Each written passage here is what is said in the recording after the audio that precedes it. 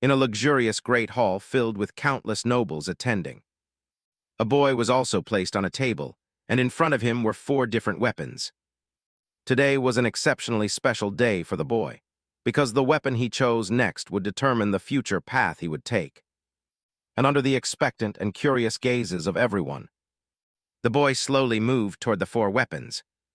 But what no one could have anticipated was that, as he approached, all 4 weapons simultaneously emitted a blinding light, causing his parents to look at each other in bewilderment. Very quickly, however, everyone had their answer, because this proved that the boy before them was a genius. A true superlative genius who could follow any path, and the boy himself understood this well, for he carried memories from his previous life. To tell this story, we must go back some time. On some battlefield, a thought echoed. I once believed that someone like me, with awakened and blossoming talent, stepping onto the battlefield could begin a new life. And in that new life I could build a family, something I deeply longed for, but I was mistaken. Now, amid the desolation, a voice of admiration rang out. How tenacious! It's been a long time since anyone made me swing my sword more than 10 times. Are you the famous Argrick, the talent who blossomed on the battlefield? At that moment in his view stood a young warrior, but currently his left arm had been severed, while he himself was panting with each breath from blood loss and exhaustion. Hearing the words of the man opposite him, Argrick thought inwardly, he knew me. I never expected to be glad about this. Thinking that, Argrick forced himself to prop up his sword, looked up to regard his opponent and greeted, "Ha ha, it is an honor to be recognized by you, Duke Thermion. This young warrior belongs to the Drenic Empire." And before him, Duke Thermion, seeing that the young man knew his name, his eyes flickered with some surprise, and he asked, "Ah, you know my name?" "Yes, who hasn't heard of your reputation? One of the 6 hexagonal knights of the Althian Empire. A single day on this battlefield was enough for me to feel the weight of the black tide." This uncle comes from the Althian Empire, Duke Bout Thermion. Turning back to him, hearing Argrick speak thus, he truly felt some admiration for the young warrior. "So even knowing who I am, you still chose to face me. It's a pity to end such a talent prematurely. Tell me, do you wish to surrender?" He offered Argrick a chance. But in response to this golden opportunity, Argrick merely glanced aside and shook his head. "It's obvious I was born on the battlefield, so I will die here." Saying that, Argrick lifted the sword stuck in the ground and swung it hard, causing the air to tremble violently. The gust was so strong that it blew all nearby objects away, leaving an empty expanse of ground around them. Turning back to Thermion, looking at Argrick's face now, he said quietly, "Although you say that, I can still see the regret in your eyes. You would have been a formidable rival had you lived a little longer. However, if this is your wish, then I hope in your next life you will be able to let go of those regrets." As he spoke, he began to cloak his sword in an aura and charged directly at the young warrior. Thus, after a few sword strokes, the outcome of the battle was decided. My mother was a young widow, a refugee of war. She left me in this chaotic world when I was still small, then drew her last breath. Everyone knows what happens to an orphan child. At that time, Argrick led a wandering life on the battlefield. A lonely existence merely to survive. He would do whatever it took to live. At 14, Argrick was sent to his first battlefield, and there his talent awakened. The MEDIOCRE in his heart heightened movement and senses to an unprecedented level. At that time, a superior told Argrick, "Commander Argrick, I intend to recommend you for the upcoming special knight appointment. With your talent, joining the 5 hexagonal knights of the Empire would no longer be impossible." Hearing his superior say this, Argrick couldn't help but smile. After surpassing 3 MEDIOCREs to become a quadcore with 4 MEDIOCREs, I finally received the long-awaited opportunity. After this war, I could find peace in this weary life. At last, I was about to have everything, until that man appeared, and with a single swing of his sword, Thermion easily shattered Argrick's sword, and then his blade pierced through Argrick's chest. What a pity, I wanted to rise higher, I wanted a family. He thought to himself, before his body was blown backward like a cannonball. And so Argrick's dream was tragically crushed. I thought that was the end. But after his vision went completely black, Argrick suddenly heard a tender voice. Oh, our little Dane is awake, ha ha, such a good boy, not crying at all. How clear and beautiful these eyes are. This child is truly a gift from God to us.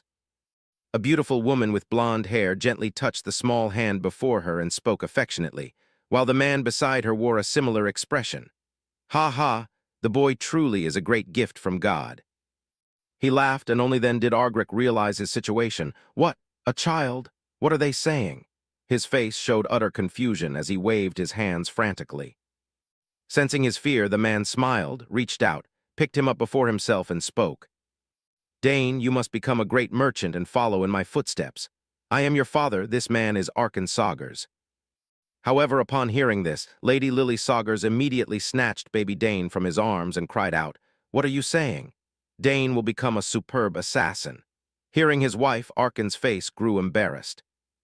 My dear, come on, how could you let the youngest become an assassin? That's terrible. If he's a man, he must use a spear. Using a spear is the most perfect and beautiful martial art, Arkan said with a touch of fantasy on his face. However, Lady Lily immediately brushed that idea aside. I told you, being an assassin is better than being a merchant.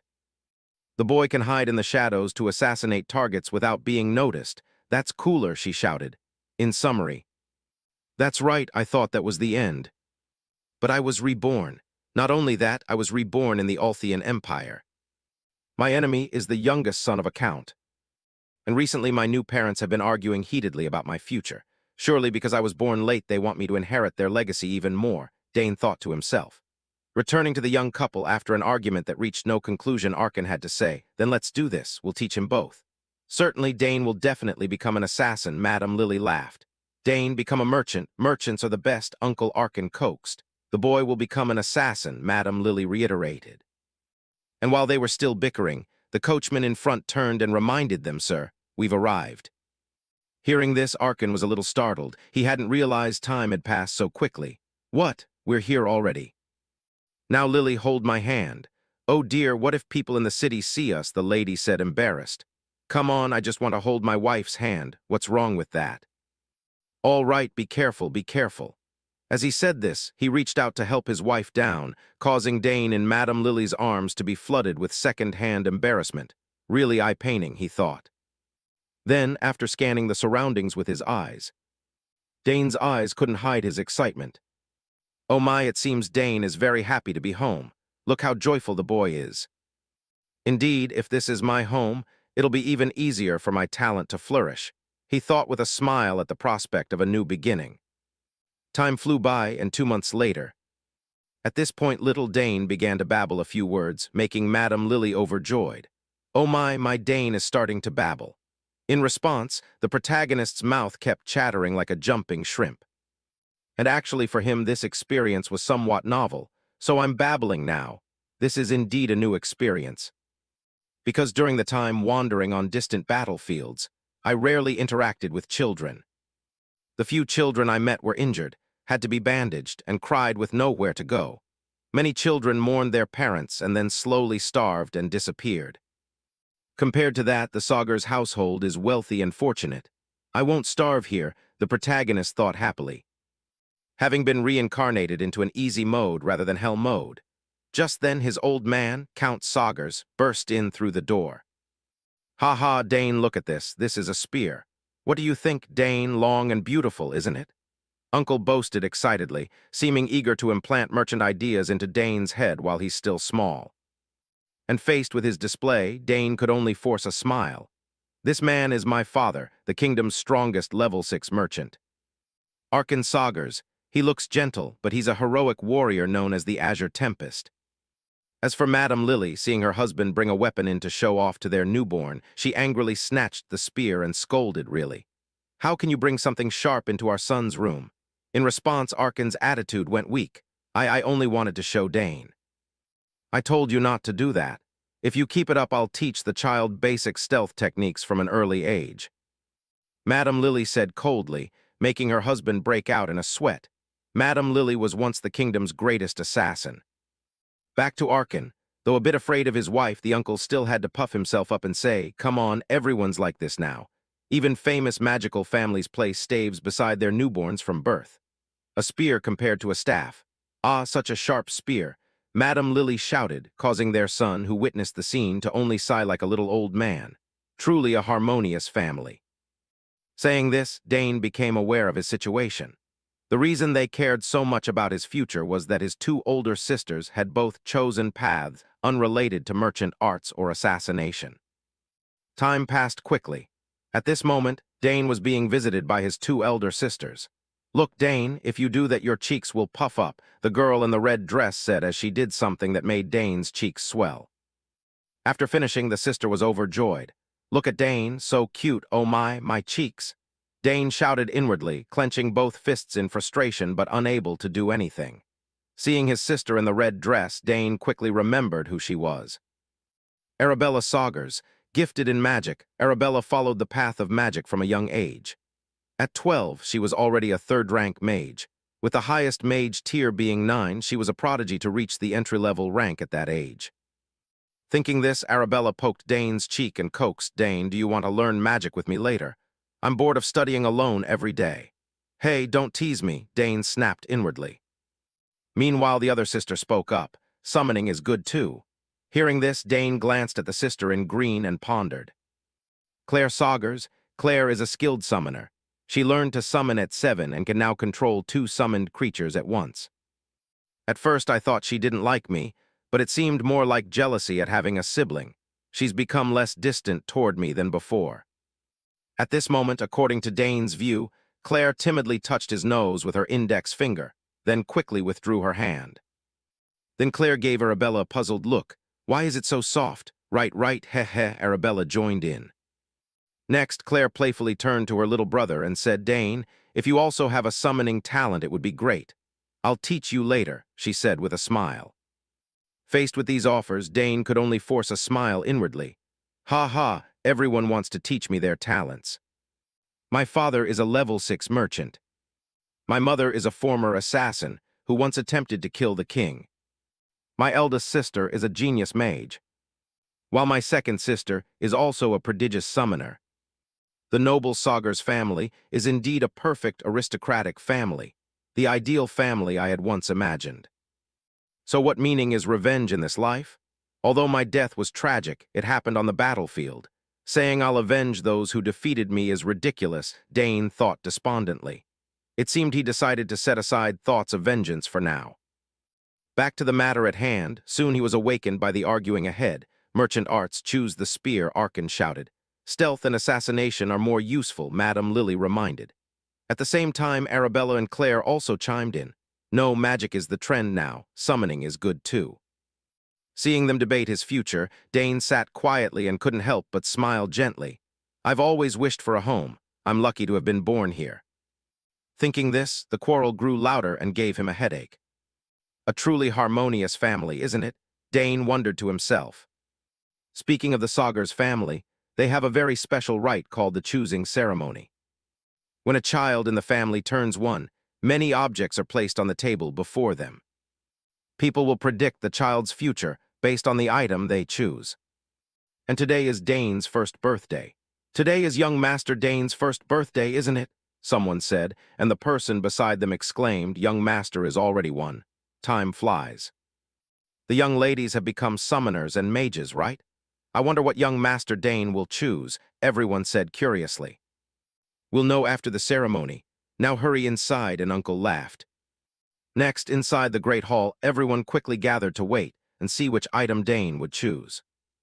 At this moment, the little master was placed on the table, and before him were 4 items representing the 4 directions. From left to right, a spear, a golden plate, a small pouch, and a short saber.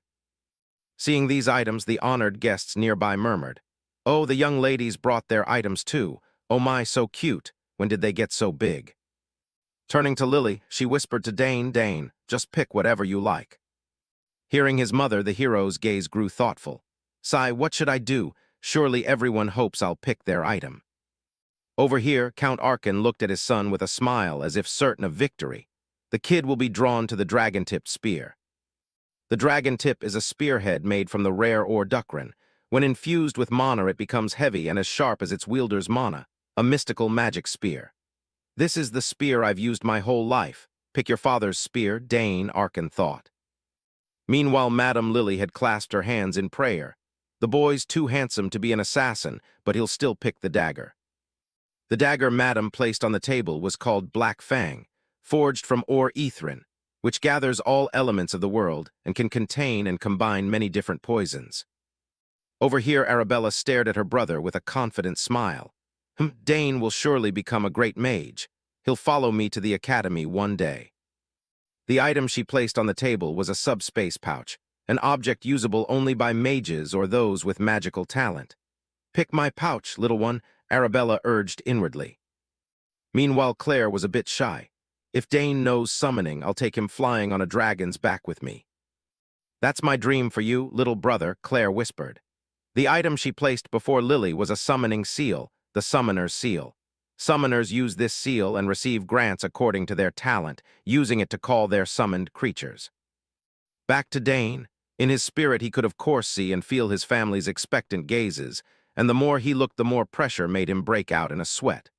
"Oh no, why do I feel like I can hear all their thoughts?" Thinking this, the little old man sighed heavily from the troublesome pressure, but couldn't avoid it. Which item should I take? Right, I'll just watch everyone's expressions and choose. As he thought this, he crawled forward, deciding to leave his future to other people's reactions. Seeing him start to move, the group grew excited. "Oh, the boy is choosing." "That's right, Dane, pick what you want. If possible, choose something long and sturdy," Arkin shouted, only to be immediately interrupted by Madame Lily. "No, the short and sharp one is the beautiful choice, dear. That pouch is my favorite. I remember showing it to you, right? Dane, go summon with me." Tempting voices began to ring out, giving our little lord a headache. Already feeling pressured before choosing, when Dane approached the four items, something inexplicable happened. All four emitted a brilliant radiance. It left his face dazed for several seconds. "Oh, what's happening? Wait." In the back, the young couple also didn't understand what was happening. "What's going on?" Madame Lily asked. "I don't know either," Arkin shook his head. Over here, the guests nearby grew more excited at the sight. "Did you see that? All four items are reacting." "Oh my, how can this be? It seems the young master is a versatile genius," someone said. Dane visibly beamed. "Ha ha, I was skilled on the battlefield, but this life is on another level."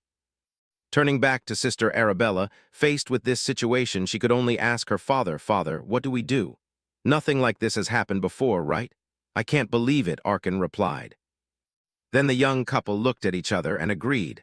"Then the four of us will all teach the boy." Hearing this, the two sisters stared blankly at their parents. All of us." In front, Dane burst into a joyful laugh. Time passed quickly. 6 years later, during some training session, the sounds of weapons clashing rang out continuously. And now Dane was sparring with his father Arkin, watching his son fend off his attacks. Arkin was pleased. "Well done, Dane, you have fully mastered the techniques I taught you." "Thank you, father," Dane hurriedly replied. Seeing this, the uncle ruffled his head and laughed heartily. "Good, very good, truly, my son." At the same time, from afar, a man dressed like a steward carried a spear and announced, "Sir, I have brought it." "All right, perfect timing," Arkin shouted as if remembering something, while Dane had no idea and asked, "Father, what is this?" "That's right, this is your birthday gift. I intended to give it to you at your birthday feast, but I wanted to give it early to you. Here, take it. I've prepared this for 2 years. It was crafted by a famous artisan in the capital. Early happy birthday." As he spoke, Arkin handed the spear to the protagonist with a very joyful smile. Seeing his new weapon, the protagonist tossed his old spear aside. He hurried to examine his birthday gift. "Thank you, father, I will use it well," he promised. Only after inspecting the spear closely did he realize how wonderful it was, truly magnificent. The black shaft combined with the silver spearhead was exquisitely matched. "It's also light," Dane marveled inwardly, while Arkin asked how he liked it. "So do you like it?" "Yes, I like it very much." Dane smiled. "That's good. I had them make it to fit your build, so use it until you're accustomed to it." Hearing his father, Dane grinned and waved the spear non-stop. While he was still elated, Arkin suddenly asked, "Dane, do you remember the difference between a spear and a sword?"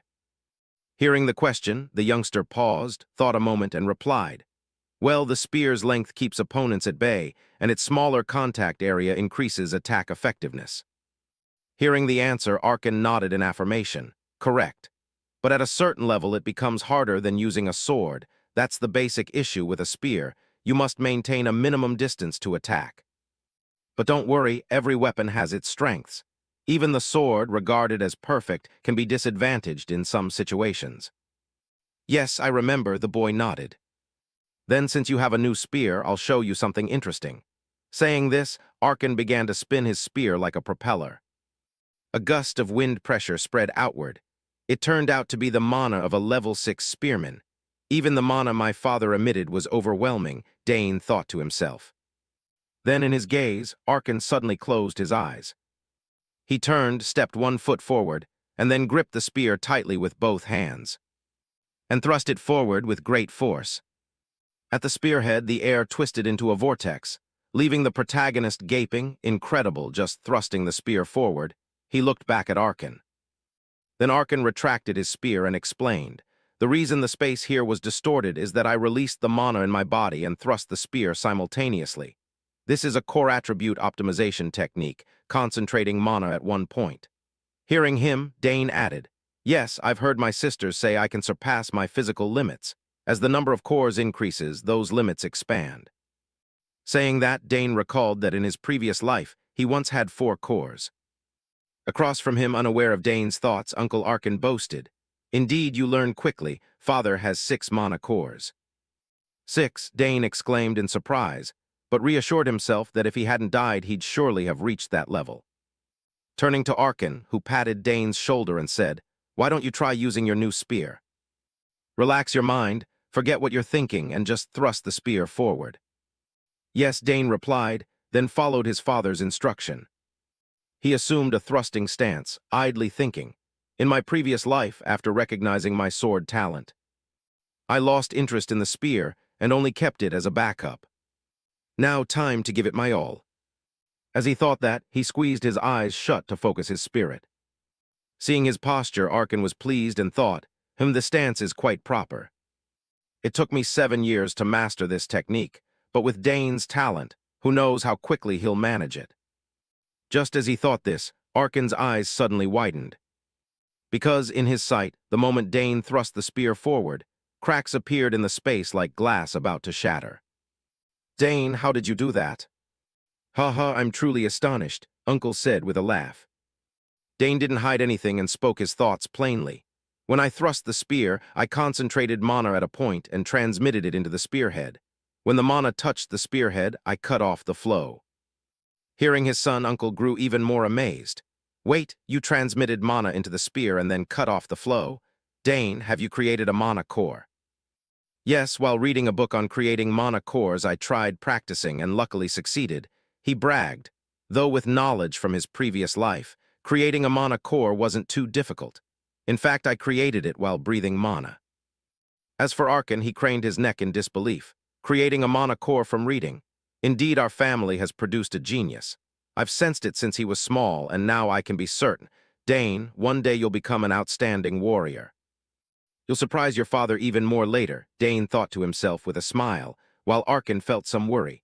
Will my son truly become a summoner, an assassin, a spearman, or a mage? Time passed quickly. Now Dane's 7th birthday party, the youngest of the Saugers family, was underway.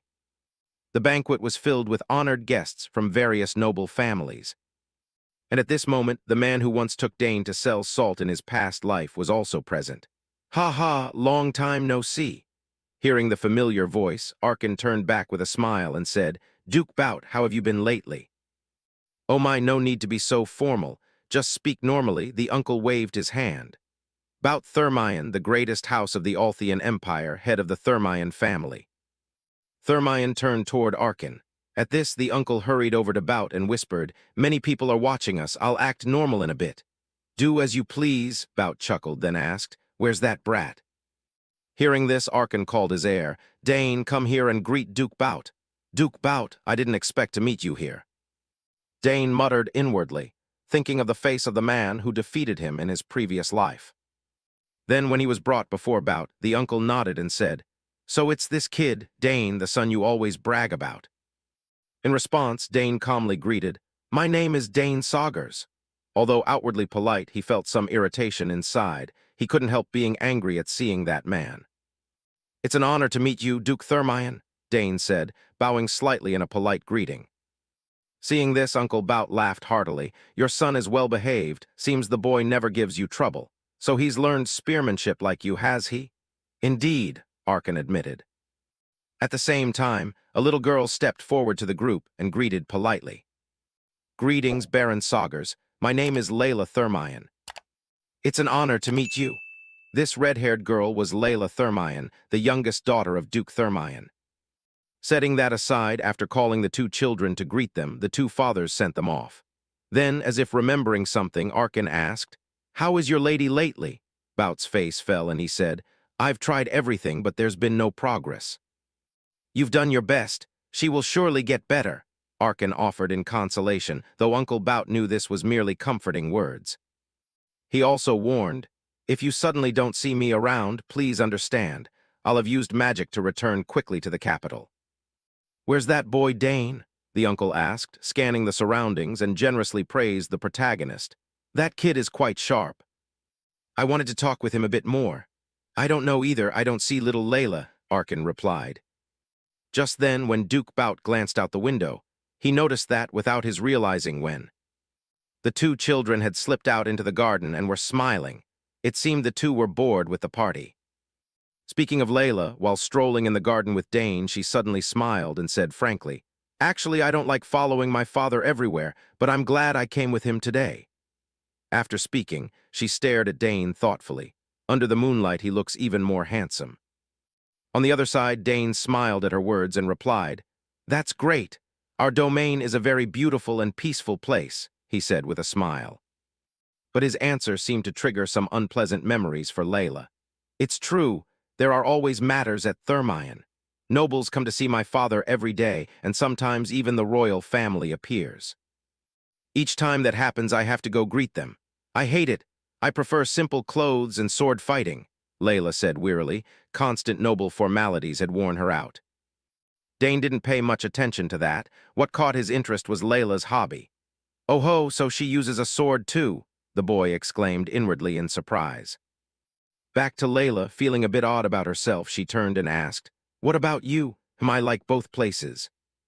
"It's not as lively as the capital, but I look forward to spear training every day," Dane said, which surprised Layla. "A spear," she blurted. But after remembering Dane's status, she quickly realized, "Oh right, I forgot the Baron Saugers is the Blue Tempest. I've heard my father speak of his skill." Pausing slightly, Layla asked Dane, "So you want to enter the academy?" In response, Dane merely shook his head. "No, I don't train for that reason." "Then why? Isn't training meant to get into the academy? It's hard to be admitted," Layla hurriedly said. At this, Dane scratched his cheek awkwardly and answered, "Well, I train so that when I get there I can do better." Layla was genuinely surprised for a few seconds. But what if you fail?" "Then I'll try again," Dane shrugged. "If I still fail, I'll take it as a sign that path isn't for me." He scratched his head as he replied, and his casual attitude made Layla worry for him. "I don't believe that. Aren't you afraid of letting your family down?" "Not really," Dane mumbled. Hearing this, Layla felt a pang of longing and envy. "Our family views failure as shameful." "Anyway, forget I said that," she waved her hand. Seeing her lecture like an old man made Dane feel pressured too. I didn't know noble families worried about such things." After thinking it over, Dane sighed and asked, "Why are you like that? You seem so skilled."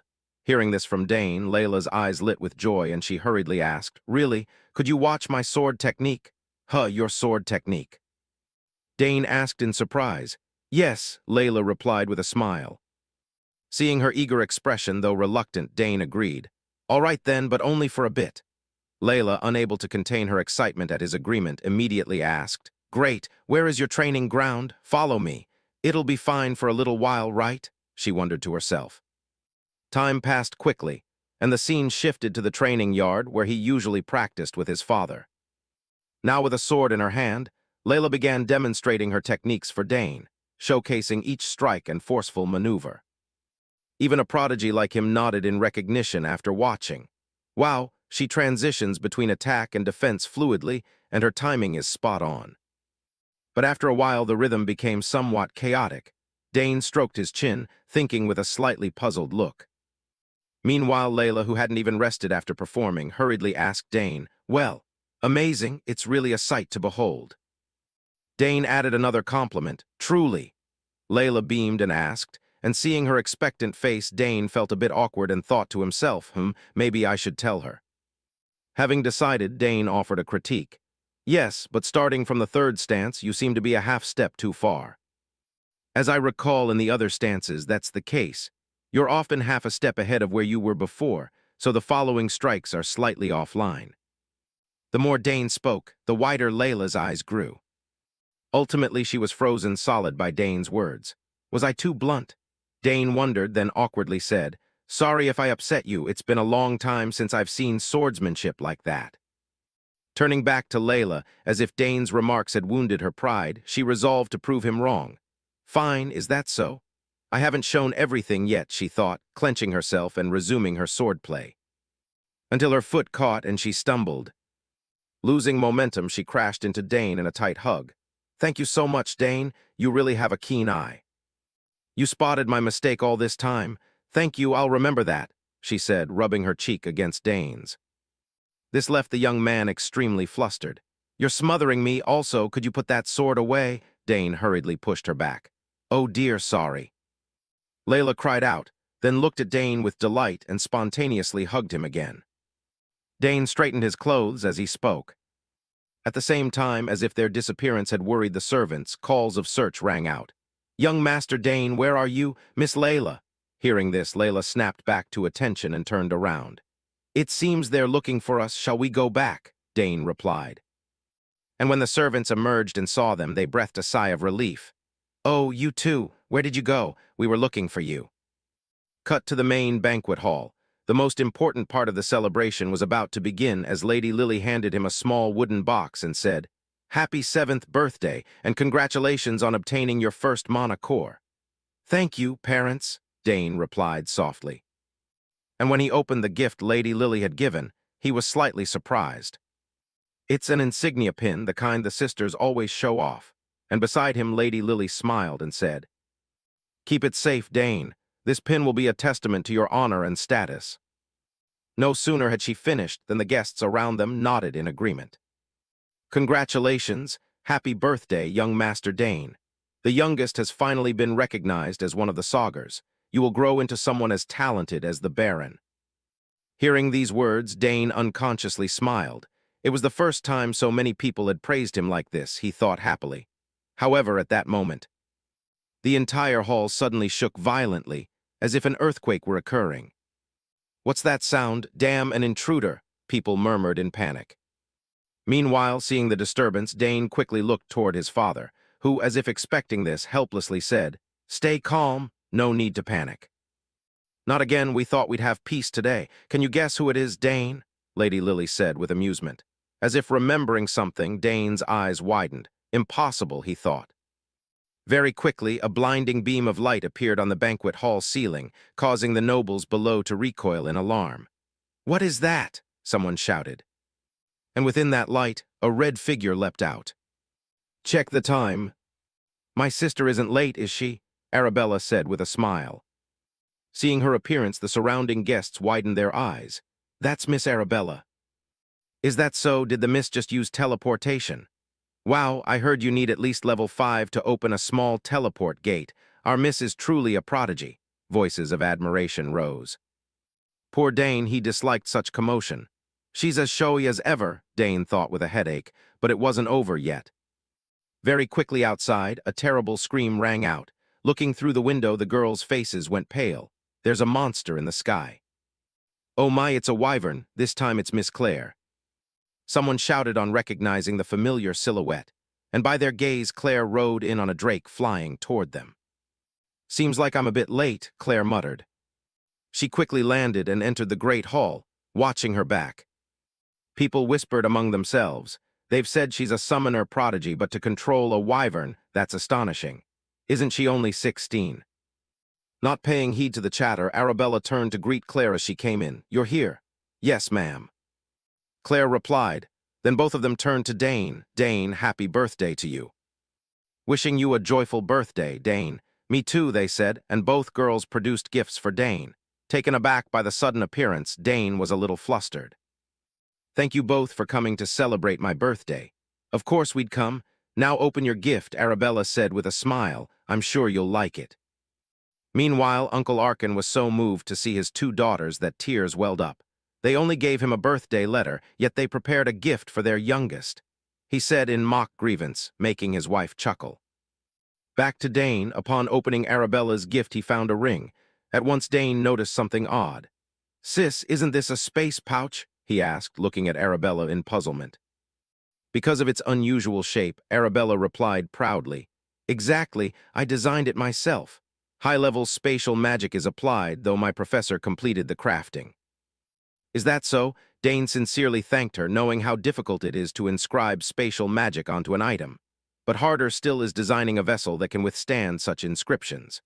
The more he thought, the more he felt his extraordinary sister might be overly talented.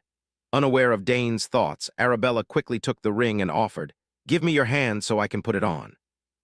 Just so you know, I already bound your gene to it, so no one but you can use it." It's a unique item, Arabella added. As for Lady Lily, hearing Arabella's words, she came over curious and admired. Wow, judging by the faint mana aura, this is top-tier magic stone. Arabella continued to explain. If you channel a bit of mana into the ring, it will create a pocket space, so you won't need to open and close a bag anymore. Upon hearing this, no matter how dense-headed, Dane understood how terrifyingly valuable the item was, such worth.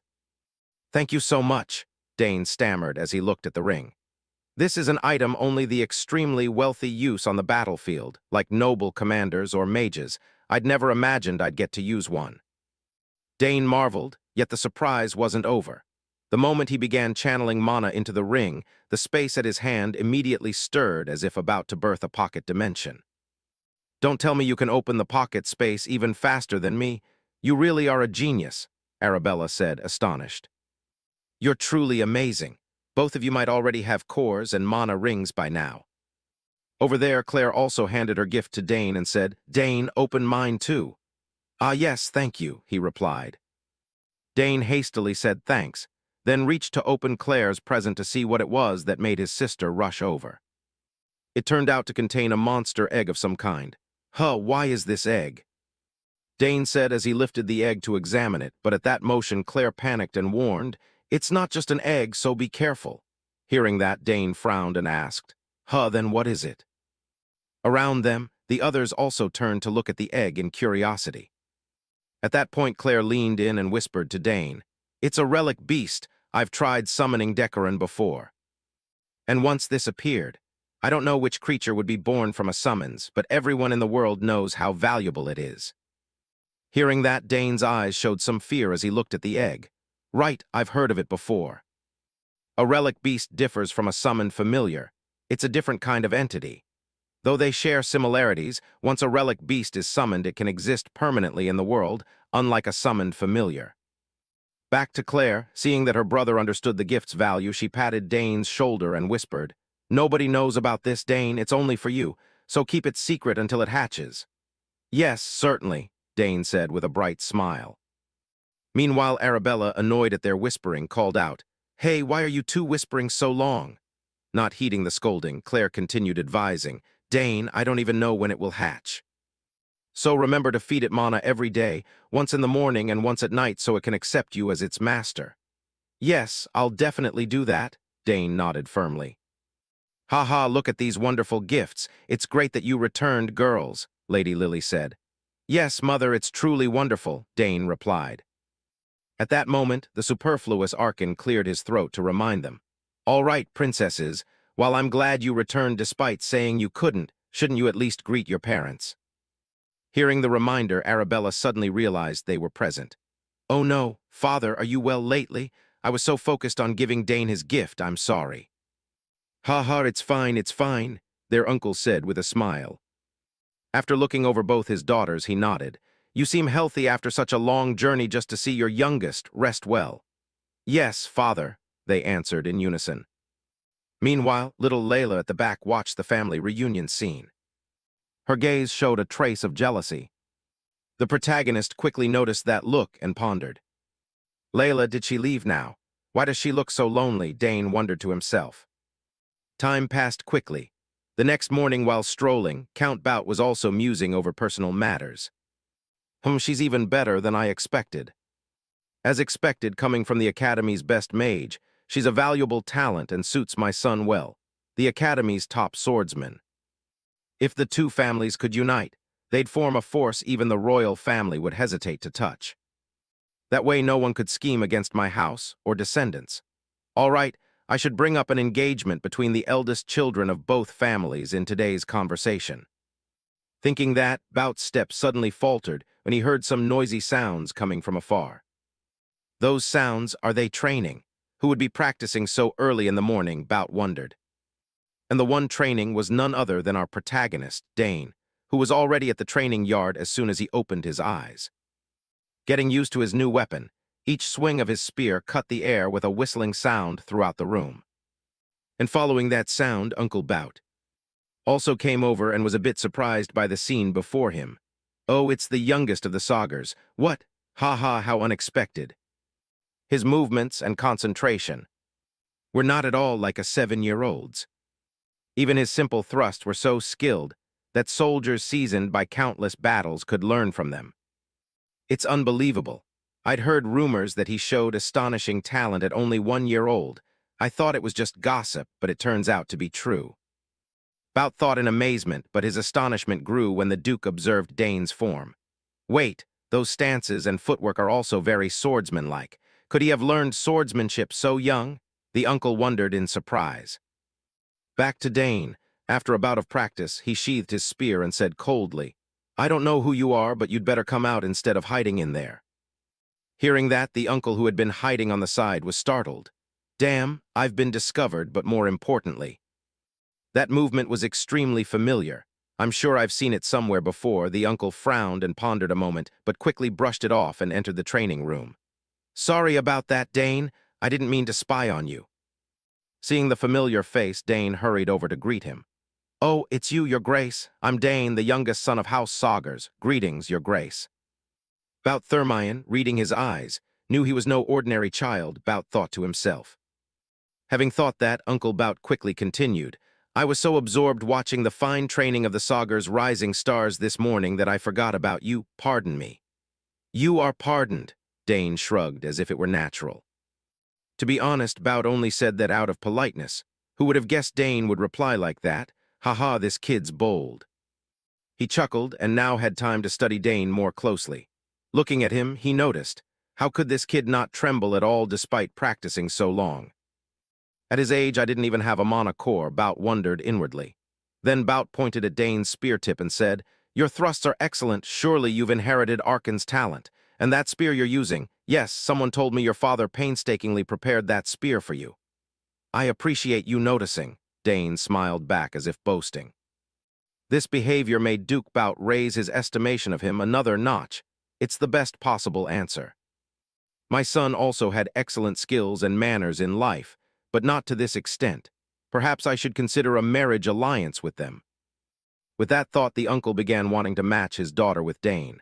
To pursue his plan, he steered the conversation. Actually, my Layla is also practicing swordsmanship. You're the same age, so you might become good friends at the academy. Yes, Your Grace, I'm sure we'll get along, Dane replied with a smile.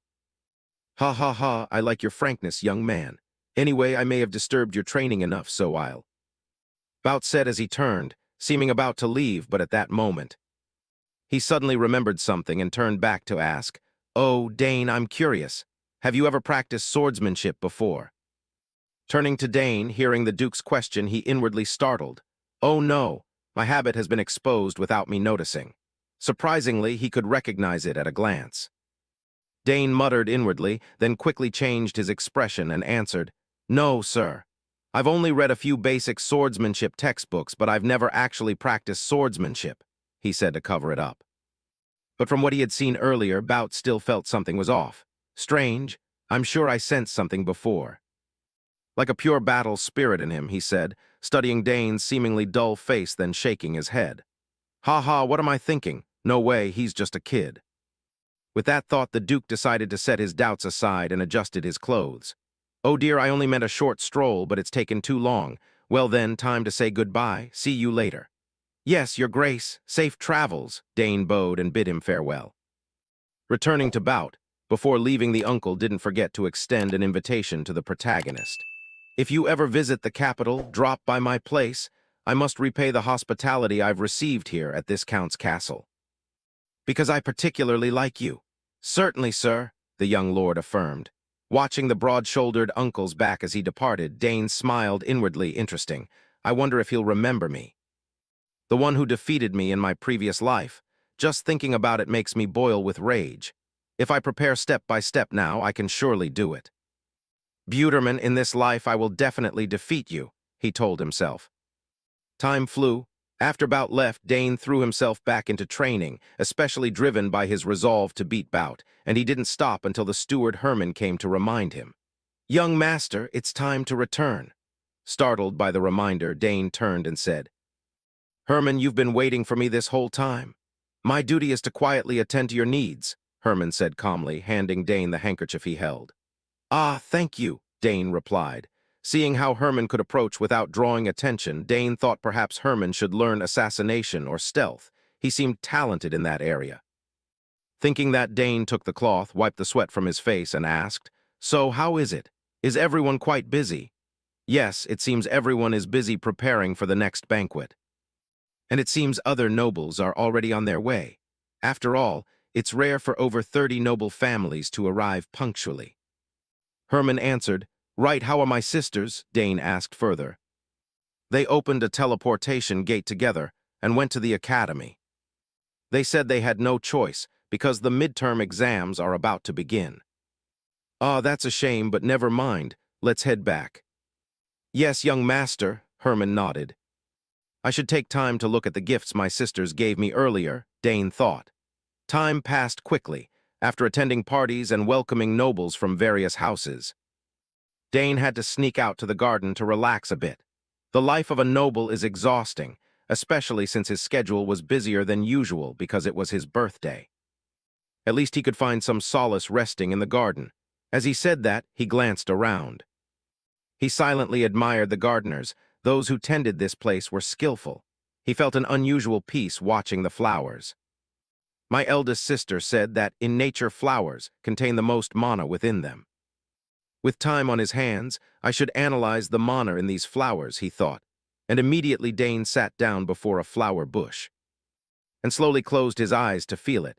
I've trained as much as possible. Even my magic and summoning magic have shown no significant progress. I still don't know which to focus on. Too many talents can be troublesome sometimes. The fortunate youth silently lamented his own gifts. Then a gentle gust burst from his palm, scattering the nearby petals. The flower's mana. Such a small blossom contains such a large, fierce stream of mana. If one can sense the mana in nature and convert it into their own mana, it will remain in their body and form a magical layer. This body's mana attraction is truly terrifying. I can perceive things others can only sense with a sixth sense.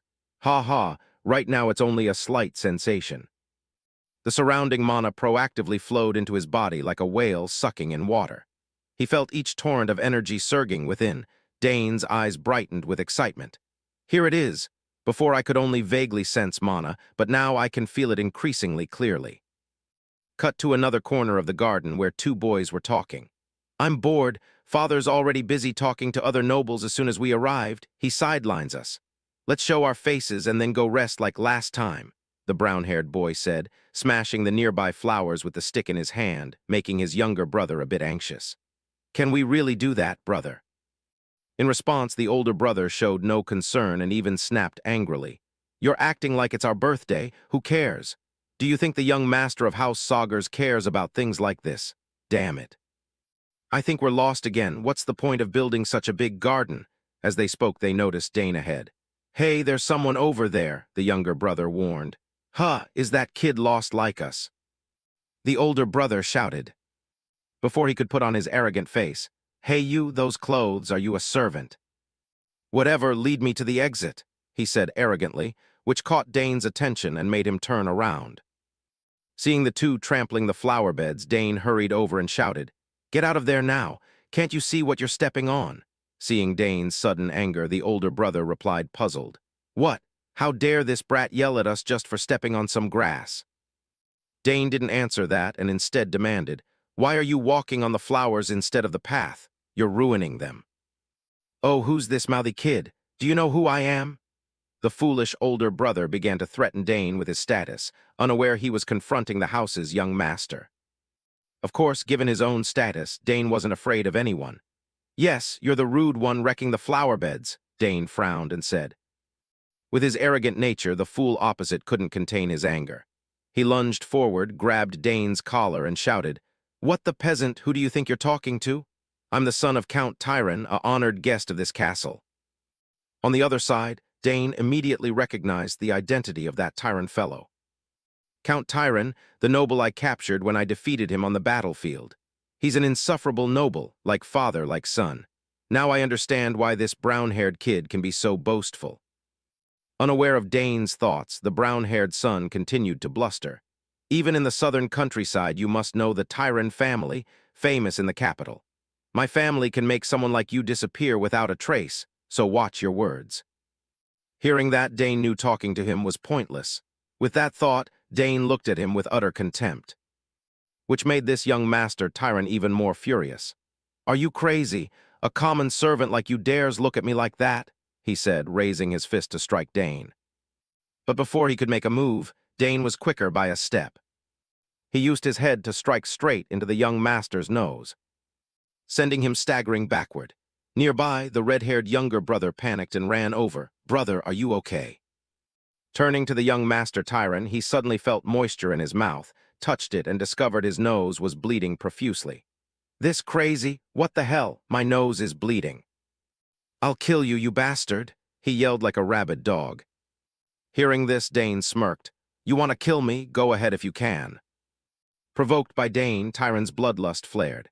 "Have you lost your mind? Fine, fight to the end." Nearby, the younger brother nervously urged, "Brother, take care of your nose first. Stand still." The older brother shouted and immediately lunged at Dane to teach him a lesson, but Dane simply stepped back one pace to evade the first punch. "To this sly kid," Tyron growled. Looking at Dane and his crude fighting style, Dane quickly deduced he wasn't a warrior. Judging by his footwork, he's definitely not a weapons user. Then he's a mage or a summoner. Meanwhile, the brown-haired boy kept throwing punches but couldn't even touch Dane's sleeve. "The kid's too fast, we can't catch him," Tyron panted, exhausted. Back to Dane, fighting yet free enough to think. "The flow of magic I'm sensing now, if I can control it with my will. Couldn't I turn it into a physical form? Should I test it right now?" Thinking that, Dane felt a thrill and immediately experimented. Streams of mana began converging in his palm at a tremendous speed. Then a loud explosion rang out as our protagonist released the energy forward. It blasted the young Master Tyron's body away like a torn sack, making him cough in pain. The strike was so powerful it gouged a deep trench in the ground. Seeing this, Dane felt a little worried. "Oh no, the flower garden's ruined." Turning to Tyron after taking Dane's heavy blow, he still managed to stand and realized Dane was no ordinary boy. "Damn, you can use magic. Who the hell are you?" he shouted. The younger brother, calmer, urged, "Stop, this will lead to trouble." The older brother ignored him, blood boiling to the point of almost losing his mind. "Get out of the way, I'll deal with that bastard." At that, his reason clouded by anger, he muttered a chant, "Hear my call." At the sound, dark mana erupted around Tyron. From that phrase, Dane immediately realized he was a summoner. And as Dane suspected, a vortex of energy suddenly appeared behind Tyron. From inside that spiral, a wolf's head thrust out and leaped straight forward. Seeing his summoned beast appear, Tyron grinned arrogantly. "Ha ha, behold Genpu, whom I summoned. I'll show you the consequences of messing with Digron Tyron. Genpu, tear that one to pieces." Back to Dane, seeing that V had only summoned a common wolf, he lost interest. A common wolf couldn't compare to Sister Arabella, she could even summon dragons. Back to Digron, he ordered his summoned beast, "Yes, tear that one's throat apart," upon hearing the command. The wolf immediately lunged straight at Dane. But for some reason, when it looked at his face, It seemed the protagonist's aura activated. Suddenly, the wolf slammed all four paws down to break itself. Then its color shifted from red to blue, to the bewildered looks of the two brothers. Even more, the wolf bowed before Dane, and Digron could hardly believe his eyes. "What's happening? How? Genpu, what are you doing? Tear that bastard's throat out." "Brother, it's wagging its tail," the younger brother asked. "Hey, what are you doing, Genpu?" Digron shouted, but to no effect, then turned to Dane. At that moment, Dane reached out to pet the wolf, which made it very happy. "Good boy," he murmured. He himself couldn't understand how the wolf's attitude had changed so quickly. How did this happen? Right now, even Sister Arabella's summoned beasts were friendly. But back then, I only thought it was because we shared blood. Moreover, in a situation like this, that's irrelevant. Maybe I have a high affinity, but it also means that that bastard's affinity hit rock bottom. As for Digron, he still refused to accept that his summon had been tamed by Dane. Ridiculous. How could a summoned beast betray its master? Hearing him, Dane glanced and asked, "So you want to continue, kid?" Digron snapped irritably, which made his younger brother nearly cry. "Brother, let's go, we lost." "Shut up, I'll cancel the summoning," Digron shouted, not realizing what a summoner could do without a familiar. Naturally, the younger brother, seeming to understand, tried to dissuade him. "Brother, actually I." At that, the boy hesitated, catching Digron's attention. And at some point his pants had a spreading yellow stain. "Damn, how embarrassing," he said, eyes wide. Digron exclaimed, while Dane kindly pointed out to them, "Hey, the bath is on the first floor of the main building." Digron quickly grabbed his brother's hand and left, not forgetting to promise, "Wait right there, I'll be back. Come on, Dinar." And so the two of them began to leave, leaving Dane at a loss for words. "Hey, at least recall your summon," he shouted inwardly. Time passed quickly to late afternoon. By then Dane had finished testing summoning magic. It was actually quite simple. Just as Sister Claire taught me, the faint connections between that bastard and Genpu, carefully overlaid with my magic. Genpu connected to me, thinking that I had no link to the summoning art. And yet, because of a high affinity, I could summon it at the same time. A mature man's voice suddenly rang behind Dane. "Is that the brat who bullied your child?" "Yes, it's that bastard," Digron said, pointing at Dane. Dane saw him run to call his father and shook his head. "Ha, stupid guy making a fuss again. He not only bullied the child and Dinar, but he also severed the connection between you and Genpu," Digron accused. At that moment the fat pig swaggered up to Dane and arrogantly declared, "My name is Mogard Tyron. I am the head of the Tyron Count family, one of the great nobles. You're the brat who made my son's face look like this and stole his summoned beast, are you?" He asked, and Dane simply admitted it. "Yes, that's right." As he spoke, he glanced at the fat man and thought, HMPH, he looks fatter than when I captured him. "Peace is nice, huh?" Unbeknownst to Mogard. The stinking pig pointed at him and said, "As a guest, I would let this slide if possible, but this is not something I can ignore." "Why are you here alone? Quickly state your identity." Hearing this, Dane revealed it to satisfy him. "Dane Saugers." He introduced coldly, the youngest son of Arkan Saugers, the southern lord and head of the Saugers Count family, which made the two of them break into a cold sweat. "What? This brat is Dane." But Mogard quickly formed an idea. "The youngest of the Saugers family. It seems things have turned around. I was once captured by that Argric and achieved nothing in that battle. I'll change the situation so the Count must take responsibility, using it as an excuse to demand mining rights. Those nobles who look down on me will have to kneel." Thinking this, he began to smile and speak. So you're the birthday guest, Dane." "Yes," Dane replied calmly without a trace of worry, and his attitude suddenly stirred anger in Mogard. "This arrogant brat, I didn't come all the way to the southern backwater just to attend your birthday." He ground his teeth inward, then patted his son's shoulder and continued, "So what do you intend to do about this? You injured my son, you invited a guest here, and you took his summoned beast. That's a crime." "Yes, today is your last day," Digron chimed in. "I'll speak with Arkan Saugers and demand he take responsibility. Let's go," he ordered. As for Dane, of course he wouldn't just accept that. "I understand, but before that I request an apology." At Dane's request, the father and son turned sullen and livid. An apology? Ridiculous, this bastard. Before they could finish, Dane loudly announced, "Yes, I did hit your son's nose and injure him, but I was threatened, so I acted in self-defense. I did not steal the summoned beast. Genpu followed me of his own will." Up front, bratty Digron shouted, "What? Genpu would never do that. Father, that kid's lying." Unlike his son, the foul-faced man had heard something else and thought differently. "Wait, I've heard the second daughter is a summoning prodigy. Right, I get it. Perhaps that girl taught the brat how to sever the link." He stroked his chin and continued. "Even if the boy's story is true, it's a shame the summoned beast was taken. But you demand an apology." "Yes, that's correct," Dane replied calmly. Bratty Digron continued to yap. "HMPH, who does this kid think he is to act like that? So arrogant, barging in while the adults are talking." "Dealing with this brat is a headache," Mogard thought inwardly, lowering his voice slightly. "Fine, I won't berate you further. Let's see what Arkin Sagar says about this," turning to Dane and looking at his face. A thought suddenly occurred to him. It seems this man has been expecting this, perhaps. Just as the story reached this point, as if drawn by the commotion, Arkin and Bout arrived. "Were you looking for me?" Arkin spoke, startling the crowd.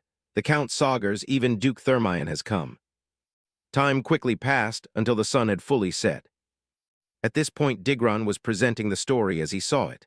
"My brother and I got lost in the garden, so I asked your son to lead us, blah, blah." On the other side, Dane admired inwardly to see his father calmly listening, truly like a father. He cares deeply for his family, but he's not the type to show favoritism. Even in disputes with outsiders, he can judge right from wrong. Turning to Digron, he reached the climax. "He suddenly hit my nose and kept mocking me with that strange technique. So I only summoned my familiar to scare him, and he stole my summon. He even tried to attack me." The brat spoke, putting on a pitiful face as if he were the one wronged, while his father, the stinking fat Mogard, sneered at his son's tall tale. Only Dane saw through their faces and sighed inwardly. He could lie with such a straight face. I really look forward to his future. Turning to Mogard, after his son finished speaking, the old man also spoke up. "Count Arkin, I only intended to warn the brat, but stealing someone else's summon is wrong. I cannot simply let this pass." In response, Arkin calmly said, "We can't listen to one side only. I want to hear Dane's account, then assess the whole situation and draw a conclusion. If you worry about my decision, I'll ask Duke Thermion for his view," Arkin said, pointing to Thermion at his side. Thermion nodded in agreement. "If you need me, handle it that way," seeing Thermion intervene. The faces of Mogard and his son paled slightly. "Damn, Thermion's involvement only complicates things. I have a bad feeling about this," he worried. Meanwhile, Arkin turned to Dane and asked, "Dane, explain." Hearing this, Dane thought for a moment. Well, just explaining how everything happened should be enough. With that in mind, he honestly recounted everything. Though slightly different from how things truly occurred, some of what Mogard's son said was true. However, he said the flower garden we painstakingly tended was trampled by him. The one who got angry and grabbed someone's collar was him. "Lies, when did that happen?" Brat Digron shouted upon hearing Dane's words. Arkin's face bulged with veins, but he forced himself to remain calm and said, "Continue, Dane." Hearing his father, Dane continued, "Also, I clearly heard when he summoned Genpu, he ordered it to kill me. And I did not steal his summon. The beast ran to me and saw my kindness." "I never stole his summon," Dane said plainly. At this point, Mogard, seeing the story was completely different, couldn't hold back and intervened. "Nonsense! How could a non-summoner take in a summon? That brat must have used some secret skill." In response to his claim, Dane explained, "No, I have an innate empathy with summoned beasts. A summon not bonded to its master will accept someone like me as its owner." "How amusing," Mogard teased, while Arkin, not well versed in summoning, couldn't verify the claim's truth. "Is that really possible?" he asked, and Dane affirmed once more, "Yes, that's right." Back to Mogard, for his own sake, though worried, he still argued, "He doesn't want us to believe that, right? The two stories are completely different." Thermion, acting as arbitrator, after some thought proposed a solution. "We should verify this with the summoned beast." The faces of Mogard and his son hardened. The Duke was intervening. Turning to Arkin and hearing the proposal, he patted his son's shoulder and asked, "Dane, can you prove it?" "Yes, father," he answered confidently. At the same time, Fat Mogard looked to his son as if assessing the situation, but Digron's face crumpled like an ape's butt. "Oh no, what now?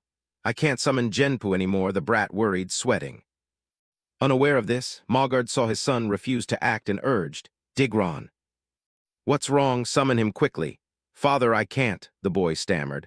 "Why suddenly can't you summon? It's what you summon several times a day," Mogard shouted. Seeing the flustered pair, Dane smirked. "Of course he can't summon. I severed the link." With that thought, he turned to Arkin. "Father, I'll summon it. To do that, I seem to need the sigil that he possesses." Up front, Digron snapped. "What did you say? My sigil? I can't believe you want my sigil. What nonsense. Even using another summoner's unique sigil wouldn't work." In response, Uncle Sagers said sternly, "Based on what your son said, even if the boy used your sigil it wouldn't work, so what's wrong with trying? Wouldn't it prove your claim?" Damn, since he was right I couldn't refute him, Digron thought in panic, while Mogard, out of options, had to turn to his son and say, "Show them your summoning sigil for a moment, Digron." But father, the boy who had just spoken already began to get teary-eyed. "Hurry." Mogard barked out. Having no choice, Digron reluctantly brought out his personal sigil. Because a summoning sigil is uniquely coded to its summoner, no one else can use it. But Genpu, whom Digron summoned, was already shrouded by Dane's mana. The sigil was only a medium, and because Genpu had linked with him, it would answer his call, Dane thought to himself.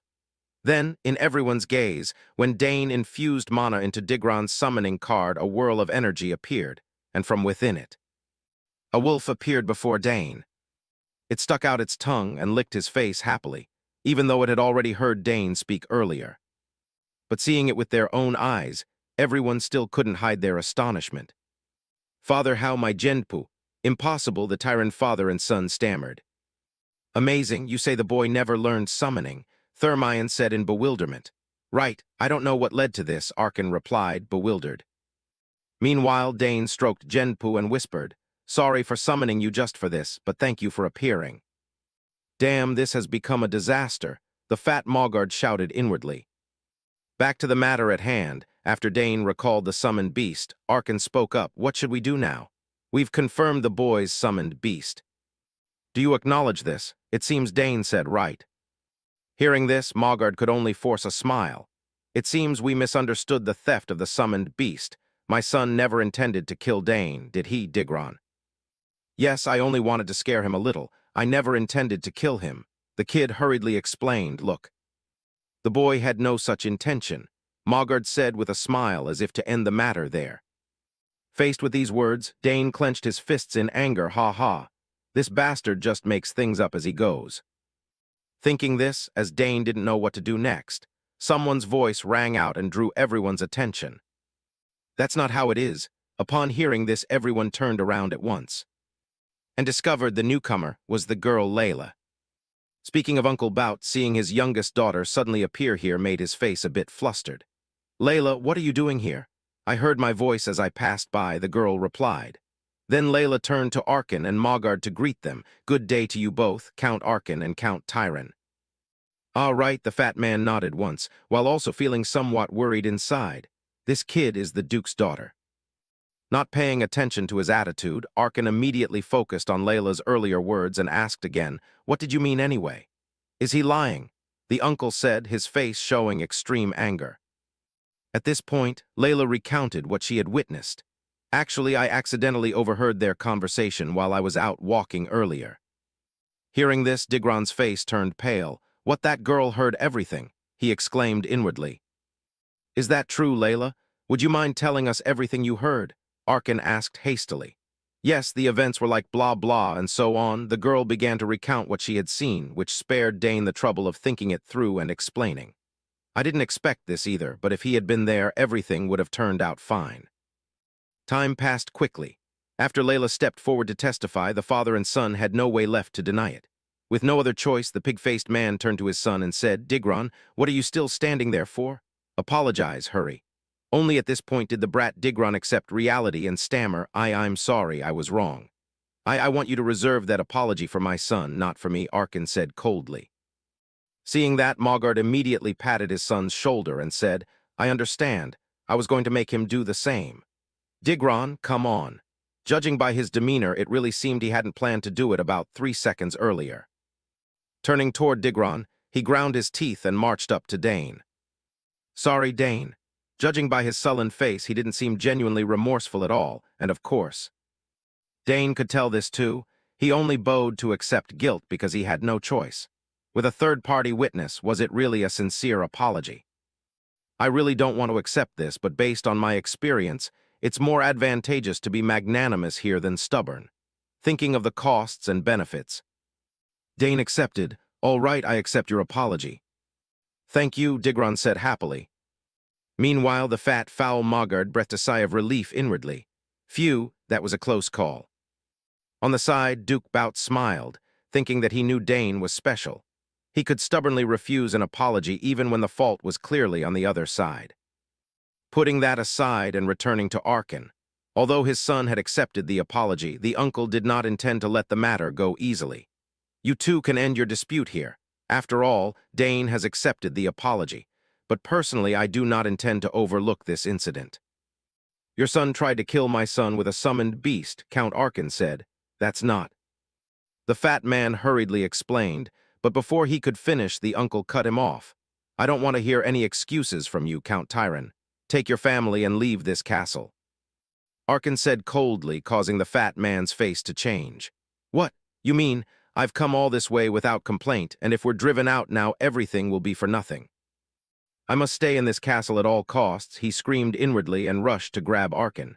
Count, please forgive us. I will do anything you ask just this once.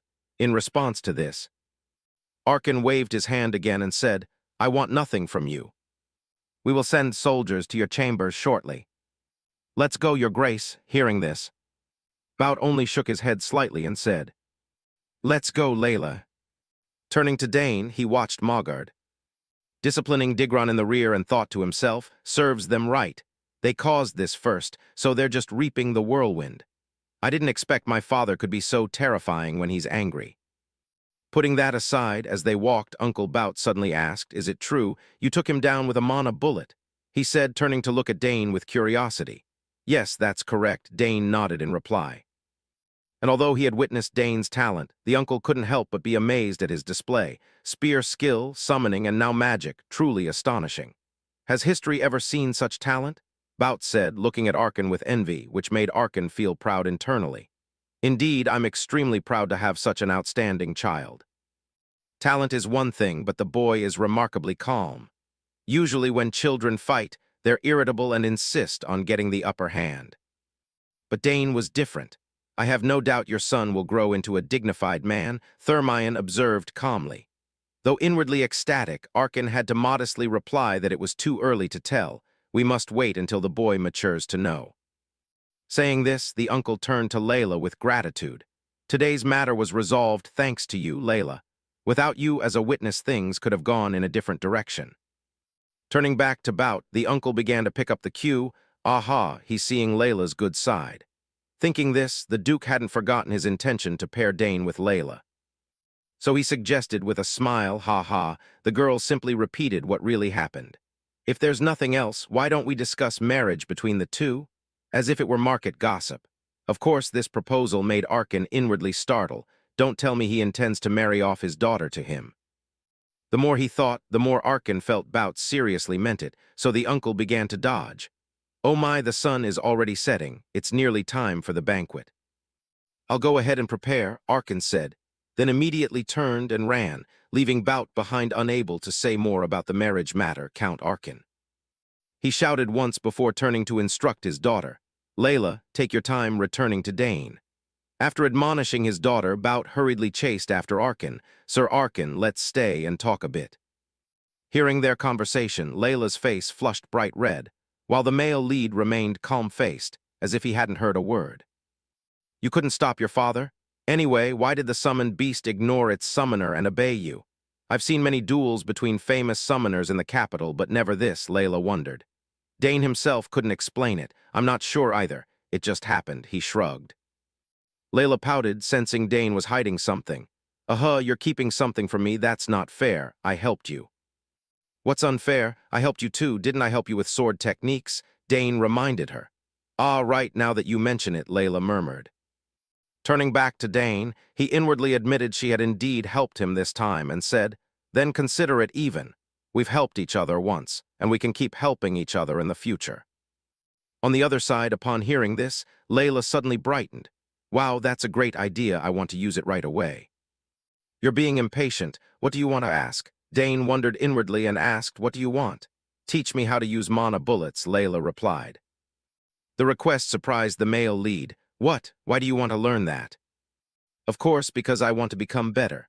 I want to have at least 2 mana cores before entering the academy. I want to improve and make my mother happy. She loves me very much. She'll surely be very happy if I become truly skilled, and quickly too, Layla said cheerfully. Dane, hearing this, felt puzzled. She's still young, why the rush? Then he recalled adults saying that Countess Thermion was gravely ill.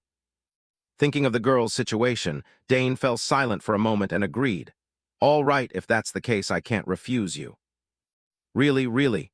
Then let's start tomorrow. I can stay until then, or do you want to start tonight? The girl asked excitedly. Fine, whatever. Mana bullets won't be difficult once you understand the flow of magic, Dane explained. I'm so excited. Dane, it's your turn. What is your request? Hearing this, Dane narrowed his eyes slightly and said, let's see. What I want is the next line the author hid. Cut to the main banquet hall. The commotion between Mogard's son and Dane had reached the ears of the distinguished guests. I heard Count Tyron was expelled from the castle. What did he do to deserve that? Someone asked.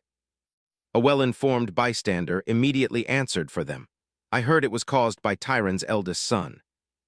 That's right, I also heard he picked a fight with young Master Dane and got taught a lesson, someone added. After hearing this, people just clicked their tongues. They came all this way only to cause trouble, how shameful. Also, have you heard the rumor that young Master Dane is an outstanding summoner? If so, the Sagar's house could become a prestigious summoner family, someone admired. Not only that, it seems he also knows how to use magic. Oh my, is that true? Voices of admiration began to rise. At the same time, our protagonist was greeting a grizzled uncle. So you are young Master Dane, the one in the rumors. I am Baron Opent. Do you know anything about my territory, Opent? In front of him, Dane bowed and replied, I know a little. I've heard it's famous for grilled salmon and sapphire. Seeing Dane's knowledge of his lands, Uncle Opent laughed heartily. Ha ha, indeed a quick-witted lad. Yes, Opent's salmon and sapphires are the best on the continent. I've heard you're talented in many fields. That doesn't seem like an exaggeration. Anyway, I've brought my daughter here. Soon it would be too late to introduce her. Here, Sylvia, come greet him. The uncle said this as he gently pushed his daughter forward. What, so sudden? Dane thought inwardly, unaware of these thoughts of his. Little Sylvia stepped up to him politely and said, Hello, my name is Sylvia, pleased to meet you. Oh, yes, I'm Dane. The awkward young lord responded, and seeing Dane's mild demeanor immediately afterwards, Sylvia suddenly moved close and put on a very coquettish face. Hey, you're the future heir of House Sagars, right? That. Well, I don't really know about that, Dane stammered. Don't play dumb. I've heard you're talented in many areas. Please look after me. After all, in the future we might become family, she said, boldly grabbing Dane's hand, which made him a bit startled and stepped back. Yes, please take care of me. Kids these days are so forward, Dane wondered inwardly. At that moment, Layla's voice suddenly rang out beside them.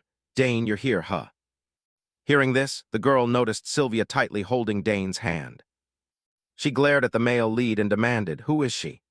Well, she is. Dane stammered, unable to answer, so Sylvia took the initiative to introduce herself. Allow me to introduce myself, milady. I am the eldest daughter of Baron Opent, Sylvia Opent, she said, turning to Layla. Like a girl robbed of a prized toy, Layla gave Sylvia no face. Oh, is that so? Nice to meet you, she said outwardly, but her expression showed no pleasure at all. Then, watching the two of them squint and size each other up, Dane felt a chill run down his spine. Oh dear. This familiar murderous intent. Girls are truly terrifying, he trembled, imagining the two sisters fighting. Putting that aside, after the polite greetings, Layla grabbed Dane's wrist and said, Sorry, I'm borrowing Dane for a moment. We have an appointment, right, Dane? She said, glaring and stressing the word appointment, so even without a real appointment he didn't dare say no. Ah, yes, you're right. Sorry, Sylvia, we'll talk later, he stammered. With her sharp wits, Sylvia realized Layla was staking a claim, but in the current situation she could only force a smile.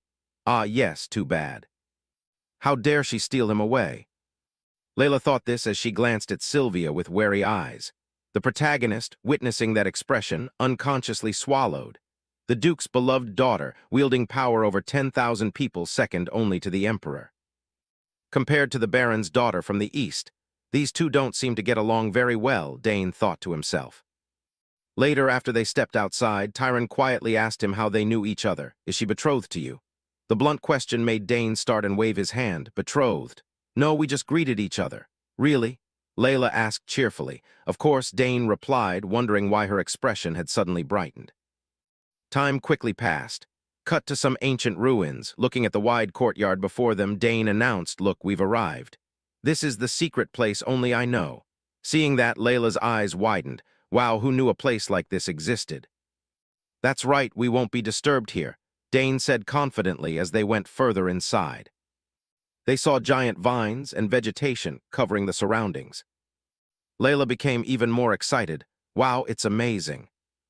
I didn't know a place like this existed. No one will know what we do here. Back to Dane, now that they had arrived, he got to the point. Yes, this is a perfect place to train. Have you ever felt mana? Hearing the question, Layla thought for a few seconds and answered, a little, not enough to form a mana core, but I've tried to absorb mana by inhaling. Hearing this, the male lead frowned. So you haven't reached the breakthrough stage yet. He was somewhat puzzled. He'd learned this on the battlefield and had assumed the Duke would teach her. Thinking that, since the general had already agreed to guide Layla, Dane began to instruct her. Start simple. First, you must feel the mana you absorb into your body. Feel it inside my body? Layla asked. Dane nodded and affirmed again. Yes. If you want to emit mana from your body, you must first learn to control the mana inside. Imagination is important. Close your eyes and imagine the mana spinning within you. The image of mana turning in your body like blood circulating through veins, Dane calmly explained. But Layla's face broke out in sweat hearing that. All right, I'll do as you say, she said through gritted teeth. That expression immediately made the protagonist realize, I can clearly see she doesn't understand. Thinking this, Dane encouraged her. This will be the foundation for your using mana, a very basic step. I know you can do it. Following Dane's explanation, Layla squeezed her eyes shut. She concentrated to sense the mana inside her body, but after a while, she opened her eyes and awkwardly said, Dane, it's not working. Hearing this, our protagonist wasn't too surprised. It's basic, but this is only your first try. Focus again. Layla began trying again, and while the two kids were helping each other, they didn't realize that. Uncle Arkin had silently followed them to this place, which he thought was hidden. In fact, he couldn't escape Arkin's gaze. Watching his son guiding Layla's training, Arkin's eyes showed delight. Oh ho, though young, my son already knows how to teach others. My child has grown up. The words barely left his mouth when suddenly Uncle Bout's voice rang from behind. Startled, Arkin jumped. What are you doing here? Oh my gods, it's the Duke. The uncle exclaimed softly, upon realizing the newcomer was Bout. And as if of one mind, Bout laughed. Ha ha, no need to be so surprised. Are there any couples secretly meeting at night? What do you mean a couple? And how did you get here? Arkin asked. Facing the question, Bout put on a smug look. Have I intruded? Anyway, you're too clumsy sneaking around. Your wife was a legendary assassin of the Empire, yet you learned nothing from her. I've done my best, Arkin sighed, having realized Bout had discovered his furtive actions and followed them.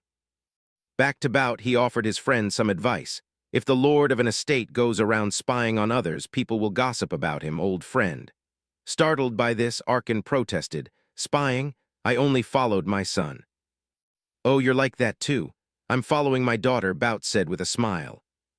Arkin could only sigh across from him. I have no right to say this, but you're a hopeless father, putting that aside. Because like attracts like, they then watched the pair in front of them with interest. You just noticed? Let me see, then. From their viewpoint, Dane raised his hand and channeled magic into his space ring, immediately producing a ring of green light before him. Seeing that, Layla's eyes lit up. You have a space pouch like that? Ah, yes, my sister made it by hand and gave it to me for my birthday, Dane explained. Hearing this, the girl's face went blank. Oh my, I'm so jealous. My brothers haven't paid attention to me since they went to the academy. At that, Layla noticed Dane pull a mirror from the space ring and asked curiously, "Why use a mirror?" "I bought it because I needed it," Dane replied. "What really?" Layla asked. Seeing the confusion on Layla's face, Dane quickly explained. "Imagining something is easier if you look in a mirror rather than relying solely on imagination." "Really?" Layla said blankly at hearing this for the first time. "Okay, stand before the mirror and look at your whole body." Dane nodded. Hearing this, Layla's face showed curiosity as she slowly stepped forward. "All right, let me try." She looked at herself in the mirror, closed her eyes, and began to sense the energy inside her body.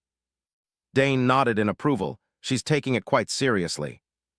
Back to the two fathers hiding at a distance. Even if dim-witted, they both realized one thing. Layla seemed to like his son, Bout remarked. "Really obvious?" Arkin asked. "Of course she isn't usually that open," the uncle said solemnly. Arkin was a little surprised by that remark. Has something happened? She's normally a bright child. Hearing this, Bout's expression suddenly grew a bit somber as if recalling something. "Only on the outside. I'm not so sure about the inside." After her brothers left for the academy, her mother became bedridden and could no longer be with her like before, which made it hard for the girl to open up to others. He said sadly. "Is that so?" Dane sighed at the situation. Then Arkin looked at his friend with confusion. If he understood the girl's circumstances so well, why did he treat his own daughter coldly? In response, Duke Bout looked thoughtful. "Did you notice? I have my reasons. When I raised my sons, I paid them a lot of attention, and when they grew up, they were spoiled." Hearing him say this, Arkin quickly cautioned. "Hey, don't lump Layla in with them. She'll be hurt." "No wonder she asked Dane for help," Arkin complained. "You still nag like before," Bout grumbled. "What? When was I like that?" Arkin exclaimed, startled, putting that aside. Then Bout looked at Arkin expectantly and said, "Well, will you send your son to the capital? Or would you prefer to leave the boy at the Duke's estate?" Turning to Arkin at the question, the uncle glanced at his son standing ahead. At that moment, under Dane's guidance, Layla had successfully sensed Mana. I did it. I'm successful, right?" she said happily. "Yes, you did very well," Dane nodded in praise as he watched the two kids. Arkin couldn't help but smile and said, "I let Dane decide for himself, like Arabella and Claire. However, if Dane wants to go to the capital, I will certainly do as you say." "Oh, it would be wonderful if you could visit too," Bout cheerfully suggested. "What, you want to spar with me all day long?" Arkin cried out. "You're sharper than before, huh?" Bout clicked his tongue when his intention was seen through. While the two of them bickered, they did not realize their conversation had also caught Mrs. Lily's attention behind them. At some point she had followed the two here. I wondered where those two had gone. But why are they behaving so embarrassingly? Truly, parental love has a strange influence on them. "I'll just pretend I didn't see anything," she said with a smile. Time passed quickly. After teaching little Layla to sense the mana in her body, the two of them soon left the old ruins. As they walked, Layla didn't forget to thank Dane. "Thank you, Dane. You really are a genius." "I've heard people call me a genius, but compared to you, I'm not that talented," she exclaimed, seeing what a real prodigy was like. Meanwhile, hearing her, Dane encouraged her. "This is only the beginning. You'll definitely grow stronger." As he spoke, the boy looked left and right as if searching for someone. And those two have slipped away quietly. Dane seemed to notice he'd been followed by two fathers. Back to Layla, unaware of this, she glanced and asked after Dane finished speaking, "You're going to the academy too?" "That's where all the Empire's geniuses gather," Layla said with anticipation in her eyes. Dane didn't seem to notice and shrugged casually. "Well, I don't know yet. Do I have to go? I can train on my own to become stronger." Hearing that, unable to contain herself, Layla turned to enlighten Dane. "You idiot, schooling isn't everything. It's where nobles form circles. You must go if you want to build connections from a young age," she shouted. Seeing his friend lecture like an old man, he could only scratch his cheek awkwardly. "Ha ha, for a 7-year-old, she's pretty savvy about how the world works." Thinking this, although Dane knew Layla meant well, his answer didn't change. "I know, but right now I'm not interested in attending the academy. There are mountains of unread books in the library, and I still have a lot to learn from my parents," he said. Hearing this, Layla didn't give up persuading him. "That's true. But don't you want to play with other children? I heard your older sisters all joined the academy," she persisted. Dane murmured inwardly and nodded in agreement. I'll consider it later if I decide to go. Tell me if you want to go, okay? Layla urged. All right, Dane replied. Then, as if trying to entice him, Layla began to promise. When you come to the capital, visit my house and watch me practice. Promise? Definitely. I'll send you a letter if I come to the capital, Dane affirmed firmly. Layla, as if remembering something, turned and asked, Hey, Dane, when will you tell me your request? I'll tell you when I get to the capital, Dane smiled. What? Layla exclaimed in surprise. Time passed quickly. Dane's string of birthday celebrations finally came to an end, and at that moment, Duke Bout's carriage departed from the Saugers family estate. We're leaving now, they announced. Watching the carriage depart, Dane also noticed the small box with the pretty pattern in his hand and recalled earlier memories. This was the gift the Duke Bout gave him before leaving. What's this? Dane asked. It's a birthday present for you. Hope you like it, Bout said with a smile. Just from looking at the pattern on it, Dane guessed it was something extremely expensive. Turning to Bout, the uncle explained further. The Thermion emblem stands for vengeance, the sword, and the blacksmith. The Thermion history began with our ancestor, a blacksmith. Thanks to him, our clan obtained the best forge in the empire. No better to call it the best forge on the entire continent. All the weapons made by House Thermion led the empire. They were all forged there, Bout said proudly. Without needing much introduction, and with the knowledge Dane retained from his previous life, he was well aware of this. Yes, I know. There are all kinds of ores and every kind of weapon and mysterious artifact forged on the continent there. This emblem identifies someone of honor and skill, Dane thought, and as he predicted, Thermion then explained its use. If you bring this emblem to the forge and show it to them, they'll craft a weapon to your specifications. Behind them, Arkin and Lily couldn't hide their astonishment at this. Oh my, what a precious gift. Isn't this something even the royal family covets? Arkin exclaimed, his face breaking into a sweat as he realized its value. However, to Bout it didn't seem so priceless. Before leaving, he also ruffled Dane's hair and advised him. Grow up well and help your father, he said. Thank you for the gift, Your Grace, Dane hurriedly replied. Up ahead, little Layla smiled and waved goodbye to him, returning to the present. Seeing his son's contemplative posture, Lady Lily sat beside him and patted his shoulder comfortingly. Are you sad to say goodbye to her, Dane? Hearing his mother's words, Dane answered with a soft, sad voice. Yes, very sad. She was my first friend. I'll see her again when I go to the capital. Be more handsome and give her a shock, Lily said excitedly. Hearing this, Dane began to perk up, though he couldn't stay here forever. I'll meet her when I visit the capital. Stay healthy, Layla, Dane murmured to himself. Back to Uncle Bout's position. Sitting in the carriage, he suddenly had a thought.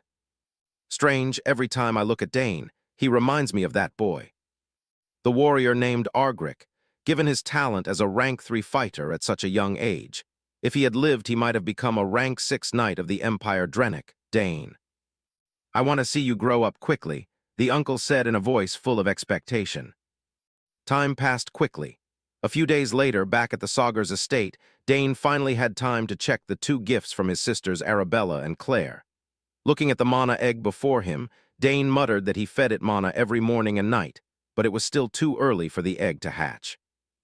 Ah, a familiar mysterious egg, even though he's not a summoner.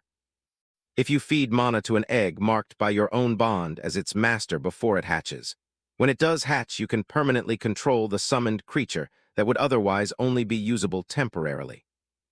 Thinking of this, Dane stroked his chin thoughtfully. The quality of his mana clearly needs to be appropriate. There may be many complex conditions not yet met. He'd heard some eggs never hatch because the conditions are never satisfied. He hoped this egg wasn't one of those, he thought. The young general gently reached out with both hands, took the egg, and channeled his energy into it. Even when bored, he tried varying the intensity of his power, but it didn't seem to help much. No matter how he changed the flow and strength of his mana, there was no response, he thought. Dane realized he had been a bit too impatient, so he quickly calmed himself, put the egg away, and exhaled. Phew, wanting success on the first try was greedy, he scolded himself. At that moment, Herman's voice sounded outside the door. Young master, are you finished? Oh, it's Herman, I'm coming. Dane replied and hurried toward the door. But just then the egg behind him emitted a faint glow and stirred slightly, causing him to stop in his tracks. He hurriedly turned back to check. "Did I just hear something?" he said, staring at the egg. At the same time, the steward Herman, hearing the noise, rushed inside. "Young master, what was that sound I heard?" "Wait a moment, let me check the egg first," Dane said. He widened his eyes to inspect it, but then his face filled with disappointment. There was nothing different. "Was I mistaken? Ha ha, false alarm." Seeing his disappointed expression, Herman guessed and asked, "Did the egg react?" "No, it must have been my imagination. Let's go," Dane waved his hand. Time passed quickly. Cut to the training yard. Today, instead of practicing spear techniques, the protagonist was training with a sword. When he finished, his friend Herman clapped and praised him. "Well done, young master. When did you start sword training?" "I just wanted to swing it for a bit," Dane explained calmly. "Truly a genius. You've got a talent for the sword too," Herman continued. Looking at his reflection on the blade, a small joy rose in him. "Learning to use a new weapon is fun. I haven't held a sword in years because father watched too closely, but fortunately my skill hasn't faded." Speaking of Herman, he took out a tray of cookies and said, "Have a snack first, then we'll continue." "All right, thanks," Dane accepted happily. "Training here is nice," he said as he happily ate the cookies. In another scene, his father, Count Arkin, was lost in his own thoughts. "Phew, it's tiring every year, but we gained much from the last banquet. I can confirm many nobles are turning their attention south. Most of them want to build good relations with us. Since the war ended, the South, with its favorable climate, holds many things nobles desire. Their interest is obvious. But that interest can't compare to the attention Dane has received." The clash with Count Tyron's eldest son was unexpected, yet the boy calmly explained the situation before the adults. He even confidently showcased his talent. "The boy is too mature. Sometimes I wish he'd act a bit childish, age-appropriate, but that's just my wish." Thinking this, Arkin glanced at the clock beside him and muttered, "It's almost time. Long Vi let the boy try swinging it today." No sooner said than done. Shortly after, Arkin took the spear to the training yard to find Dane. There he found Dane training with a sword in hand. Swordsmanship, but why is Dane using a sword instead of a spear? Arkin wondered inwardly but quickly came to a conclusion. Of course. Surely Duke Bout said something to the boy. Otherwise, why would he be here practicing swordsmanship after spending so much time training with the spear? But it seems the boy has quite some experience with the sword, doesn't he? The power the boy is showing is something even some lifelong sword practitioners couldn't replicate. When did he learn like that? However, one thing is certain. The boy also has a talent for swordsmanship, Arkin thought. After watching Dane practice for a while, he interrupted. "Dane, I've been observing your sword work. When did you learn swordsmanship?" Hearing this, Dane stopped his movements and grew a little anxious. "I've been exposed. Maybe it's better to tell father the truth." With that thought, Dane said, "I really haven't learned it." "Oh, is that so? So it's truly talent then."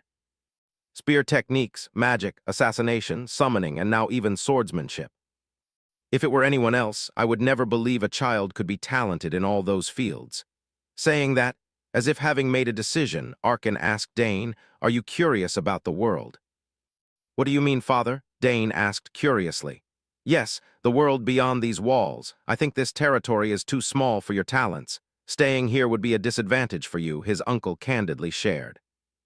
This made the protagonist across from him fall silent for a moment. It seemed he realized he couldn't be kept here forever. After thinking, Dane continued, "I'm not sure, but I'm a little curious." Hearing Dane's reply, his uncle smiled gently and said further, "That's good, now we need to prepare you to step out into the world." "Really?" Dane asked curiously. "Of course, though I'm a bit reluctant, I must grant my son's wish." "And today I've brought you something a bit special," he said, planting his spear firmly on the ground. "Do you recognize it? It's the long Vi that reacted to you on your first birthday," Arkin added. This made Dane vaguely recall the weapon. "Right, I remember it reacted to me." "Here, try holding it," Arkin said as he handed the spear to Dane. And the moment he touched the long Vi spear, instantly, our protagonist felt a surge of power erupt within his body. Amazing, there's so much power here, Dane thought in awe. Meanwhile, Arkin smiled, stroking his chin. It reacts even more violently than when the boy was younger. No one can say it's because of me anymore. I need to know. I will make his talent with this spear shine the brightest on the continent, he thought. A burning feeling rose in Arkin as he stepped forward and patted his son's shoulder. I'm thinking of at least helping you master the spear before you go. So prepare yourself, Dane. One day this spear will be yours. Until then, become strong enough to wield it with pride. Of course, father. Rather than the long Vi owning me, I'll work hard to follow your teachings with pride, sir. Dane's affirmation made Arkin burst into laughter. Ha ha, just as I expected from my son. All right, then let's begin. Time passed quickly. After a tiring training session with his father, Dane listlessly returned to his room. He stared up at the ceiling and mused, the world outside. I've always been curious about it, even in the days I struggled on the battlefield. In my previous life, I was Argric. All I knew was war, packing up camp, maintaining weapons, eating bland food, and heading to the battlefield. The only ways to escape were for the war to end or to die on the battlefield. Only those two options. I couldn't even imagine what life outside the battlefield would be like. But as Dane, the situation was entirely different. I don't know how my talents will be used, how the world will receive me, or what I can do in this world, but I have the chance to go anywhere. And do anything, for a moment. I just wanted to stay here and enjoy the warmth of this place, but thanks to my father's words. My thoughts changed. All right, it's time to step outside, Dane blurted out, and Mrs. Lily, who had just arrived, heard him. So you've made your decision, my son, she said, startling Dane a little. Mother. When did you come in? Don't worry, so you were lost in thought and didn't even hear me knock, she said with a faint smile at her son's concentration. Ah, I see, Dane said embarrassedly, turning to Lily. Not minding Dane's distraction, she asked, I heard from your father that you get lost in thought. Are you curious about the world beyond our lands? Hearing the question, the young man's expression began to change, and he bowed his head slightly. Yes. Father said it would be a waste of your talents to stay here, and after thinking, I'm curious about the world outside, too. I'm sorry, Mother, he said in a voice as if he'd done something wrong, and at that expression, Mrs. Lily sat down, gently stroked him, and comforted him. There's no need to apologize, Dane, but your two sisters are no longer here, and if you leave too. Dane stammered, I'm fine. Your mother understands you, Dane. I know how great your talent is. Even if you don't want to go, the outside world will still call to you. If you could stay with your mother longer, that would be wonderful. But what world would allow you to do that? So go and do what you want to do, Dane. Faced with his parents' advice, Dane finally felt firmer in his resolve and added, yes, Mother. Even if I leave this home, I'll visit often and tell you about what I see in the world. Thank you, son. Then it seems we must prepare to send you out into the world, just like your father said. She said calmly. Prepare? Dane asked. I intended to teach you espionage and train you slowly from there, but it seems you'll also have to learn how to set and avoid traps, Mrs. Lily said with a smile. She'd waited a long time for this day. Only Dane felt his idle days were ending. Oh no, I'll have to learn special lessons from my mother too. And the skill to dispose of corpses as well. Oh right, you also need to learn human anatomy, Lily added. Oh my God, I'll be exhausted before I even go out into the world, Dane grumbled inwardly. Anyway, Mother will teach you many things, Mrs. Lily summarized. Yes, Mother, I will try my best. Dane said confidently while reflecting that his parents' special lessons were taught with love. That's right. If I want to step into the outside world, I must prepare well. The southern region of the Arabella Empire, the Sagar's territory, with its warm climate and abundant natural resources, had become a key region for the Althian Empire, so they wouldn't be drained during the war. And thanks to the rule of Count Sagars, this land remained stable, and after the war ended, the remaining rebel remnants were captured. And finally, the era of peace that felt like it would last forever had returned. Up on some street inside the territory, two women in their 20s walked side by side, chatting. Have you heard the rumor? They say young Master Dane stopped by some shops. Really? The companion asked. It's true, he came and bought something. I heard the shopkeeper's daughter even fainted that day. Oh my, the rumor was true. I hear he gets more handsome by the day. I'd love to see his face once. It seems he doesn't have a lover yet, right? The girl in the purple dress spoke and began to fantasize, startling her friend. "What? Are you crazy? Wake up, he's only 14." Her friend shouted when she saw her companion start to drool. It seemed a baby heartthrob hunter was about to be born. To respond, the young gossip also revealed what she'd heard. "From what I hear, he doesn't look 14 at all. People say he's as tall as a count already." Wow, could it be that the countess is tall too? No wonder jealousy runs high. He must look like he's 20, platinum hair and blue eyes. "My heart would stop if I saw him gone," the purple-haired girl said, her eyes lighting up like car headlights. Her brown-clad friend, having heard so much, showed a hint of expectation. "Next time he comes, I must see him. I wonder when he'll appear again." "Apparently he often visits that shop." "Oh right, I remember, the forest guard told me about it," the brown-clad girl added. "Really? Then meeting the guard first would make it easier to get there." "Huh, you actually plan to do that?" the brown-clad girl exclaimed. Cut to the outskirts of the territory, inside a pine forest. This place, filled with ancient magic, was called the Apocalypse Forest. Dane was carrying out the escape task his mother assigned. He wore a blue cloak and moved carefully through the forest with his spear. He took out a piece of cloth and waved it before him to test the wind, saying, "The wind is from the south." "I've seen Cheryl's spiders here before, so I must head west," he said. He put the cloth away and thought, 3 hours, I must get out before sunset. With that, Dane quickened his pace, leaping between the branches. One of the most important rules for an assassin is not to be captured by the enemy. Within the allotted time, Dane had to avoid the nets and traps his mother set and escape this dangerous forest. Back to the story. At this moment, Dane landed in a clearing. He inhaled the air and mana around him, held it for a moment, then exhaled. After hiding and blending into the surroundings, hidden traps placed in unexpected spots would appear, as is happening now. Thin, almost transparent threads were everywhere. It seemed that if he touched them, the traps would trigger immediately. This was the most basic yet dangerous mechanism. Fortunately, this type was fairly easy to disarm. Thinking that, Dane began rolling up his sleeves to deal with the traps at once. However, these were traps set by Mrs. Lily, so there was no way he could resolve them that easily. At that moment, strange noises began above Dane, catching his attention. Only when he looked up did Dane realize, without knowing when, there was a group of giant squirrel rat monsters on the branches ahead, staring at him hungrily. Then one of them shouted and lunged at Dane. Its cry seemed to signal the rest to rush forward to get a taste of his blood. Seeing such ferocious monsters, Dane instinctively took a few steps back.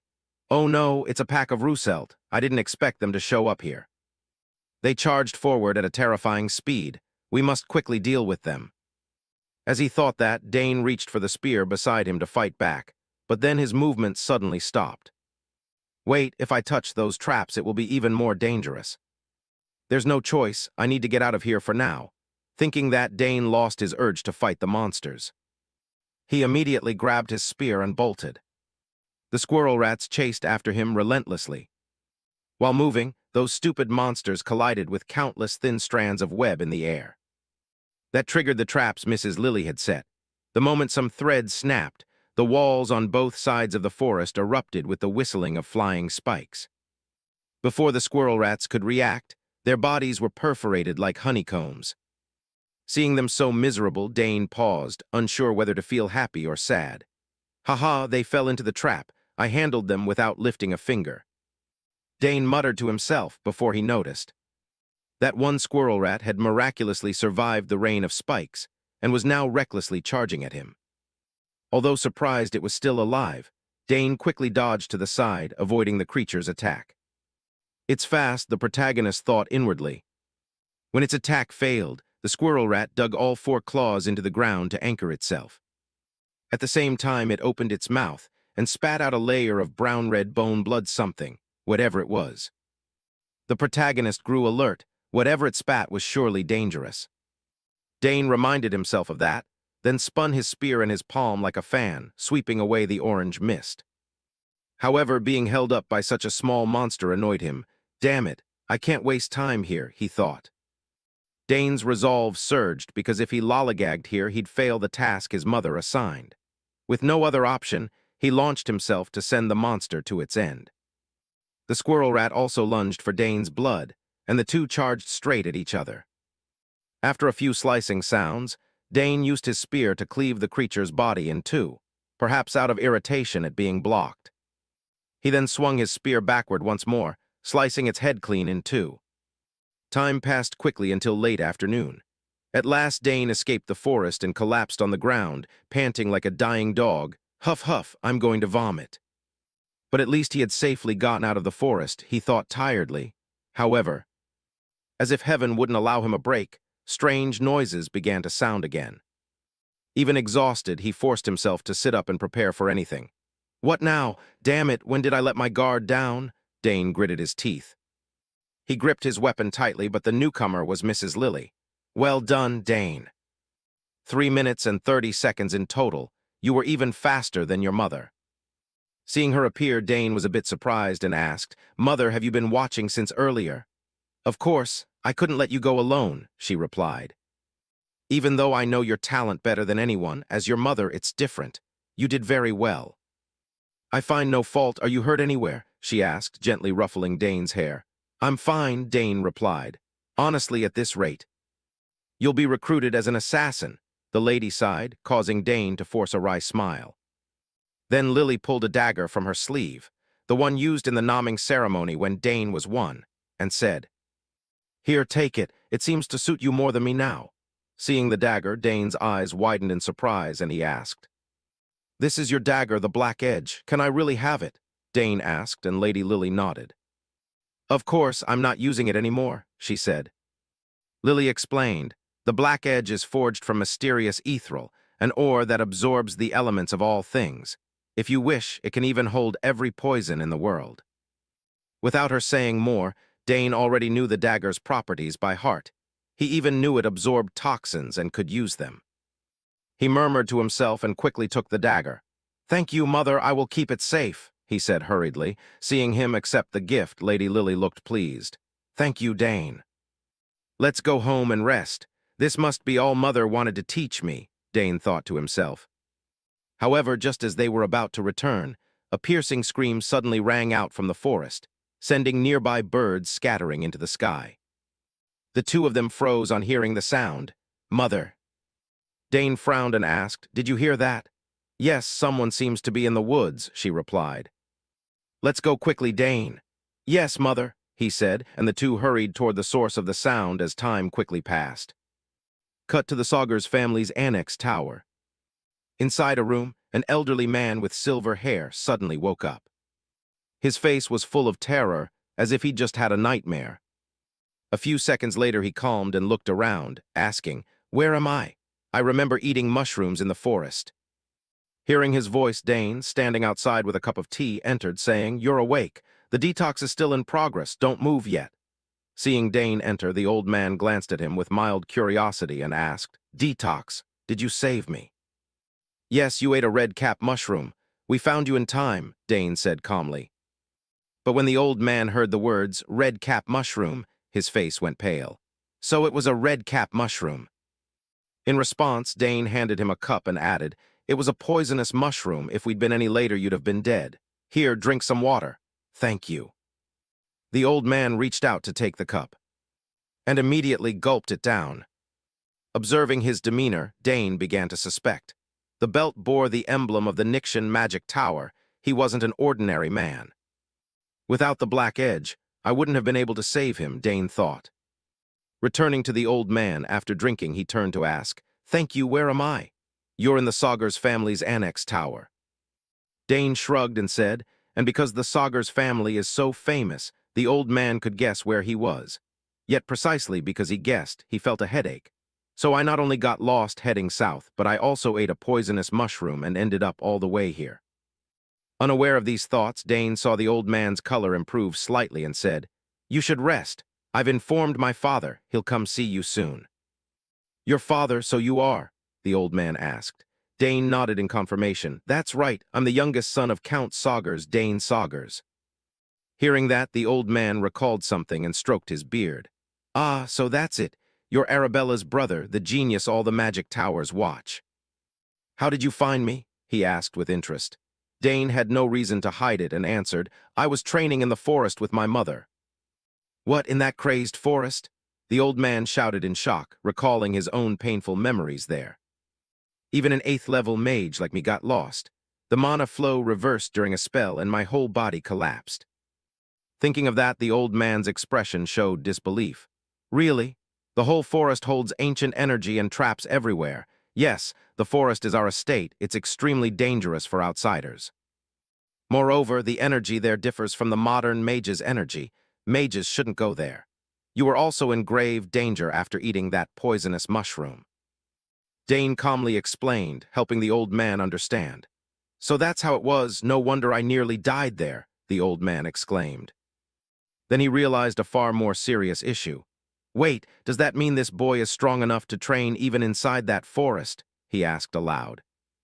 "You were also the one who brewed the antidote." "Yes," Dane admitted, which astonished the old man further because Dane looked so young. He seemed barely a teenager, yet he'd made an antidote requiring broad knowledge and precise alchemical skill. "Ha ha, what a family this is. Besides 2 genius daughters, even the youngest son is the same. If we were in wartime, perhaps the Sagar's family could become the most powerful noble house in the Althian Empire." Having thought that, the old man laughed. "Ha ha, I'm very impressed with you." "Indeed," Dane nodded, and his refreshingly unscripted reply fell the old man silent. "Look at this kid, he's quite bold," he murmured to himself, then after a few seconds added, "Well then, I should repay those debts. But first, allow me to introduce myself. I am Sidrain Gauss. Not long ago, I was the master of the Nixian magic tower. Tell me what you desire, speak to me. I have everything in this world except the things I don't have." Sidrain said arrogantly. He likely referred to pocket space. Many mages live without a house by storing everything there. Dane thought this to himself and asked to be sure, "Is that really so?" Dane spoke calmly, his indifferent demeanor once again leaving old Sidrain stunned. "Huh, what's this? I said I'm the master of a magic tower. An ordinary person would be surprised or show me respect, yet this kid remains unfazed." Thinking that Dane might not grasp the value of his words, the old man flailed his arms to explain. "You'll never have another chance like this. Don't be modest. Tell me what you want." Hearing this, Dane frowned slightly, as if considering a reward. His expression made the old man break into a triumphant smile. But Dane's next remark immediately deflated the old man. "I'll take some time to think about what I want and tell you later." Even a man near death couldn't help but bristle with anger at that reply. "What? He doesn't care at all. What kind of brat is he?" Ignoring his attitude, Dane left once his business there was done. "Then rest well," he said. Dane spoke and quickly exited the room. Behind him, old Sidrain remained bewildered, still not understanding. "Ha! Ha, he's the first to treat me that way," the old man said with a foolish laugh. Before making an important decision, he thought to himself, "I planned to stay a day or two and leave, but no, I should stay to investigate that interesting fellow more thoroughly." Time passed quickly. Cut to the training yard. After finishing practice and while resting, Dane told Herman beside him about finding Sidrain in the forest. When Herman learned the man's identity, he couldn't hide his astonishment. "The master of a magic tower? He must be outstanding in magic." "Certainly based on what I heard, he's an 8th-level mage," Dane nodded. "8th level? Higher than Miss Arabella?" Herman asked. Hearing this, Herman grew excited. "Young master, that means a very powerful person owes you. Magic towers function like independent territories on this continent. They're like nations," he exclaimed, while Dane himself found his luck hard to believe. Who would imagine he'd be connected to someone so influential? Turning to Herman after congratulating his young master, the man wondered why the tower master had been wandering in the forest. Dane, practicing his sword, answered, "That place isn't an ordinary forest. Mages treat it as a forbidden wood. They call it the Doomsday Forest." On hearing the name, the steward understood some of its horror and clicked his tongue. If it's the Doomsday Forest, even mages face trials there. He was lucky to survive, thanks to you, young master. Not replying, Dane glanced at the sword in his hand and then said, "Herman, get me a new sword. All the ones I'm using are too short and light." Startled by Dane's complaint, Herman turned to inspect the swords on the rack and said, "So that's it. Those were all damaged swords the Count brought back from the war. No wonder. I'll prepare a longsword for you so you can train tomorrow." Seeing he couldn't get a new sword immediately, Dane accepted it. "Thanks, I'll finish today's practice with this sword," he said. He then remembered the gift Duke Bout had given him years ago. "Ah, come to think of it, I already have that. The seal Duke Thermion gave me. 7 years have passed since then. If I ever go to the capital, I'll be sure to visit him." After finishing today's training and returning to his room, Dane met his father, Arkin. "You trained hard today," his father remarked. "Yes, father, I thought you had business to attend. You're home early?" Dane asked in surprise. "Things finished sooner than I expected, and I had a reason to return home urgently," Arkin said with a smile. Dane immediately guessed why his father had rushed back. "Is it because of the master of the magic tower?" Dane asked with a smile. His uncle admitted and mused. "Perhaps, who knows, he might be able to help Arabella. He could even be a good mentor for her."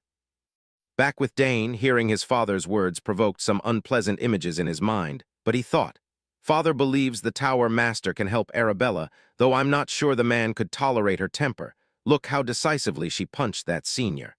Dane worried inwardly.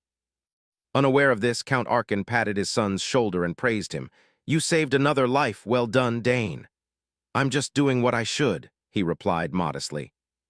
"Not everyone could do that. What you did was truly wonderful," Arkin remarked.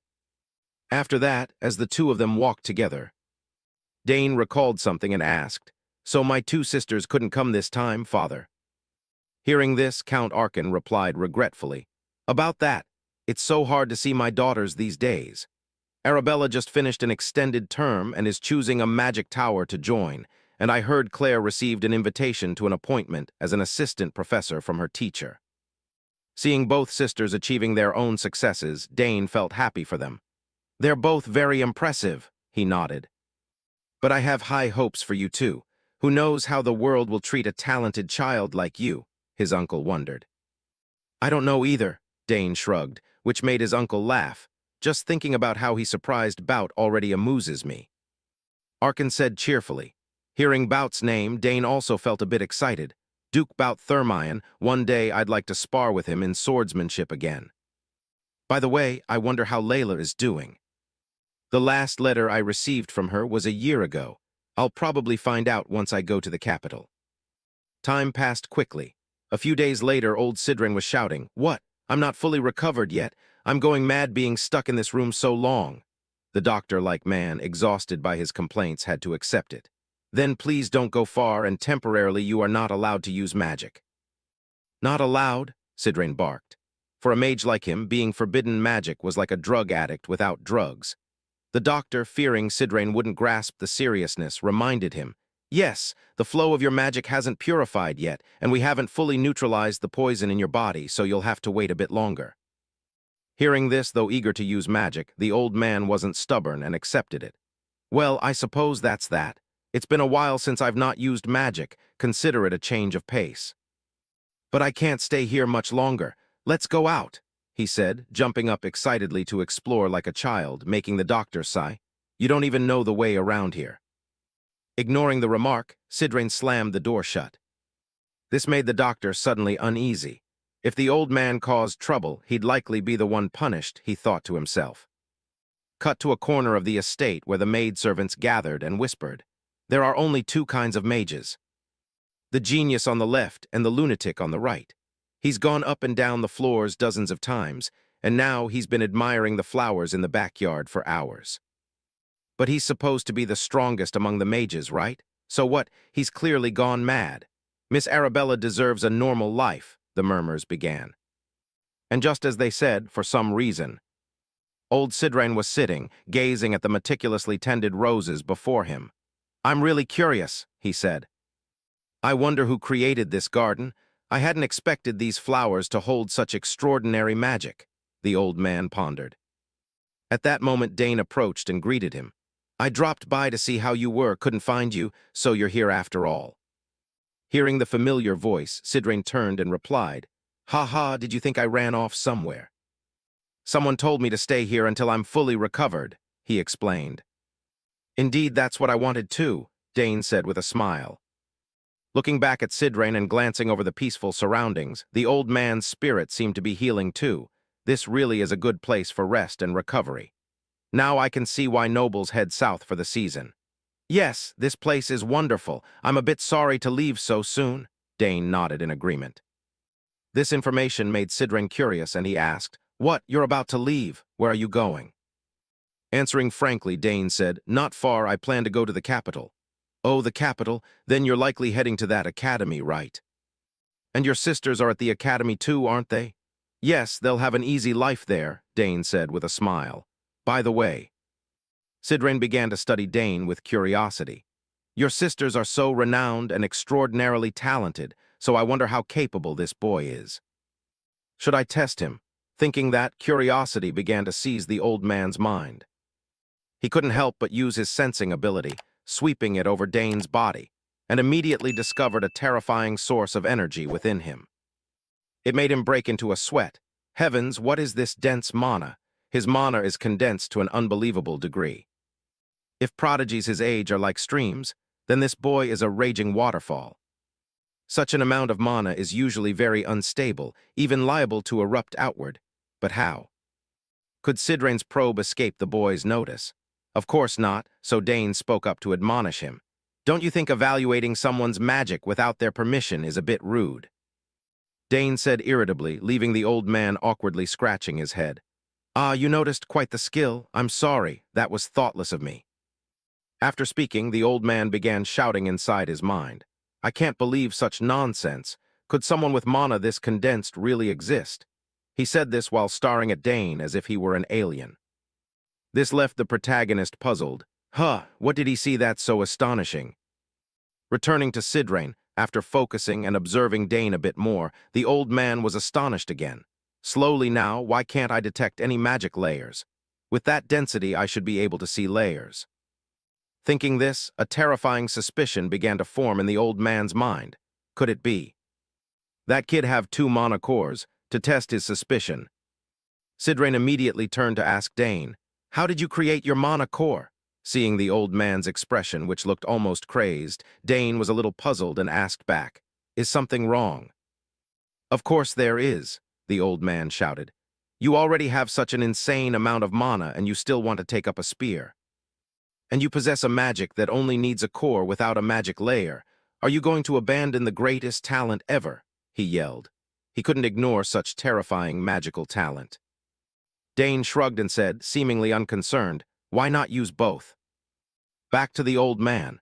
Hearing Dane's answer, Sidren's teeth ground together with a creak and his face contorted. He tore at his hair and exclaimed, "This is maddening, so frustrating. Where do I even begin to explain?" Then, to make the boy understand, Sidren took a deep breath and slowly explained, "Do you know why the lifespan of a magic swordsman is so short? They are powerful because they possess both a mana core and a magic layer. However, they interfere with each other, and when they collide, problems arise. That's the law of nature. Mana compressed in the core is transmitted into the magic layer, so the layer cannot withstand the impact and will explode." The old man spoke with grave seriousness, making Dane, who had never experienced it, begin to sweat. I've researched this quite a bit, but is this really impossible?" he wondered inwardly. Back with Sidren, the old man was so angry he wouldn't even look at Dane. "Tusk, such wasted talent, truly a waste." Unfazed by Sidren's irritation, Dane asked, "Can't you use magic without a magic layer?" The old man pondered for a moment and said, "Not impossible, but without the refinement of a magic layer, how would you use spells that require pure magic? Also, others have had the same idea before, but most we know have ended in failure." Hearing there was still a chance, Dane pounded his chest and said, "Then let me try. I've never tried it before." "But it seems possible," he added. "What is this crazy kid talking about?" Sidren ground his teeth, thinking to himself at Dane's words. "If I rearrange the magic," Dane murmured, waving his hand through the air. With each motion, he left trails of blue energy containing countless strange ancient runes.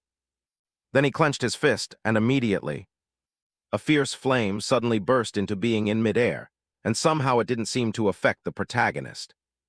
Seeing the fire appear, the protagonist couldn't help but smile slightly. "Oh, it worked, but it's only a basic level 1 spell." Across from him, Sidren's eyes nearly popped out at the unbelievable sight. "What? How is this possible?" This child has no magic layer at all. How can he use magic? Thinking this, the old man couldn't help but exclaim aloud, "Unbelievable! You should only be able to use magic by refining a magic layer." And the more he thought, the more confused Sidrain became. Meanwhile, Dane waved his hand and created some kind of barrier. He then offered his hypothesis. "My sister Arabella said my affinity for magic is very high. Maybe that's why." Hearing this, Sidrain still found it hard to believe inwardly. Ha, even so. Is this what common folk mean when they describe talents that can't be imitated? The so-called innate genius? Sidrain murmured inwardly as, for the first time, he felt what it's like to look at true prodigies as an ordinary man. Unaware of his thoughts, even Dane was a little astonished. "I only tried once and it worked. It's really effective. So you can use magic without a magic layer, now I understand." The general nodded, while Sidrain's face opposite him went dazed to the point he could hardly stand. An innate mana affinity, pure and denser than anyone in the world. Does such a person really exist? He thought. A fierce urge began to swell in old Sidrain's heart. "Do you want to be my disciple?" he asked. However, Dane didn't seem very interested in using magic. Still, the old man wouldn't give up and kept nagging in his ear. "Come, let's talk a bit. It's such a shame to pass up an incredible talent like you. Do you know how to use level 2 magic?" "I don't know that, so I can't," Dane said awkwardly. That answer made the old man beam with delight. "Oh ho, wonderful. If you become my disciple, I'll teach you level 8 magic." Before the old man finished, Dane coldly refused. "No, thanks, I won't take that." Seeing himself, the former tower master and an 8th level mage, repeatedly rejected by this brat, Sidrain's anger reached a peak. His pupils went white and he ground his teeth like a mad dog needing a shot. Fortunately, before he could lunge and strike Dane, the cheerful voice of Count Arkin rang out. "Ha ha, I didn't expect you'd be so close with my son." "Father," Dane greeted as he saw his father approach. "So, son, what are you two discussing?" Arkin asked. Now annoyed, Dane said, He kept insisting I become his disciple, but I refused." As Arkin spoke, he glanced at Sidrain with a knowing look. This made the old man a bit embarrassed as he turned to persuade Arkin since he couldn't convince Dane. "Well, Count Arkin, your son possesses the talent of a great mage." "Is that so?" The uncle chuckled calmly, for he knew his son's talent far better than this old man. Back to Sidrain, as if fearing Arkin wouldn't believe him, he patted Dane's shoulder vigorously and asserted, "He may be greater than I imagined. He can even use chain spells without any magic layer." Hearing this, Arkin's expression shifted and he turned to ask his son to be sure. "No magic layer? Really, Dane?" "Yes, father," the naive young man replied. "I'm pretty sure he has no basic magical knowledge at all," Arkin said with a laugh. "Which makes his talent even more impressive," Sidrain added, and with that compliment, Arkin gave him the label of having a good eye for people. Truly, as the former master of the Magic Tower, he immediately saw my son's talent. It's not just talent. Your son is a genius. He might even become a rare magic swordsman, the old tower master said with a smile and a suggestion. Immediately Count Arkin pictured Dane in knight's armor, raising his sword high and saying, "A sword is better than a spear." At that image, the uncle's face darkened. "A magic swordsman, huh?" Arkin's voice carried weight and gravity. Seeing this, Dane's alarm bells rang. "Damn, you shouldn't say that in front of my father." Dane shouted inwardly, but old Sidrain didn't seem to notice Arkin's sullen expression and kept smiling. "Yes, a magic swordsman. Finally, there's interest. If you become my disciple, I guarantee I'll take full responsibility. I'll make you the strongest magic swordsman in the Empire." As he spoke, Sidrain suddenly fell silent when he felt a cold gaze fixed on him. "What's this?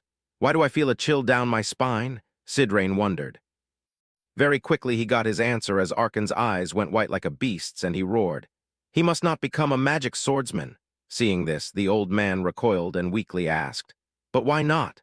A magic swordsman uses magic. Don't you think the boy is especially suited?" "My son Dane will not be a magic swordsman. He will become a magic spearman," the uncle shouted. Startled, Sidrain jumped back several steps. "What, that's an issue," he said, and then he turned to look at Dane with a resigned expression and could only smile inwardly, ha ha. Why is everyone in this family like that? Time passed quickly. At this time, Dane was reading in his private room. The matter of becoming Sidrain's disciple still hadn't been decided. The protagonist was also researching some magical knowledge. For a mage, becoming a disciple carries great significance. Mages often groom successors through a process called inheritance, a tradition from ancient times that persists even into the modern era, when public magical education has been established. Indeed, the master of the magic tower was not just looking for an ordinary disciple, but also an heir. Considering that a great 8th-level archmage was hovering around him, his talent must be something extraordinarily remarkable. After hearing so many compliments, he felt something stir inside his body. At that, Dane's eyes suddenly widened as he remembered something from his childhood. Ah, I know now. In Dane's mind appeared the image of his sister Arabella bringing him a crystal orb and telling him to pour magic into the crystal whenever he wanted to contact her. Thinking of that, the young man immediately opened his wardrobe, took out the magical crystal orb, and cheerfully said, "All right, just ask Sister Arabella." Elsewhere, in a place resembling a library, Sister Arabella suddenly heard her brother's voice. "Sister Arabella, it's me, Dane." Hearing the familiar voice, the pen in her hand paused and she happily said, "Dane, my brother." Very quickly, Dane began recounting everything to his sister to ask her opinion. Of course, Arabella couldn't hide her astonishment at her brother. "What? Dane, you used a level 1 spell, but you don't even have a magic circle." "That's right, I don't have one, but I could still use it." He shrugged, making her force a wry smile. "I know you're a genius, but I didn't expect you to be this good." Back with Dane, he continued, "Magic circles only serve to purify and recycle mana. Maybe my mana is already too pure." Hearing Dane's guess, Arabella nodded in agreement. "That sounds reasonable." "I have a way to test it, Dane. I'll send you a magic stone through the transference device in your room. You just need to pour a little mana into it, okay?" "Got it." Dane answered happily, also marveling at his luck to have such a sister. "She's so good to me. Mana has always intrigued me." The advice of a 6th-level mage is extremely helpful. On the other end, as if remembering something, Arabella added a reminder. "By the way, if you can use magic, you'll attract a lot of attention at the academy." I don't want that," Dane said in a panic. "That's unavoidable. Talent attracts the most attention. Tell me if you're bullied at school and I'll deal with anyone who dares touch my brother," Arabella said confidently.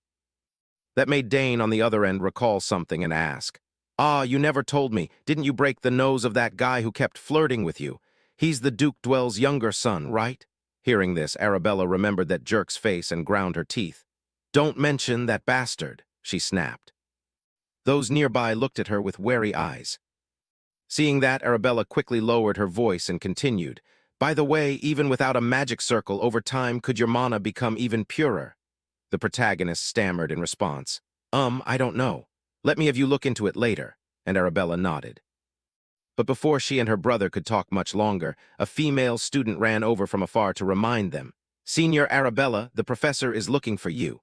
Hearing this, though reluctant, Arabella had to say, "Dane, I have to go. I'll call you back later." "Okay, see you later," Dane said. "All right, I'll send the magic stone as soon as I can." Back with the protagonist, after waiting for his sister to hang up. The young man couldn't help but smile with joy. "I'll be exposed to a whole new horizon. I never expected my mana to be this pure.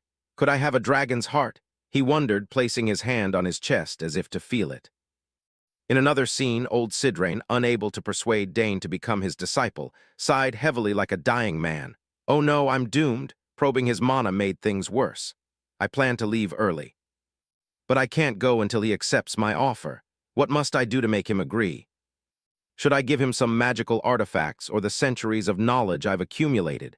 Sidrain asked himself, but then he shook his head and dismissed the idea. "No, that's too much. If I give him everything and he still refuses, I'll leave empty-handed." The more he thought, the grayer his hair seemed to become. At that moment, Dane's voice suddenly sounded outside the door. "Are you in there? It's me, Dane Saugers," seeing Dane come to him. A spark of hope lit in Sidrain's eyes. "What's he here for? Did he accept my offer?" With anticipation on his face, Sidrain said, "Come in." Hearing that, Dane opened the door, stepped in quickly, and said, "Good you're here. I have something to discuss with you." "Oh, what do you want?" the arrogant old man replied. Looking at Dane's demeanor, He immediately assumed Dane had come to ask to be his disciple and smiled triumphantly. "Ha ha, I knew it. You must want to become the disciple of a great 8th-level mage like me." The old man chuckled with satisfaction, but before he finished laughing, Dane bluntly corrected him. "No." At that, Sidren's smile vanished and he clicked his tongue in annoyance. "HMPH, then what did you come for? Didn't you say you weren't interested in magic?" "It's not that I'm not interested in magic," Dane shook his head. "Then why don't you want to be my disciple? Do you already have a master?" Sidren asked. But Dane shook his head a second time. "No, I don't have a master either." Hearing this, even a saint would feel a bit irritated. Damn it, is this brat playing with me? If not, then what on earth did he come for? Sidren ground his teeth, and of course Dane had no time to chat idly with the old man. "I don't know how to advance to the 2nd tier. It's hard to have my eldest sister teach me because she's far away. After all, the best way is to learn from you, Sidren. You still owe me a life." With that in mind, Dane wanted to take advantage of that favor and said, "I don't just want to be an ordinary mage." Across from me, the old man made an association and said, "What? So you want to become a magic merchant?" "No. I'll become a mage, merchant, assassin, and summoner."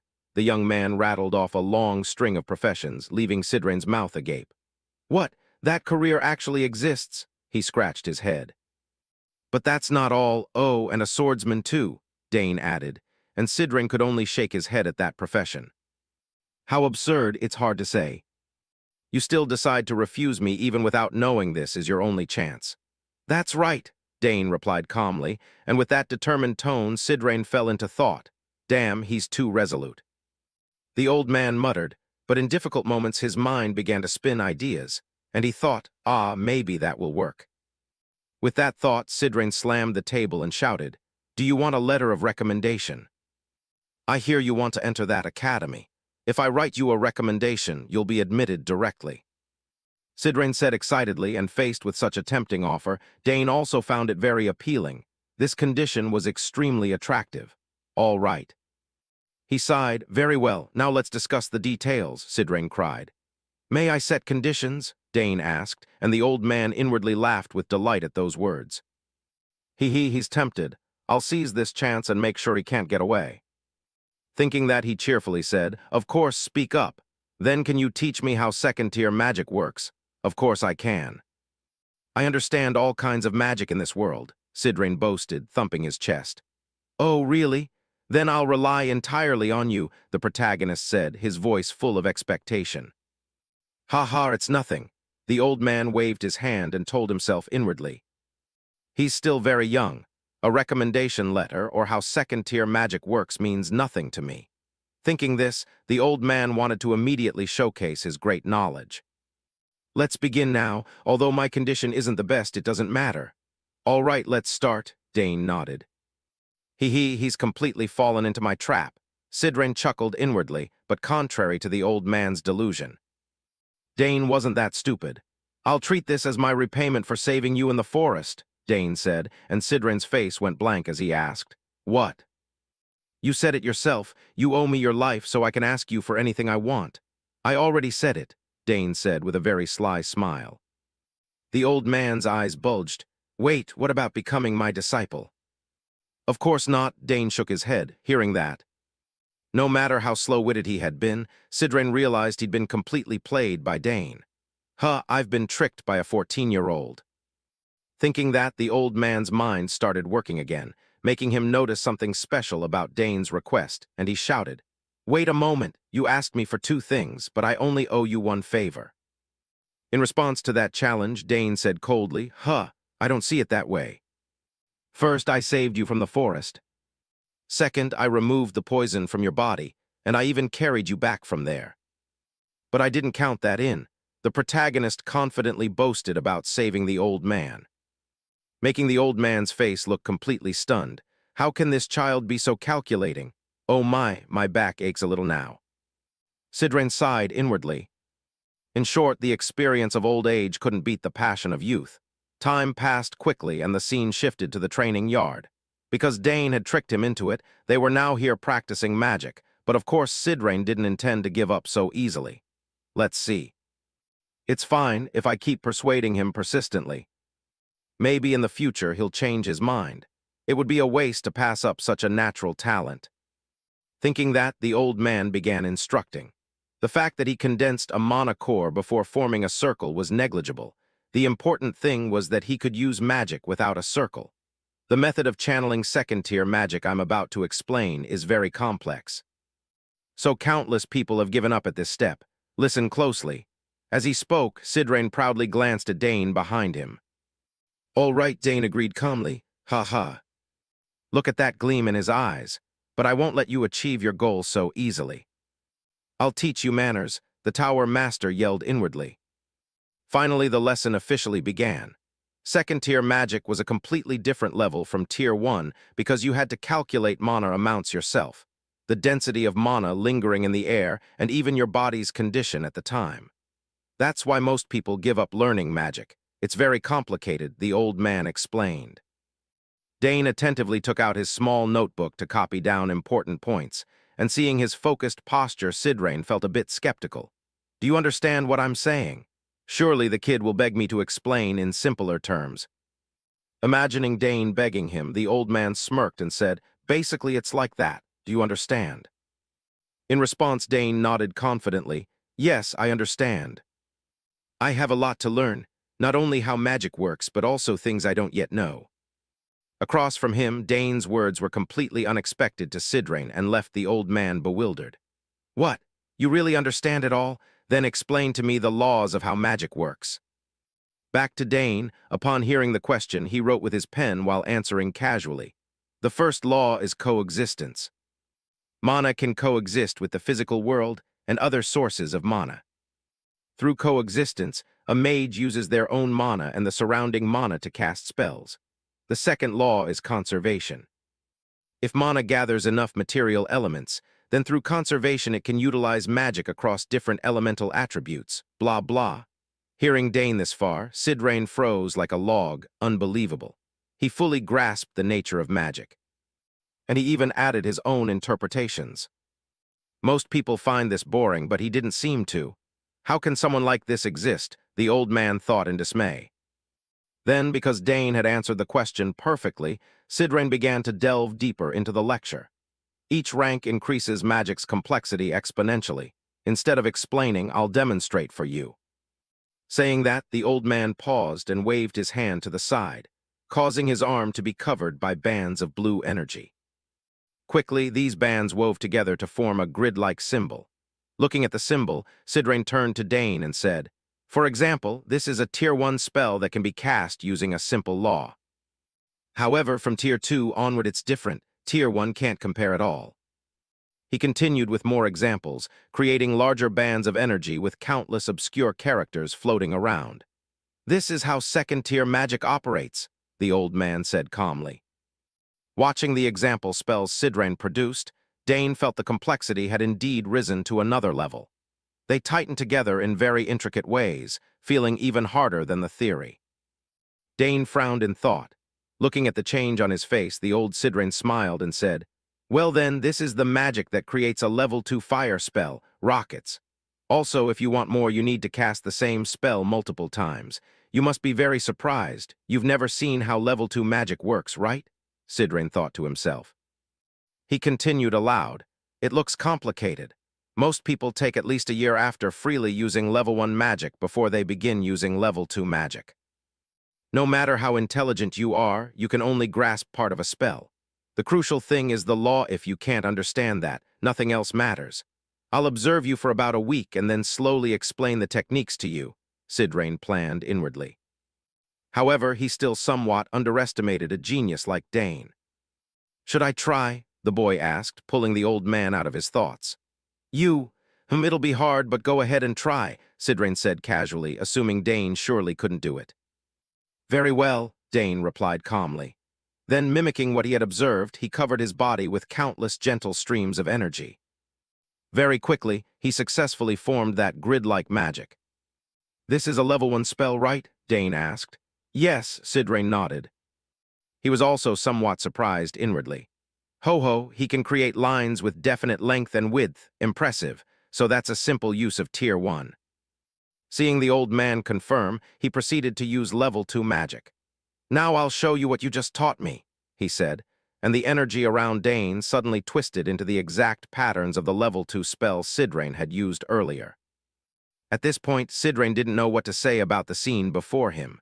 Really? He copied the functioning of a level 2 spell perfectly. He understood it after watching me perform it only once. Curious, the old man asked, "How did you do that?" When I observed, I memorized the laws and patterns. When you shape the spell in your head, it's not that difficult, Dane explained lightly. Though Dane made it sound simple, Sidrain knew exactly how hard it really was. It was beyond imagination. Even a magic prodigy like himself would need time to use level 2 spells. Yet this boy could realize it without a magic layer, he thought in amazement. But the astonishment wasn't over, for the protagonist then decided to show off a little and proposed. "Then I'll try using the rockets." "Wait, what?" Sidrain asked again, but Dane had no time to repeat himself. He immediately put both hands to the sides and focused, controlling each stream of mana so they turned into beams of light that darted wildly around him. Then from within those beams of light, 4 rockets suddenly appeared in the air. Seeing his spell succeed, Dane felt a bit pleased. Oh, seems like it worked. Looking at the youth happily celebrating his successful spell, Sidrain felt it utterly unbelievable and absurd. If I had that talent, I could have achieved the dream of reaching level 9, he wondered. After guiding the rockets closer, Dane turned and asked, "Am I doing this right?" "Ah, yes, very impressive. You learn everything I show you very quickly," the old man said. The old man coughed a few times as he spoke, while Dane himself was amazed. "Yes, I'm surprised I could do it on the first try." As for Sidrain, he was now slightly fearful of Dane's terrifying talent. A world without magic layers would panic seeing him.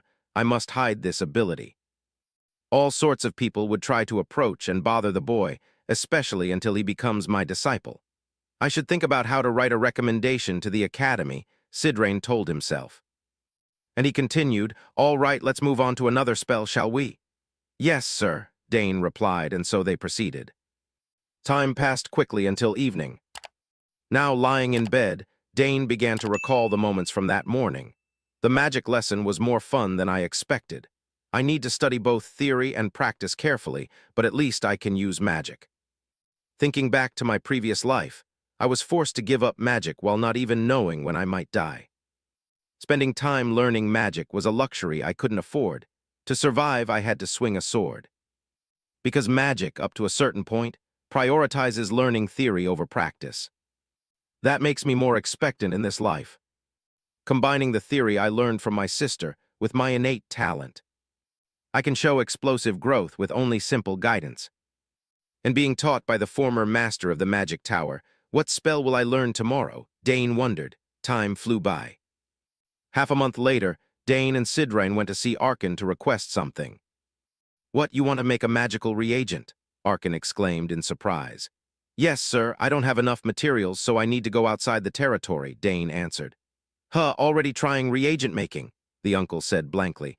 Beside him, Tower Master Sidrain affirmed, "Don't worry about the boy, he's already learned how 4th-tier magic operates." Back to Arkan.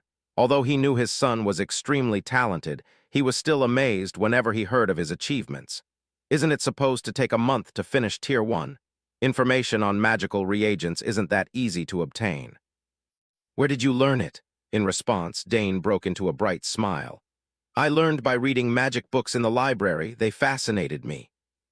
Hearing him, old Sidrain smiled too. "Ha ha, indeed a prodigy. I never thought you'd be curious about magical reagents. Many find them boring. But for you, just picking materials is fun, definitely." Opposite them, seeing their cheerful expressions, Arkan fell into thought for a moment and agreed. "All right, this will be a valuable experience for you. I'll be going out, so check the territory while I'm gone." "Yes, father," Dane replied. Then the three, Dane, Herman, and Sidrain, left the mansion and walked into the street. As soon as he appeared, a commotion erupted as people recognized his identity. "It's young Master Dane. Young Master, he's carrying snacks. That's the new product. That silver hair looks especially handsome today." Greetings to the young noble began ringing everywhere. The protagonist wasn't aloof. He nodded and smiled at them. "You all right? I'll come back for the snacks later." Nearby, old mage Sidrain stroked his beard and thought as he watched how the townspeople treated the young master. It seems Count Saugers isn't a bad man. Well, judging by how he treated me, that's understandable. With that thought, he looked around at the lively scene and remarked, "There are many delicious foods down here in the south. The weather is mild and the people are friendly, a sight rare in the capital." "Yes, this place feels very warm," Dane replied. "How much longer until we reach the magic tools shop?" Sidrain asked. For a shut-in who'd lived in a castle all his life, this question stumped Dane. "Well, I'm not sure. I haven't been there before." "What?" Sidrain exclaimed in surprise. The protagonist took the chance to turn to his steward Herman and said, "Please lead the way from here." "Yes, young master," Herman nodded. Then Herman urged his horse forward to lead the group. As they went, he said, "This way, it's not far now." Time passed quickly. The scene shifted to the magic tools shop, and Dane's group had just arrived. As soon as they entered, the shopkeeper excitedly said, "Oh my, is that really young Master Dane? His silver hair and emerald eyes are as astonishing as the rumors. Thank you for coming. How's business these days?" Dane nodded in greeting. Faced with the question, the shopgirl shrugged and said, "Same as always. Few people from the territory come to buy magic tools. I mostly sell to foreigners and anyone interested in magic." Saying this, as if recognizing Sidrain's identity, she respectfully added, "I never expected the honor of meeting the former master of the magic tower. Sir Sidrain is here." Hearing the greeting, the old man smiled in return, while Dane was slightly surprised that she recognized him at a glance. Understandable, since very few become masters of the Empire's magic tower besides this man. Turning back to the shop girl, knowing they had come looking for something, she didn't waste their time. "Feel free to look around the shop. Call me if you need anything." With that, she let them browse at leisure. Since this is your first time at a magic tools shop, look around comfortably. I'll talk with the owner for a bit," Sidrain said. "All right," Herman replied. While the old man flirted, Dane took the chance to examine the various items on the wooden shelves and marveled. "Wow, this place has so many interesting things." There was also something strange, a rather familiar feeling that made him wonder inwardly.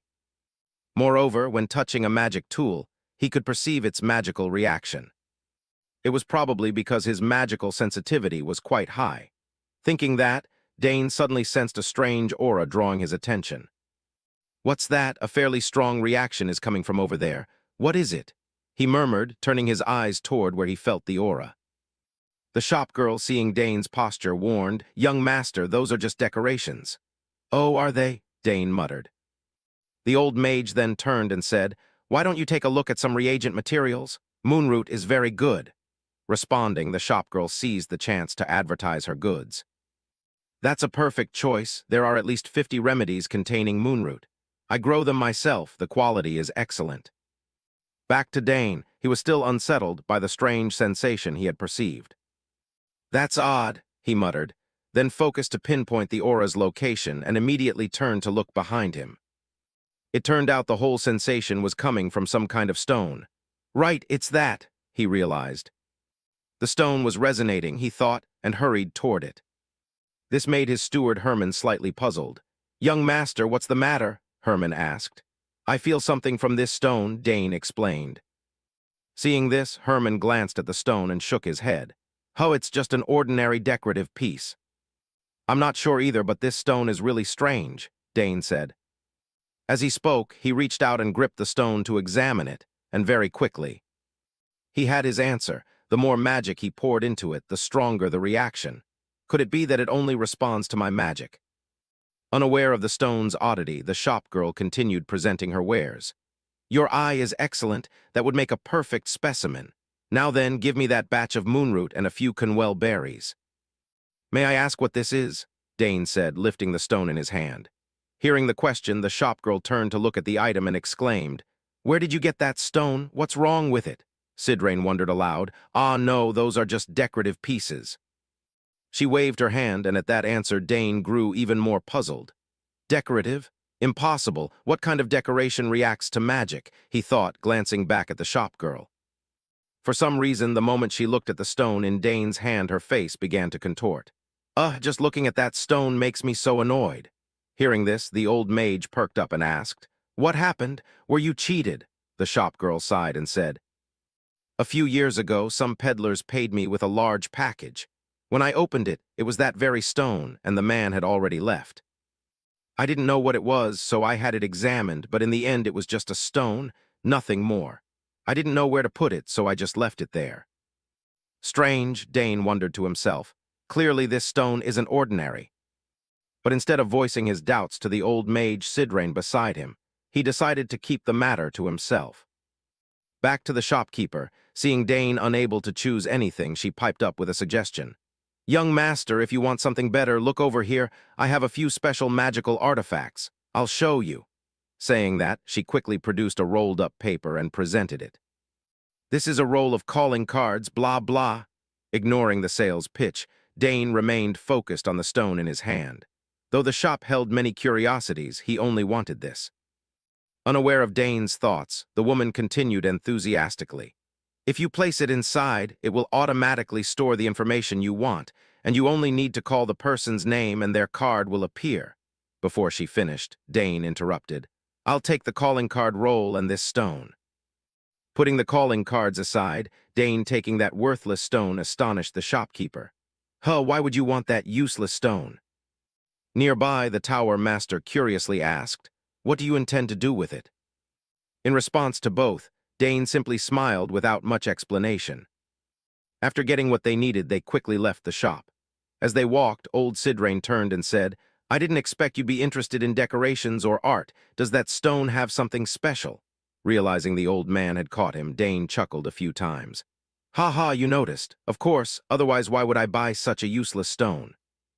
Calmly, Sidrain replied, and at this point Dane, unable to hide it any longer, let slip a bit of information. "Exactly, this stone isn't just a decoration. It can react to my magic." Hearing the boy, Sidrain's face showed a growing interest.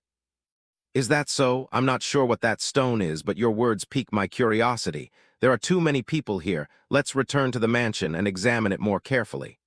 "All right," Dane nodded. The group urged their horses and rode back to the mansion quickly. Time passed swiftly until afternoon. Now the two of them were preparing to begin studying the stone. "Do you know what it is?" Dane asked. "You're underestimating my invaluable experimental instruments," Sidrain replied. "With them we'll learn what it is even if a mage examined it and said it was nothing special." Hearing him, the old man's gaze carried some disdain. "HMPH, whatever anyone says, it can't compare to my devices. I've spent all my money on this advanced equipment. It can analyze anything you place on it," Sidrain said, as he looked at the magical instrument he had brought out from pocket space. Seeing his confident assertion, a spark of expectation appeared in Dane's eyes. "Great, let's test it right away." "All right, I'm rather eager too. Just place the stone on here." "Then channel your magic into it," the tower master said as he placed the piece of stone onto the star-shaped sigil. And as soon as he infused mana into it, the hidden magic arrays within the device activated and began to analyze the item. "There's something truly special, finally something to be proud of," the old man thought with a smile. Very quickly, countless streams of energy shot out from inside the star sigil. Looking at the ancient script within the streams of energy, Dane exclaimed, "It's a magical code." With his knowledge, Sidrain also noticed the anomaly and pointed out, "That's right, but it's not an ordinary spell." Watching the extremely complex magical currents weaving through the air, Dane could only stare in amazement. "Incredible! This is a spell containing rules, structure, and casting methods I've never seen. It might be as complex as a 6th or 7th tier magic." At that thought, part of the matter became clear. "So the magic hidden in the stone is what manifests the spell," Dane murmured. The old man smiled and said, "Yes, just as you said, your magic is the key that unlocks that spell. I say that because it only reacts to your magic." Back to Dane, hearing the tower master's words, curiosity stirred within him. What exactly is it? What magic is concealed inside this stone, and why does it respond only to my magic? The more he thought, the more bewildered he became. Meanwhile, the tower master wanted to attempt analyzing the spell. "The sealed magic within is somewhat unfamiliar to me, but as a former master of the magic tower, I'll give it a try." Seeing the old man personally take charge, Dane asked, "If you succeed, perhaps I can learn why my magic differs from others." "Perhaps. Let's hope it succeeds," Sidrain nodded. "Elsewhere, in Arabella's private laboratory." She was reviewing a pile of analysis reports carefully pinned to the wall and murmured, "Indeed, it's different, clearly not ordinary magic. A special trait. There's a unique characteristic in Dane's magic that even I don't possess. However, which magical field this spell belongs to did not appear in the results. Spell reagents, gateway magic, magical engineering. If it's not any of those fields, then what exactly is it? It must correspond to something," she pondered thoughtfully. Then a flash of insight struck her. That's right, there's a branch of magic that's been lost. Dane's magic might fit it. Thinking that, she hurriedly checked her stack of magic books. Where had she put them? Here they are: alchemy, spirit divination, death essence arts, and even a primitive magical code, Arabella muttered as she searched, until her hand accidentally knocked a book, sending it flying to the floor. An ancient magic tome?" she exclaimed in surprise. She brushed the dust from the book as if it hadn't been touched for ages, recalling that a magical kingdom had existed long ago and that some magics were inherited from Archana. Because it's an ancient magic from 2,000 years ago, no one knows how to use it. At that thought, Arabella laughed at herself. Ha ha, what am I saying? Ancient magic vanished 2,000 years ago. Dane's magic couldn't possibly match it. After laughing, her expression grew thoughtful again. Oh well, I've nothing to lose. She decided to try, and immediately began using her magic on the typewriter before her. Quickly, the typewriter spat out a sheet of paper with results. Something began to appear. After waiting for the machine to finish writing, Arabella quickly checked the results. What is it? Alchemy, divination, or hopefully not death essence arts, she said, frowning. Not knowing what was recorded inside, after reading just a bit, a lightning bolt struck her mind. Impossible! What the hell is this? Arabella shouted. Back with Dane's group, using his magical power, Sidrain quickly completed unsealing. At that moment, the stone suddenly began to shatter into many pieces. This made the old man's face show a bit of pleasure. The seal is broken. There's something inside. Dane frowned and said, yes. Then I'll take it out. Sidrain nodded, and next, from among the fragments of stone, the old man produced a very ordinary-looking bracelet. A silver bracelet? Dane asked in surprise. The old man widened his eyes too. After all their expectations, they were handed this scrap of junk that looked like something anyone could buy at the market. He'd hoped there'd be something special in the material, but there was nothing. This is it. Because it only reacts to your magic, you should try wearing it, Sidrain said as he casually tossed the bracelet to Dane. Seeing that, Dane took the bracelet and slowly slipped it onto his wrist, and just as they expected, the moment Dane finished fastening it, the bracelet suddenly emitted a soft blue light. The old man's expression changed. Oh, it's starting to react. Turning to Dane, who had noticed the change, he said, I can see some strange characters here. What are they? Let's see, Sidrain said, widening his eyes to inspect the tiny ant-sized characters. Do you know what they are? Dane asked curiously. Very quickly, with just a glance, the old man recognized them. These are, yes. These characters are an ancient script that no one in the world can read. Ancient script? Dane asked in confusion. They are the characters used by the ancient magical kingdom Archana, the old man replied calmly. The protagonist had heard stories of that ancient kingdom, Archana. He'd heard Arabella mention it since childhood. She said it was an era when even the smallest items were crafted with magic, but one day that era came to an end. All that remained were a few relics, passed-down stories, and this line of magical code. As for Sidrain, learning Dane was connected to the long-lost magical kingdom filled his face with excitement. Ha ha, I knew your magic was special, but I didn't expect it to be linked to an ancient magical kingdom. That must be why I could move so easily in that forest these past few days. Dane nodded in reply. That seems likely. The magic from that forest originates from Archana, the old man said with a sidelong glance, his desire to make Dane the subject of his research growing stronger. Turning back to the protagonist, after examining the bracelet and feeling it a little, he shook his head. I still don't see anything else in this bracelet. In response, the former tower master, who didn't know much more, could only offer some advice. You can investigate it slowly, but don't talk about this outside. Yes, I'll follow your instructions, Dane nodded. Then suddenly, both of them heard a strange sound, like something cracking. What was that noise? They said in unison. Don't tell me that alarm sound means a monster is attacking, Sidrain said anxiously. It's understandable, he'd been in a weakened state, but at that moment. After checking and sensing himself, Sidrain discovered he could use mana normally again without causing any harm to his body. Thanks to that, the old man regained his confidence. Ha ha, good, my body has almost fully recovered. I'll relax a bit, finally I can repay the favor. Saying that, the old man grew restless, wanting to smash something in celebration, and turned to Dane. What are you doing? Go fetch a spear or something.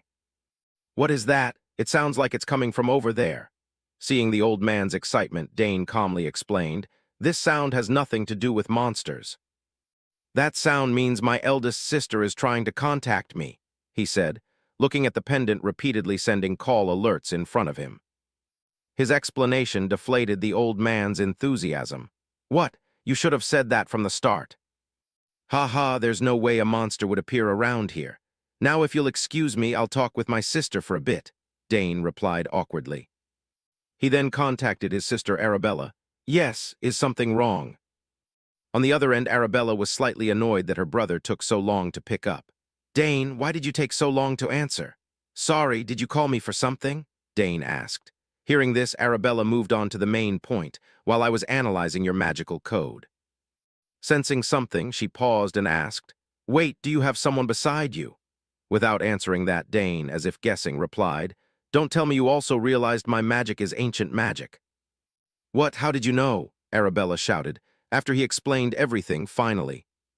Arabella understood the situation. Ah, so that's it. When you and Master Sidrain were analyzing a stone, you guessed it came from the ancient magical kingdom, and you said the stone only reacts to your magic. Yes, that's right, Dane nodded. Meanwhile, Sidrain, realizing Arabella also knew Dane's magic was ancient, clenched his teeth. She recognized that just by analyzing the boy's magic. I knew she's a genius, but she's more talented than I imagined, he thought to himself. Turning back to Arabella, once everything was clear, she asked worriedly, Does anyone else know about this? No, Dane answered. Good, Dane, listen carefully to me, she said, and Sidrain should listen too. You'd better keep this secret. If you reveal this now, you won't be able to bear the consequences, she warned. Hearing Arabella mention him, the old man cleared his throat. Miss Arabella, I've heard quite a bit about you from Dane. Oh, your Master Sidrain, I jumped straight into the matter and forgot to introduce myself. Don't worry, I'll keep this secret, she said. If this leaks, not only Dane but the entire Sagar's family will be in deep trouble, the old man declared. Indeed, you understood the gravity immediately, she said. Arabella cheerfully asked, Will this conversation be recorded? He asked. No, as soon as this call ends, it will automatically disappear. Good, no one wants stray evidence. Besides, I plan to return to the Magic Tower to investigate this matter, Sidrain added. Thank you for helping us. No, Miss Arabella, I'm doing this from the responsibility of a mage, so it's nothing. The old man waved his hand. Then, as if recalling something, he asked, I've heard you're looking for a magic tower to join, right? Have you decided which tower to enter? As for Arabella, hearing this, she understood Sidrain's intention. Not yet. However, I'm not considering the Nixian magic tower. It doesn't specialize in the field I love, she said awkwardly. Earlier, I wondered who the boy took after in his decisiveness. Seems like his sister. Sidrain thought to himself, but quickly his focus returned to Dane, so Arabella's refusal didn't disappoint him much. Ha ha, I understand. You don't have to come from our tower, Sidrain replied, and Arabella offered reassurance. I'm sure talented people will join your magic tower. Anyway, Dane, we'll discuss the details later, okay? Okay, take care. Dane nodded and quickly ended the call. After the conversation ended, the tower master nodded. Your sister has become quite talented. Hearing this, Dane felt a bit proud. Of course, she made this artifact. She said this refined crystal orb is the trend among young mages today. Turning to Sidrain and looking at the communication device in Dane's hand, he shook his head slightly. Impressive, but I don't need such a gadget. When someone reaches rank 8, communicating with others isn't what they desire. If there's something important, they can just come see me directly, right? Yes, I understand, Dane said, satisfying the old man, and he also guessed that Sidrain probably had no friends. Putting that aside, Dane quickly told his parents the story that he possessed ancient magic. "You say ancient magic, that makes me a bit worried," Arkin said. "Ha ha, don't worry, father," Dane laughed. "Nothing will happen. If anyone targets you, I'll make them pay," his uncle said in a rough voice. Beside him, Lady Lily promised, "Sounds good. Mother will silence anyone who goes after you in her own way." Seeing his parents so warlike, Dane began to break out in a cold sweat for anyone thinking of targeting him. "Ha ha, they're full of killing intent," he thought inwardly, but with both of them protecting him, he's safe. Then Arkin stroked his chin thoughtfully and said, "But if that's true, it means ancient magic is hidden in our bloodline, doesn't it?" Hearing his speculation, Lady Lily nodded. "That's a good question, and we don't know if any of our ancestors had it. I'll check on my side of the family." Hearing them, Dane felt a bit of anticipation. If both sides investigate, what might they discover? It's not crucial, but he's curious. Putting the ancient magic aside, Lady Lily looked thoughtful and turned to her son. "It seems you've already crossed more than one boundary. Dane, if you stay here, that will hinder your development. You should consider moving to the capital to live from now on." Hearing this, Dane's face became a little confused. "The capital?" he asked blankly. Uncle Arkin nodded. "Yes. You know, you must be at least 14 to enter the academy, and now you're old enough. I wanted to keep you for another year or two, but it seems there's nothing more you can learn here." Turning to Lady Lily, seeing Dane's worry, she gently took her son's hand and advised, "Dane, if you choose that, you can leave whenever you want." Hearing this, the protagonist was slightly surprised. He hadn't expected them to think that way. "Dane, you'll do well. Go and fulfill your talent as you wish," Arkin said with a smile. With his parents' encouragement, the protagonist no longer hesitated. "Yes, I understand what you mean. I'll prepare to enroll in the academy." "That's a good choice," Arkin nodded. "Good time for me to level up again," the protagonist told himself. Time passed quickly. Dane told Sidren of his intention. "Oh, is that your choice?" Sidren asked. "Yes, though sooner than I expected," Dane said. "You've made a very good choice. Staying here would only limit your talent. That would be a waste. Also, a piece of advice. Don't immediately reveal too much of your talent. Although the Academy welcomes talent, not everyone thinks that way," the old wizard said seriously. With 2 lifetimes of experience, Dane understood some of this. "Right, Arabella told me before she had to face people insulting her." Turning back to Sidren, ordinary kids won't keep up, but the Thermion family is a different story. The old man nodded, prompting Dane to recall the girl Layla. "Ah, right, come to think of it, I told her I'd visit if I went to the capital. If I don't visit her, she'll be very disappointed. Also, I should think about what weapon to make with the seal the Duke Thermion gave me earlier," Dane thought to himself. Unaware of Dane's thoughts, the old man opposite stroked his beard thoughtfully and said, "Let's see. If you enter the academy in 3 months, you should depart from here after 2 months." Hearing this, Dane nodded. "That seems reasonable. What about you?" At the question, the old man outlined his plans. "I intend to return to the Magic Tower. I think I have matters to attend to. You've made things less dull for me. If I find any clues about ancient magic or anything related, I'll tell you." "Really, if that's so, I'd be very grateful," Dane hurriedly said. "Then the remaining issue is your lessons. If time is short, we must speed things up. Reaching rank 3 is hard. The second rank is nothing compared to the third. Yes, I'll study very hard. And I've prepared a gift for you." "A gift?" Sidren's voice held a note of surprise. Dane produced a small wooden box from his personal space, placed it before him, and nodded. "Yes, my sister sent this to me via teleportation magic yesterday." It was a newly made item. By both their looks, inside the box was some small stone. "It's a new refined crystal orb not yet on the market. Arabella invented it. She likes me, so when I asked, she gave it to me." Sidren, seeing the new toy, hurriedly picked up the stone and his eyes lit up. "Oh. Quite compact and beautiful. Ah, I don't need this, but I'll kindly accept the gift you've prepared for me." "Oh, I can inscribe my rune magic into this." "Yes, so please use it to contact me." Though he claimed he didn't need it, he looked very excited. Dane silently began instructing the old man on using the modern device. "Yes, do it like this here. Ha ha, this is really simple to use," he said happily, which made Dane slightly worried. "He probably won't contact me often, will he?"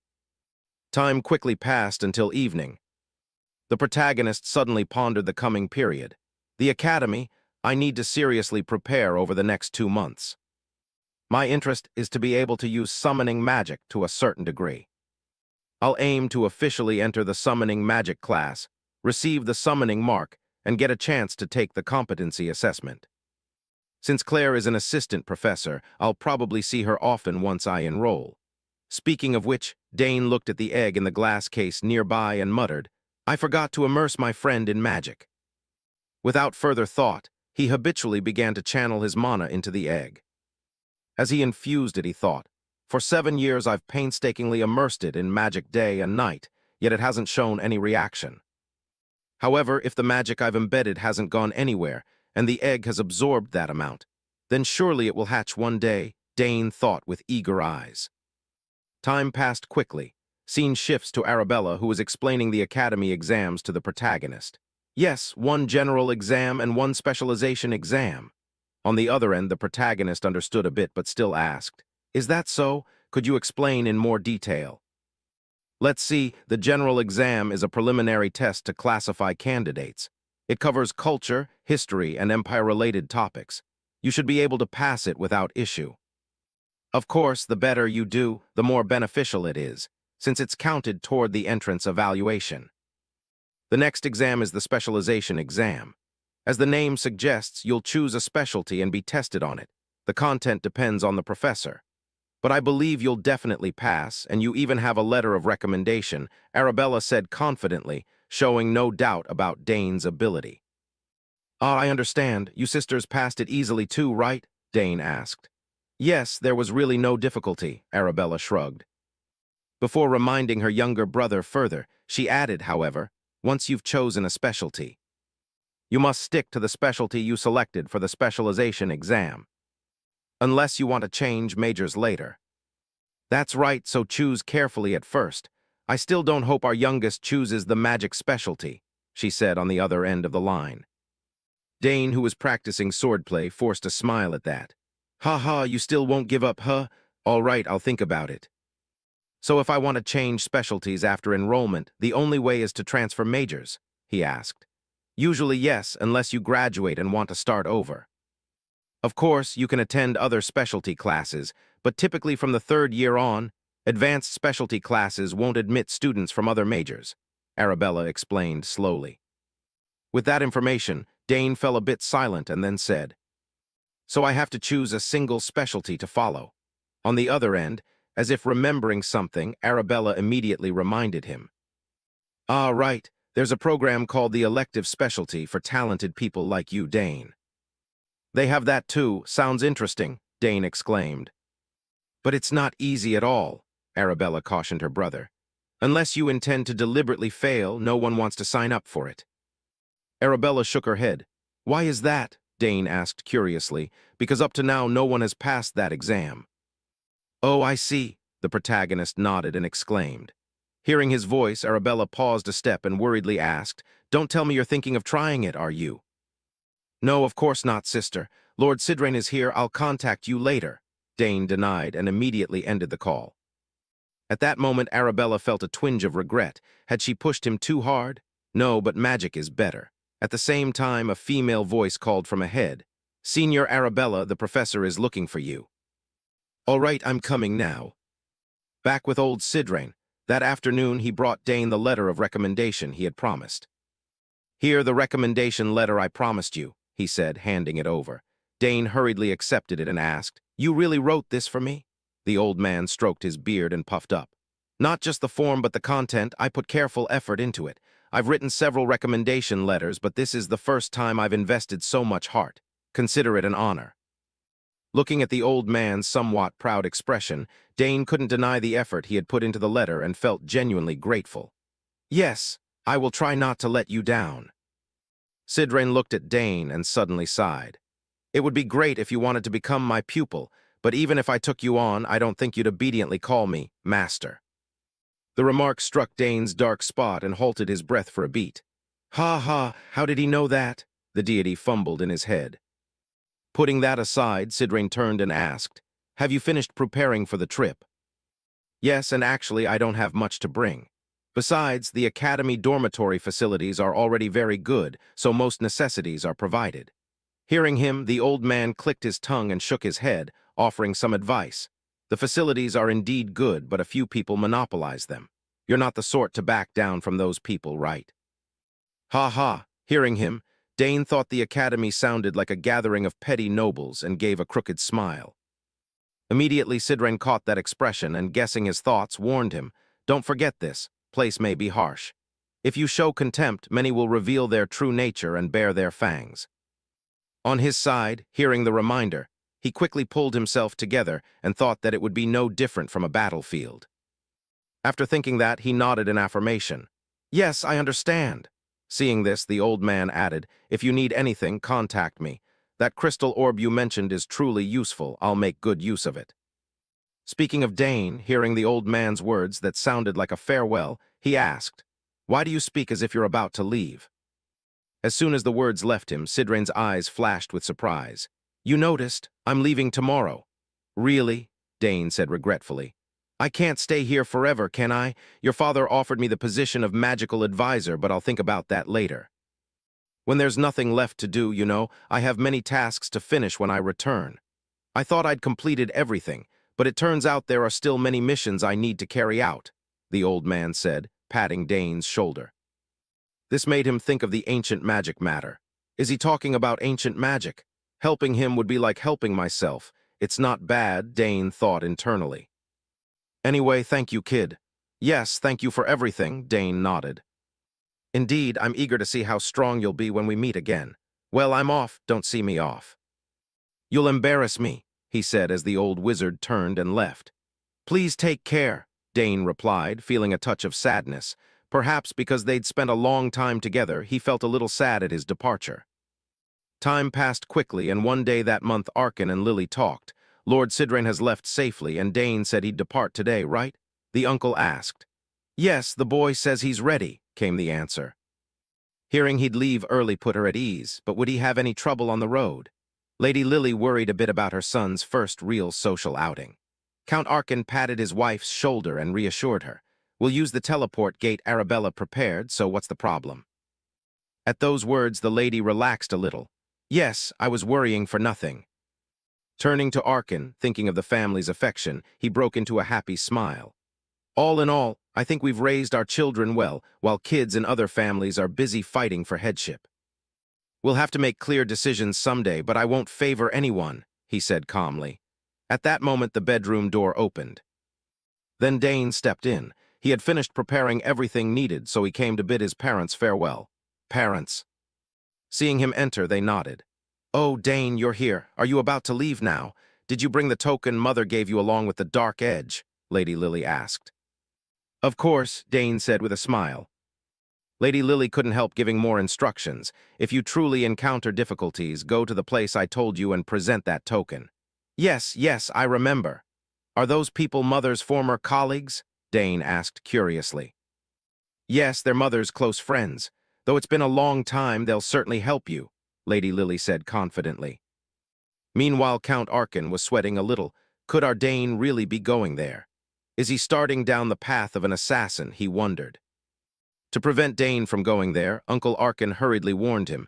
"Dane, when you arrive at the capital, seek out Duke Thermion before entering the academy. The Duke will help you." "Yes, Father," he replied.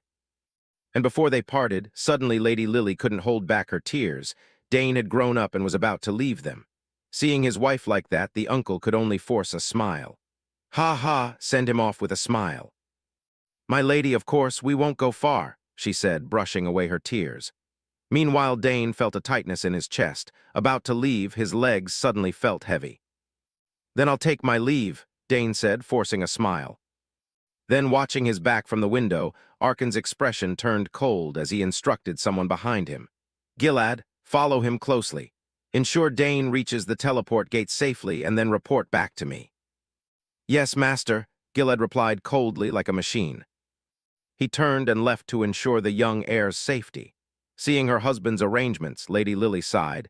"It's been a long time since I've seen such a sight." "You know what to do. Watch Dane's teleport and see if anything unusual happens." back where Dane was. For some reason, the teleport gate wasn't set up inside the family mansion, but placed in an empty lot. When the steward Herman looked at the gate, he widened his eyes.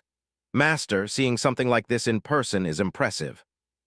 This is, indeed. This is the teleport gate our eldest sister prepared earlier, Dane said with a smile. Looking at the gate's sophistication and complexity, Dane had to salute his sister mentally. Now I understand why she spent a whole year investing in this. The steward then asked, if we enter here, will instantaneous teleportation activate? Yes, probably, Dane smiled. He recalled the time when the gate was first built. How much effort had his sister put into it? Instantaneous teleportation can't be achieved merely by rearranging runes like other spells. It requires combining the rearrangement with continuous transmission of magical energy to operate. However, the gate his sister installed was a perfect device meeting all conditions for instantaneous teleportation, Dane thought. Then before parting, Herman said sadly, Master, please take care. Yes, take care of your health, Herman, the young man said, patting Herman's shoulder as he saw the steward blink back tears. Then he slowly stepped onto the platform, inside the gate, and reflected. She said that as long as he channeled magical energy into the gate, it would activate. Thinking it, he acted. Dane began to radiate a stream of magical energy and channeled it down to his feet. Immediately, the gate emitted a faint, ethereal light. Finally, Dane's figure suddenly vanished within the layer of energy. Time quickly passed, and the scene shifted to the capital. It's unclear where Dane had been teleported to, but now he was on horseback at the city gate, looking at the bustling crowd ahead. A hint of joy showed on Dane's face. We're here, the entrance to the capital Artenia, the general said with a smile, at that moment. As if recognizing Dane's status, a knight raised his hand in salute. I've been waiting for you, young Master Dane Saugers. I am Luik Asmar, captain of the Thermion family's first knight squadron. Oh, so it's you. Dane replied as if that were expected. He didn't really know who this man was, but having the captain himself come to fetch him made him a bit uneasy. Unaware of Dane's thoughts, Captain Luik continued, From now on we'll escort you. Saying that, he turned to give instructions to his two subordinates. Ensure the route is secure. Yes, Captain, the two answered in unison. Then let's depart immediately. I appreciate it, Dane nodded. At the same time, he felt a strange thought. Actually being here felt odd. He never expected he'd set foot in the heart of the Thermion Empire he once hated, and as a promising figure at that. As they walked the road to the castle, Dane heard countless market cries. Hurry up, cheap, triple frozen by magic, only 1 silver coin, hearing these sounds. Dane couldn't help but enjoy looking around at everyone and silently chuckled inwardly, so many oddities. He hadn't expected the capital to be this bustling, just as he thought that. Captain Luik turned back and reminded him, There is the Thermion family estate. We've arrived. Hearing this, Dane looked ahead and was awed by its scale. The estate was magnificent. He couldn't help exclaiming as before him loomed a vast architectural complex. However, there wasn't much time to take it in when suddenly he felt as if someone were watching him from behind. Something strange. It felt like someone was following him. Could it be just imagination? Dane told himself inwardly. Putting that aside, following the knights, Dane soon reached the main gate where servants stood solemnly on both sides to welcome him. Welcome, young Master Dane Saugers. Hearing this, Dane turned and nodded in greeting. Thank you for the reception, he said. And he praised the group. Your formation is very orderly. The etiquette and ceremonies felt natural and strong, very different from the south, he thought. He then stepped forward to face his uncle, Duke Bout. The man he had last seen in childhood stood before him. Dane followed proper manners, dropping to one knee to salute. Dane Saugers requests an audience with Duke Thermion. In response, his uncle smiled broadly and nodded. Yes, it's been a long time. Dane, how have you been lately? The journey must have been hard. Come inside and rest. Saying that, his uncle hurriedly led him into the house. He took a moment to study Dane's current appearance and exclaimed, Oh, just a glance shows you're completely different from 7 years ago. Among kids your age, no, even compared to those a year or two older, few could match you. Arkan must be proud. Saying this, his uncle gave Dane a congratulatory pat on the shoulder. Dane politely replied, "You flatter me." Upon hearing that, Bout added, "Though you can't compare to Bitch Jiang, rest comfortably while preparing for the academy entrance exam. I'll arrange a personal servant for you, so tell me if you need anything." Turning back to Dane, grateful for his uncle's thorough arrangements, he thanked him and then asked about Layla. "Yes, of course. By the way, how is Layla these days?" "Of course she's well, but are you quarreling with Layla?" his uncle asked with a laugh, leaving Dane puzzled. "Excuse me, what do you mean?" he asked, his voice full of confusion. Bout sighed heavily as he thought of his daughter's recent expression and shared. "Lately, whenever I mention you, she seems unhappy. Perhaps it's partly due to pressure from the entrance exam, but Layla will easily get through it," he chuckled, increasingly puzzled about the real cause of her irritation. In reply, Dane said he would meet Layla in person to ask her, though inwardly he speculated whether it was simply because she'd reached puberty. Across from him, Bout agreed that it might be easier for the young people to talk it out themselves, nodding. "All right, we'll discuss this later." He warned him not to be too harsh with her. Soon enough he'd understand. "Now go to your room and rest. A servant will show you the way." Soon a servant arrived and escorted Dane to his room. Before leaving, he bowed and said, "I hope you rest comfortably." "All right, thank you," Dane nodded, and waited until the door had fully closed. The protagonist surveyed his room and murmured, "I'll stay here about a week to prepare for the entrance exam. This guest room seems a bit too luxurious, doesn't it? First I'll unpack, then I'll find the training grounds," he said, casually tossing his satchel aside. But before he could rearrange his things, a figure with pink hair stepped out from inside the wardrobe and spoke. "I'll take you to the training grounds." "Dane, why are you only arriving now? I've been waiting for you a long time." Hearing that familiar voice, Dane eagerly turned around and replied cheerfully, "Layla, long time no see, how have you been?" Contrary to Dane's cheerful tone, Layla seemed irritated for some reason, just as his uncle had said. "I'm fine, more than fine, but don't you have anything to say to me?" she demanded, striding toward him as if to confront him, causing Dane to step back a few paces, startled by her angry manner. "Huh, what do you mean?" Dane stammered. "Why didn't you write to me?" Layla shouted, and only then did Dane finally realize why his friend was so upset. His eyes showed guilt as he explained, "I meant to reply but forgot, sorry." "Is an apology enough?" Layla retorted loudly. This twisted the protagonist's face as he tried to explain further. "I came here in person, and with all the preparations for leaving the family, I wasn't in the right state of mind. Forgive me this time." Layla puffed out her cheeks, turned her face away, and refused to look at him, making it clear she was very angry. With no other choice, Dane gritted his teeth and asked, "What can I do to apologize? I'll do whatever you say." Hearing this, Layla finally looked at him and asked, "Really?" Dane reminded himself he had to get out of this situation for now, but what should he do? He wondered, then asked aloud. "So what should I do for you?" he asked. Layla immediately proposed excitedly, "All right, how about a light match?" "A match?" Dane asked, puzzled. "Yes, fight me," Layla repeated cheerfully. Though puzzled by the request, Dane gladly accepted. "All right, let's see."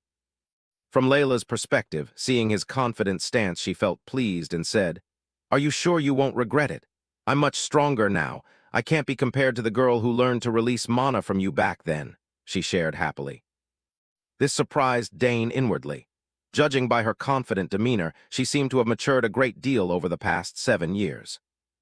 Thinking of that as if remembering something, Dane asked again, "Now that you mention it, you wrote in your last letter that you won some contest."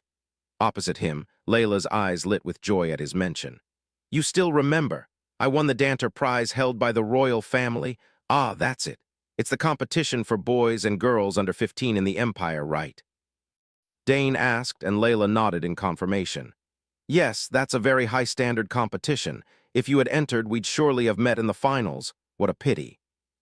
Hearing this, Dane seemed a bit excited and replied, "That regret can be resolved now." But Layla, for some reason, looked worried at that point.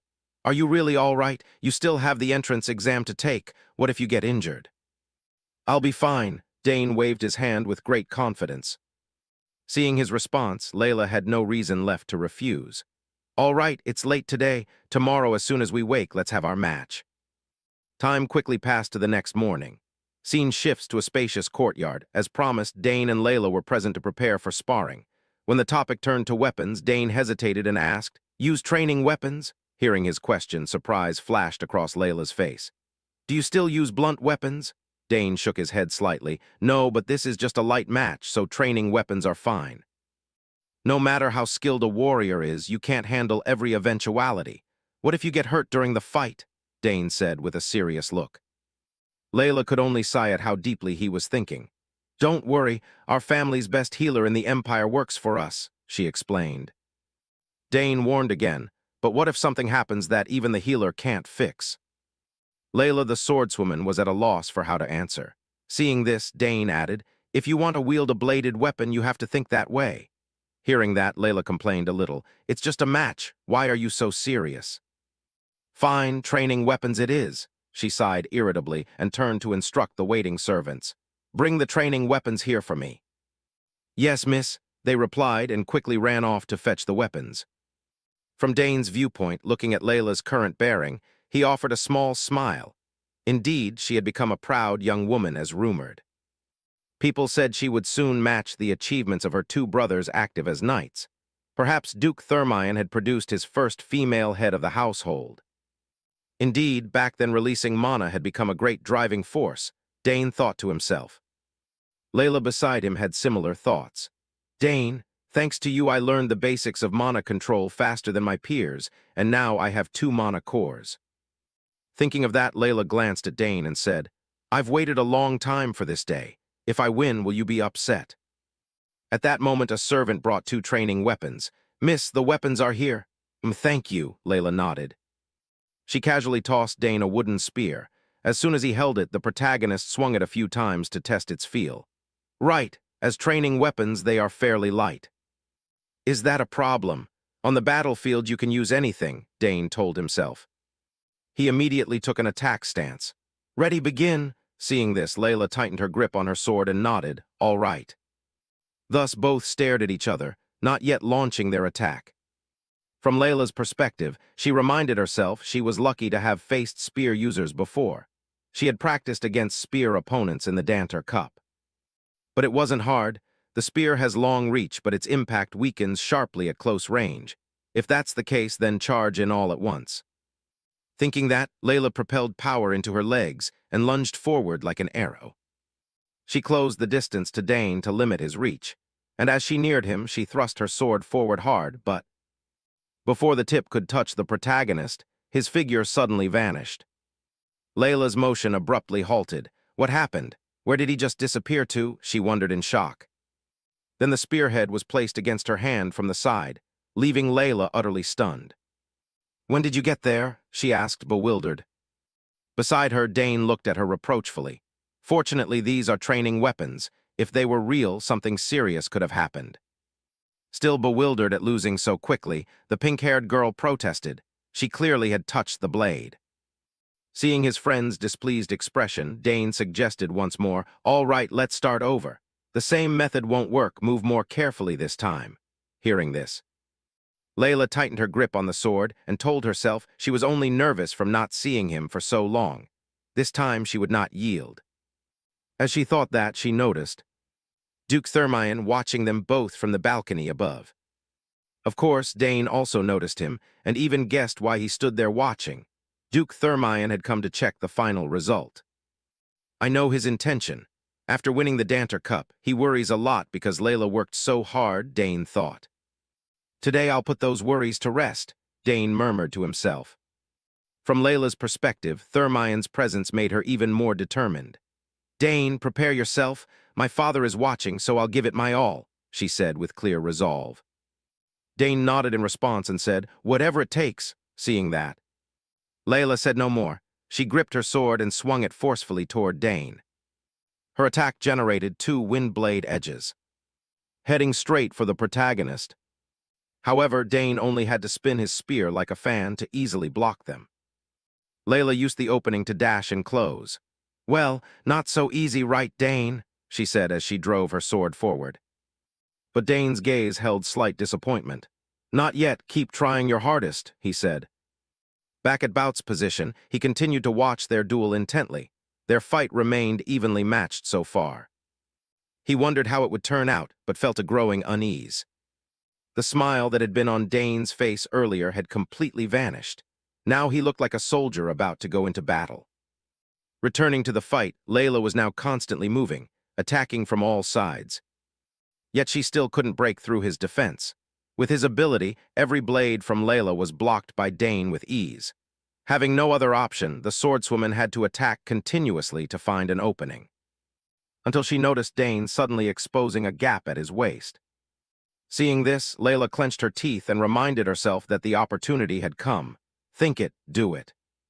She didn't hesitate and thrust her sword toward that spot, not knowing that all of this had been part of the protagonist's calculation. The moment her sword thrust forward, Dane slammed his spear hard into her wrist, causing the sword to fly from her hand and clatter to the ground. "Looks like I win this time," Dane said calmly. At the same time, Uncle Bout saw the result and asked the knight behind him, "Lost again. What do you think, Luik? Will this humble her a bit?" Hearing the question, the knight captain wiped a bead of sweat and sighed. "So you knew about this too?" Bout's gaze never left his daughter. "Of course I know. She showed signs even before the Danter Cup, and after winning the championship it became fully apparent. I plan to speak to her seriously, but I think it's better if she realizes it herself." Behind them, Luik agreed, saying it was a very wise decision. Then Uncle Bout looked at the protagonist and asked quietly, "Tell me, how many monochores does that boy have?" Luik watched Dane fighting below and guessed, "At least 3 cores."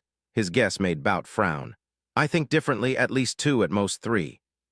He muttered this, prompting the knight captain to stroke his chin curiously and ask, "Why do you think that?" Bout looked ahead and explained, "Look closely. Although his spear speed overwhelms Layla, it's not raw speed.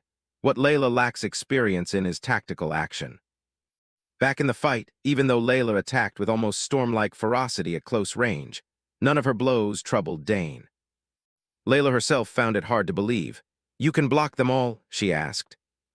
Dane confidently affirmed to her, "I can see all your moves." At Bout's position, a hint of memory flickered across his eyes. Layla's greatest growth came after the southern inspection 7 years ago, after meeting Dane, and perhaps this time was similar. Behind them, Luik, having observed Dane's ability, praised freely. "It's quite interesting. The lady won the Danter Cup but didn't use her full strength. Clearly Count Saugers trained him harshly." Hearing this, Uncle Bout nearly laughed out loud.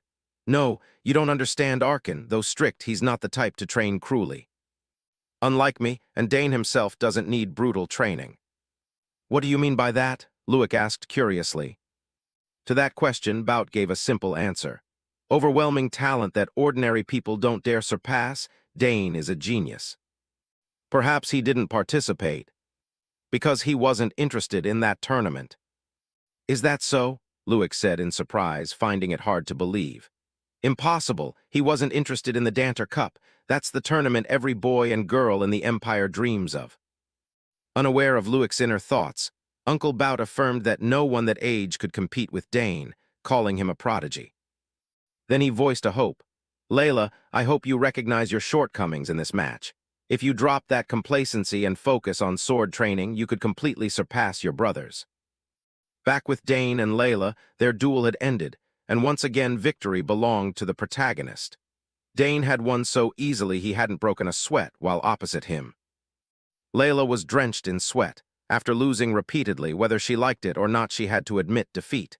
Indeed, Dane, there was no way she could beat him. He was a prodigy, and she hadn't realized the gap between them was so wide, Layla thought bitterly. Meanwhile, the protagonist retracted his spear and suggested they stop the sparring. "You're tired. Let's end it here." "All right, you win," Layla conceded. Dane narrowed his eyes slightly and reflected that Duke Thermion's wish had been fulfilled. The Duke must have sensed that he was not number 1. Thinking that, after teaching the swordswoman a lesson about who the true genius was, Dane turned to leave. At that moment, Layla glared and shouted, "How on earth did you train like that?" In response, Dane coldly replied with 2 words, "Hard work." But that answer didn't satisfy Layla. She shot back, "Who isn't hardworking?" Ahead, Dane paused for a beat and murmured, "Then just work harder. I'll be going now." His words left Layla momentarily stunned. She then shouted defiantly, "Next time you won't win." "Fine, I'll wait," Dane replied calmly and walked on. Following his retreating back, the swordswoman's thoughts returned to her memories. She began to recall childhood memories. He was the only child she admired. He was also the one she wanted to surpass. Given guidance and time, she wanted to prove she was no longer a little girl. But why did he keep pulling further ahead? Thinking this, Layla involuntarily clenched her palm and murmured in a voice only she could hear, "Just wait. Next time I'll definitely win." Time passed quickly. Very soon the day of the examination arrived, as talents from across the empire poured in to participate in the entrance exam. Including their families and retinues, thousands gathered in the capital. The number of candidates admitted to the Royal Academy this time was about 6,000 people. Simply paying the exam fee alone was not enough to qualify for applications separately. But 2/3 of them did not pass the first exam. Now, after the first preliminary exam concluded, more than 2,000 people were preparing for the second specialized test. Cut to an office somewhere inside the Royal Academy grounds. At this time, the Academy professors were also meeting together when a voice suddenly spoke. 2,000 passed the first exam? That's a bit more than usual. It seems quite lively. At that moment, a professor wearing purple also asked everyone, "How many will pass this time?" In response, the blonde girl voiced her guess, "At most 200, right?" From another side, a question was raised. "What about the children in this entrance exam? Some of them are potential talents," someone replied. "Haven't they finished tallying the first exam yet?" Professor DeNavo, head of the magic department, spoke up. Explaining this, Professor Ingrid, head of the arts department, also complained. "They're still tallying who will get the highest score?" she asked curiously. However, the other professors already had their guesses in mind. The swordsmanship top scorer must be the Duke Thermion's daughter, right? Yes, she's the one who won the Danter Cup tournament. That final was wonderful. Duke Thermion has raised his child well. It seems the swordsmanship top scorer is someone to look forward to, said Professor Delfinso, head of summoning, with an expression full of anticipation. Head of the swordsmanship department, Esterand, also affirmed to her in an extremely confident tone. What is there to look forward to? It's almost certain. Indeed, since there is no rival, another person nodded in agreement, causing the others at the meeting to admire Esterand. After all, the sword department had secured a talent. "When will we ever get a talent like that?" they said.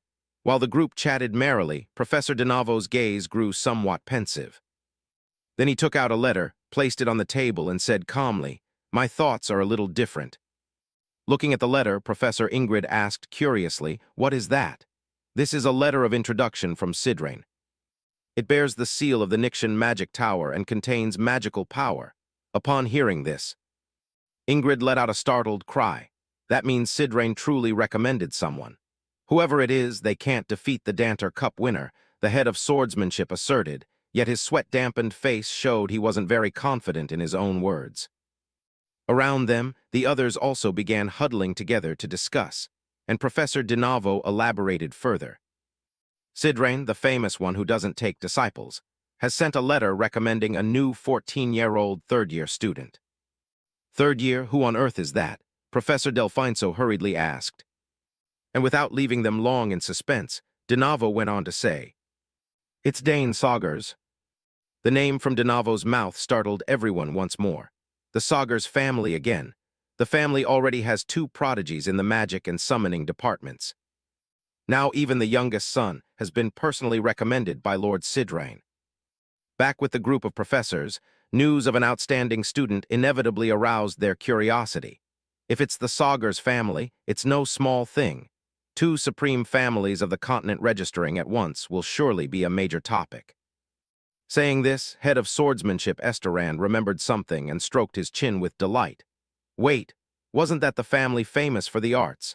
If the letter of introduction comes from a mage, it seems the Saugers family may now become renowned for magic. As for Professor Ingrid, she couldn't help but feel regretful. "Oh, I was sure he'd enter the arts department."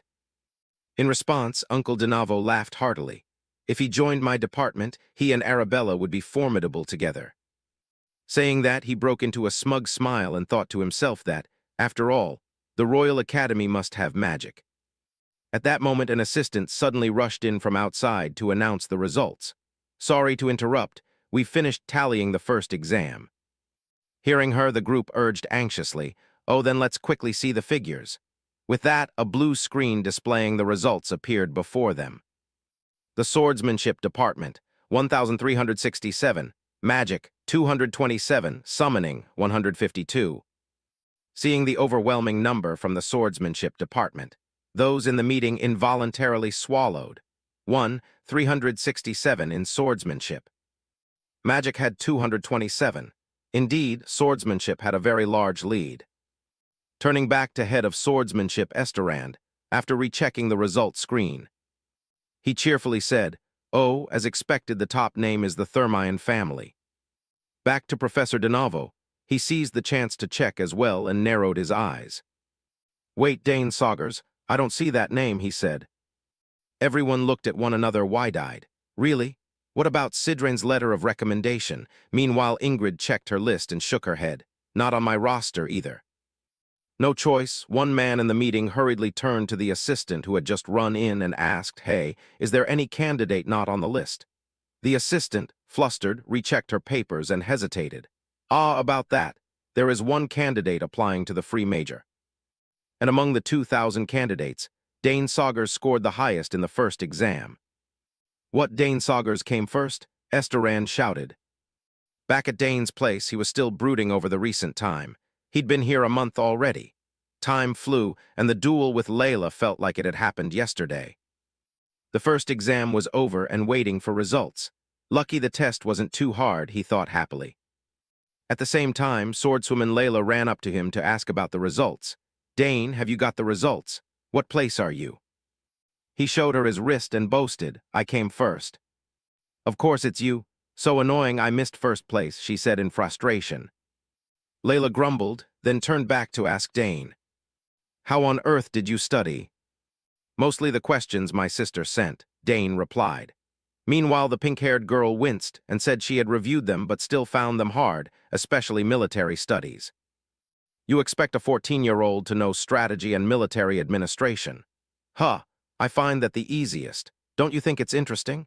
Dane asked in surprise, mainly because he had the advantage of learning it directly in his previous life. Layla, seeing Dane like a weirdo for liking such a subject, gave him an alien look. What? Are you even normal? Not just military studies, but also fine arts, music, even the history of the Drenic Empire. She exclaimed. Dane curled his lip arrogantly. That's my specialty. Saying that, he remembered his victories in his past life, many things he had unconsciously gained while rolling on the battlefield. He thought to himself. Putting that aside, Layla asked again, so where are you taking the second exam? There are 3 locations in total, right? Dane answered. The moment he mentioned that, Layla guessed which major Dane intended to take and was astonished. 3 locations. Are you really applying for the free major? Be honest, what else is there besides the magic and summoning departments? She asked with a sidelong glance. Dane merely grinned to himself and refused to reveal anything. I'll tell you later. Why would you choose the omnibus major? No matter how I think about it, I can't understand, Layla shouted. Dane replied that he simply wanted to study that major, which only made Layla's scalp tingle as she warned Dane that major has a very low acceptance rate. In response, Dane explained his reason for choosing the difficult major. I heard that if you study the omnibus major, you can attend any class you want. You don't even need to choose a specialization until graduation. All subjects can be taken with the same specialized instructor. No need for Dane to spell it out. Layla already understood perfectly. Who doesn't know that? Aren't you deliberately registering for that major because you don't want to be in the same classes as me? She demanded loudly. How could that be? Dane replied, shaking his head. So you really think you can pass that major? Besides spearcraft techniques and summoning, what else do you think you can do? Tell me, Layla growled like an angry lioness. This left Dane slightly flustered, unsure whether he should truly lay all his talents bare for her to see. Time passed quickly. Cut to a meeting of Professors DeNavo, Ingrid, and Delphine. They sat together to discuss issues related to Dane's exam. We're finally all here. The omnibus major exam requires passing 3 rounds. There's no other choice. It seems he must take the exam. Spearcraft techniques and core summoning with ritual circles oppose each other. It's almost impossible to pass both. What is he thinking? Although some initially passed 2 rounds, most couldn't get through the final one, right? Delfinso said, glancing between her colleagues. Professor DeNavo nodded. That's right. It's best to choose one of the two, spearcraft or summoning. Isn't it enough to register for just one? Hearing this, the 2 female professors sighed. The omnibus major was established 200 years ago, but almost no one has ever passed it. Because back then it wasn't as difficult as it is now. Hundreds of years ago, unlike now, the academy desperately needed talent. That period was an age of conquests, so every talent had to be utilized. If someone had talent, they were trained first. It's not like that anymore, so standards have risen. Candidates now must be the very best. Hearing this, Professor Ingrid curiously complained. If so, why keep the major at all? No one applies and no one passes. Why not just abolish it? Explaining this, Professor DeNavo shook his head. It's symbolic. It's a symbol reserved for the Empire's most outstanding talents. At this explanation, Professor Delfinso nodded in agreement. Yes, it's important, even if the major has faded and only the name remains. At the same time, DeNavo produced some materials and noted, I've researched it and found only 2 people passed in the last 100 years. One dropped out and one became a former emperor. Upon hearing this, Professor Ingrid's face broke into a sweat, worrying for Dane. That means if you're not a genius, you have no chance at all. In response, Professor Delfinso quietly nodded. If he's the youngest son of war hero Arkensagers. I'm rather intrigued. This isn't an ordinary family. Who knows, he could just be an arrogant child, Ingrid shrugged. If it were our decision, he might get in, but professors hold certain positions and we can't be careless. Let's see how this plays out. Are you confident enough to challenge this symbol? The group murmured. Time passed quickly. The scene shifted to the second examination hall, where all 3 professors were present to test Dane. Standing before them, the protagonist calmly introduced himself. I am Dane Sagers, applying to the omnibus major of the Royal Academy. Hearing this, Professor DeNavo nodded and asked, Do you understand what applying to this major entails? Of course, I heard you must pass all 3 rounds to be accepted. Dane bowed his head and said. Then, as if to give him another chance, Professor Ingrid spoke. You say your name is Dane, correct? It's not too late yet. I have great respect for Count Sagers. He is the finest in the Empire. I don't want to see that man's son eliminated. Before she could finish, Dane opposite interrupted. Thank you for the advice, but I'm here to do my best, his voice filled with resolve. This put an end to any thoughts of dissuasion. Indeed, if he were the sort to give up at a few words, he wouldn't have registered for this major in the first place. With that, Professor DeNavo had no choice but to start outlining the rules. Very well. Since that's settled, there's no alternative. The exam consists of 3 distinct rounds depending on the specialization you chose. Fail any round and you're eliminated immediately. Even a cow could understand those rules, let alone Dane. I understand, he said, nodding. Hearing this, Professor DeNavo looked to Professor Delfinso and continued.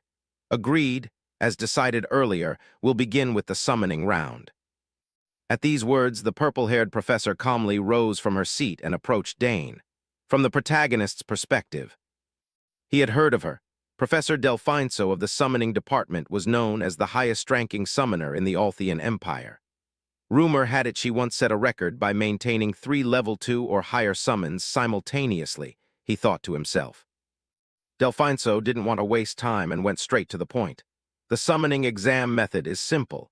Impress me by any means related to summoning. Upon hearing her, the protagonist showed no great surprise. As expected, this was a free-form challenge with no specific standards or format. Thinking that, Dane then asked, could you summon a creature for me? A summoned creature, Delfinso queried as if unsure of Dane's meaning. Yes, any kind, Dane nodded once more. At that remark, the 2 observing professors nearly fell backward. What did he just say? A candidate asking the professor to perform the summoning, Ingrid exclaimed, stunned. Meanwhile, Professor DeNavo broke into a sweat as he guessed Dane's intent. What does he have in mind? Because there's no fixed format, I think this could be explained theoretically. By the way, he wants to see a summoned creature in person. Turning back to Professor Delfinso, after a few seconds of thoughtful pause. Though uncertain of Dane's motive, she nodded and agreed to his request. Fine, bold, but interesting. I know this isn't ordinary at all. So I'll keep my eyes wide open to see what happens. Having said that, she began to mutter incantations, and under her chanting bands of luminous energy swirled around. Eventually they coalesced together and formed a spatial gateway high in the sky. The moment it appeared, a strong gust blew through, knocking some nearby observers to the ground.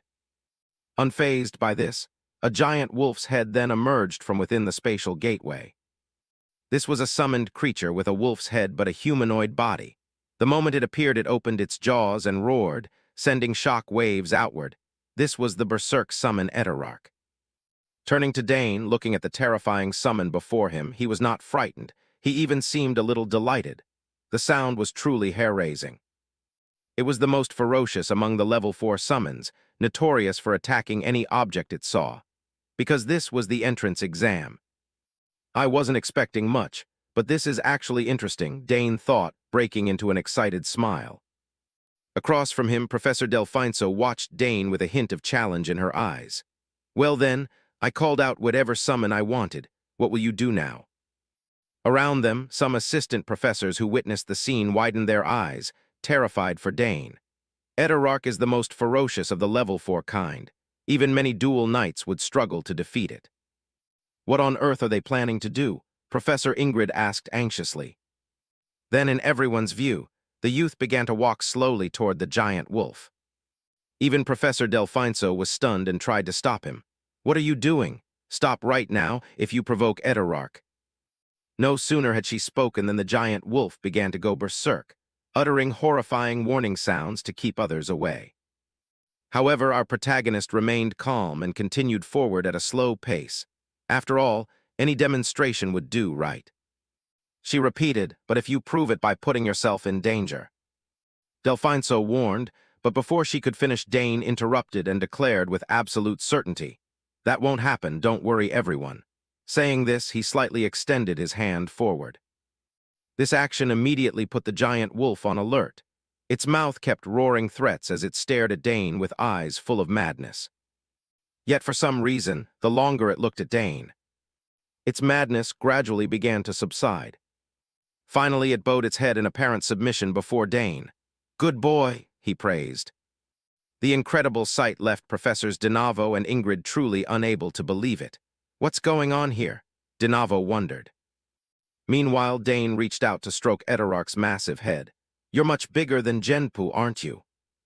As for Professor Delfinso, who had summoned the monster, she knew it better than anyone and found it even harder to believe.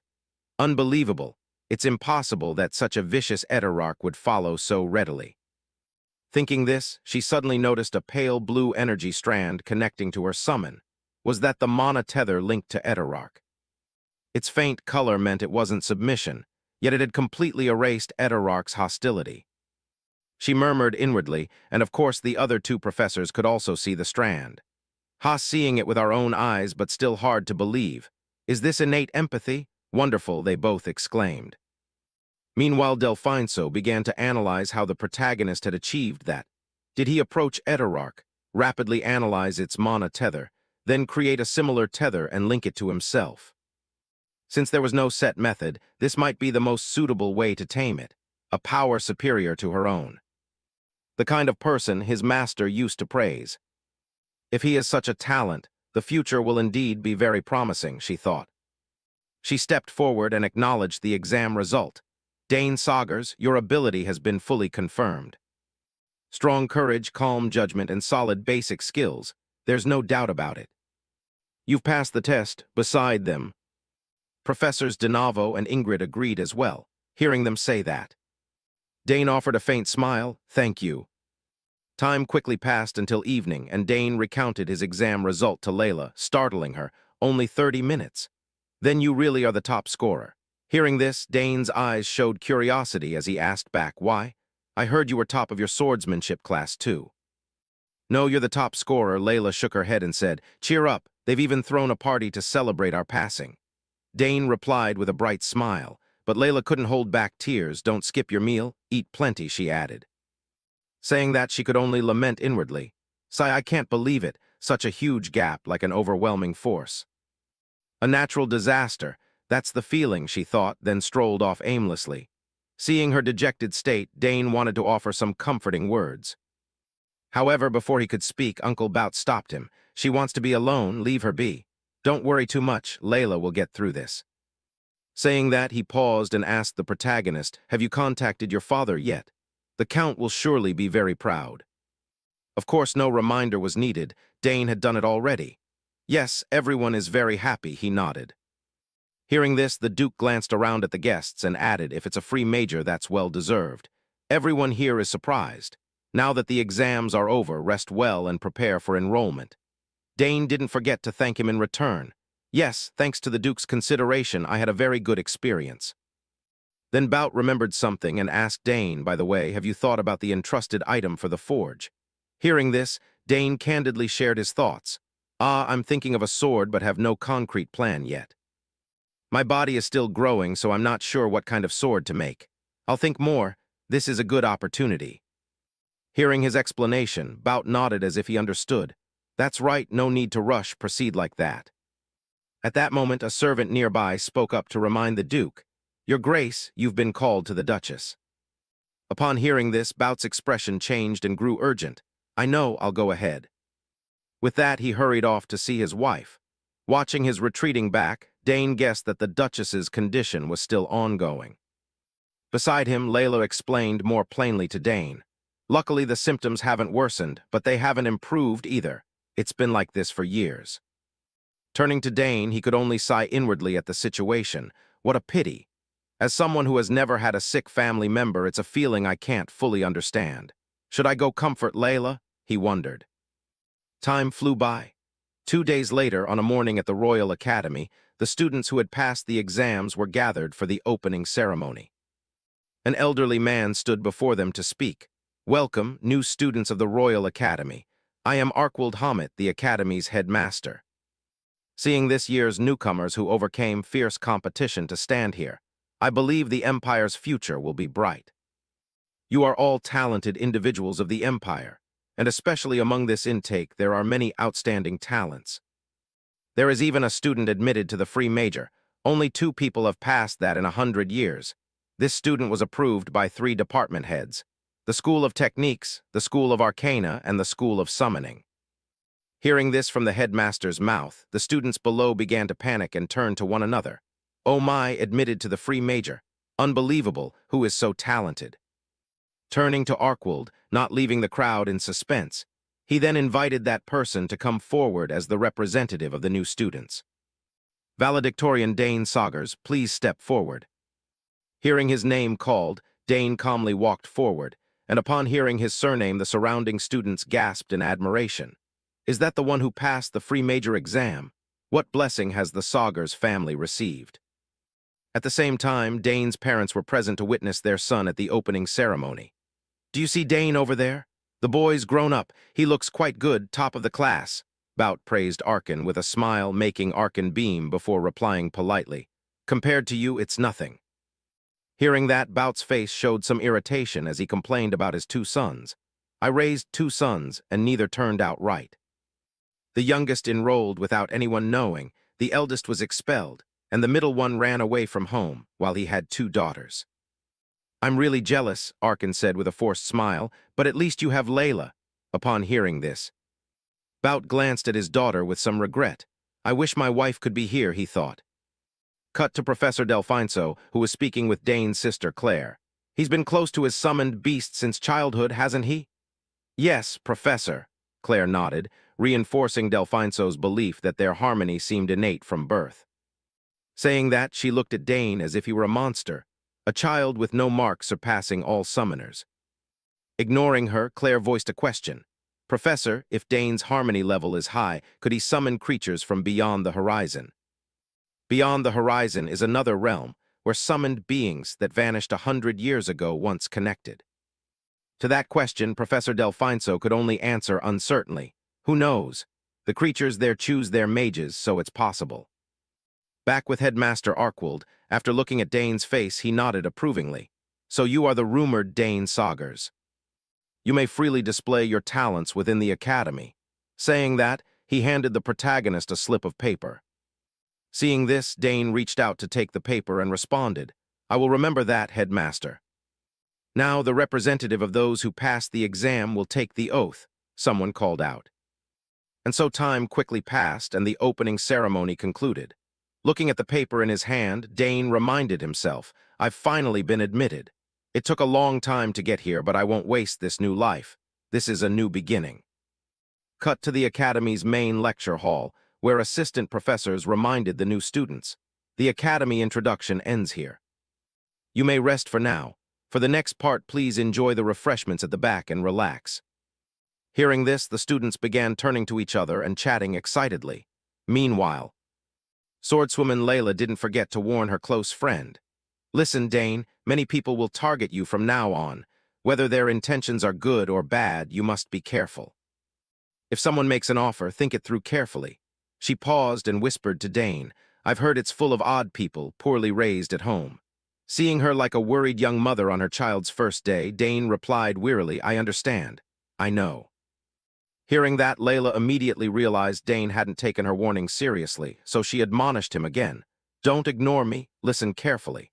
At the same time, the upperclassmen began smiling as they rushed inside to recruit the new students to their clubs. Ha ha, we've got fresh recruits.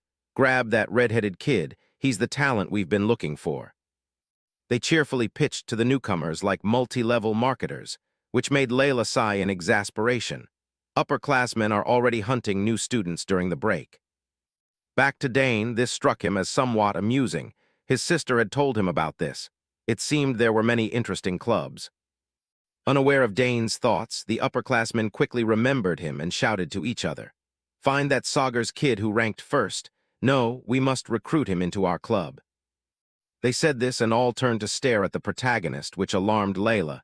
Dane, everyone's targeting you. What do we do? First, let's get out of here. With that, the swordswoman grabbed the protagonist's wrist and pulled him to run, but the upperclassmen weren't about to let them go easily. Dane Saugers joined the bodybuilding club to cultivate and train the perfect physique, an enthusiastic burly upperclassman called. Off to one side, a blonde upperclassman eagerly added, Hey, rookie, what do you think about the Cartography Research Club? Join now and you'll access entirely new maps. Our Astrology Research Club gathers only outstanding talents, another pitched. There, it's the heir of the Thermion family. We can't let our precious lady slip away, they yelled as they chased after the two like zombies after fresh meat. Layla, horrified by their zeal, shouted, I'm not joining, I won't join.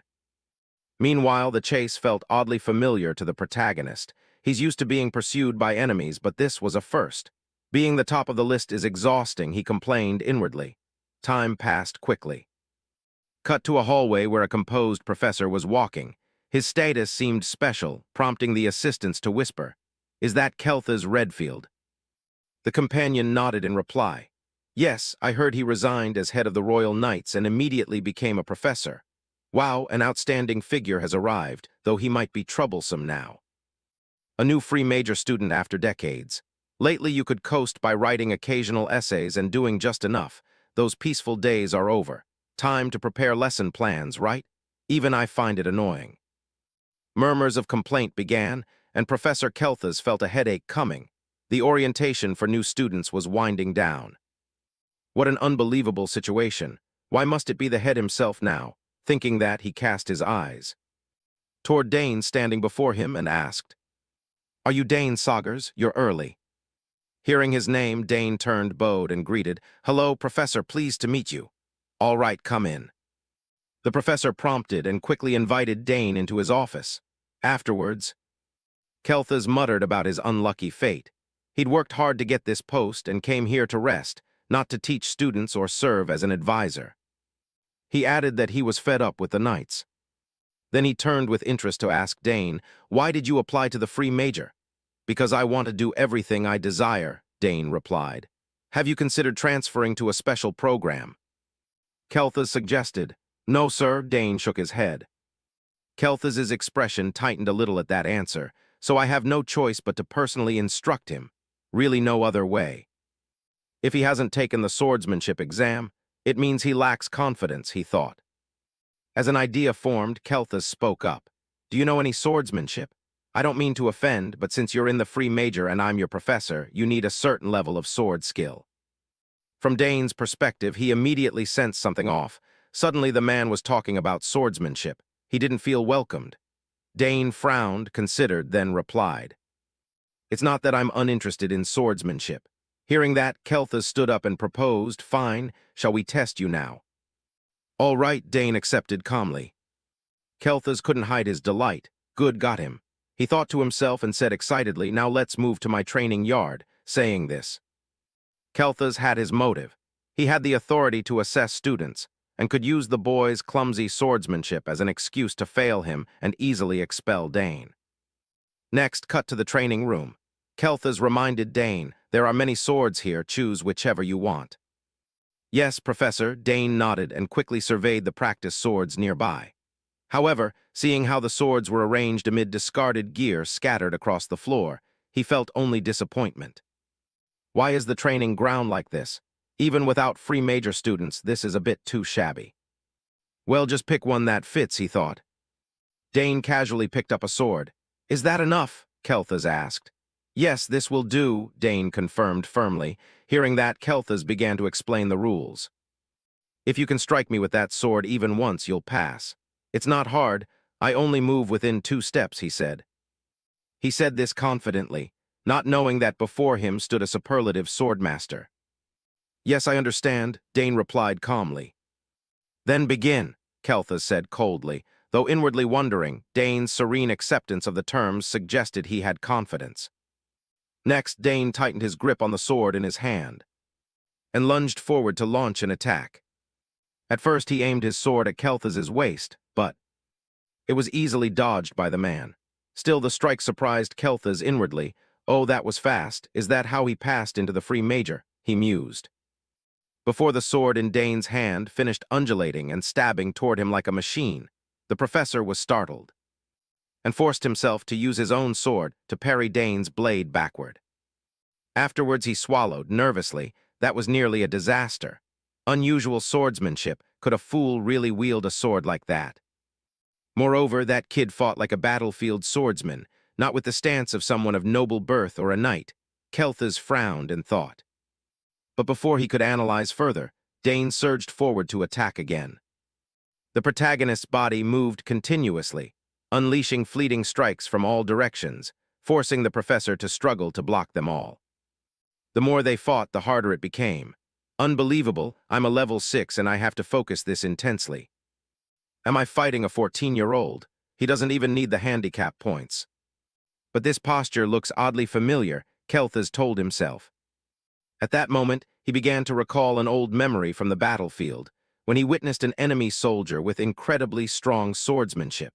Surprising that the Drenic Empire had such brave fighters. However, that person bore no banners or knightly insignia. Who could he have been? Returning to the present.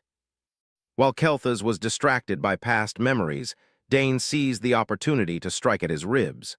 Of course, Dane stopped his blade the moment it touched the professor's body, which marked the end of the test. Seeing Dane's sword touch his body, Kelthas chastised himself. Damn it, why was I thinking about something else? Back to Dane. Seeing he'd won, he broke into a satisfied smile. He sheathed his sword and said, Professor, I believe I've met the requirement. Hearing him, Kelthas, though a bit unwilling, had to admit through gritted teeth, You passed. He looked at Dane with great caution. This kid is a prodigy, a special prodigy. Despite the handicap, he's not inferior to me. You've reached level 6. Now I understand why he wasn't enthusiastic about the swordsmanship exam, he thought, after learning Dane possessed such great sword talent. His curiosity got the better of him, and he asked, With that ability, why didn't you apply to the sword arts department? Because I thought my family would be upset, Dane answered, and that reply slightly startled Kelthas. Very quickly, remembering Dane's background, he understood. Dane's father is a master of theology, and his two older sisters are masters of magic and summoning. Could he be choosing all three to meet his family's expectations? Very quickly, remembering Dane's background, he understood. Dane's father is a master of theology, and his two older sisters are masters of magic and summoning. Could he be choosing all three to meet his family's expectations? It's not that he lacks confidence in swordsmanship. I was completely wrong. Turning back to Dane, unaware of the professor's thoughts, he asked, "Professor, have you confirmed everything?" His question snapped Kelthas out of his reverie, and he hurriedly nodded. "Ah, yes, all right. You may go. I'll send the notice soon." "Yes, thank you, Professor." Dane bowed and quickly left the room. Watching his retreating figure, Kelthas could only grumble about his unlucky fate for the second time. What a failure. The department heads who judged probably feel the same. My plans to get rid of him and live comfortably have gone up in smoke. After that, Dane met his sister Claire outside the campus, and she was a bit surprised that he finished the test so easily. "You really passed the exam." Strange, Professor Kelthas isn't someone who passes students easily. That professor only teaches the regular term once a year, but this time the headmaster called him in. He hates troublesome matters. Hearing that, Dane felt it a bit hard to accept and complained. So he's really someone who lives by his own rules. "Yes, that's why I was surprised." "But luckily nothing happened, Dane," Claire said with a laugh, making Dane feel a touch pleased. "Big sister may not praise you, but that's truly my Dane. I'm relieved you're safe and sound. That is one of the reasons I like my older sister." At the same time, their sister Arabella ran up from afar and called out, "Oh, Dane, I was wondering where you were. So you're with Claire." "You passed the test, didn't you?" she asked with a bright smile. At the moment the three sisters gathered, everyone nearby started whispering and gossiping. "Look, the Saugers sisters are together. I thought just Arabella and Claire were impressive, but now the youngest is even better than her sisters. What kind of family are they?" the group murmured. Next, Dane followed a guide on a tour of the dormitory area. As they walked, the guide introduced himself. "My name is Max Hauer. I'm in charge of the dorms." The dormitory is divided into 3 zones by entry scores. The highest-ranked area is called Danter Hall, named after the first emperor. "Dane, since you are the top student of the free major, you'll be in this area." The dining hall, training yard, and library are all standard, and there are also lounges and a magic screening room. In addition, there are also secret facilities. It may not happen, but depending on your scores, you could be moved out of this zone. Arabella and Claire stayed here only until graduation. Saying that, he took out a key and continued, "Here, this is your dormitory access key, Dane. We'll provide you with 2 as spares, so if you lose one, report it to me. Be careful from now on. There are many strange students here. They're not bad people, but unexpected things can happen. All right, check your room, and if you need anything, contact the logistics office." With that, Max left immediately. Dane exhaled. "Whoosh, should I go check the room?" he wondered. He quickly wandered around to look and admitted, "It's high-end, but why is it so quiet? Something's very strange. I can't feel any human breath. It's like it's evaporated. What on earth is going on?" Dane frowned and asked himself. Extremely curious about this, Dane closed his eyes and focused on diffusing his inner energy outward. "I'll try sensing the aura," he thought. Then Dane's streams of energy began to spread, flowing into every corner of the dormitory, and images slowly formed in his mind. The smell of slimy moss brushed his nose. The faint click of gears. "This is a trap," seeing that. Dane started to piece things together and smiled slightly. "So that's it. This is an initiation ceremony," he murmured, and just as he had predicted. Somewhere in the dormitory, a group of students watched him through a simulated screen. Seeing Dane standing stock, still and refusing to move, the red-haired student asked curiously, "Why isn't he moving?" He has a good intuition. Beside him, a blue-haired student complained, "Hey, Arnold, could he know all the traps already?" In response, the young man Arnold smiled, adjusted his glasses, and stated with absolute confidence, "No way, that's impossible. My Cullard family is the best hunting family for hundreds of years, so I'm very confident in my traps." This handsome student is the eldest son of Baron Cullard, Arnold Cullard, a third-year marksman. After his assertion, one student in the group grew a bit worried and asked if it might be dangerous. "Of course, Arnold isn't stupid enough to set lethal traps. I've removed anything that could seriously injure him. It's just enough to make him a laughingstock. Seeing there's no threat to life, the group grew excited and waited to see Dane embarrassed. Heh heh, this first initiation will be worth watching. That kid will be pathetic when he gets here, Arnold said mockingly. Then a worried voice asked, Are you sure that's okay? That's the Saugers family. So what? We've all gone through memorable initiations. Ha ha, wait and see, he'll be so scared he'll faint, Arnold replied nonchalantly, not worried at all. After all, teasing by kids won't usually make the elders of those great families intervene. Unlike Arnold's confident demeanor, a girl in the group frowned and warned him. But did you forget he's the valedictorian of the free major? This time might be different. His eldest and second sisters are geniuses. If he got into the free major, he's an even greater genius than both of them. The girl was Priscilla Nerial of the Nerial family, a fourth-year student in neurostudies. From Arnold's perspective, affronted by Priscilla's doubt, he glared and shouted, What did you say? You mean he won't fall for my trap? Before Priscilla could reply, the brown-haired student beside them taunted, Aren't you the one who's not confident? Don't laugh. No, that's not true, Arnold yelled. But despite his loud mouth, he was nervous inside. Adjusting his glasses, he tried to reassure himself optimistically. There's no way he'd spot my trap. I used stealth magic and greased it to hide any mechanical sounds. Just as he thought this, Dane began moving once more. The group scrambled over to watch. Hey, he's moving again, get out of the way, they shouted, jostling to find the best viewing angle. Back with Dane, the traps before him were child's play compared to those Mrs. Lily had set. With a single glance, he could detect them all, starting with the rope trap. Just a light touch and it would trigger, so I'll use a mana bullet. Thinking that, Dane gathered mana in his palm. He fired a mana bullet aimed straight at a brown pouch on the ceiling. The moment it was hit, the brown pouch exploded. The water inside poured down like a waterfall, however. After gauging the amount, Dane was a little surprised. There's less water than I expected, he told himself. Yet there was one thing Dane hadn't anticipated. Immediately after, a stone on the floor suddenly opened, and a brownish smoke shot out from inside. Duplicate, the stench was so vile Dane almost fainted on the spot. Oh my, what is that horrible smell? Such childish nonsense, he said in disgust. Coincidence? Priscilla asked skeptically. Arnold kept nodding frantically, insisting, Yes, I was a bit light-handed at first, so it was noticed. Just wait, he'll trigger the trap for sure, the bespectacled boy said through clenched teeth, pouring all his conviction into the claim. The other two nodded, temporarily trusting once more. Maybe there was a mistake. Let's trust Arnold and see, they said. Priscilla sighed inwardly, an invisible unease began to surround her. Why do I feel so unsettled? She murmured. Meanwhile, as Dane continued down the corridor, he quickly found the second trap and muttered in disappointment.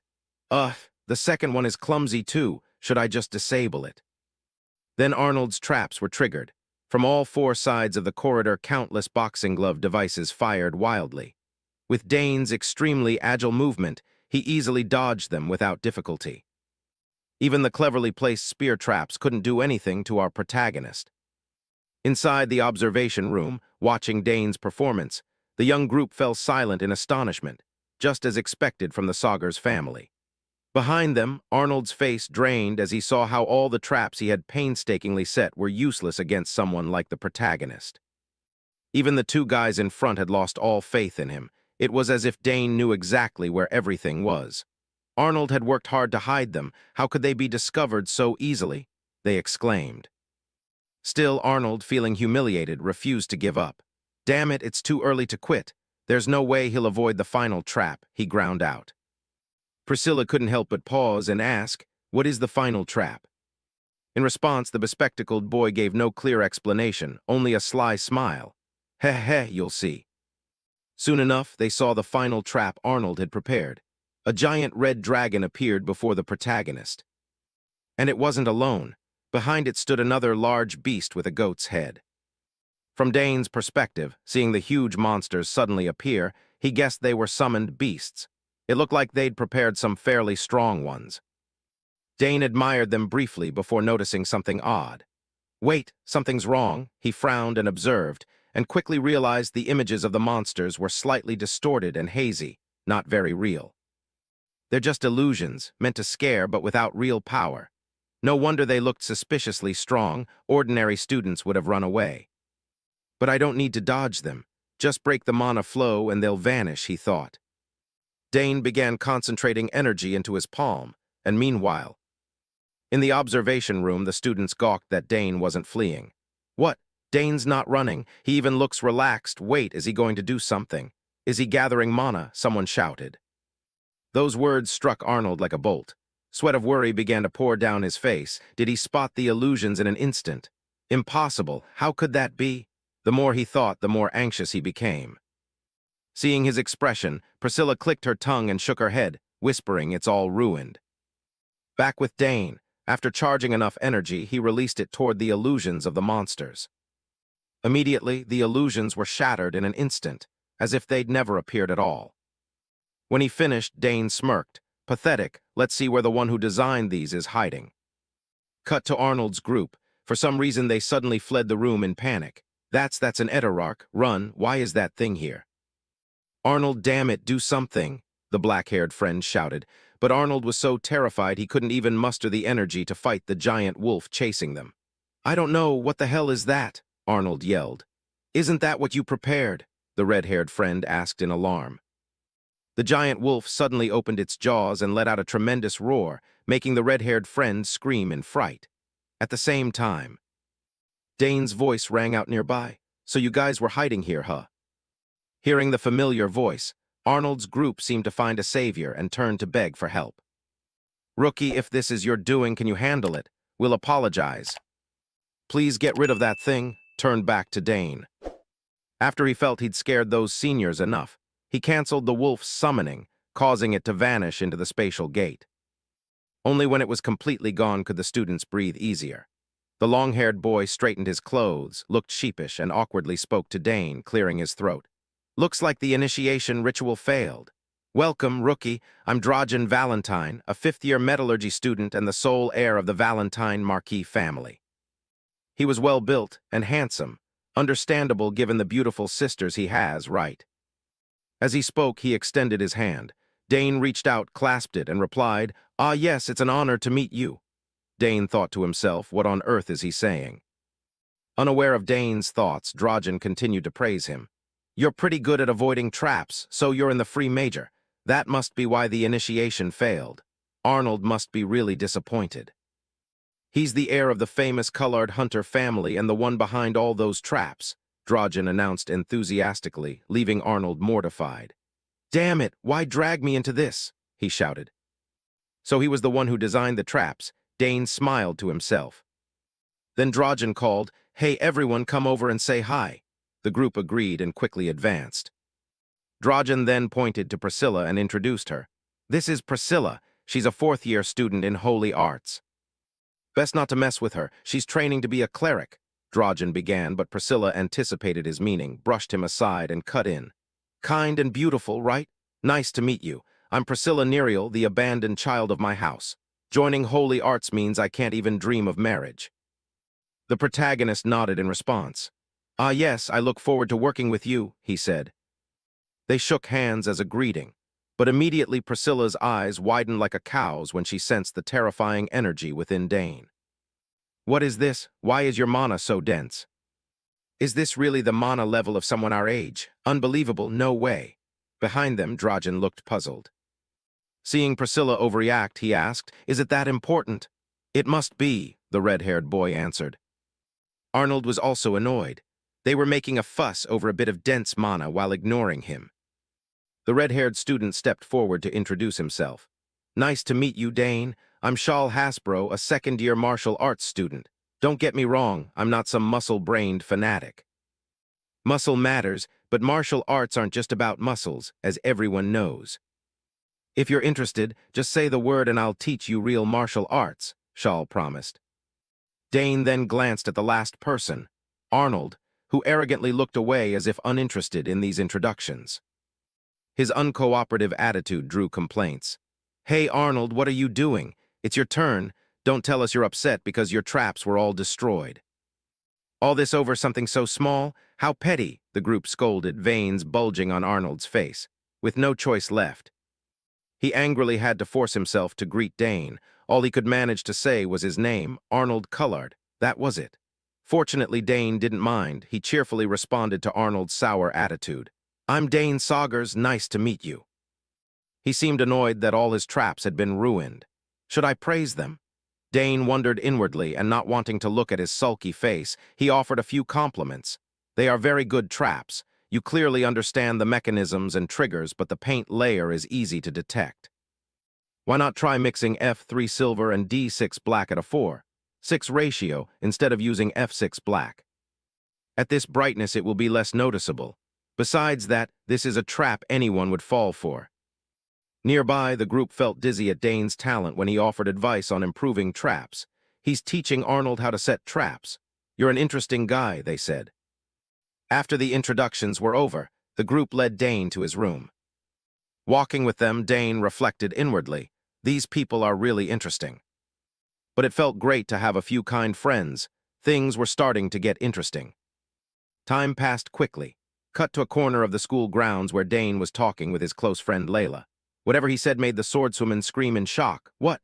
You have 6 major class sessions this semester."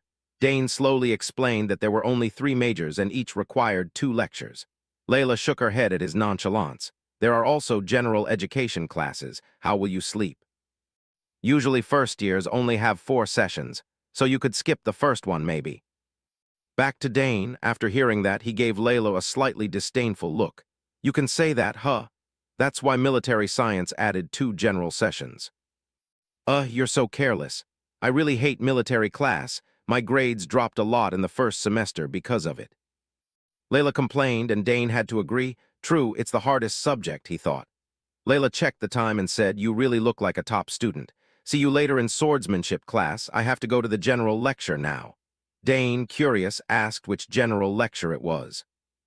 "Oh, it's about cosmetics and skincare," Layla said with enthusiasm. Dane could only smile inwardly at that. "Ha ha, typical girl." He nodded. "Got it, see you later." Time passed quickly. Cut to the military science classroom where our protagonist Dane was present. His arrival naturally drew curious looks. "That's Dane Saugers. Why is he here? Is he actually attending lectures? Being the son of a count makes him seem aloof." I think I get it now." The murmurs reached Dane, making him slightly annoyed. "I heard everything," he thought. He opened his book and pondered the basics of military science. From what he read yesterday, some content he knew, but some was completely contrary to reality. True enough, if theory and reality always matched, no nation would lose wars. Military science is taught because basic theory is important. As he thought this, a middle-aged professor with a stern face entered the classroom from the door, and the entire room fell silent. "Hello, everyone. I am Francisco Gavious. I will be teaching the theory portion of military science. Call me Professor Gavious. After roll call, we'll begin the lesson." From Dane's perspective, just looking at the professor's stern face raised his estimation of him. He seemed to have rich battlefield experience. "Looks promising," Dane thought to himself. After roll call finished, Professor Gavious began the lecture. His voice echoed through the silent room. "One must study military theory deeply to be effective on the battlefield. Soldiers can act freely, but commanders always must weigh victory against the lives of their troops. Clearly, theory is crucial. Only by relying on theory can one understand the scene. By recognizing inconsistencies in reality, we can understand the true utility of military theory. I'm curious how many talented pupils here will become elite. What do you think is the most important thing in war?" he asked. While everyone hesitated, Dane suddenly raised his hand, seeing this. The professor narrowed his eyes slightly and said, "All right, student, please speak up." Answering the question, Dane spoke with absolute confidence. "The most important principle is supply." Hearing that, Gavious's expression showed approval. He nodded and said, "Correct. Victory, triumph, and all improvements can only be achieved when supply is secured." "Interesting. Someone answered correctly already," he said with amusement. He turned to Dane with another question. "Do you know the 3 most important things in logistics?" To answer, Dane said, "First, strict military management. Supplying from the center to the front isn't just a physical distance. The whole system is extended, and if even one person harbors malice, corruption can occur, leading to supply shortages. When he said this, Dane spoke from his battlefield experience. He wasn't boasting, but truly understood the issue. Most supply problems come from unscrupulous intermediaries, even if shipments were initially transported safely. Exactly next, Gavious continued. This time Dane answered very quickly, standardizing supplies. If quantities and weights of supplied goods are unified, mass production becomes possible. This greatly aids rapid logistics. Frontline units can maintain their strategy without losses. Hearing Dane, the students widened their eyes and whispered to each other, "What is he talking about? That's not in the books." Not only them. Even Professor Gavious couldn't hide the astonishment on his face. And then he asked the final question, which Dane again answered correctly. Local production. The longer a war drags on, the less the previous two measures are followed, and the quality of supplies will decline. That forces soldiers on the field to devise ways to be self-sufficient at a minimal level. Even if quantity and quality are low, they must still provide emergency rations. Dane said with a slight smile. These were all things he had seen and felt on the battlefield, he thought to himself. Meanwhile, the room had gone absolutely silent at the protagonist's words. They gaped speechless. Finally, Gavious couldn't help but loudly praise him. "That was an excellent answer. What year are you?" "First year," Dane replied. Gavious's face showed bafflement. Sweat formed on his brow as he asked again, "What? Only a first year? How could a newly enrolled child know these things?" He probed further about Dane's points: strict military management, standardized supplies, and local production for self-sufficiency, saying those were practical experiences soldiers and officers learn on the battlefield. How could someone without battlefield experience know them? Opposite him, Dane's expression grew slightly pensive. Of course, he couldn't say he'd experienced it directly, so after about 2 seconds he lied. "My father used to tell me about these things." "Your father, what's your name?" Gavious asked curiously. "Dane Saugers," the protagonist answered proudly. Upon hearing his family name, Gavious was completely convinced. Saugers family. "So you're the son of the Blue Tempest. No wonder. If you're from the Saugers family, then you must be the student who passed into the free major. No wonder his ability differs from other first years."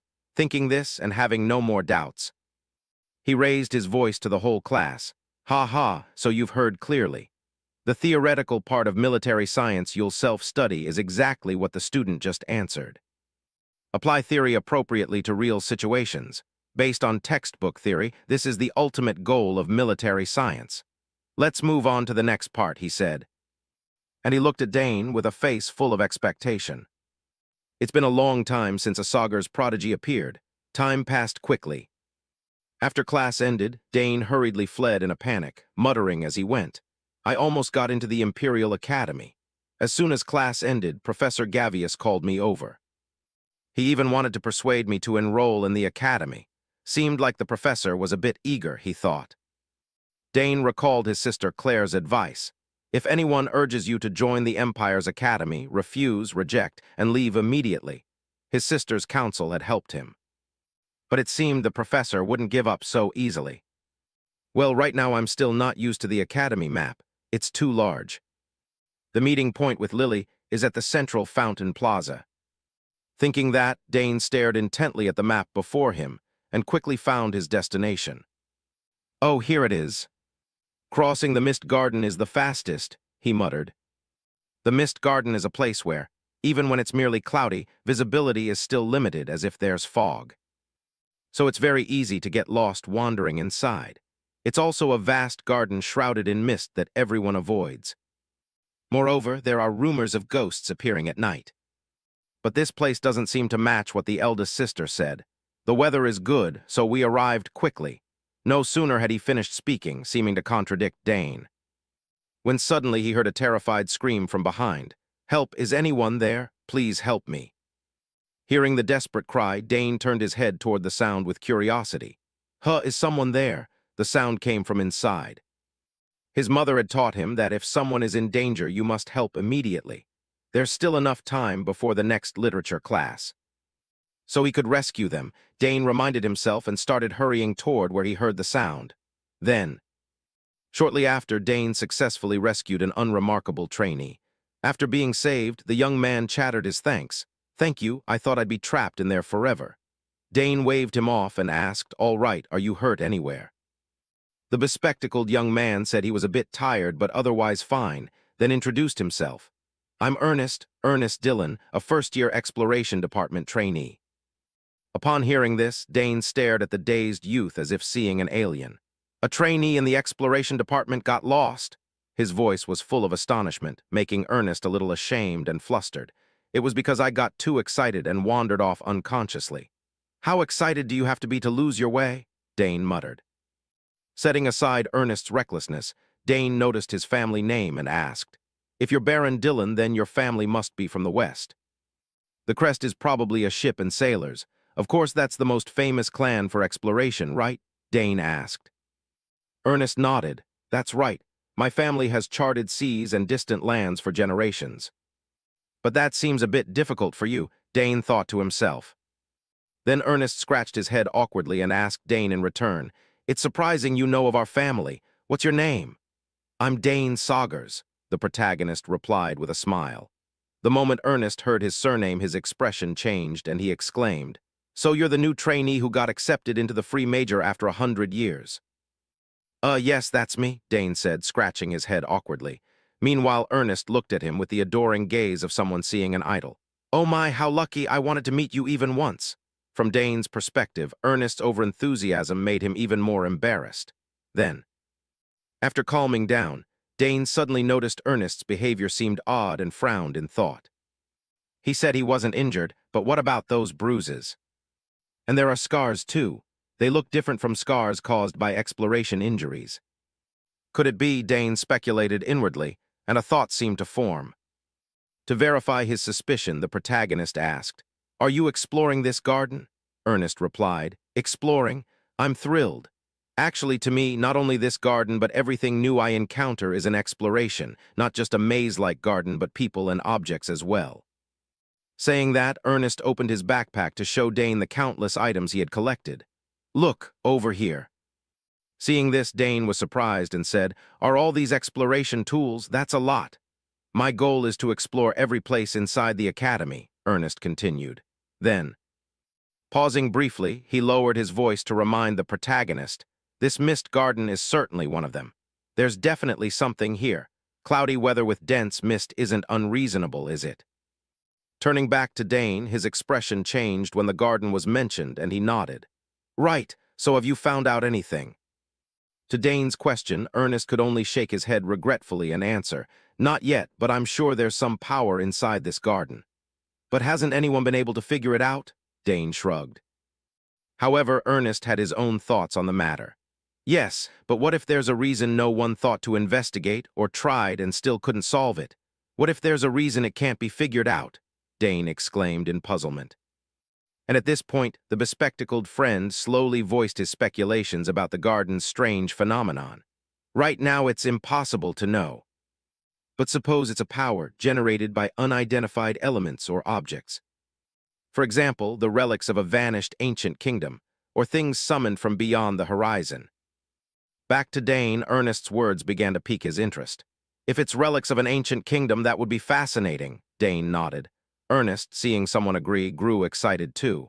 "You think so too, right? I really want to uncover that place's secret." Speaking of Dane, he hadn't forgotten he needed to get to the lecture hall, so he paused the conversation. "Oh, right, I'm on my way to a lecture." Hearing that, Ernest startled and hurriedly said to Dane, "Sorry, let's get out of here quickly." However, before they could move, the weather suddenly changed and rain poured down in sheets. Ernest's expression shifted. He turned to warn the protagonist. "This is bad. I heard when it rains, the mist gets even thicker." "What? If so, it'll be hard to get out, won't it?" Dane asked anxiously. "That's right, we'll lose our bearings," Ernest gritted out. Sure enough, mist began rising all around them, noticeably reducing both their visibility. Even when Ernest took a compass out of his bag to determine direction, its needle spun round and round like a wheel, failing to settle on any direction. Sure enough, the compass didn't work. "We can't move like this," the glasses-wearing young man said bitterly. Meanwhile, Dane asked, "Can't we resolve this with exploration abilities?" Ernest shook his head slightly and put the compass away. There's another path here, but the mist is too dense to get to it. Some unknown force is acting on this place. Hearing that, Dane began to sweat and muttered, "Some unknown force? Damn, have we walked into a trap?" Not knowing Dane's thoughts, Ernest turned back and said, "My body feels heavier. What should we do now? I'm sorry, Dane, it's all my fault." Seeing the nervous, four-eyed boy, Dane reassured him, "Don't worry, we should wait and assess the situation before deciding." Then, for some reason, our protagonist suddenly felt a sensation very different from Ernest's. This mist feels somewhat familiar. Is this just my imagination? What's happening? I don't feel weakened. On the contrary, I strangely feel as if I'm gaining strength. Could this be? Back in Ernest's point of view, he was so worried he was about to cry. He wiped his tears and said, "This is bad. If this continues, Dane will be in danger." No sooner had he finished when suddenly a blinding light appeared beside him, causing him to stop crying. He turned to look and discovered that, for some reason, a powerful energy was emanating from Dane. So intense it pushed Ernest's body backward. "What's going on? The magic is terrifying," he shouted. As this magic radiated, the mist around the protagonist was dispelled. "The mist is clearing outward from Dane. What on earth is happening, Dane?" Ernest asked urgently. In response, Dane's face grew more confident. "Ernest, let's go. I think I know the way out." "Really? How do you know that?" Ernest gasped. Dane didn't explain much. In his head, he thought he might be able to uncover the garden's secret. And so the two quickened their pace. Walking behind Dane, Ernest couldn't suppress his curiosity. What's happening? This is the mysterious mist that many mages cannot penetrate, yet Dane can walk through it as if nothing's there. Moreover, the mist clears where he passes, and visibility becomes clearer. "He's truly a miraculous young man," Ernest murmured in admiration. Before long, the protagonist's steps grew hurried. He reminded Ernest, "We're almost there." "Really? You found the way?" the bespectacled friend asked excitedly. However, the place Dane led him to was entirely different. It was the center of the mist garden. Ernest cried out in astonishment and stared at the fountain before him.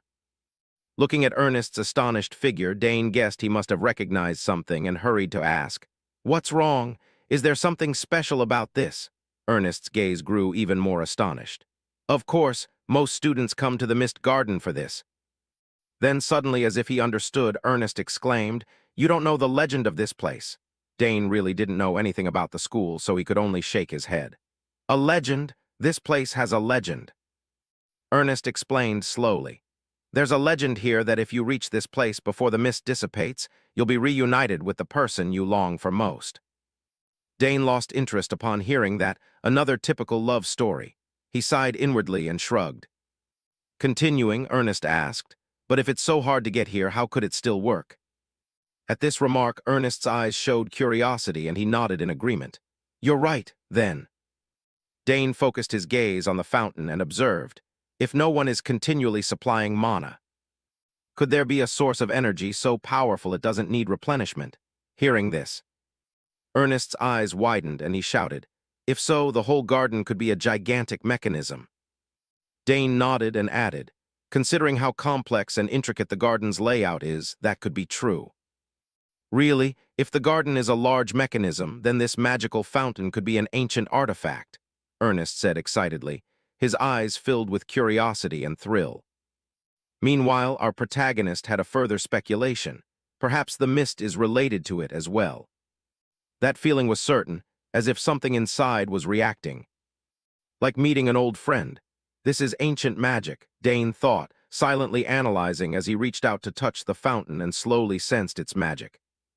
Then suddenly Ernest discovered that inside the fountain, some ancient characters were carved, and he cried out in surprise. "Wait, this is the ancient secret language, secrete," Dane said curiously, and the bespectacled friend nodded. Explaining, "Yes. At first I wasn't sure because I couldn't see clearly, but now that I've touched it, I'm certain. This is the language of the long-forgotten secrete kingdom." Hearing this, Dane couldn't hide his astonishment and praised him. "You know this too." "Of course, I'm from the Dylan clan. Learning ancient languages like this is essential for explorers. It would be frustrating to reach ruins and not be able to read what's written there. Of course, I'm not fluent in every language, but I learned this from my father when I was a child. Let me try to decode it, Ernest said, his eyes shining like stars, excitement and enthusiasm obvious on his face. He even pulled out paper and a pen to take notes, and without waiting for Dane's approval. He threw himself into the task of investigation at once, causing Dane to smile awkwardly. Ha ha, his explorer instincts really kicked in. Time began to pass. Ernest poured all his intellect into deciphering the language inscribed on the fountain, muttering as he worked. This word means qualification. What is this word? Yes, that's it. If you combine these words together. Dane, I've finished decoding it, he shared excitedly. Dane asked what it actually said. In response, Ernest immediately handed his notebook to the protagonist and exclaimed, "Those who are qualified will prove their strength." It was a rather cryptic phrase, leaving Dane truly baffled. Qualified, prove. Could qualified here mean ancient magic? Somehow, the closer I get to the center, the more familiar it feels, Dane thought. Meanwhile, Ernest had a similar thought. Funny, if qualified refers to ancient power, then nobody could be that. To that, Dane responded flatly, "Thanks, Ernest." Saying that, he began focusing his inner power into the bracelet he and old Sidrain had obtained earlier. From Ernest's viewpoint, seeing Dane suddenly use his power as if he had an idea, the explorer hurriedly asked, "Hey, Dane, what are you doing?" But Dane did not answer. Dane remained deep in thought. They say a rune has power merely from its form.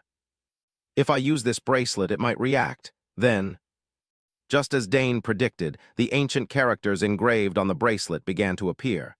"Strange symbols are showing up on the bracelet," Ernest shouted.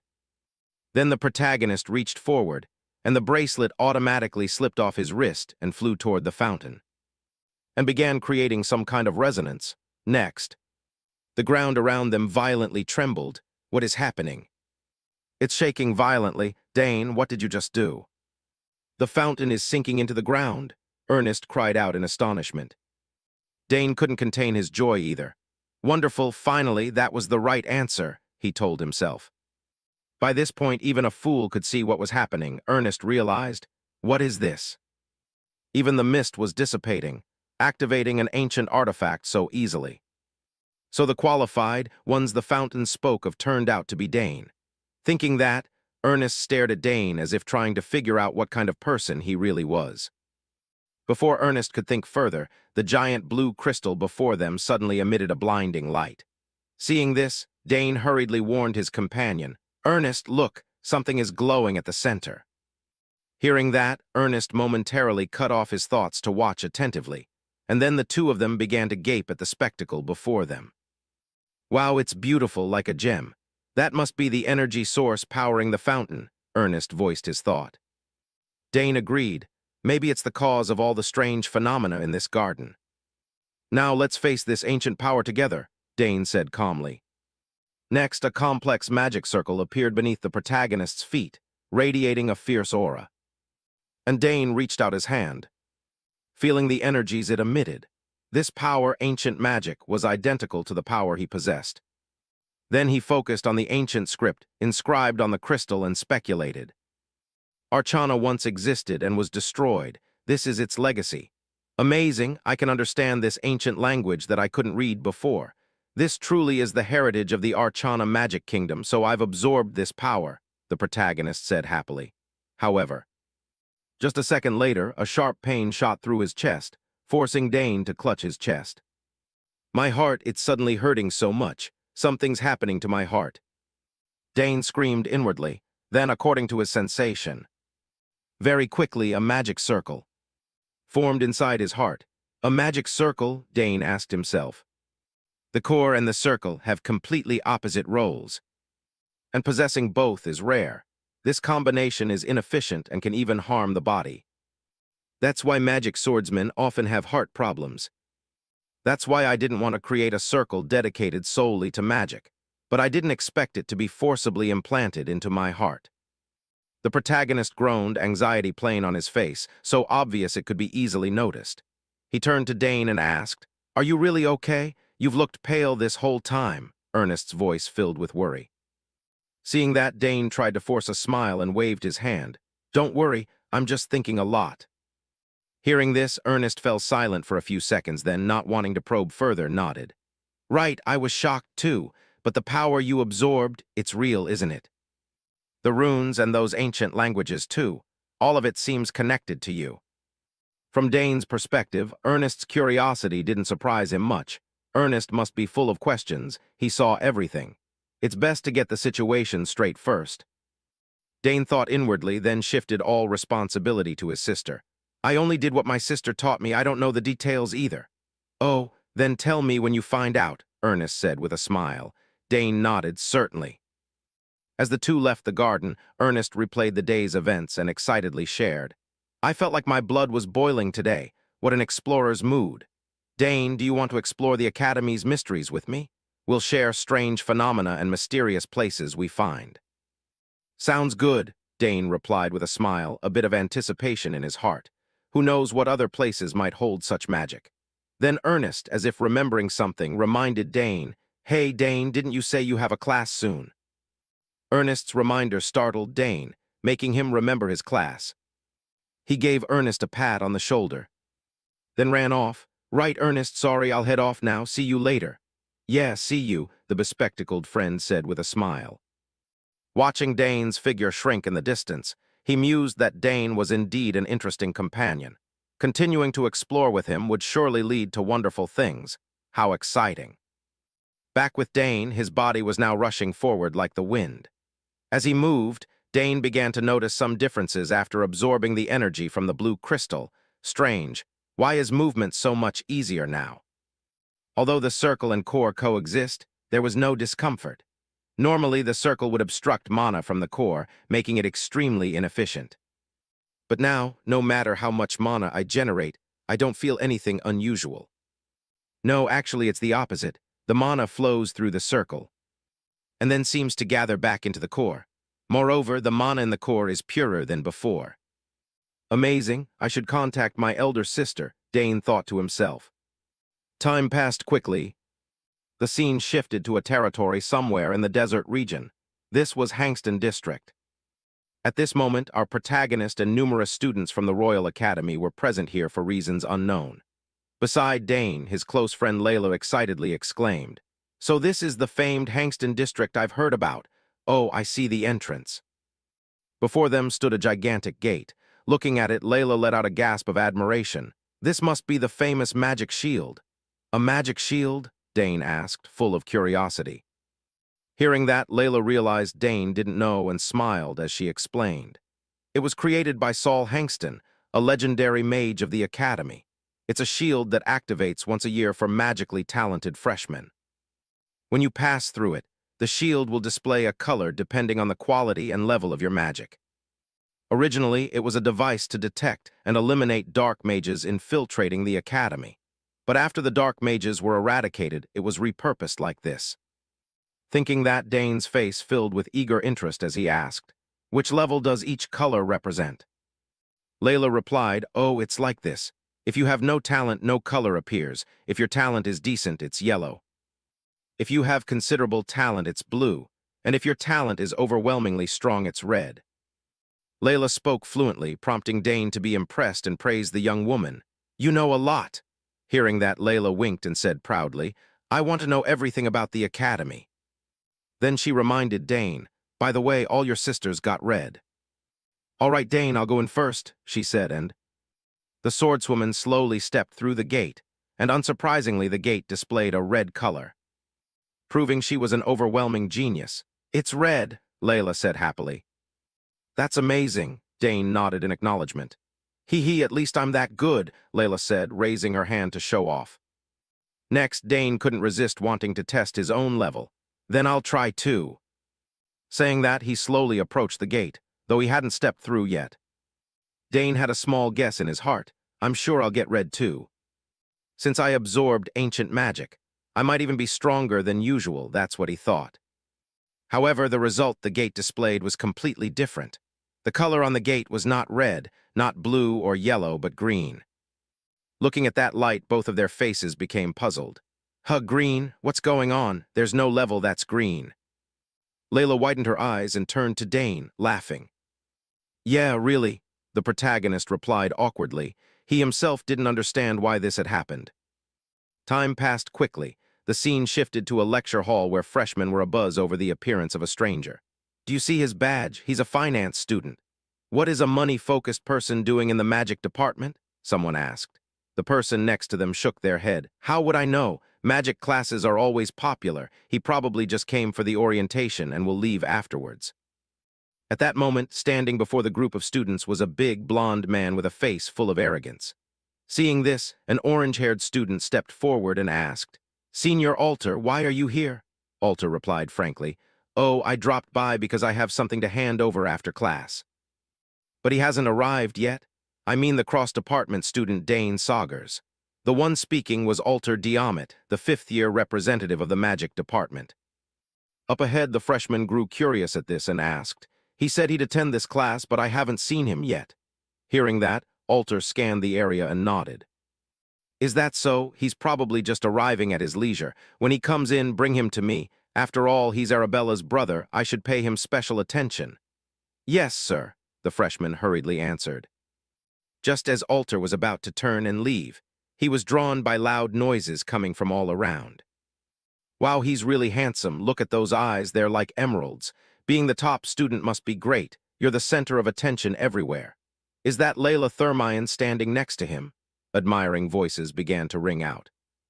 However, for someone like Dane who dislikes noise, being noticed and whispered about by so many people gave him a headache. Meanwhile, his friend Layla teased him with delight. "Wonderful! The top student is always the talk of the town, no matter where you go." On the other side, Alter saw Dane's figure and curled his lip into a smile. "Oh, he's finally here," he said. He stepped forward and greeted. "Pleasure to meet you, Dane Saugers. I saw you clearly at the entrance ceremony. You really stood out." His sudden words left both Dane and Layla stunned. They wondered inwardly who he was. He looked like a senior, but why was he acting so familiar? Thinking that, Dane couldn't hold back his curiosity and asked, "Who are you exactly? Doesn't the magic department at least teach basic manners?" "If you have business with me, shouldn't you introduce yourself first?" Dane's voice carried a hint of complaint. Arrogant Alter heard that, and his face immediately bulged with veins in anger. His eyes narrowed, his teeth ground together. "This insolent brat," he cursed inwardly. Not only he, but the surrounding freshmen also felt the atmosphere tense. Alter seemed like a bomb ready to explode at any moment. They worried for Dane. He just spoke to Senior Alter like that. Wouldn't this become a big problem? Offending a senior could ruin campus life. Back to Alter. After a few seconds of deep breaths to steady himself, he accused Dane. "I came here specifically because you're the brother of a senior I respect, yet you behaved arrogantly and don't know your place. Have you ever thought your actions could affect your family's reputation?" Hearing that, Dane retorted sarcastically, "HMPH, I never thought about that. From where I'm standing, aren't you the rude one?" Opposite him.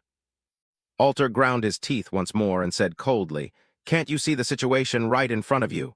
Then, he reminded himself that if he let this slide, his honor would be damaged, and Senior Arabella would surely understand. With that thought, he decided to teach Dane a lesson. "Looks like you need disciplining," he finished, beginning to gather mana in his palm.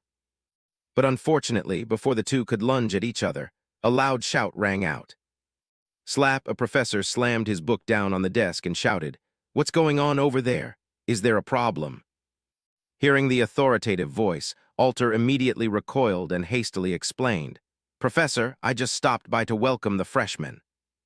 As for head of the magic department, DeNavo, he understood that matters were not as simple as Alter claimed. However, since nothing serious had yet occurred, he didn't intend to pursue it further and coldly admonished, "Is that so? Then leave the socializing for after class." Hearing this, Alter had no reason to stay, but before leaving he tossed a few pointed words at Dane. "I'll let it go this time." Watching his retreating back, Layla quietly warned Dane, "You should be careful. That person doesn't look pleasant at all." And just as Layla suspected, Alter had no intention of letting this go easily. He ordered a subordinate coldly, "Take him over there." The command startled the subordinate. "Huh, but he's Senior Arabella's brother. Are you sure about this?" Alter only narrowed his eyes and said icily, "I'll explain it to Senior later. Just take him away." Returning to the class. After the noisy crowd left, Professor DeNavo began his lecture. Today is orientation. We'll keep things simple and end class early, but since this is a practical combat course, let's start by measuring everyone's mana. Saying that, he placed a device that looked like a disc with a hemisphere on the table. Across from him, the student stared at the mana measuring device and excitedly murmured, "Wow, is that the mana meter? I've seen it before." Back to Professor DeNavo. He didn't make the students wait and quickly instructed, "If you place your hand on the device and channel mana like this, you can see the number of mana circles you have." As he spoke, he demonstrated himself. He placed his hand on the device and began channeling his mana into it. Immediately, several magic circles appeared behind him. Seeing the number of circles, the students couldn't contain their astonishment and shouted, "Wow, 8 circles, truly the level of a professor." Ignoring the students' whoops, DeNavo continued, "Of course, even at the same level, the color will be darker if the skill is higher. But there are cases where mana circles don't appear. That doesn't mean someone lacks talent, so don't worry." "That's right, it's normal for some people not to have formed mana circles yet," the students responded in agreement. DeNavo nodded and added, "That's why we can't judge solely by the circle test. Since you're taking this class, you should at least know basic magic. We'll use this magic orb to measure mana more accurately. Use basic mentalism to control the orb to demonstrate your mana control." "Like this," he said as he manipulated. Countless spheres flew about, seeing that scene. The whole class gaped in amazement. Amazing. The runes formed perfectly. Can he move the orbs with just mentalism? "No need to make a fuss," Layla complained. On this side, Professor DeNavo continued, "Even basic magic varies in power and precision depending on the user. To move the orb, you must channel mana into it. With your current level, controlling up to 3 orbs is already very good." Hearing this, the swordswoman Layla glanced at Dane and asked curiously, "Do you think Dane can control more?" Dane only gave a slight nod in response. At that moment, Professor DeNavo glanced at Alter and suggested, "Alter, you're just auditing, but could you demonstrate for the juniors?" Hearing this, arrogant Alter, eager to show off before Dane, thought to himself, "I'll make this brat understand the gap between us." With that, Alter replied enthusiastically, "Yes, Professor, I understand." Not only him, but even Dane felt a bit interested. Now he'd find out where that arrogance came from, Dane thought. Immediately after, Alter quickly stepped onto the podium, channeled mana into the measuring device, and 4 magic circles appeared behind him instantly. Seeing this, the freshman couldn't help but scream as if going mad. As expected, Senior Alter, he got 4 circles and the color is very deep. Not to mention the freshmen whose skills are like factory chickens. Even Professor DeNavo nodded in satisfaction. "Seems you've improved again." Hearing that, Alter replied smugly, "All thanks to your teaching, sir." Then, DeNavo turned to the class and said, "Normally, reaching 4 mana circles only happens after graduation, but your senior achieved it while still studying. This is truly overwhelming talent. You should learn from him. Who knows, his advice might help you develop further."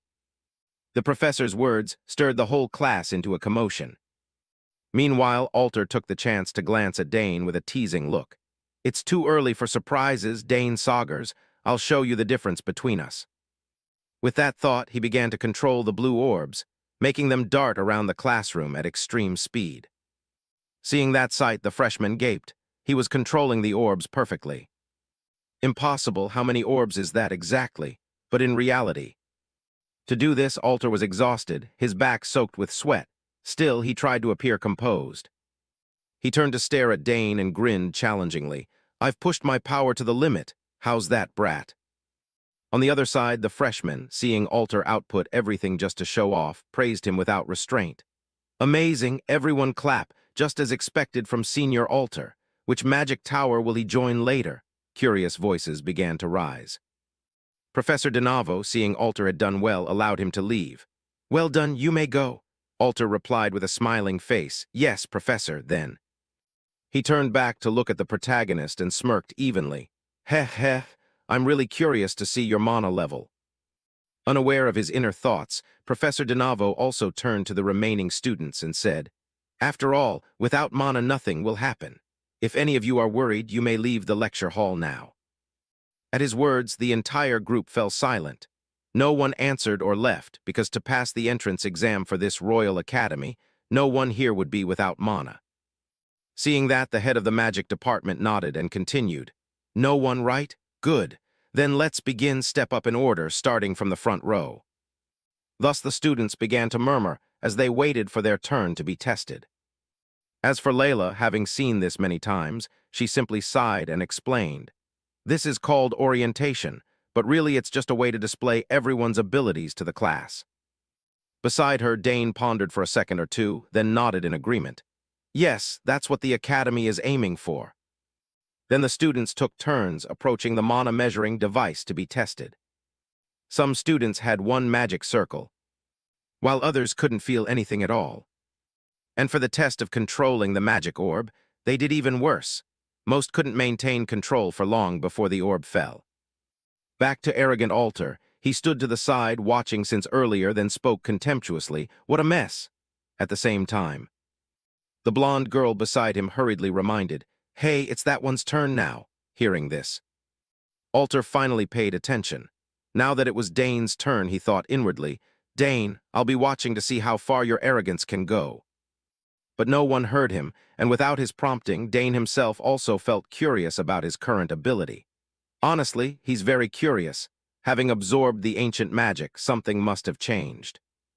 With that in mind, without hesitation, Dane began channeling his energy into the measuring device. Over here, Professor DeNavo was also eagerly awaiting Dane Sagar's performance. In the entrance exam, he solved my test perfectly. I'm very curious to see how many mana circles he has, he thought, eyes widening as he focused intently, not wanting to miss a single moment. But then something completely unexpected happened. The measuring device suddenly displayed a bright red screen with the words, "Unable to measure." At that moment, the entire classroom erupted into chaos. What? What does that mean? Is it broken? If he has no mana circles, then he has none, but why can't it measure? The students said as they moved closer to Dane to get a better look. Meanwhile, our protagonist speculated inwardly. Could this be because of the ancient magic I absorbed? As for Professor DeNavo, he was the most surprised of all because he knew exactly what this measuring machine could do and had never seen this happen before. The device is 100% accurate. It can weed out anyone trying to fake their rank. But now it says it cannot measure. I've never seen this before, he thought. Unable to find a reasonable explanation, he could only offer an excuse. It's probably overloaded. At least finish Dane's orb test first. Hearing this, Dane nodded in agreement. Yes, Professor. Up front, the arrogant Alter smirked when he heard Dane's case blamed on an overloaded machine. Ha, I knew it. No surprise, rookie. Ignoring his taunts, Dane slowly approached the magic orbs, feeling a bit regretful. So it couldn't be measured, what a pity. But let's try this. I wonder if this will work properly. With that thought, he concentrated, channeling energy into the magic orbs to make them float in midair. However, what stunned everyone most was that he wasn't controlling just one or two orbs, but all the magic orbs placed on the table. This made the students in the class widen their eyes in astonishment. Someone cried out in shock. He lifted all the orbs? No way. The previous high was only 5 orbs. Not only the freshmen, but even the upperclassmen could hardly believe their eyes.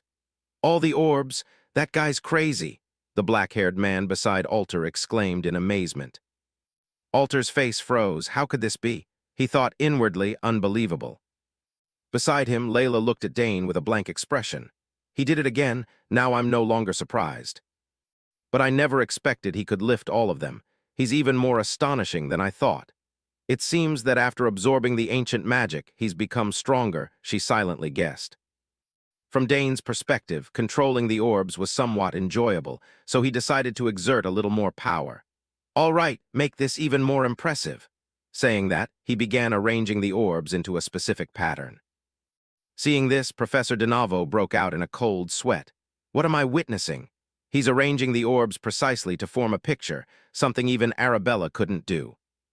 To everyone's eyes, an image of a lion and a snake gradually appeared in the air above. Someone shouted in amazement when they recognized it. It's a lion and a snake. That's the Sagar's family crest. Amid the commotion Dane caused, Layla could only sigh and advise. It's my turn next. Calm down, Dane. Dane slowly retracted his magic at his friend's request. Meanwhile, Professor DeNavo praised him without reserve. Very good, Dane Saugers. Even Sidrain, who never takes disciples, would be proud to call you his. In response to the compliment, Dane only nodded slightly. Thank you, Professor. All around, people gaped at this earth-shattering news. Wait, what? He's a disciple of the former head of the Magic Tower. Now I understand why he got into the advanced magic major.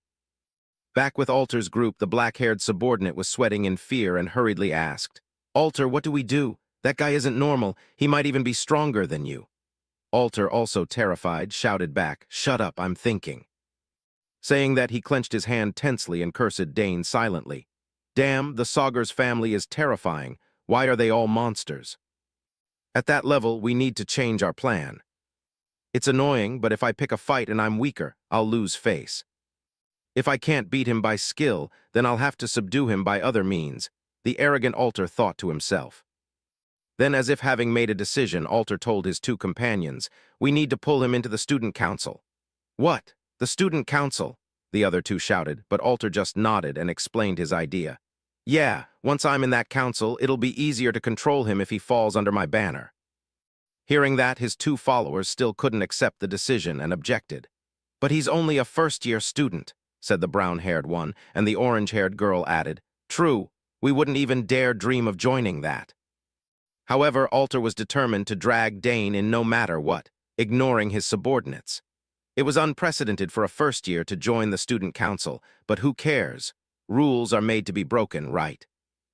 Trust me, if we have him, the reputation of our magic department will spread far and wide. He smirked at the thought, and of course my fame and career will rise as well. Ignoring him, Professor DeNavo said with regretful pain, Excellent, Dane Saugers. If I'd known this beforehand, I would have competed with the other professors to secure you for the magic department. Dane calmly replied, I'll do my best no matter which department I'm in. Professor DeNavo then shouted to the other students, Did you all hear that? Students in the magic department should be on higher alert. Saying that, he patted the protagonist on the shoulder and advised, If you have free time, come see me. For Dane, being able to meet freely with the head of the magic department was a good thing, so he agreed. Yes, Professor. When class ended, Dane and Layla quickly left the lecture hall. As they walked, the swordswoman Layla complained, How can you do that? How do you keep pulling off such unbelievable things? Dane shrugged and replied nonchalantly, Honestly, I don't know either. His slightly smug tone annoyed Layla. Do you think you're special or something? Seeing her friend upset, Dane quickly changed the subject by complimenting her. But you did make 5 orbs float up too. Hearing that, Layla pouted and muttered, That doesn't make me any happier. She turned her face away and refused to look at Dane. Seeing her attitude, Dane forced a smile and thought, Why does it sound like she's sulking? Before Dane could think much more, Alter approached with his 2 close aides to greet him. I've witnessed your skill. Last time we met I behaved poorly. Could we speak privately for a moment? Alter's current tone and manner left Dane inwardly astonished. He completely changed his attitude after seeing my skill. Dane frowned, speculating. Immediately after, Alter got straight to the point. He wanted to invite Dane to join the student council. The student council decides policy and manages the academy's treasury. Its members are renowned figures who enjoy numerous special privileges. For example, the student council can impose disciplinary penalties on students or approve departmental events for Dane. He'd heard a bit about the student council from his genius sister Arabella. I've heard about it from her. It's an extremely powerful body, and only a few students ever get the chance to join. Dane pondered while Alter continued to plead earnestly. What do you think? I'm planning to nominate you to that council. You've far exceeded the entry requirements, no tests needed. If you become a member of the student council, you'll automatically become part of the Danter faction, he added. Dane frowned and reminded him, I'm already in there. Alter, of course, knew this, but pressed on. Well, yes, but who knows if you can stay there forever. Moreover, council members are exempted from many other things. Hearing this, Dane found it hard to believe. Just how much power do they really have? Could there be so many privileges? While Dane was still wondering, Alter widened his eyes and, sounding like a recruiter, asked, Are you interested in joining the council? To that question, Dane bluntly refused without hesitation. No, I don't want to. Even if I joined, I'd only be interested if it's by my own merit. Besides, benefits granted without reason usually come with a steep price. Across from them, Alter's two subordinates exchanged looks of utter astonishment. As for Alter, Dane's rejection made him furious. Do you realize what you're passing up? Getting into the student council is the dream of so many students. Spend some time at the academy and you'll see how amazing this offer is. Come on, think it over. Opportunities like this don't come easily. Layla, who was fed up with Alter pestering Dane repeatedly, fumed inwardly. What the hell is this? Why is he so stubborn? Then she quickly pulled Dane aside. Dane, if we die, there'll be no more tarts. Hurry up. Seeing this, Dane understood Layla's attempt to bail him out and agreed at once. Ah, right, almost forgot. Behind them, Alter panicked as they walked away and called after them. Hey, where are you going? I'm still talking. Dane simply smiled and replied, I have something more important to do, excuse me. He mentally thanked his friend. Thanks, Layla, perfect timing. Watching their backs as they left, Alter refused to give up and shouted after them. Dane, I'm not done. I will convince you, Dane Saugers. Time passed quickly. Layla kept complaining about Alter, what a nuisance he was. He clearly wanted to pull Dane into the student council. If Dane accepted, it would be a perfect stepping stone for Alter to turn him into a pawn. Dane smiled and said, Thanks for helping me get away from him. Layla replied, face full of annoyance and eyes wide, The point is he doesn't even bother to consider me. He didn't ask me a single question. So that's why you're angry? Dane asked with an awkward laugh. Layla sighed and continued, It's probably because your talent is absurdly high. The test confirmed it today. So you finally admit it? Dane asked with a laugh. Well, no choice, Layla shrugged. Then Dane asked her, By the way, do they actually sell tarts? Layla answered, Of course, they're the Royal Academy. If a dessert exists anywhere in the Empire, it's available here. With that, the two of them went off to buy tarts. In another development, Professor DeNavo and Alter were having a conversation. The professor asked, Have you seen Dane's talent? Yes, he's truly remarkable. Alter nodded in agreement. The professor chuckled, Ha ha, he might even be above Arabella. That remark left Alter astonished, and he probed, Is he really at that level? Answering this, DeNavo's face broke into a gentle smile. He tilted his head slightly and said, Magic is indeed an ambiguous field, hard to pin down, but innate magical talent is not impossible to identify. Beside him, Alter was stunned by those words. Oh my, does the teacher mean his talent surpasses the senior I admire? He wondered. Turning back to Professor DeNavo, who seemed to notice Alter's friction with Dane, he advised, Alter, turn a blind eye when it comes to Dane. Favor him so he can enter the magic class. At the professor's words, Alter's hand unconsciously tightened on his thigh. He thought irritably, everyone's like that. They're all overwhelmed by his talent. Then, despite some jealousy, Alter shared his own thought. Actually, I met him after class to invite him to the student council, but he refused. Hearing this, the head of the magic department was startled. What? Could he be getting tips from Arabella? His talent is too amazing for us to lose him. With that, the two of them fell into a disappointed silence, though as if considering something. Alter probed Professor about the earlier recommendation letter. Before he could finish, the professor smiled and replied, Ah, that things haven't gone very smoothly, but don't be hasty. You still have 2 years, right? Someone like you will likely be recommended to the Magic Tower before graduation. From Alter's perspective, he showed a bright smile outwardly but silently cursed the professor inwardly. Damn it, he said the same last year. Does he think I don't see his true intent?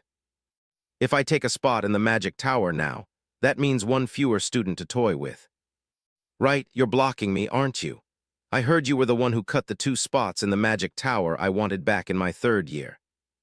Thinking it over, and since he couldn't do anything to the professor, Alter continued, Fine, I'll try to persuade Dane. DeNavo nodded with satisfaction. All right, Alter, I'll be counting on you. Those words made Alter's face stiffen. Damn, his future was entirely controlled by the professor. Whether he liked it or not, he had no choice but to obey. That damn old man, he cursed silently.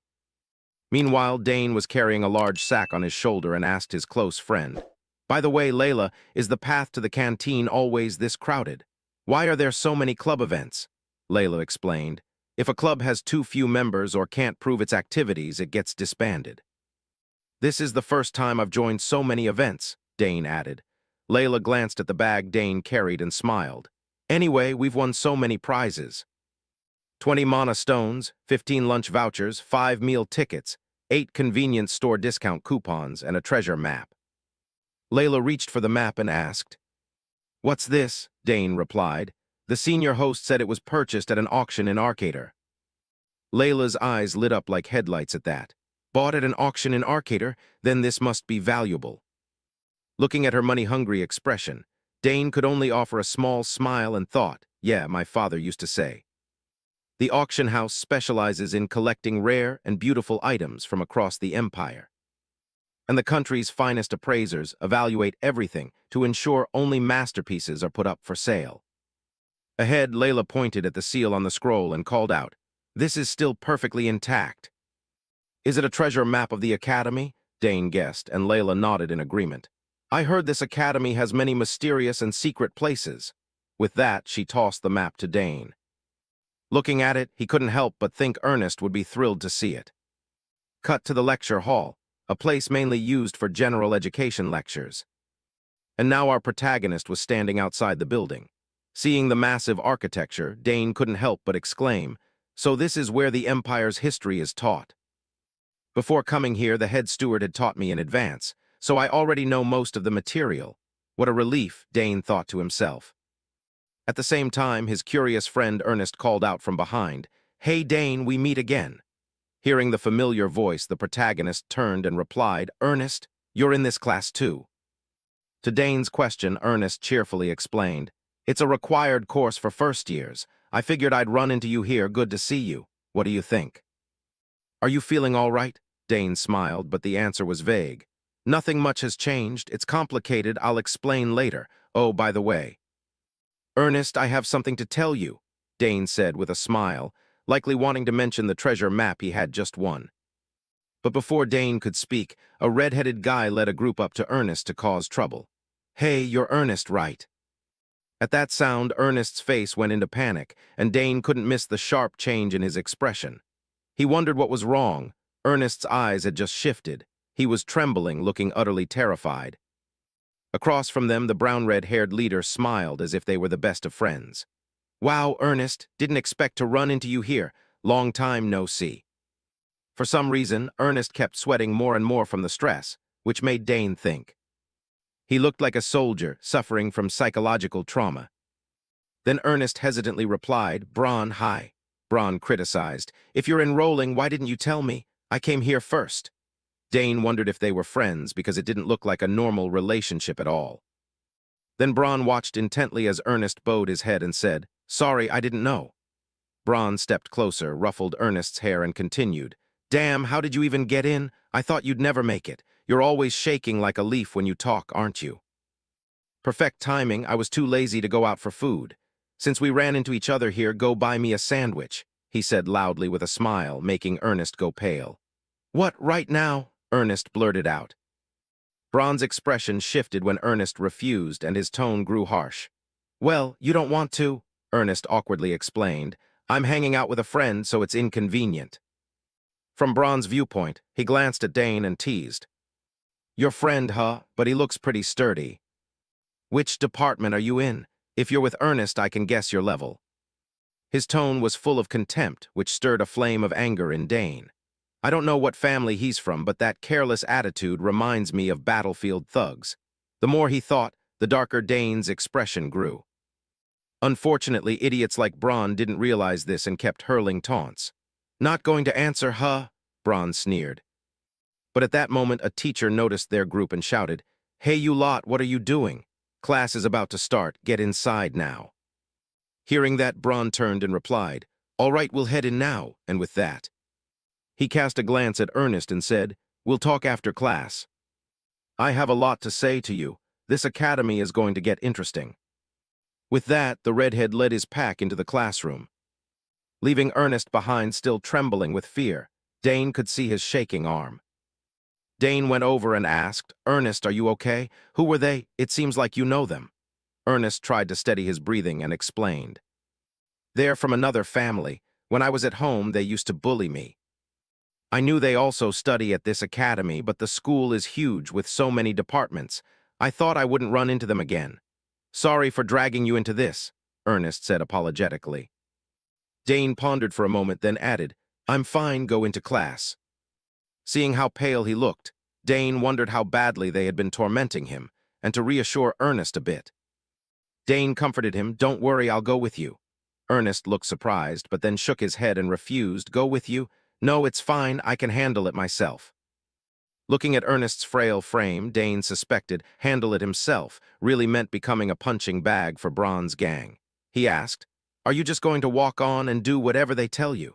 If you do that, they'll keep bullying you like before. Come on, you saw my magic at the fountain. What are you worried about? Dane's reminder made Ernest recall the moment Dane unleashed that terrifying energy at the fountain. He was startled at how powerful Dane was, and a small hope seemed to rise in him. Seeing this, Dane concluded, so let's go together. Time passed quickly, history class ended, and the two groups met again. Across from them, Braun Sauer said, it's so quiet here, nice and peaceful. Hey, Ernest, doesn't this bring back memories? Before Ernest could answer, our protagonist spoke up. Are you really his friend? Why drag him out here just to cause trouble? Braun shot Dane a warning look, stared at him, and snarled, and who are you to butt in? You want to die? Dane replied coldly, I'll leave that question to you. For an arrogant bully used to picking on others like Braun, he couldn't stand being opposed. Veins bulging, he shouted, what? This arrogant brat, just because he got into the academy, he thinks he's something. You've heard of the Sauer family, right? I'm the heir to the most powerful family in the West. Dane provocatively flicked his ear and shrugged. The Sauer family? Never heard of them.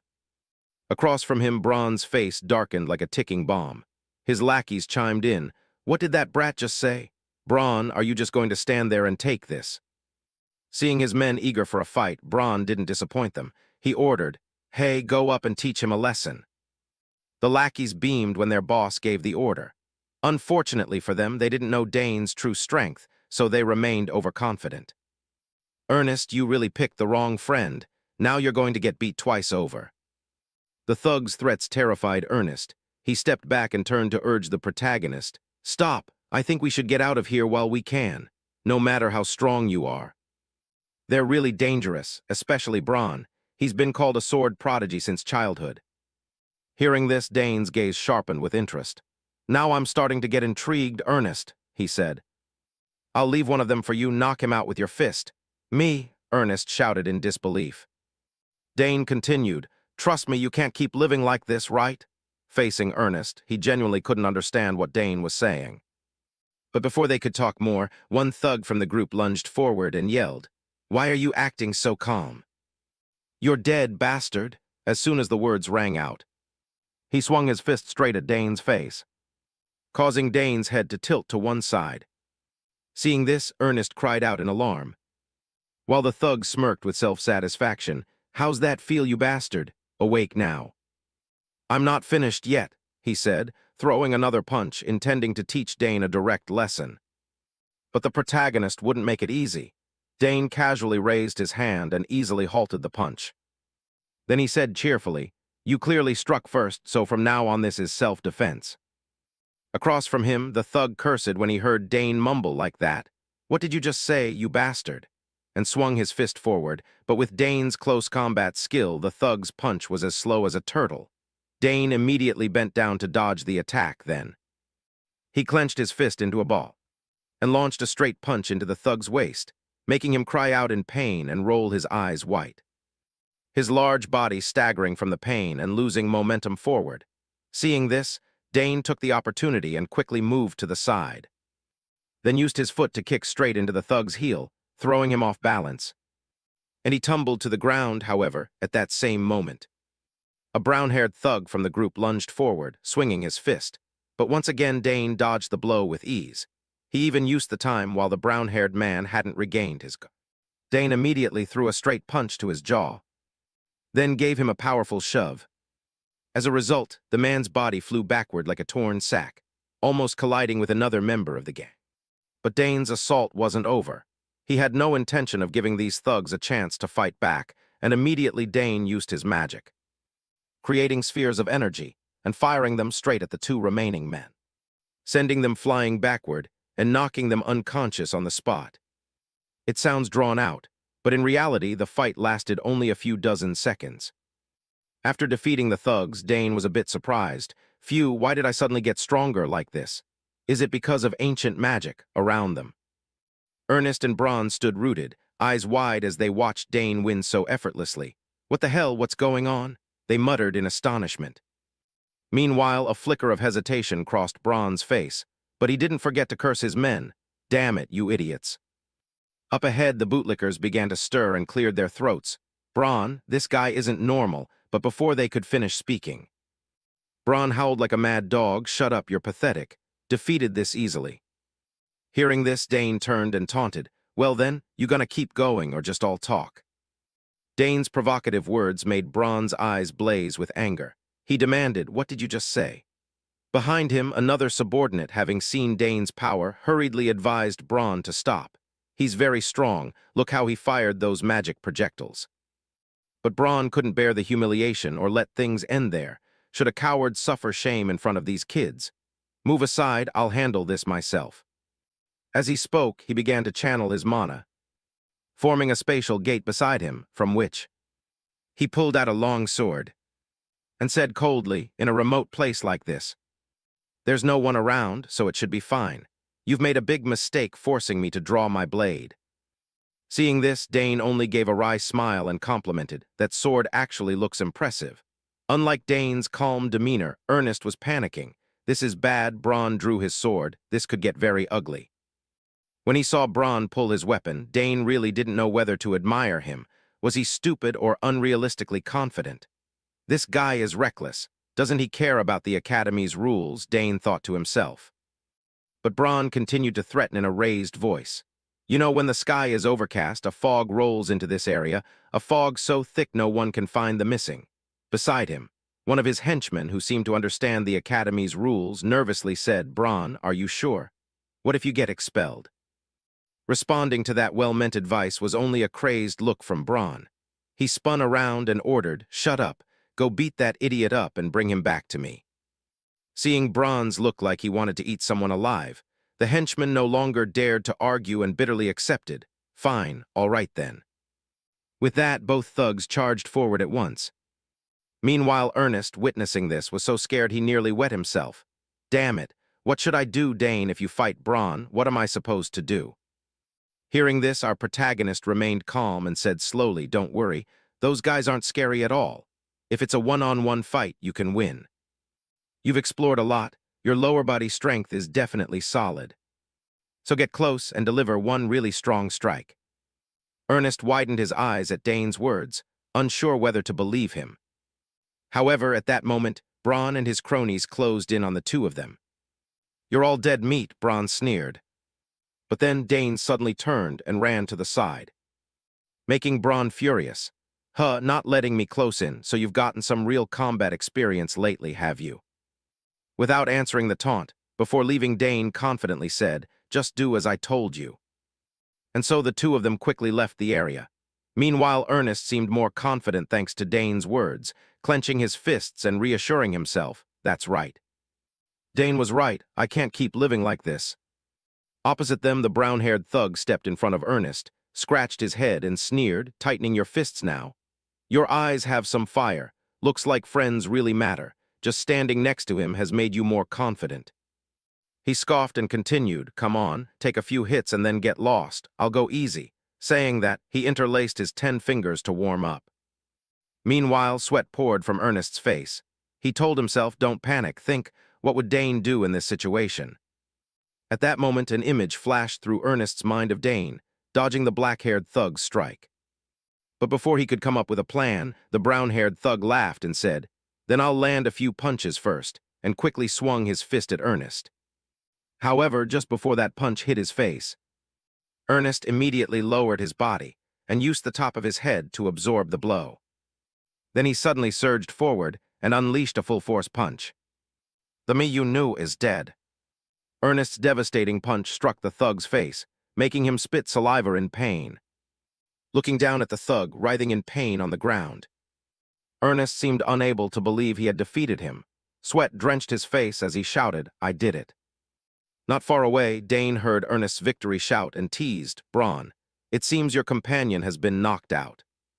Hearing this, Braun panicked and cried out, "What? No way! My friend lost to someone pathetic like this." As he spoke, he turned around to check. And the only thing he saw was his comrade, lying on the ground like a dead dog. And while he was busy watching his comrade, Dane glanced at two brooms placed nearby and whispered, "Oh, looks like I found something interesting." Then Dane calmly picked up a broom, chopped off the brush head and kept only the shaft, treating it like a spear, which seemed to offend Braun, who shouted, "You think you can fight me with that?" In response, Dane smiled and said, "That's enough." His nonchalant remark, like he was just running errands, turned Braun's face black with rage. He yelled, "Arrogant brat, today I'll crush you. I won't kill you, so don't worry. I'll just leave a little scar on your face.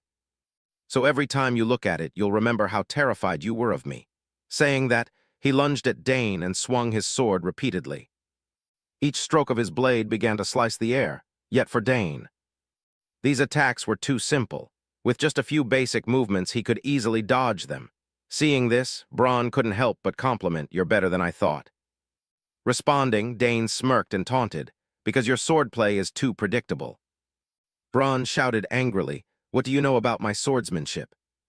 You think you're the son of Duke Thermion or something?" As he spoke, Braun was also silently analyzing the situation in his head. He was trying to hold on by channeling mana into his sword, but it wouldn't last much longer. Thinking that, and to unsettle Dane, he began to hurl threats. "You're just a rat trapped in a cage. With that broken stick, what can you possibly do?" Across from him, Dane just quietly smiled, then focused more mana into his own staff and thrust forcefully forward. The lightning-fast stab hit Braun squarely in the chest, causing him so much pain that his eyes rolled back and his whole body curled like a shrimp, writhing on the ground. Just a wooden stick with that kind of force. The thug panicked to himself. The explorer friend, witnessing this, widened his eyes and said stupidly, "Amazing. He defeated Braun with a single blow." I knew Dane was strong, but I didn't expect him to be this strong. Not hearing these words, Dane walked over to Braun, clutching his belly in pain, and said, "Get up. Once you draw your weapon, you must fight to the end, my father used to say. Once you draw a weapon outside of a fair duel, it means you're ready to accept all consequences." For Braun, no matter how foolish he had been, he now realized Dane was not someone as simple as he'd thought. He thought to himself, "Damn, this guy is on a completely different level then." He also shouted, "Who exactly are you?" Hearing that, Dane introduced coldly Dane Sagers, eldest son of Count Sagers, first-year student of the School of Liberal Arts. Hearing him say that, Braun's eyes widened. The name Dane Sagers was too familiar, Count Sagers. Could you be the first person admitted to the School of Liberal Arts in 50 years? A prodigy, the scion of that family.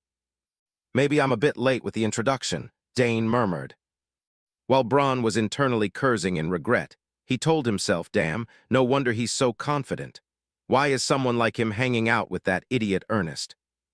Back to Dane, he also began to consider, "So what should I do with Braun? What should I do now? You drew your sword and you lost. Should I take your life from my point of view? This wasn't a fair fight to begin with, but since you actually drew your sword..." Dane's gaze grew colder as he spoke, a killing intent beginning to emanate from him, making the face of that stupid Braun turn pale. "This bastard. He really intends to kill me," he thought. To save his own skin, Braun didn't hesitate. He hurriedly sat up and knelt before Dane to beg for mercy. "I'm sorry. I'm truly sorry. I didn't know you were of the Sagers family. I swear I'll never do something so foolish again." Not letting him finish, Dane shook his head to cut him off. "You still don't understand. You are apologizing to the wrong person," he said, pointing at Ernest, who was watching. And it seemed that only when his life was threatened did Braun's tiny brain start working. He immediately turned back, grabbed Ernest's arm and begged, "I'm truly sorry, Ernest. I'm so remorseful. I sincerely apologize for everything I've done to you. Please forgive me," he said, sobbing pitifully. Seeing his PATHETIC Chinese letter, memories began to flood back into Ernest's mind without end. He thought to himself, Braun, the one I once feared so much, is now kneeling on the ground like a pitiful creature. Beside him, Dane stepped forward and offered advice. Hey, Ernest, end this. Whether you beat him until you're satisfied or accept his apology and let it go, do whatever you want. Hearing this, Ernest pressed his lips together tightly and fell into hesitation. Meanwhile, Braun knew Ernest's next words would decide his fate. His hand unconsciously tightened on Ernest's arm as he confessed, "Yes, hit me as much as you like. I deserve it." From Ernest's perspective, seeing Braun so pathetic, the anger inside him suddenly faded. Honestly, he wanted to punch him to vent, he thought, then issued his challenge. Braun, next time fight me fair and I'll forgive you. The sudden proposal surprised Braun so much he stopped crying. But Ernest paid it little mind. He turned and added, "Well then, this time I'll let you go." Beside him, Dane nodded gently. "You did well, Ernest." With that, the two of them quickly left the area, leaving the thug Braun standing there in a daze. At that same moment, the swordswoman Layla approached them. "Dane, I waited for you forever, but you didn't show, so I had to come find you here." Saying that, she noticed the thug sprawled on the ground and asked, "What happened? Did you get into a fight?"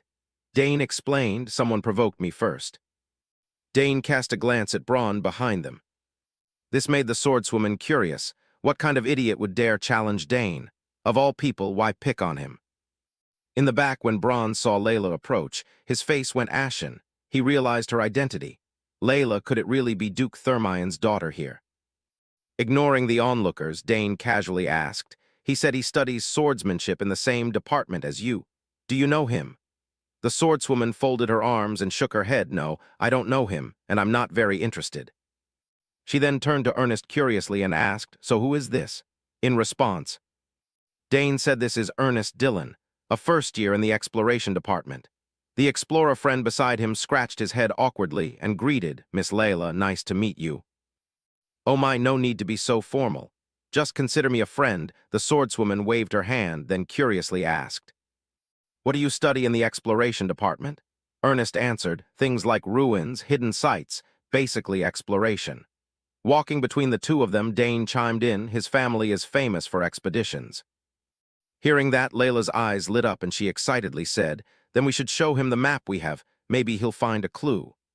Dane replied with a wink, "Anyway, that was my original idea in coming to find Ernest." Ernest, meanwhile, was still clueless, not understanding what they were referring to. What map all of a sudden? Dane turned back smiling and said, "We took part in the club event last time and received a treasure map." Upon hearing this, Ernest suddenly understood everything and exclaimed in admiration, "I heard someone got a treasure map, so it was you guys." At those words, Ernest's face seemed to brighten. Even Layla was impressed and remarked that he seemed like a completely different person. Dane replied, "He's probably obsessed with artifacts." Then the swordswoman suggested they find a quiet spot and sit down to examine it.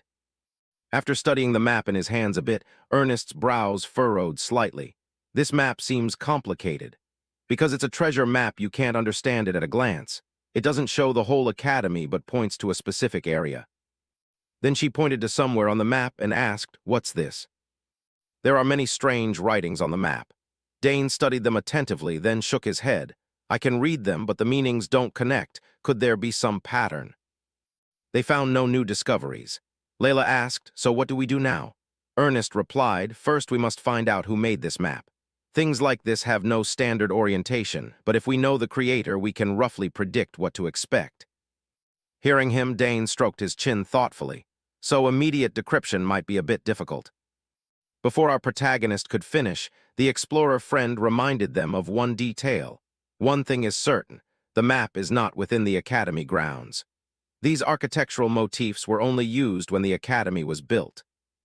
At that, Lily and Dane both jolted and exclaimed, "So it's somewhere nearby." From Ernest's perspective, seeing their joyful faces as if they'd found treasure, he dejectedly reminded them that the problem is this architectural style uses a unique secret magic of Saul Hankston. That's a very famous name. Layla had heard it countless times and asked, "Saul Hankston, isn't he the Academy's founder and a legendary archmage?" Unlike her, Dane immediately guessed what Ernest meant. That magic can no longer be used, right, because Saul Hankston left no disciples. Ernest nodded in agreement. "You know a lot, Dane." As for Layla, she finally understood why Ernest looked so dejected.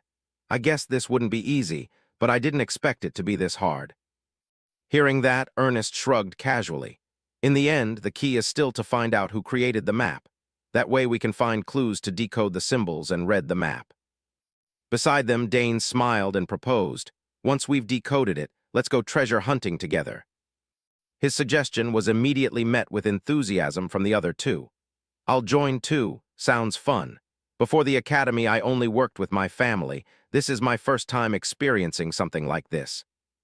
Their excited, childlike eagerness about going on a camping trip made Dane smile inwardly. "You two seem pretty eager. This could take quite some time, so let's investigate step by step." Hearing that, Ernest nodded. "I'll look into it further, and return the map to you guys." As he spoke, Ernest rolled the map up and handed it back to the protagonist, but Dane refused. Wouldn't it be better if he kept it while decoding it? "Ah, no need, I've memorized it all," Ernest said confidently, startling even a super genius like Dane, who exclaimed, "No way, how good is your memory, not to mention them?" Even Ernest himself didn't understand why his memory was so extraordinary. Now he explained, "I don't know why, but I remember codes and texts very clearly." Dane and Layla gasped. "So you have an amazing talent in some areas, very useful for tests." "Ah, but anyway, got it. If you need anything, just say so." Saying that, Dane reached out to take the map back. Ernest squinted and said, "Thanks. This is the first time I've searched for something without my father. I'm really happy." Then, to celebrate, Layla suggested, "Let's go eat. Consider it a celebration for becoming a team." "Sounds good," the other two agreed, and so the group went off to eat together. Time passed quickly. Cut to the dormitories, more specifically, Dane's private room. Now he finally had time to tidy up his mess. Sigh, so much happened today. I should take the chance to organize my things a bit. The important items my family gave me should be placed where they're easy to see. But where should I put this summoning egg? They say you shouldn't put living creatures in pocket space. Saying that, Dane glanced around to find a suitable spot for the large egg. But at that moment, the egg suddenly shook violently, making Dane panic a little. Why did this happen so abruptly? In 7 years, there's never been anything like this. Did moving to the academy cause it? No matter how mysterious this academy is, the mana distribution here isn't much different from my room. Then it must be the ancient mana flow I absorbed in the garden. Unexpectedly, it immediately triggered the egg's reaction. "All right, I'll put everything into this. Maybe it'll hatch today, so don't waste a single moment." Dane quickly set the egg on the table and channeled his mana into it. Then, without Dane having to actively feed it, the egg itself generated a powerful pull to absorb the protagonist's mana, leaving him surprised as his mana was drained continuously. "I've been feeding it mana for 7 years. How much more does it need? I can't stay here. This room is about to collapse. What should I do?" This seems like a perfect opportunity to incubate it. The more he thought, the more frantic Dane became. Finally, he risked taking the egg to his sister Claire's laboratory. Claire, seeing her brother bring an egg radiating energy, widened her eyes and said, "It's reacting violently. What the hell is happening?" In reply, Dane explained, "It's still shaking violently. I stopped channeling mana into it." Claire suddenly remembered something and reminded him, "Dane, isn't it dorm roll call time now? Skipping roll call won't be good for you." Dane, of course, had already prepared, so he chuckled. "I have a way to handle that, don't worry." Cut to the student dormitory. Just as Claire mentioned, a tall guy and 2 friends were striding down the dorm corridor shouting, "My name is Albert, president of the dormitory council. Now I will take roll call in the Danter Hall." Inside the rooms, the students, hearing someone checking, hurriedly ran out to be counted. Roll call for all dormitories in the Imperial Academy is conducted according to standard procedure. Over here.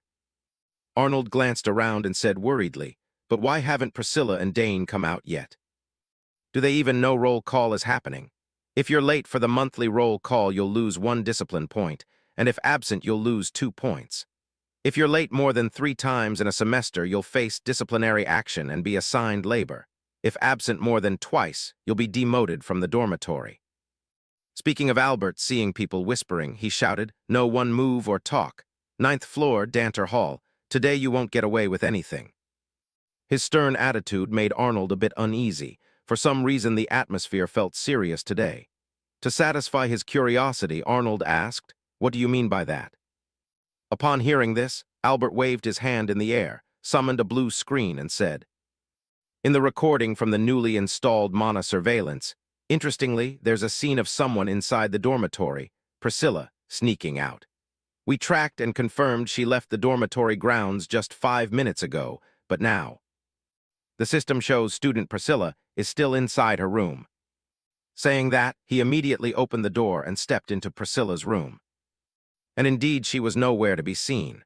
Seeing that, Albert couldn't help but laugh in disbelief. His voice turned into clipped words. "Normally, we don't check presence like this, but from now on perhaps we'll need to change the rules." The cold, dangerous edge in his words drained color from Arnold's group's faces. They silently thought, "Damn, a storm of penalties is coming." After a while of inspection, Albert's anger temporarily subsided. The others were generally fine and the rooms were clean. "Priscilla will be docked 2 points for unauthorized absence. Make that announcement clear." "Yes, understood," the timid group replied. Albert continued, "And the last person, Dane Saugers, is a freshman, but he's not present. Don't tell me he missed his first roll call already." To explain, Drajan stood up for Dane. "No way, he's definitely in his room. He was busy unpacking a moment ago." Before he could say more, Albert waved him off. "Fine, go check and you'll see." With that, he quickly walked into Dane's room, and indeed saw him fidgeting with something, which surprised Albert a bit. "Dane Saugers, are you in your room? Don't you know roll call is happening now?" Hearing that, Dane awkwardly scratched his head and replied, Sorry, I was too busy unpacking to notice." His bright smile made it impossible for Albert to stay angry, so he nodded. Well, it's the first day, so it's understandable." Cut to Claire's laboratory. Of course, Dane was actually inside the lab, and the Dane Albert met was a fake.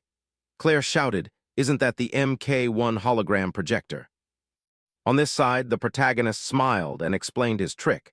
"You said most people wouldn't notice the image projected from the device connected to this machine." Saying that, Dane spread his hand to reveal a circular device in his palm, leaving his sister speechless for a few seconds. She then sighed, "I've heard this is hard to use. The remote control signal is easily interfered with, and even a slight malfunction will expose it." In response, Dane shared, "I anticipated that, so I tested it many times. As long as they don't come close, it'll be fine." His confident manner earned 3 parts admiration from his sister. "You're really bold. By the way, what about the egg? It's clearly reacting to your mana, Dane. That likely means it's about to hatch." But many eggs react like this and still don't hatch. Nonetheless, just having a reaction is already a step forward. Hearing her, Dane frowned and asked, "So what do we do now? Should I keep channeling mana into it?"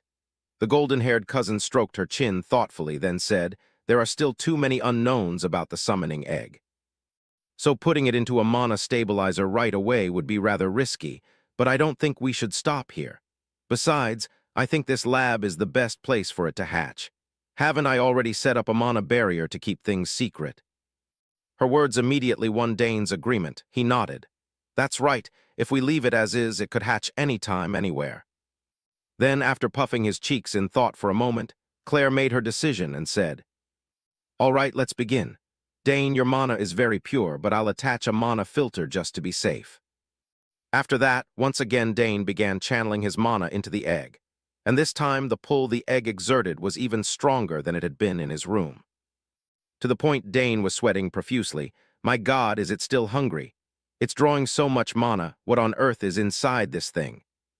Not to mention him, Claire stood to one side watching, equally anxious. She thought to herself, "This is a contract beast egg. Anyone with money could buy one, but to hatch it is another matter. The hatching conditions remain a mystery. All that's known is the keeper's mana must match the frequency of the beast inside. Whatever it is, how far does this kid's talent actually go? I knew he was good, but seeing it with my own eyes, I still have to hold back, just thinking that." Suddenly cracks appeared on the surface of the egg. Seeing that, Dane cried out with joy, "Sis, do you see it?" Claire's voice was a little hurried in response. "All right, it looks like it's about to hatch, just a little more." "Good, let's see what kind of creature this is." Then, in the eager eyes of both of them, The egg began emitting an intense beam of light. And finally, a small explosion formed, blasting the shell fragments outward. The shockwave sent Dane flying backward, while Claire had to cover her face and step back a few paces. Seeing that, Claire hurried over to check on her brother. "Hey, are you okay?" Dane gasped and shook his head. "I'm fine, just a little dizzy." "But sis, look at that," Dane said as he pointed forward.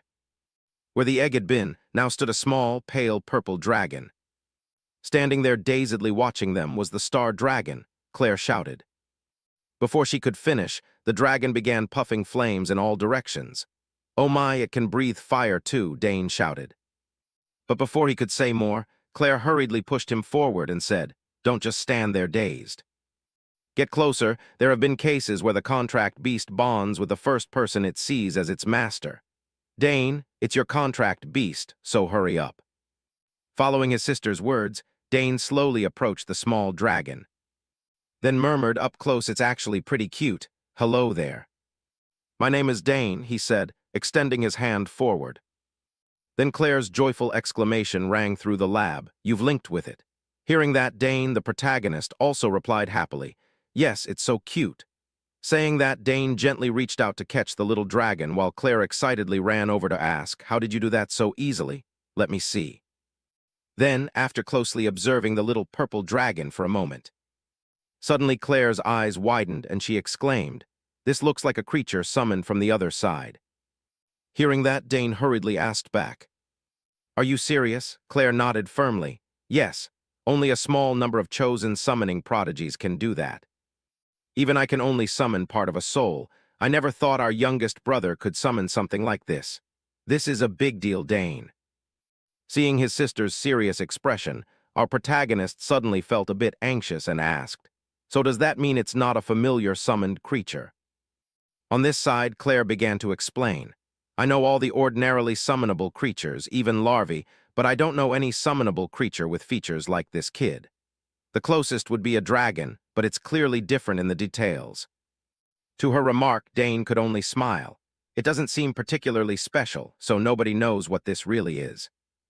In reply, the blonde said, "We'll have to study it from now on. The problem is there's no document mentioning a creature like this." Dane suddenly wondered, could this be a new species? Why would this thing come to me? Could it be related to ancient magic? These thoughts stayed hidden in his heart. Summoner Claire began to inspect the mess in her room and reminded him, "Right, remember to keep the eggshell safe. Some species that hatch from eggs will eat the shell for nutrients." "Got it, so what should I do from now on?" Dane asked, and Claire quickly gave him a list of instructions. "First, approach carefully. Try to record everything, what it likes and dislikes, how long it sleeps, whether it shows aggression, how much it grows each day, things like that." Blah blah. The more Dane listened, the more overwhelmed he felt. He thought to himself, so much, but it's definitely worth it. I don't really know what it's thinking. I already feel like I have to protect this little one. On this side, Claire saw Dane's contemplative expression and seemed to sense his thoughts, so she said, "Are you planning to keep it with you now? People would freak out if they found out. Why not leave it in the lab?" Hearing that, Dane nodded. "Maybe, but we can't hide it forever." The protagonist's words made Claire feel a bit troubled, unsure what would be best. But before she could think more, Dane waved his hand. "It's fine, even if I'm caught, I still have you sisters. It would feel imprisoned if it were stuck in the lab." Ahead. Claire could only sigh in agreement. "That makes sense. Then use this opportunity to officially register you with a title, a summoner title," Dane asked. The blonde smiled and explained, "Yes, you're still new, but your talent is obvious. It will be hard to handle everything, but now that you have a summoned creature, this is your chance." Back in Dane's perspective, after a few seconds of thoughtful consideration, he rubbed his chin and nodded. "Sounds right, then let's do it." In response, Claire asked, "Okay, you've registered for the summoning course, right? Orientation is tomorrow. Isn't the professor Temeric's piano? If you show your talent there, people will surely mention special admission. Normally meeting the requirements is difficult, but you're different, Dane. Of course it will need approval, but I'm sure you'll meet the conditions," she said as she patted Dane's shoulder reassuringly, and the protagonist himself seemed a bit intrigued by the idea. Special admission sounds interesting.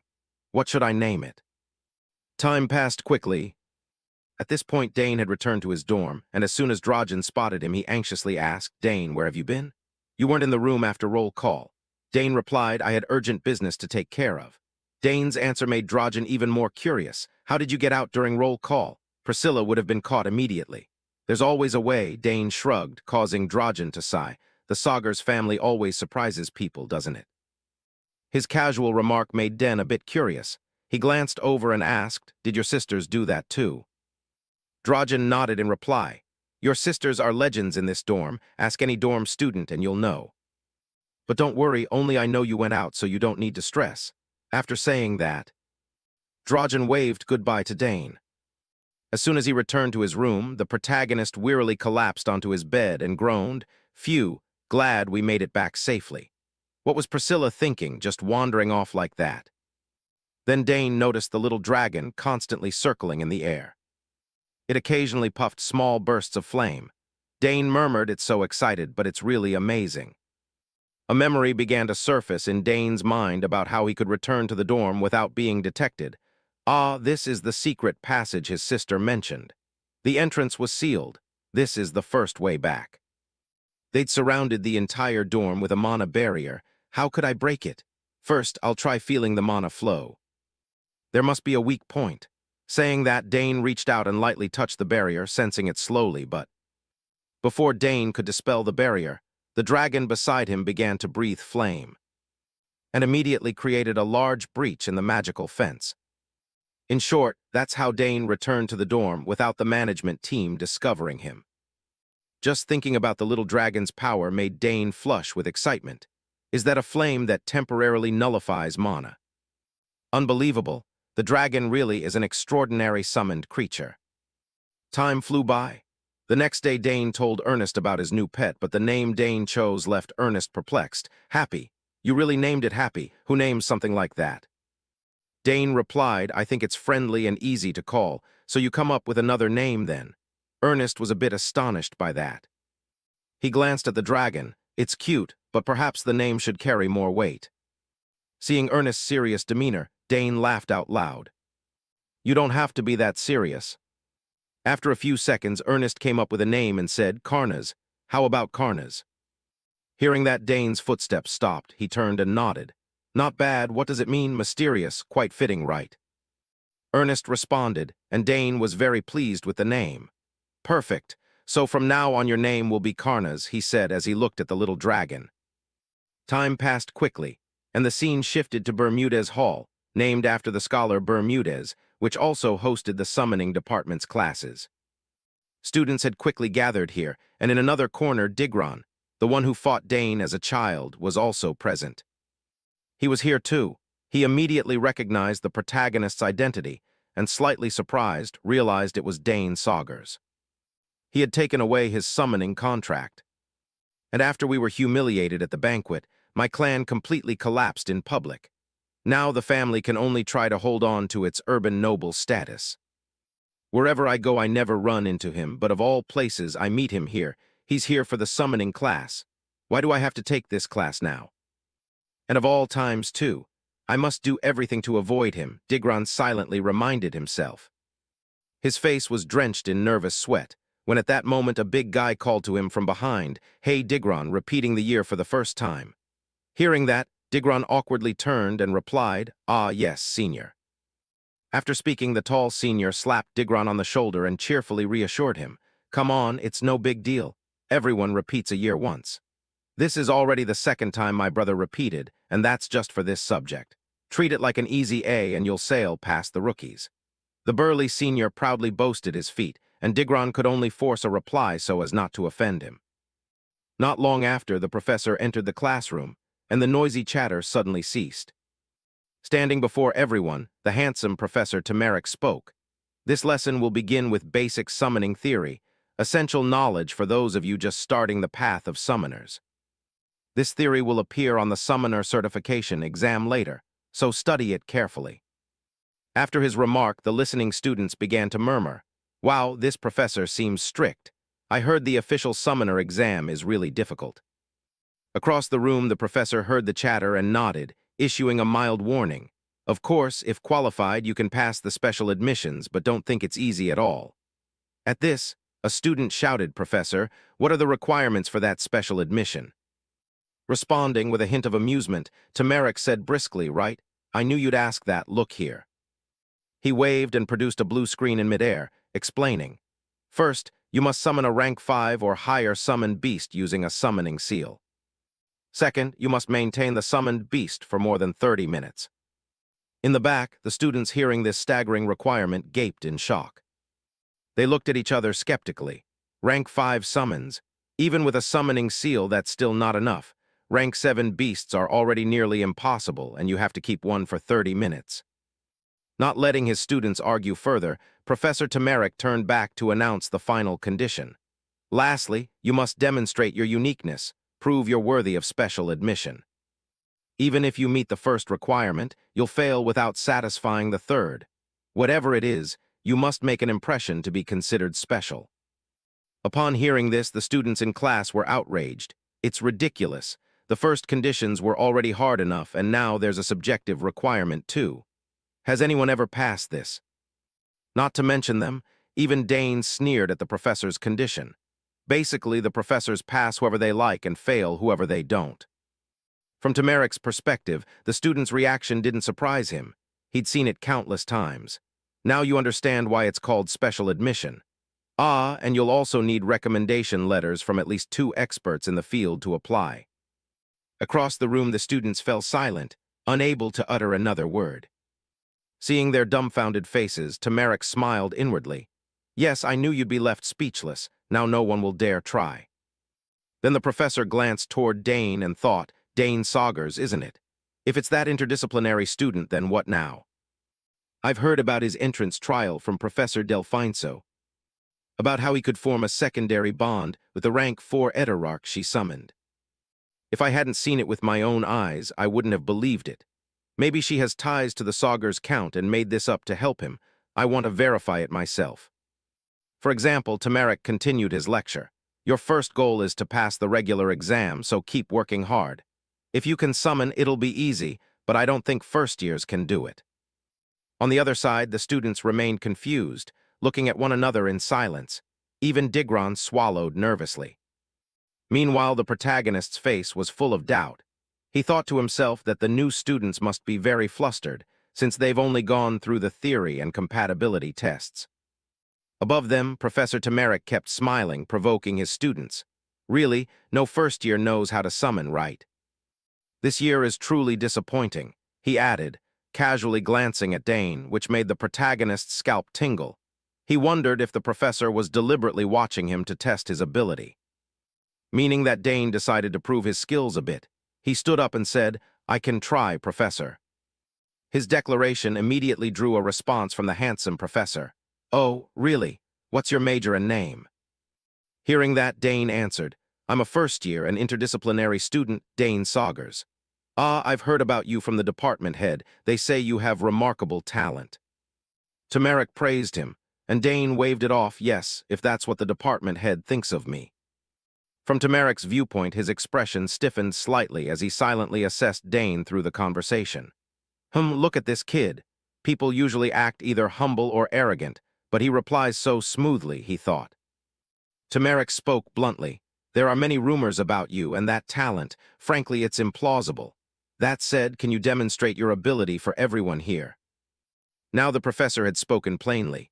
Dane thought and nodded. If you want, I can do it, no problem, but if I prove myself. Could you write me a recommendation letter to apply for the special admissions exam?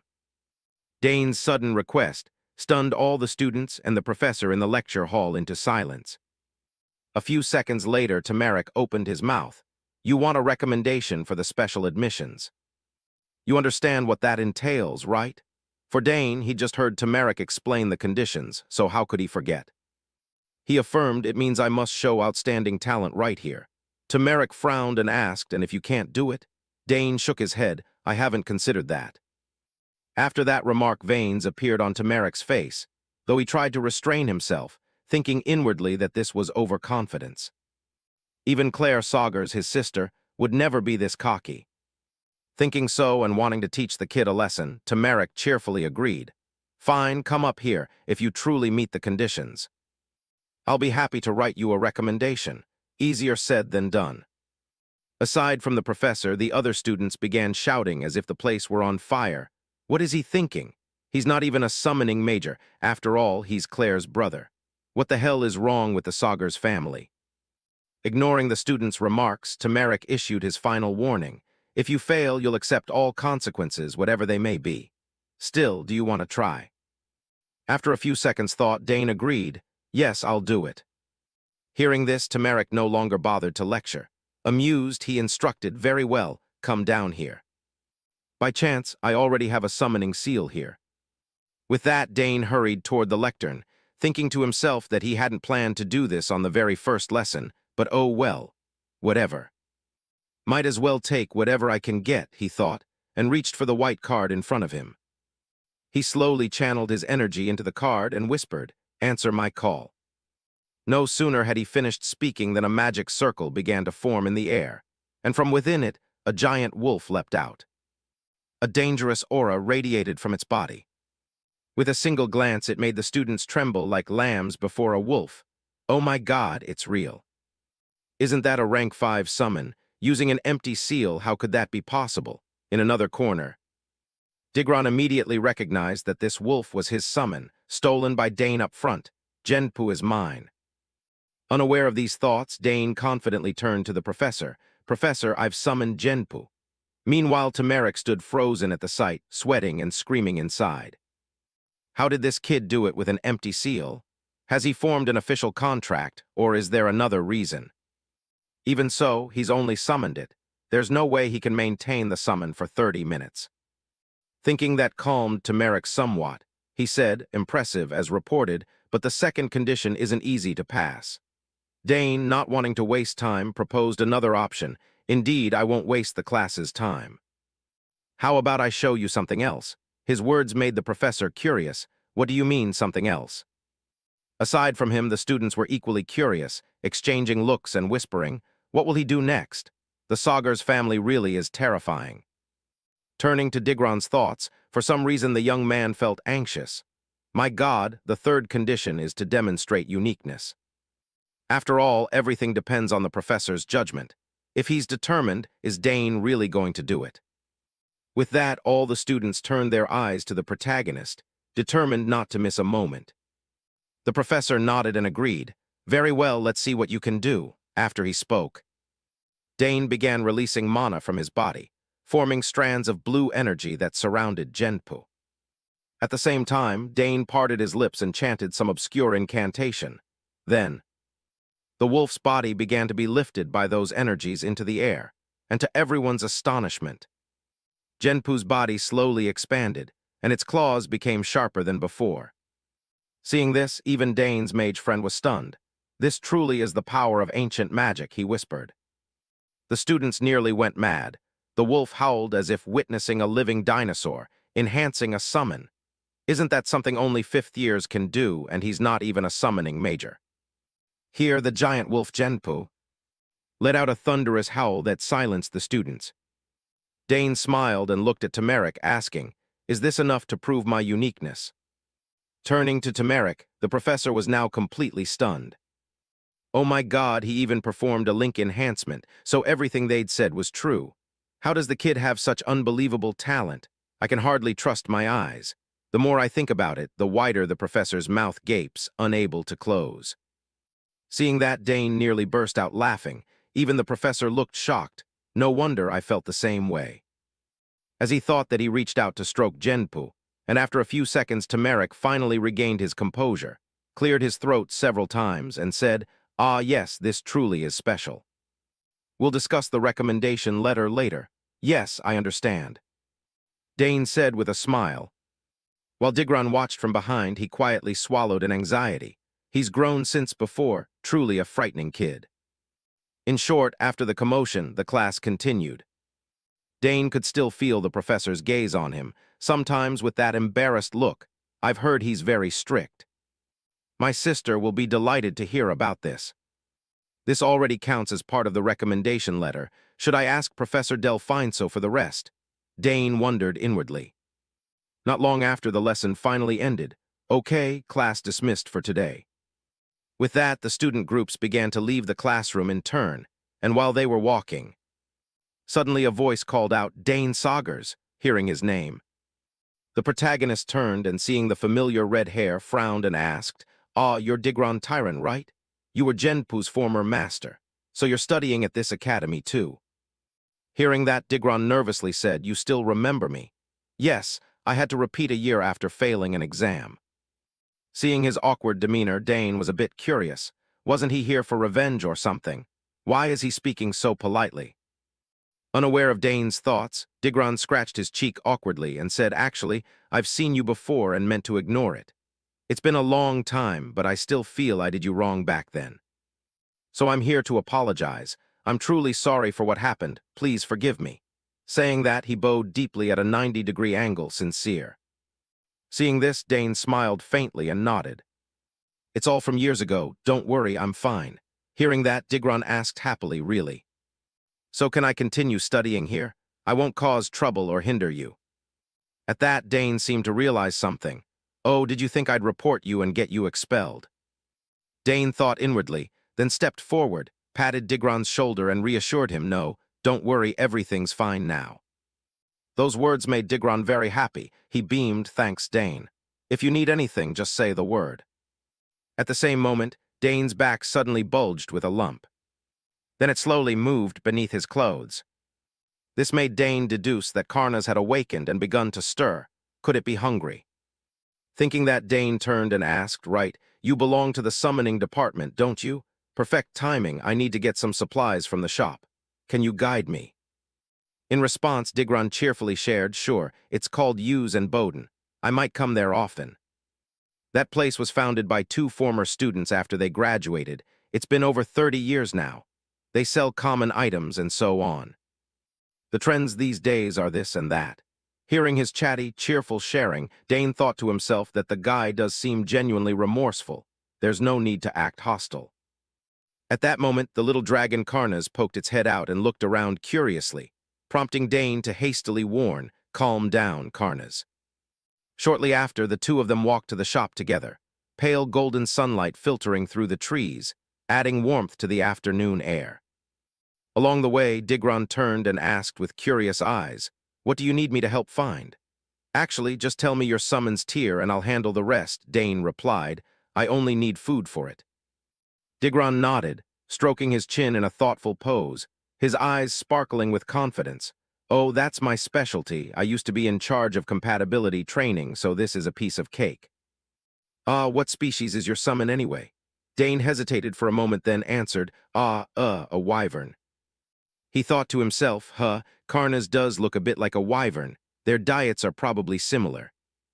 Hearing the answer, Digron suddenly shouted out excitedly, "Wyvern? A tier 3 summon, that size," seeing Digron getting worked up. Dane hurriedly raised a hand to signal, lowering his voice, "Yeah, but it's still small, so keep it secret, okay?" Digron was startled, eyes wide, and at the same time the Karnas girl in the cloak began to wriggle, making small noises.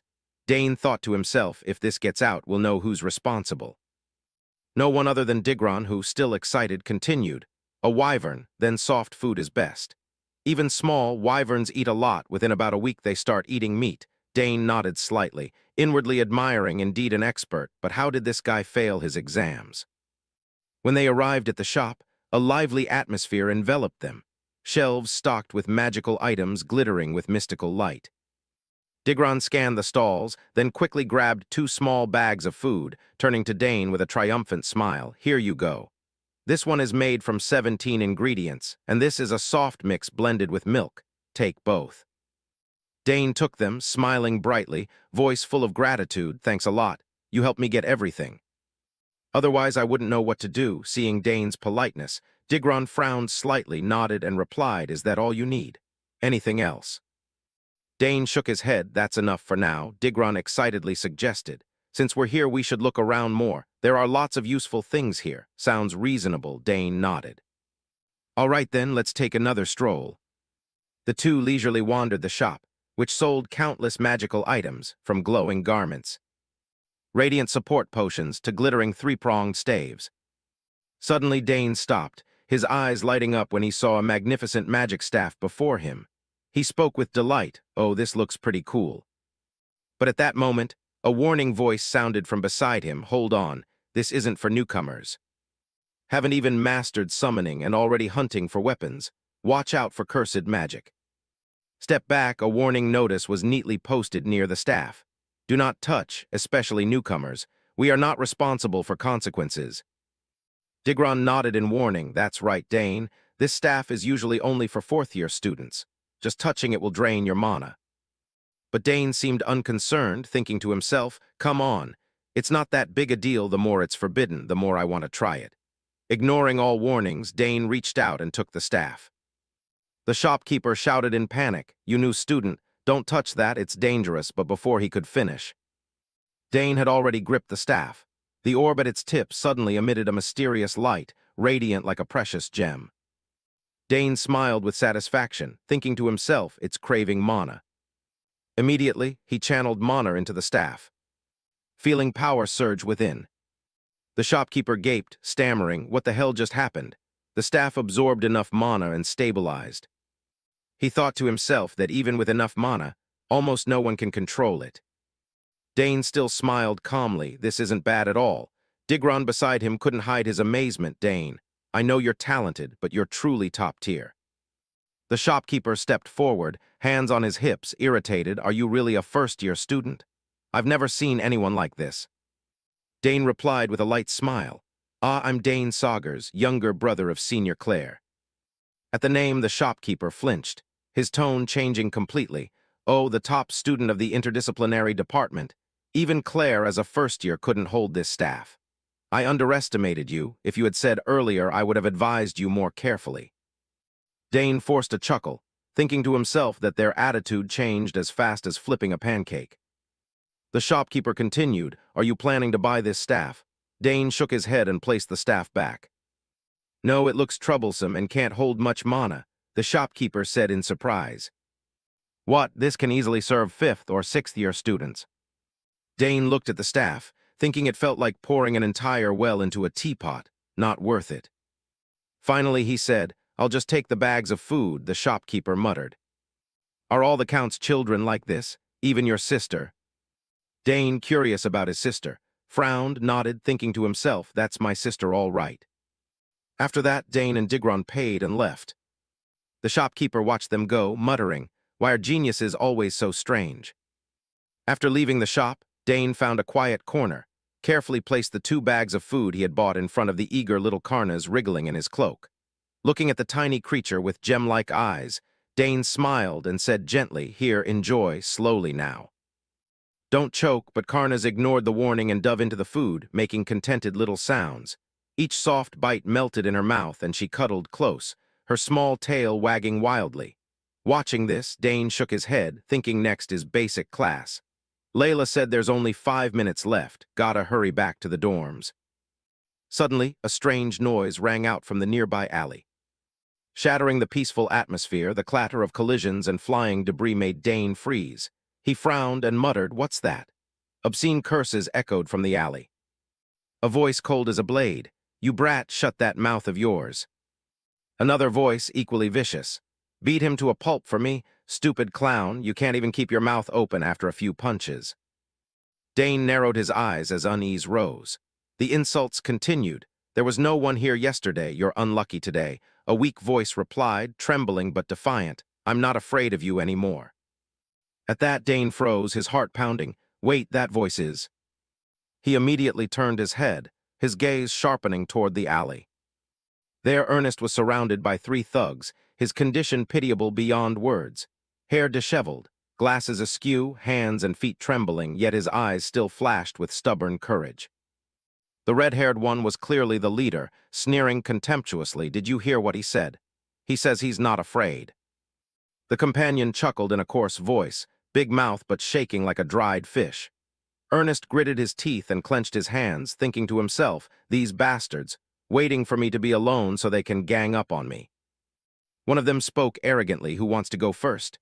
"There's no one else around." Another sneered, "Let me. My jaw still hurts from last time because of him." The 3 of them stepped forward with fierce momentum. Though terrified, Ernest still took a defensive stance and growled, "Don't come near." The three burst into mocking laughter. "Ha ha, this loser dares to raise a fist." Thinking he'd had one lucky break and was tough now, despair rose in Ernest's mind. "This is bad, what can I do now?" But at that moment, decisive footsteps sounded from afar and a calm, slightly sardonic voice drew the group's attention. "Oh, it's you guys again." The blonde turned his head, his eyes widening as he recognized the newcomer. He shouted, his voice edged with panic. "Dane Saugers." Dane paid no mind to their astonishment. He strolled forward with a faint smile, waved at Ernest and said, "Hey there." Ernest saw Dane like a man spotting a lifeline. His eyes brightened, voice trembling with emotion. "Dane." When Dane appeared, the bullies began whispering and arguing. "What's going on?" "You said no one would show up," one muttered. Another replied, "Who cares, bring some weapons." Dane glanced at them, thinking to himself, "This is trouble," and looked around. He silently wondered, there really isn't anyone else here, right? "Then I'll make you taste some pain." Immediately, a surge of mana poured from Dane's body, startling the bullies. In an instant, countless spears appeared in the air, aimed straight at them. Seeing this, one shouted, "What the hell is that? He can use magic too." The crew cut trembled as he spoke. "Isn't the Saugers family famous for spear techniques?" The redhead yelled angrily, "You idiot, have you forgotten? She's Arabella Saugers." Beside them, Ernest also exclaimed in surprise. Dane stood with the spears hovering in the air. He aimed them at the bullies and said coldly, "All right, choose. Step back obediently, or get thoroughly beaten." Hearing this, the three bullies went pale, a wave of fear washing over them. Immediately after, the nearby wall cracked as if struck, and the ground suffered likewise. The bullies now lay face down on the ground, crying out in miserable pain. Ernest was still trembling. Dane stepped closer and said, "Thanks, Dane. My hands and legs are still shaking." Dane smiled and replied, "As long as you're safe, that's enough." Then he continued, "Ernest, from now on let's train together." Hearing that, Ernest rubbed his still sore arm and surprised asked, "What?" Dane answered, "You once said you wanted to beat Braun, right?" Ernest nodded with an embarrassed smile. "Ah, yeah, that's right." Dane continued, "So I'll help you get stronger." Ernest could only smile. "Ha ha, I always count on you." After that, the two walked across the schoolyard.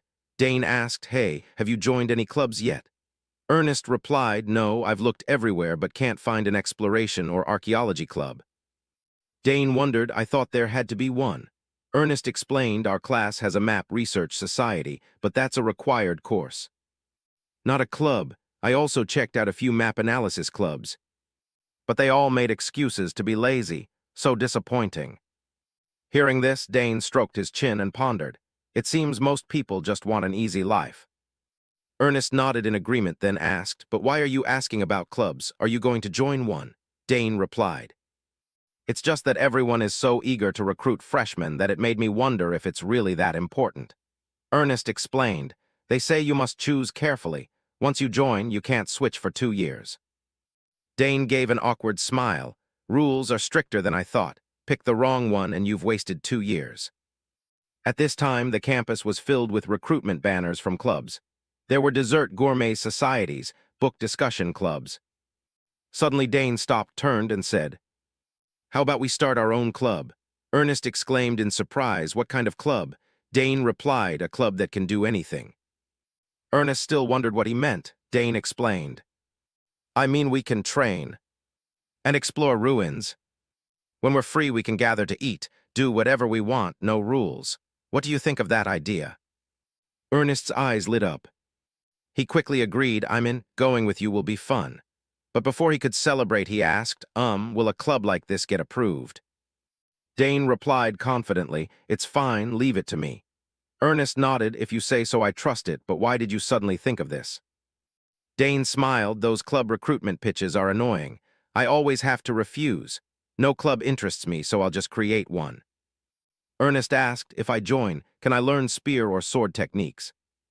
Dane smiled, "Of course, definitely. You might even discover a hidden talent." Ernest was delighted. "Great, we'll surely learn a lot from each other." Then he suddenly remembered, "But I heard you need at least 3 people to form a club, right?"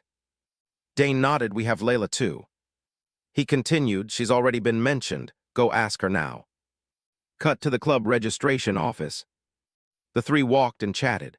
Ernest said, we just submit this form here and that's it. Layla excitedly replied, sounds easy. Hurry and fill it out. Dane glanced at her, thinking, classic Layla. She even left the dessert exploration club just to come with us. Layla cheerfully said the dessert club only meets weekly to taste sweets. Perfect. Dane nodded, we can do that too if you like. Ernest chimed in, I love tarts too. Do whatever you want, Dane added. If you want to meet upperclassmen, that's fine, but just follow Ernest. Hearing that, Layla looked satisfied, smiling brightly. The three filled out the club formation form together, then took it to a room to request confirmation. Suddenly, Layla shouted, what? The rules changed. A blonde girl pushing up her glasses explained, yeah, the academy now has over 3,000 clubs. Most are inactive and hard to manage, so starting a club now requires approval, not just reporting. Dane's expression creased slightly as he asked, what do we have to do for approval? Layla sighed, oh no, terrible timing. The blonde continued, you need a recommendation letter from a full professor. Do you want me to give you the form? Dane nodded, just give the form to me first. After that, the three left the room. Layla complained, how can freshmen like us get a recommendation letter? Ernest nodded in agreement, seriously, there isn't a single professor we've even met yet. Layla continued, you can't just pick any teacher to sign it. Dane smiled, actually I already have someone in mind. Layla and Ernest shouted in unison, what? Who is it? We're just first-year students, they'll probably look down on us. Dane smiled confidently, trust me you guys. Ernest and Layla gaped, speechless. Cut to Professor Kelthas's office. Dane sat down to present the club plan. After a while he thought to himself, damn, he said he'd listen, but why is this so difficult now? Kelthas spoke up, why have you come here? Dane replied, Professor, actually we want to start a club. Kelthas was rather surprised, oh that sounds interesting, what kind of club is it? Dane smiled, a club for sword training, exploring the academy and cheerful adventures, but we need approval now. We need a recommendation letter from a professor. Kelthas asked, a recommendation letter? Dane nodded, yes, we're looking for an excellent professor to request one from. Hearing this, Kelthas stiffened slightly. He thought to himself, find a professor. They came all the way here to find me and still say that. You brat, do you think there's a better professor than me? No sooner had the thought passed than Kelthas smiled and said, haha, isn't there a professor right here?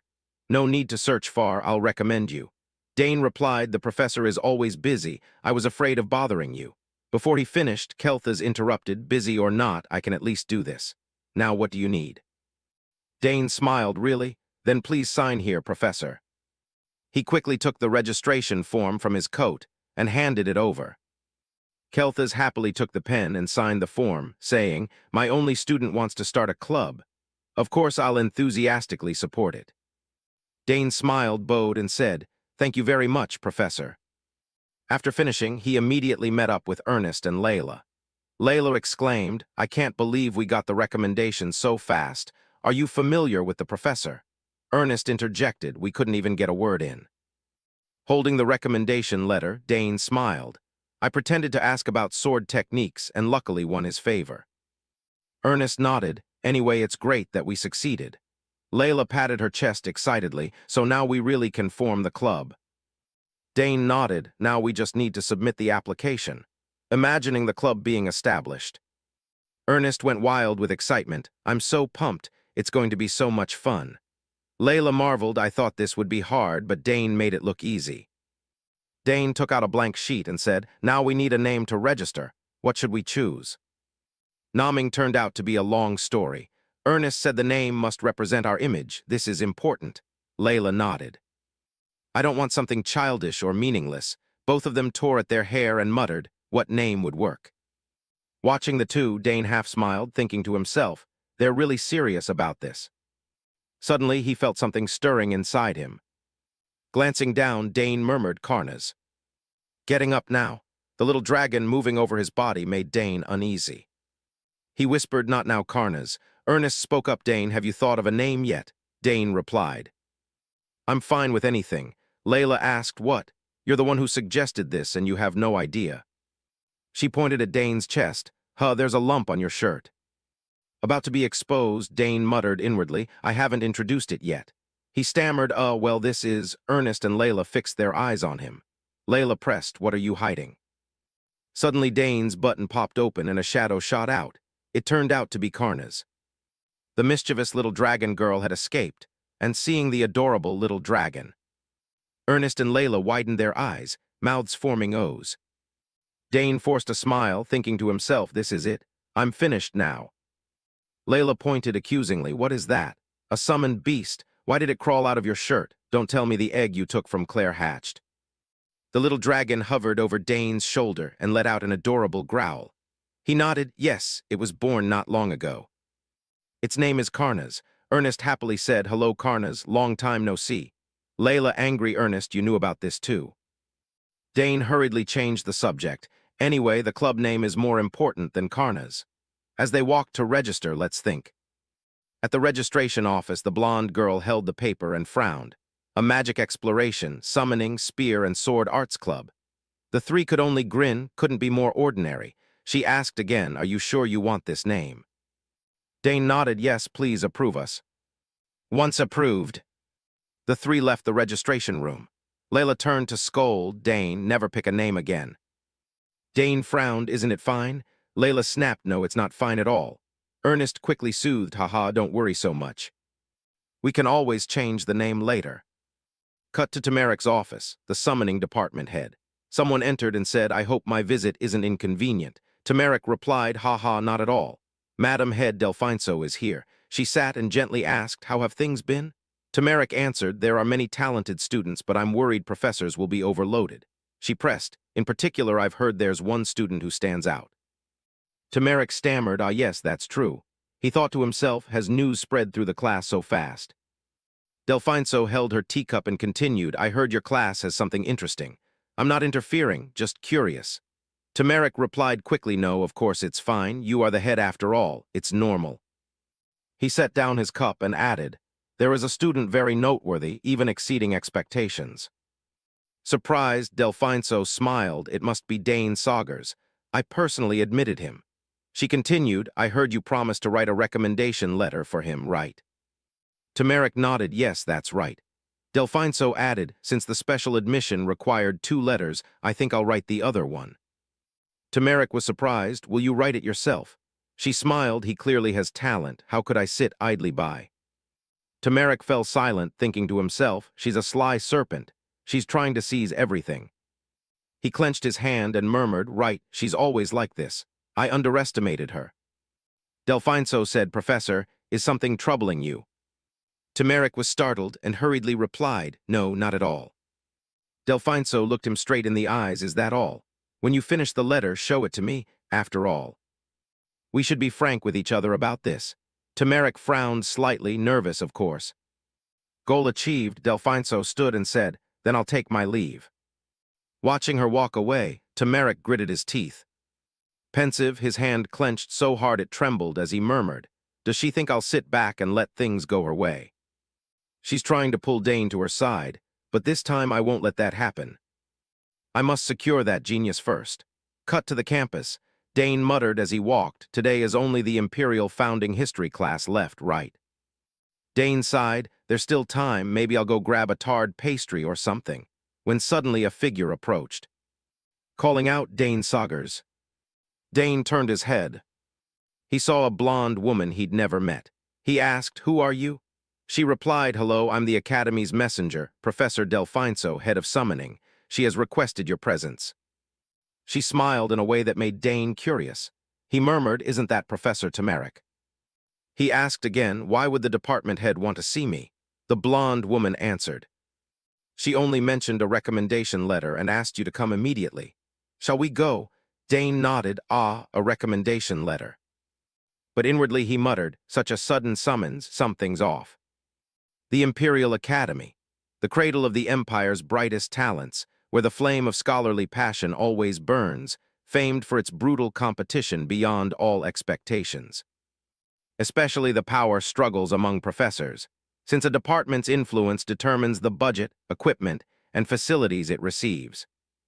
Here, the 3 largest departments, swordcraft, magic, and summoning, were always allocated the largest budgets. A professor's reputation and evaluations shifted accordingly, directly affecting their core responsibilities. In the head of summoning's office, Delfinso looked out the window and murmured, "We can't stay stuck in third place forever. I won't keep losing to those others." She pondered, if that boy joins our department, we could easily surpass the magic department. The issue is Professor Kelthas is from the interdisciplinary department, yet. His sister Claire studies here, so it's hard for him to refuse. If we can get him interested in summoning, the opportunity will come. Suddenly a voice called from outside, "Professor, I've brought Dane." Delfinso replied at once, "Send him in." She smiled and spoke, "The academy must be busy. Dane, with your ability, you must have many offers." Dane modestly said, "I still have much to learn, so I'm approaching everything with a freshman's mindset." Delfinso nodded, "Modesty is admirable. Is there any subject you're particularly interested in?" Dane smiled faintly, I haven't chosen a specific subject yet. I want to do well in all of them." Delfinso nodded, wanting to excel across the board is the spirit of a newcomer. "Do you know why I called you?" Dane shook his head. She continued, "I heard something miraculous happened in Professor Tamarek's class. You summoned Genpu and achieved a reinforced link. With skills like that, how could a department head like me stay idle?" She smiled. "With your ability, you should take the special admission exam." Dane began to understand and replied, "Thank you for recognizing my abilities." Delfinso continued, "Professor Tamarek and I have agreed to write recommendation letters for you. It's the first time I've written one for a student outside the summoning department. Because your talent is rare," she frowned and got to the point. "Why don't you explore summoning more deeply?" Dane asked, "Summoning?" She nodded. "Honestly, someone qualified for the special admission needs no extra lessons, but precisely for that reason, I want to teach you personally."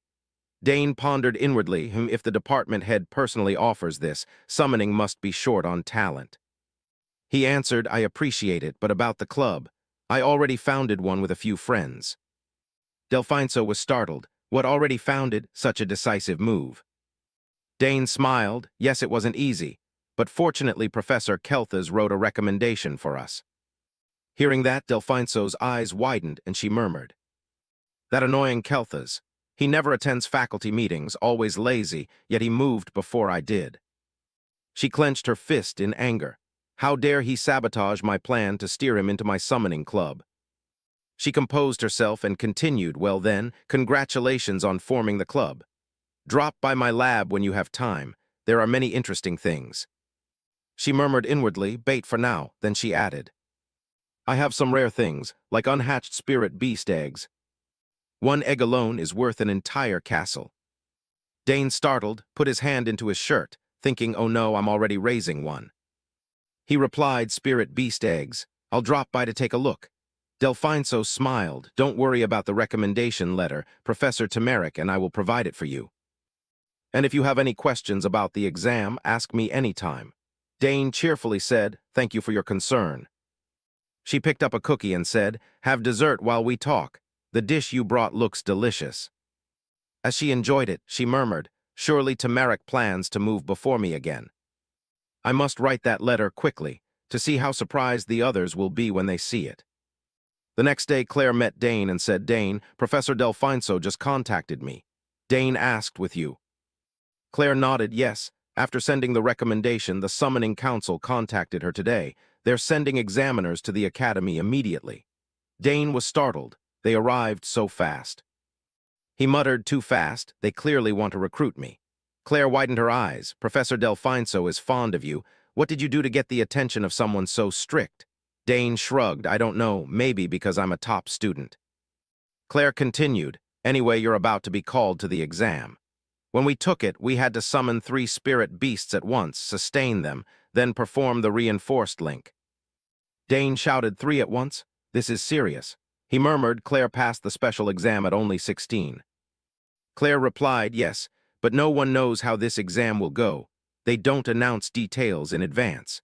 With Delfinso's recommendation you're qualified, but the summoning council has internal power struggles." Dane asked, "Internal struggles?" Claire explained, "You probably don't know. Delfinso has refused the council's requests many times, so they dislike her and won't let her gain advantage easily. Dane pondered, so the exam might be harder because of that, right? Claire nodded, it's possible. But I'm not too worried for you. If you get hurt by these adult power games, I'll feel guilty. Dane smiled, don't worry, I won't let that happen. He thought, I don't intend to fall into those traps. 2 days later, the Summoning Council's inspection team arrived at the academy, led by Chairman Elgard Poten. He spoke, long time no see, Professor Delfinso. She replied, you're well. Elgard nodded, yes. So how talented is the student you recommended? Delfinso calmly said, sorry, Chairman, his talent is extraordinary, I couldn't ignore it. Elgard continued, then you should have accepted a seat on the council when we offered to handle things quickly. Delfinso forced a smile. You know I value my responsibilities at the academy. If I took a council post, I couldn't fully devote myself to the school. She gritted her teeth, thinking, do you think I don't know you're pulling influence to your side? Because of the council's greed, I nearly died several times in those reckless incidents. She turned around. So come with me, we'll talk as we walk. Elgard nodded. All right, he thought. The recommendation is sent, so I'll cooperate, but I don't like that kid one bit. On the way, Elgard asked, that boy is Dane Saugers, Claire's brother, right?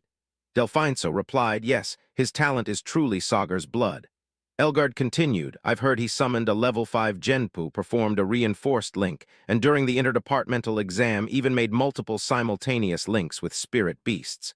Delfinso nodded, that's correct.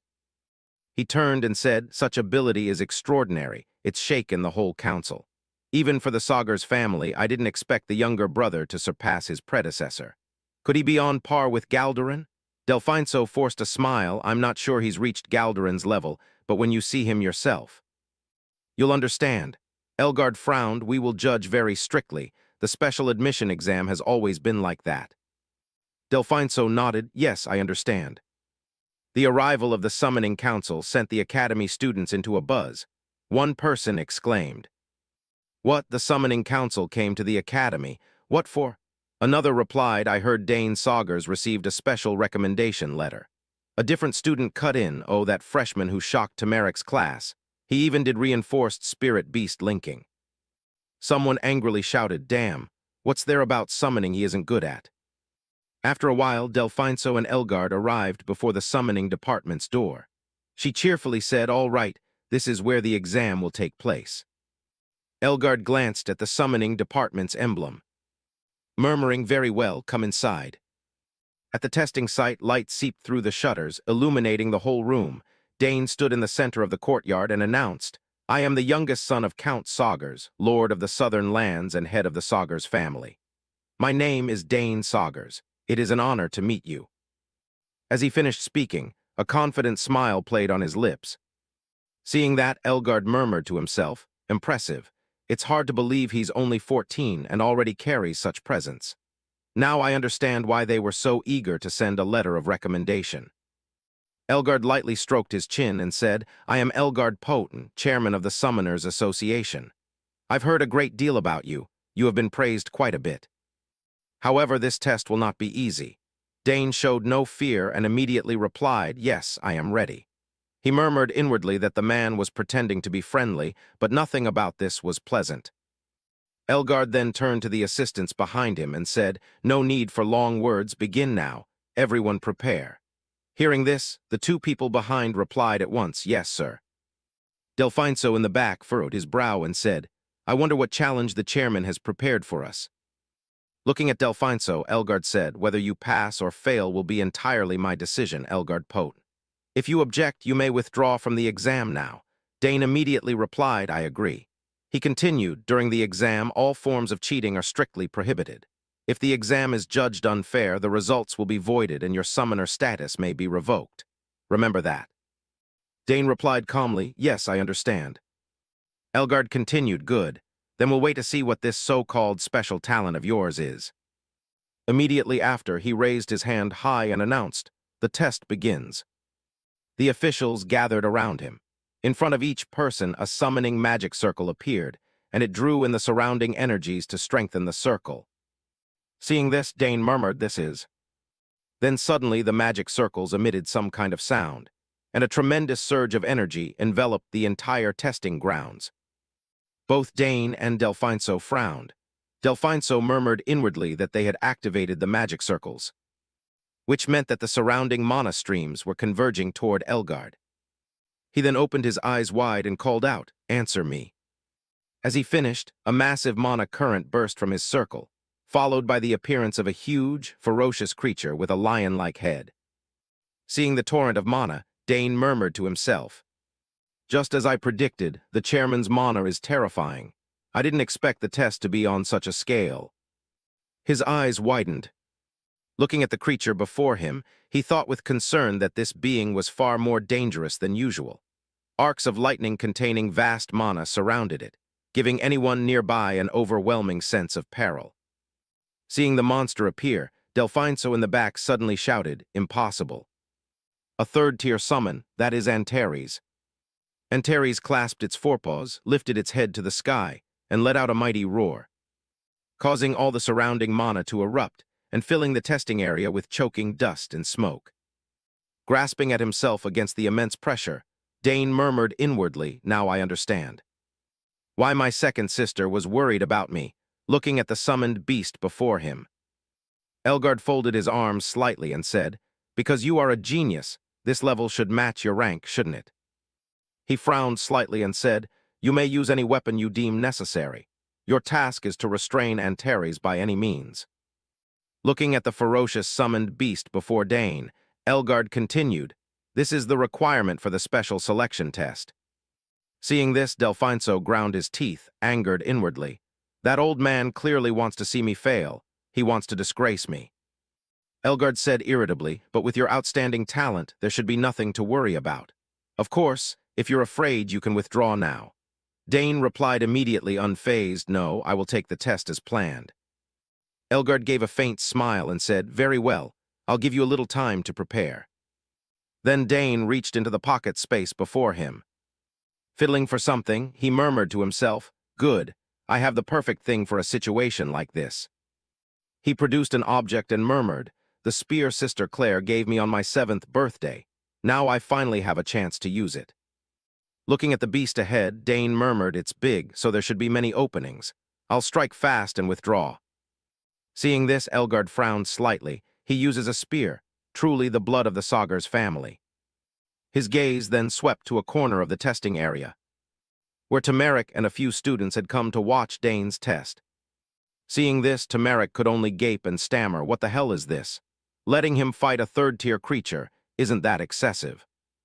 Hearing the familiar voice, Delfinso glanced over and said, "It seems Professor Tamaric has also arrived. He'll probably object to this." Elgard was unconcerned and replied, "It's fine, he's ready. Begin." His expression darkened briefly. Then he immediately thrust his hand forward and commanded, "Antares, eliminate the enemy before you."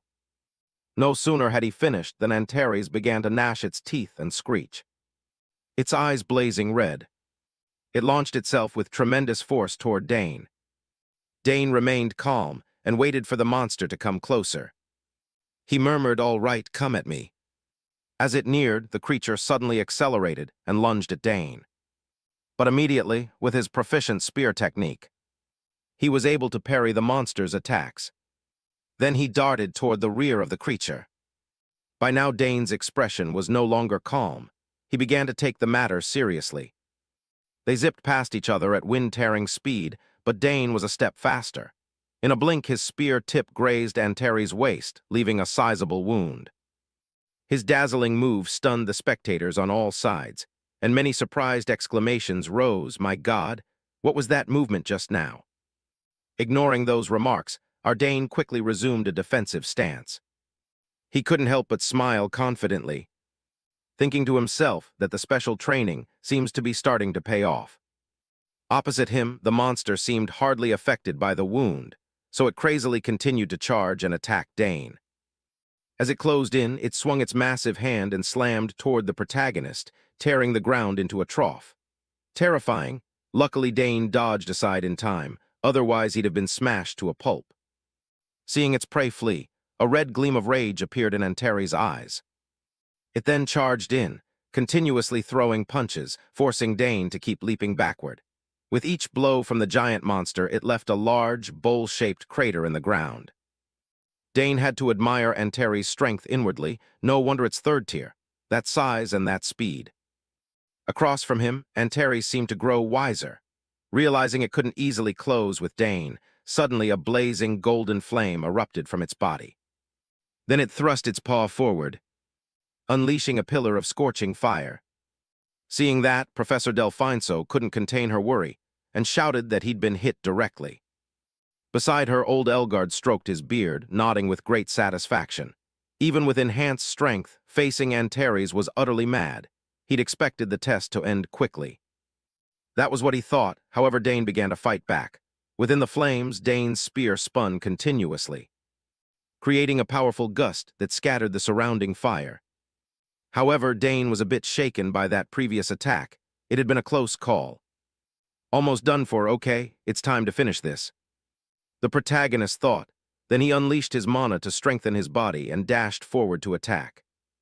But Antares reacted extremely swiftly.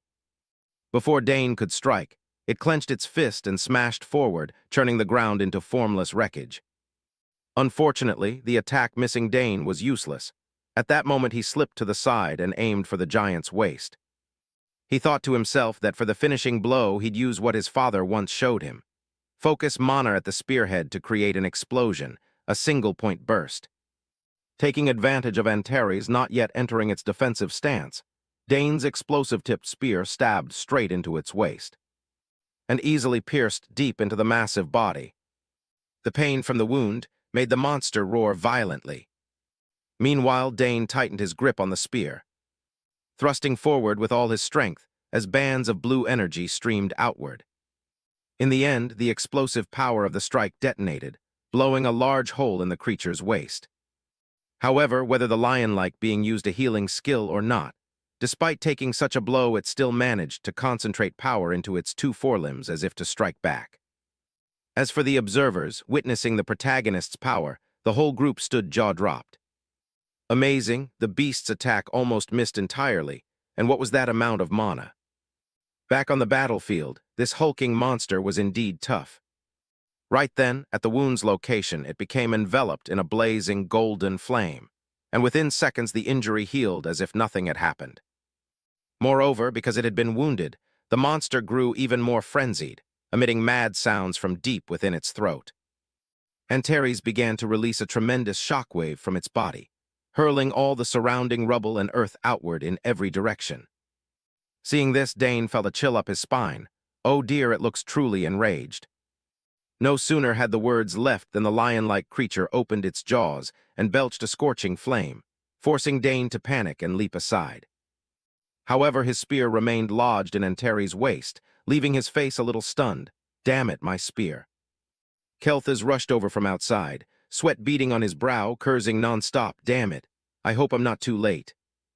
Why hold the test out in some godforsaken place like this? His heart hammered, worry mixed with irritation. As he pushed the door open, the scene before him made Kelthas freeze. His eyes widened in shock and he clenched his teeth.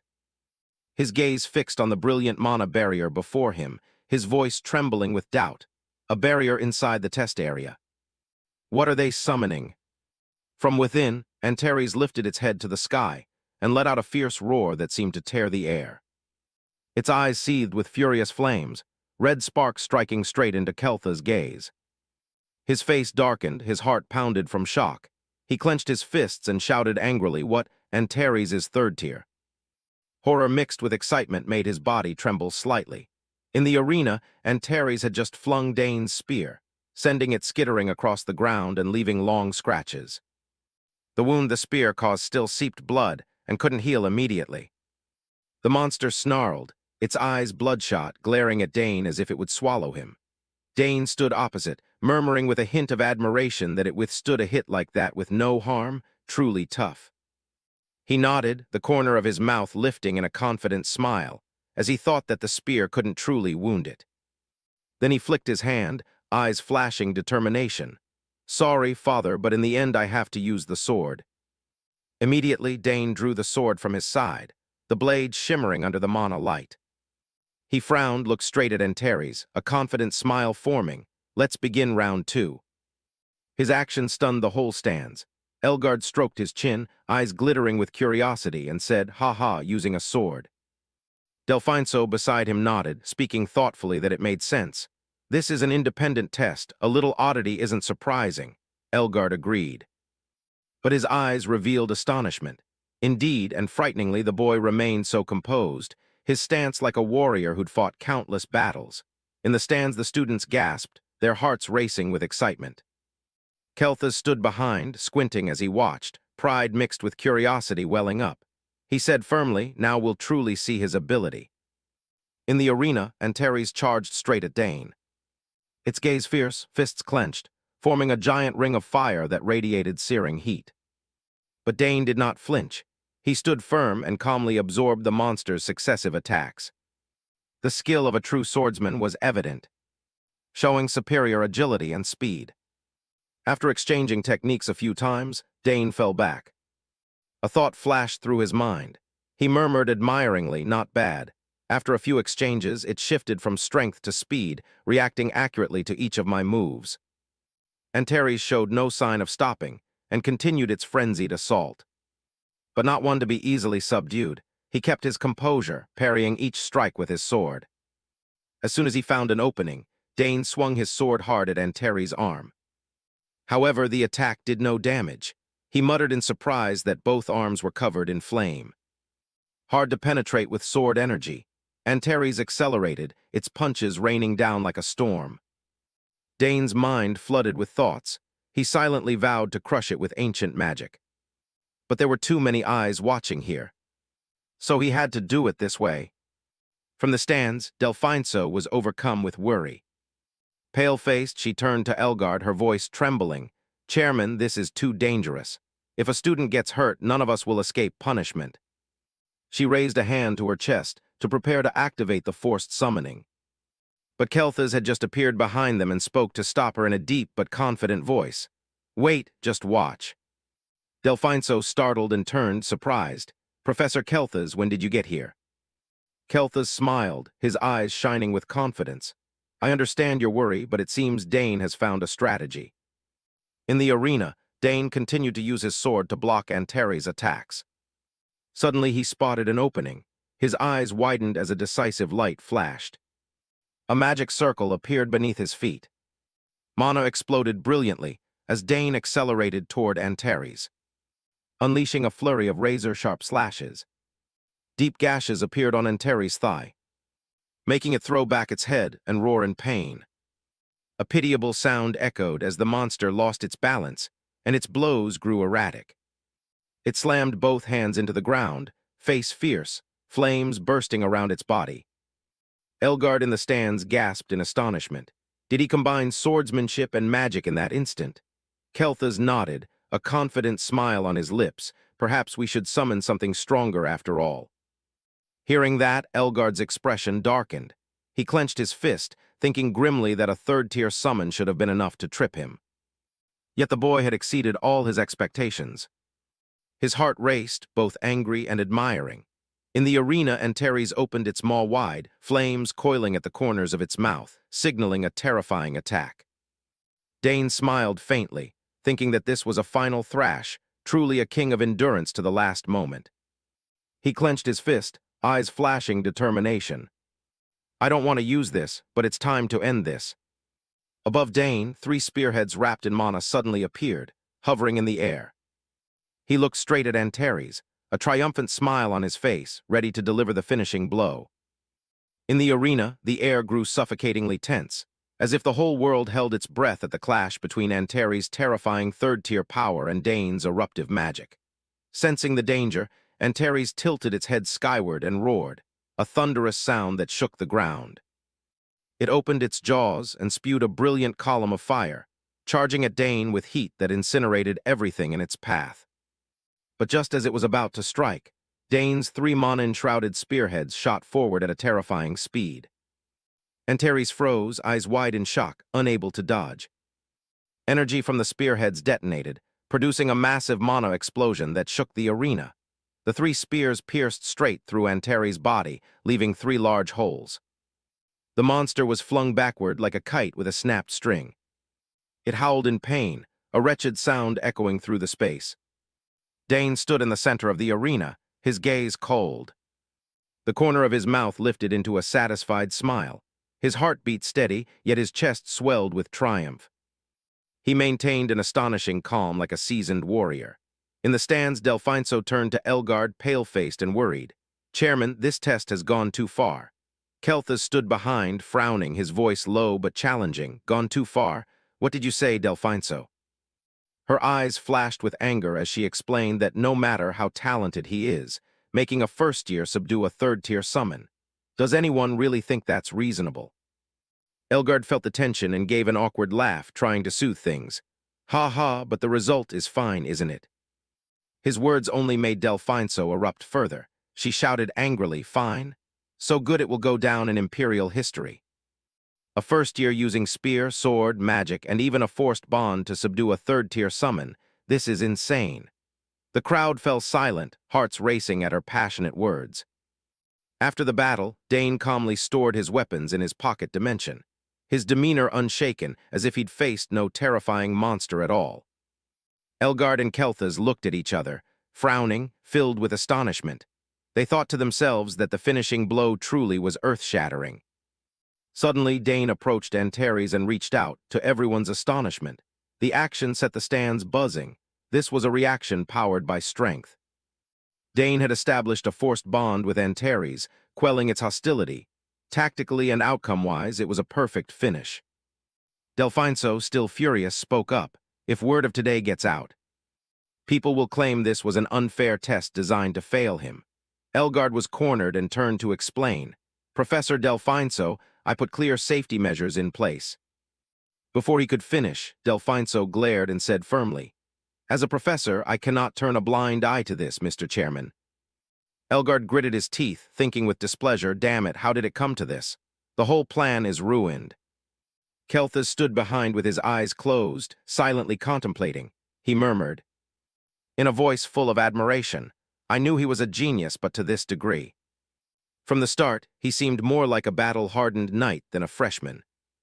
Kelthas and Delfinso's gazes turned to Dane. A resolve flashed in their eyes. I must take him on as a student. After the test concluded, Elgard stepped forward and announced in a ringing voice, "The test is over. Dane, you have passed this special examination. We officially confer upon you the title of summoner along with this badge. May you continue to develop your talent as a summoner of the Empire. Accept this." Dane received the badge and bowed in thanks. His eyes glittering with pride, he looked at the golden badge before him, engraved with strange runes, and murmured that the gold badge is only awarded to those who pass the special test. Pretty cool. Holding the badge in his hand, Dane pondered for a moment and then raised it high. Pouring a large amount of mana into it, he murmured. Responding to the call, mana immediately gushed from the badge, shooting straight into the sky and forming a gigantic magic circle. From within, a tide of mana surged forth, and something hurtled outward, stunning everyone. Elgard widened his eyes and shouted, "What is that?" Below on the field, a creature with long ears and short legs appeared. It was a summoned beast resembling a rabbit. Information displayed. Altemur, 4th-tier summon, enhancement type, capable of greatly boosting its summoner's physical attributes. Looking at the little rabbit, Dane smiled with delight. "That's pretty legit and cute too." He stepped closer and gently said, "Nice to see you again, Altemur." The atmosphere suddenly stilled. Everyone froze.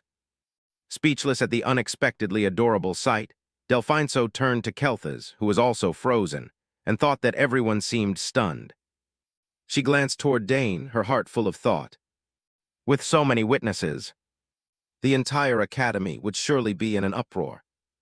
As expected, students across the campus buzzed. One shouted, "Is he the one who passed that special test?" Another replied in amazement that the Sagar's family, what on earth are they like? With this, he's even surpassed his sisters. At that moment, Dane, Ernest, and Layla were walking across the campus, countless eyes on them. Ernest turned to Layla, bewildered. "Layla, I can't make sense of this. Could it really happen?" Layla crossed her arms and replied nonchalantly, eyes glinting with confidence, "Don't try to understand it, accept it, and you'll get used to it. He's from another world." Ernest changed the subject excitedly. "Oh, right, I finished decoding that map." Layla lit up. "Really? You're good." Dane added calmly but expectantly, "Then when it's decoded, let's hold the club's first meeting." Hearing that, the group was thrilled. Layla beamed, "Awesome, I'm so bored." Ernest clenched his fist happily, "I'll try to decode faster too." Dane still smiled calmly, thinking that he was actually very curious about it. Then he turned to everyone. "Professor Kelthas has called me. I have to go. See you later." After saying goodbye, he turned and walked away confidently. In the training room, Kelthas was waiting. He looked at Dane in a grave voice. "Altemur is a terrifying summon. An imperial summoner, Drennick, once called out 2 of them, and it was a nightmare.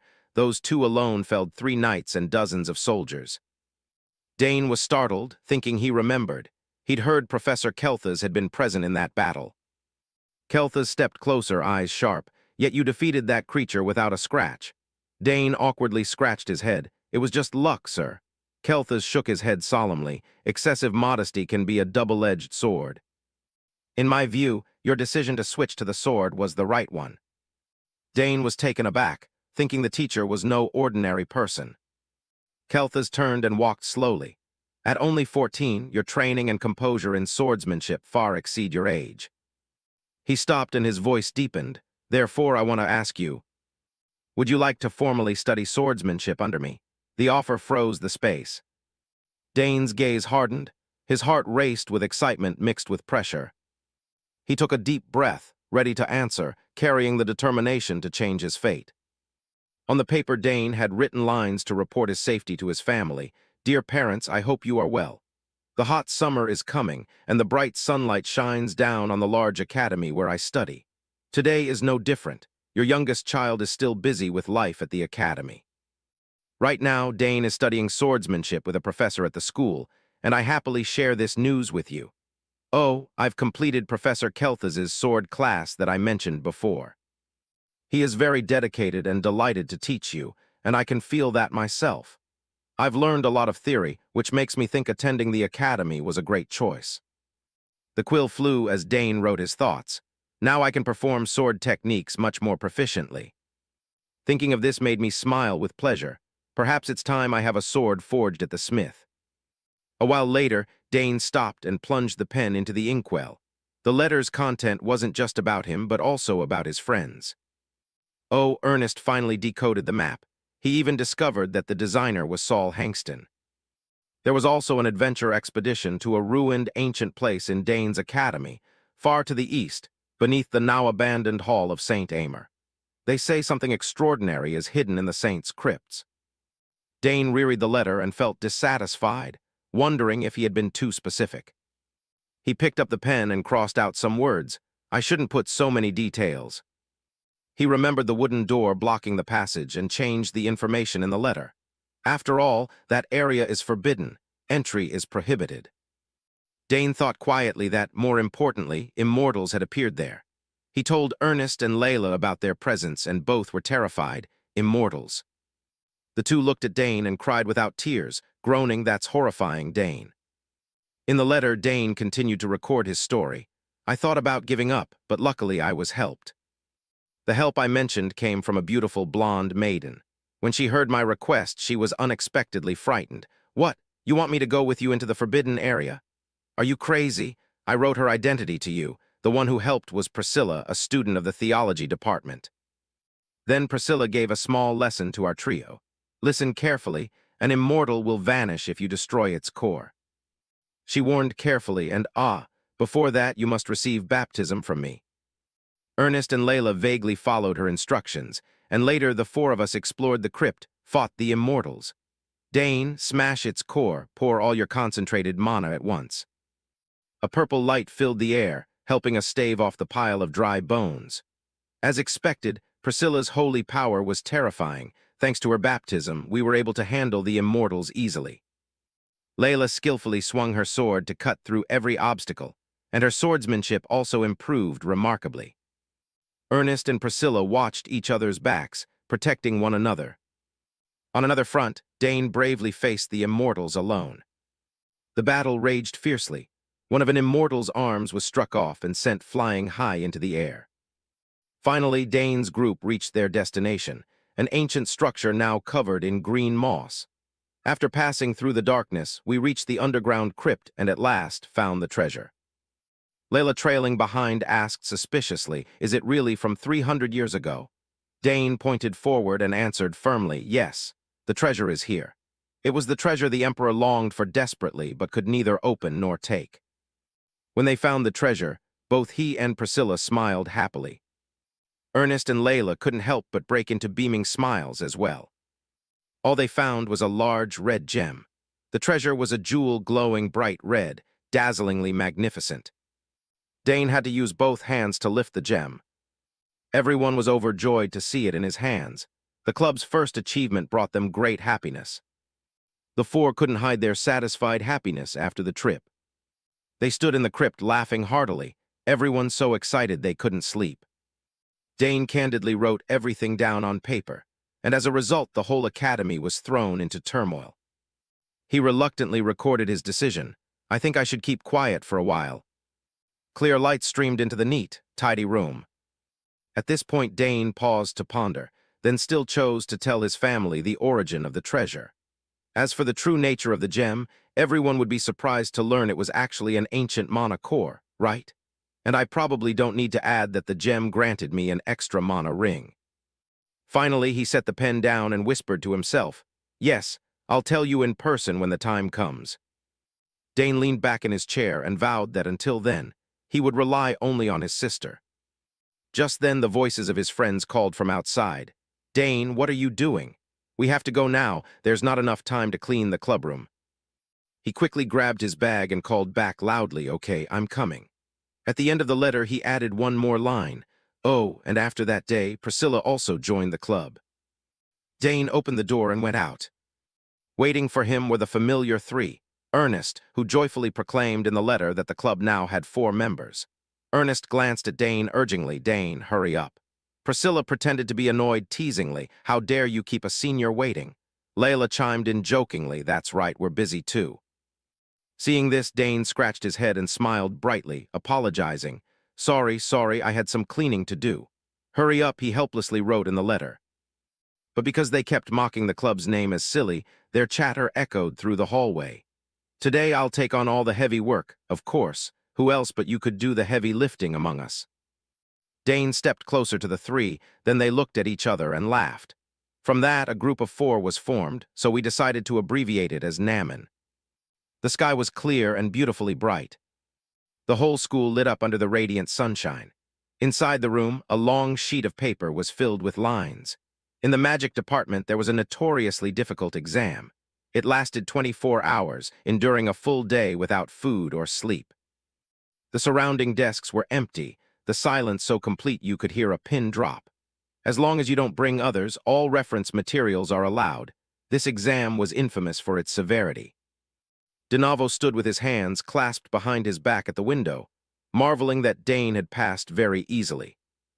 He analyzed calmly. He completely grasped my intent. Not only is he good at problem-solving, his ability to analyze the surrounding environment is extraordinarily excellent.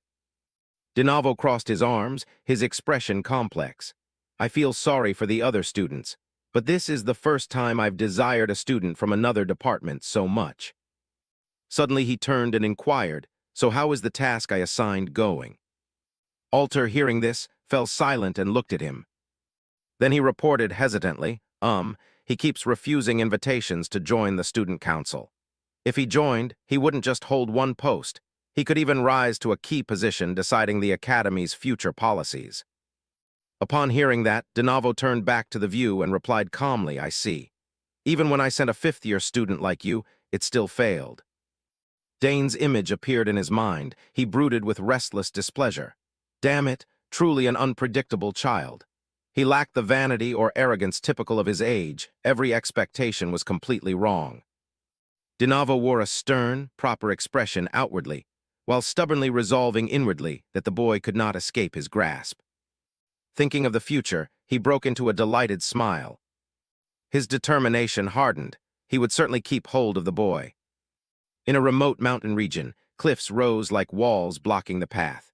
In a book-filled room, Arabella's laboratory, someone asked with concern, "Is Alter from the student council still trailing you?" Dane replied resignedly, "Yeah, it's a bit troublesome." Arabella complained irritably that the professor hasn't changed at all. It was the same in her time. Seeing this, he rubbed his head and asked in puzzlement, "Did he do the same to you?" She immediately admitted it. Arabella recounted unhappily that he even said he'd make her head of some student association. Dane commented in surprise, "Head of an association sounds impressive." She quickly retorted that professor likes to lure talented youths to turn them into his pawns. She revealed other mysterious information. Those with ability but low birth and unclear prospects are easy to trap. Hearing that, he immediately thought of Alter's close relationship with DeNavo, so that's why Alter keeps tailing Professor DeNavo. Dane smiled smugly and asked, "So is that why you, Arabella, are sure?" She affirmed firmly, of course. That professor is dangerous, not only talented, but a master at recruiting others to his side. If you get entangled, you'll become an obedient puppet, so be careful. Oh, that's right, isn't it? Uneasy, she cautioned carefully, "No matter what he offers, refuse it immediately." Dane listened patiently and answered, "I understand. Sister, I'll be careful." Suddenly the door flung open and Arabella yelled in surprise and alarm. "What is this?" Someone holding up a blue orb called for help. "Dane, so you're here. Look, I found something terrible." The newcomers were Dane's three friends. Layla led, hastily pleading, "Ernest brought this back from the forbidden area. Can you take a look for me?" But Arabella, hearing this, was horrified and incredulous. "What? The forbidden area? You actually went into the forbidden area?" The three felt nothing wrong. On the contrary, they beamed proudly. Seeing that, Dane helplessly covered his face, unable to look. "I told you to stay quiet for a while. Sorry, sis." Dane approached. Ernest anxiously asked, "Ernest, what's wrong? Surely since the visit to the Amur sanctuary, the guards have tightened up." He smiled reassuringly. "Don't worry, Dane. I'm an explorer. I have to face challenges like this." Hearing that, you looked at Ernest hesitantly and probed. "Well, yes, that is your forte, but isn't it still too dangerous?" He crossed his arms and replied resolutely, "I understand your worry, Dane, but the explorer's blood in me is boiling. I can't sit still." Seeing that, Dane felt reassured and thought to himself that since the visit to the Amur sanctuary, Ernest had become noticeably more proactive.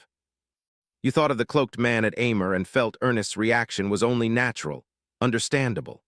Saul Hankston, the only one said to have touched the Nine Shackles realm after the fall of Archana, the Demon King, produced such a place.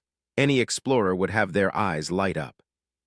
Across the room, Layla was pleading desperately with Arabella. "Senior, please take a look at this," she appealed helplessly. "You kids really are just troublemakers."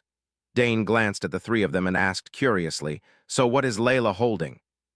You looked at the orb dimly glowing in Layla's hand and guessed. Did she hide something in the mana detector? Hearing that, Ernest rubbed his nose and hesitantly recounted. Hear what happened. I couldn't sleep last night, so I went for a walk in the restricted area. When I got there, I noticed something suspicious. You know Saul Hankston's laboratory is in the restricted area, right? I kept hearing strange noises coming from the building." Ernest looked around frightened. "It sounded like machinery running or something being constructed. It gave me goosebumps. The noises seemed to linger in my ears, and there were voices mixed in two." Dane still felt puzzled and said, "So what? Even in the restricted area, guards come and go, so hearing people isn't strange." Ernest scratched his head and firmly objected. "It wasn't just guards, I'm sure." His gaze sharpened with suspicion, and the most suspicious thing was. He said that the blue orb suddenly lit up then. The spare mana detector I had running picked up mana. Dane recoiled in disbelief. "What? No way." After Saul Hankston's death, all items in the laboratory were moved to the memorial hall, so nothing in the lab could be emitting mana. At that time, the blue orb helped Ernest realize the hidden secret of the place. He continued cautiously, "Exactly. That means..." Afterwards, Ernest panicked and fled the restricted area. Recalling the building's gloomy scene, he solemnly affirmed that inside Saul Hankston's laboratory there was certainly something unknown. Dane was also made serious and doubtful by his attitude. "Mana waves." A while later in Arabella's room, she announced gravely, "Ernest, your guess was right. There really is something there." Ernest asked in astonishment, "Really, Senior Arabella?" She put a sheet of paper on the table and said, "Yes, and it's not ordinary. Here, look at the data I analyzed." Ernest and Layla bent over to examine the information. Then Dane also picked up the paper and read it carefully. The paper was filled with writing and continuously oscillating curves. These oscillations closely match the samples I collected, Ernest. Of course, not every part aligns, if you remove the ambiguous patterns. Hearing that, Dane looked at Arabella and asked calmly, "So what's the conclusion?"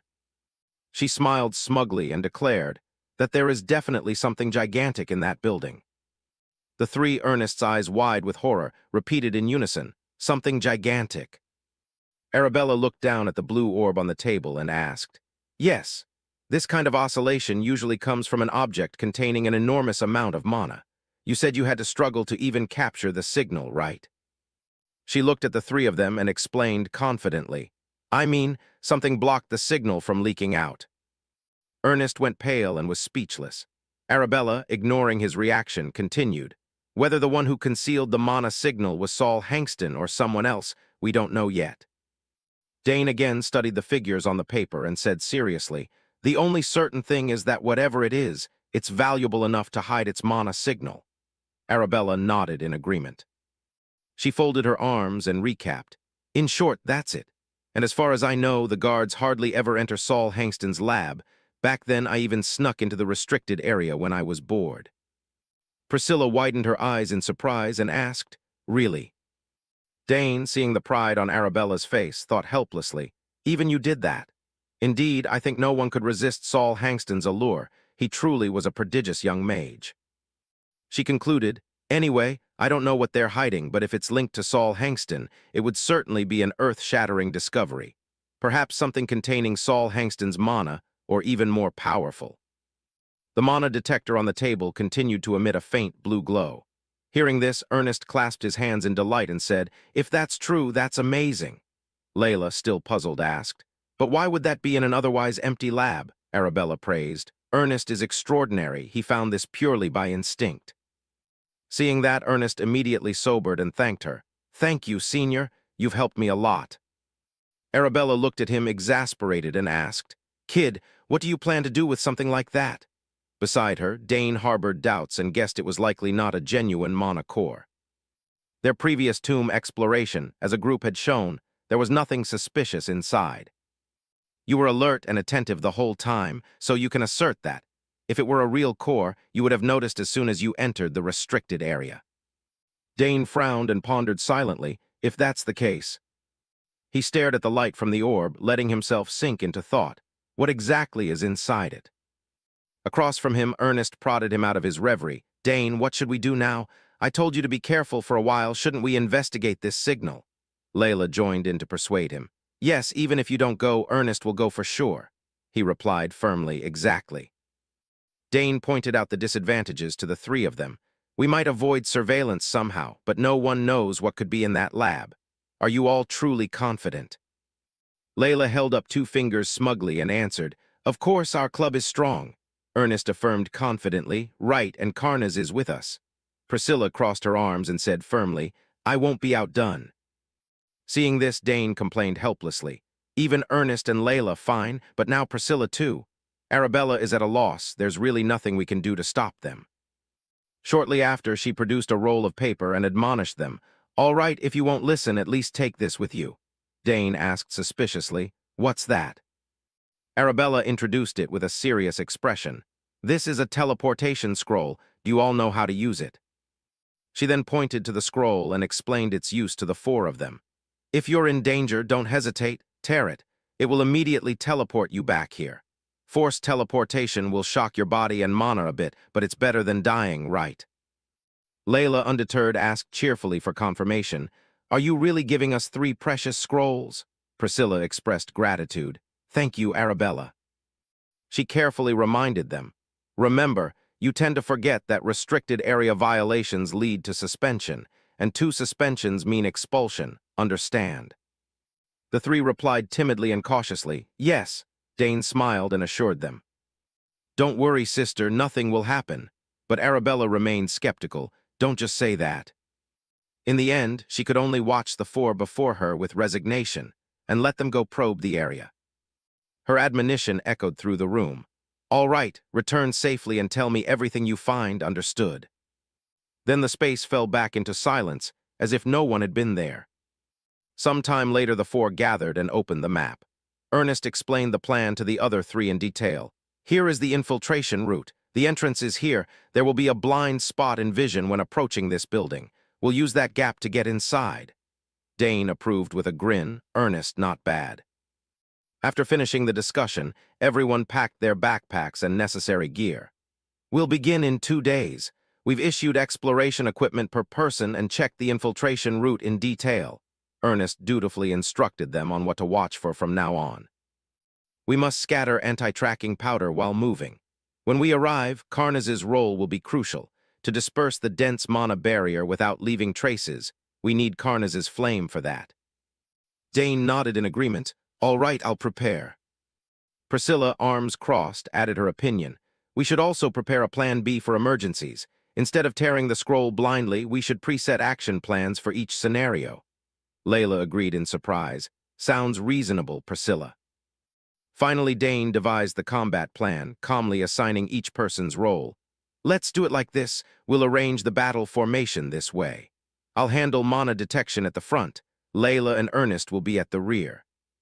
He signaled to Priscilla that she should stand in the middle. Priscilla is prone to ambushes. She agreed without hesitation. Got it. Then he turned to assign Ernest. Ernest, this time use the shortbow instead of the staff. You've practiced a lot, just shoot in a supportive mindset. He cheerfully accepted. All right, leave it to me. Dane looked at everyone seriously and cautioned. Remember. He reiterated the danger of the restricted area. The top priority is not being detected. We don't know what's hidden inside. Ernest rubbed his arm and spoke with curiosity. All right, I wonder what we'll find. I'm excited. Layla prayed nervously. Just hope it's not demons. Seeing the three in high spirits, Dane asked, Is everyone ready? Facing him were three faces with no fear, only excitement. Then, Dane raised his voice enthusiastically. Naman Club, let's go cause some trouble. On the high wall of the building, the outer guards stood watch solemnly, but their chatter echoed around. Annoying, every day like this I'll die. Wait a bit, only 20 minutes until shift change. What idiot would sneak into the restricted area? Just wait till they're caught. When their words trailed off, the space sank back into silence. The flickering firelight illuminated the guards. In a corner of the woods, Layla stared wide-eyed and exclaimed in surprise. Why are there so many guards? Beside her, Ernest murmured, I heard they recently doubled the watch. Turns out it's true. Must be because of us. Hearing that, she anxiously asked, What do we do now, Ernest? In the dark, the four moved stealthily, then quickly ran off in one direction under Ernest's guidance. Everyone's tired now. There'll be a gap. I know where the guards are weakest. Let's go that way. At the high wall, another team of guards arrived to announce, It's time for the shift change. A guard on duty glared at them and grumbled, Boring, almost fell asleep. Another guard asked suspiciously, Why are you late? Behind the relieving guards, Dane and the others darted nimbly through. The complaining guard knew nothing and kept whining. Everyone's gone already. As the last man leaped up and over the wall, the group cleared it and slipped past the guards safely. But the noise from the jump caused one guard to turn and investigate. Seeing this, the nearby guard asked in puzzlement, What's going on? He rubbed his head and asked, Did you hear anything? The other guard, not paying much attention, replied, Probably just the wind. The first guard queried suspiciously, Really? Fortunately, the guard didn't pay it any more attention. Eventually, that patrol left.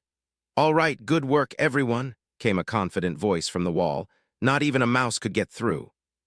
Below, the four of them knelt on one knee to steady themselves. He reported calmly, Good, so we've successfully infiltrated. Under the moonlight, the large house stood silent without a sound.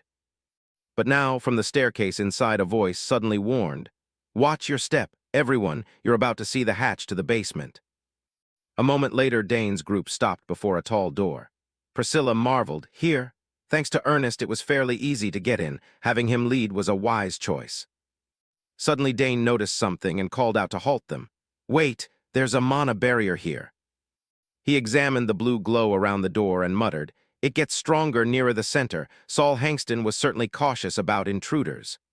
Then he contradicted himself. No, that's not it. Dane stepped closer and touched the magic circle, assessing.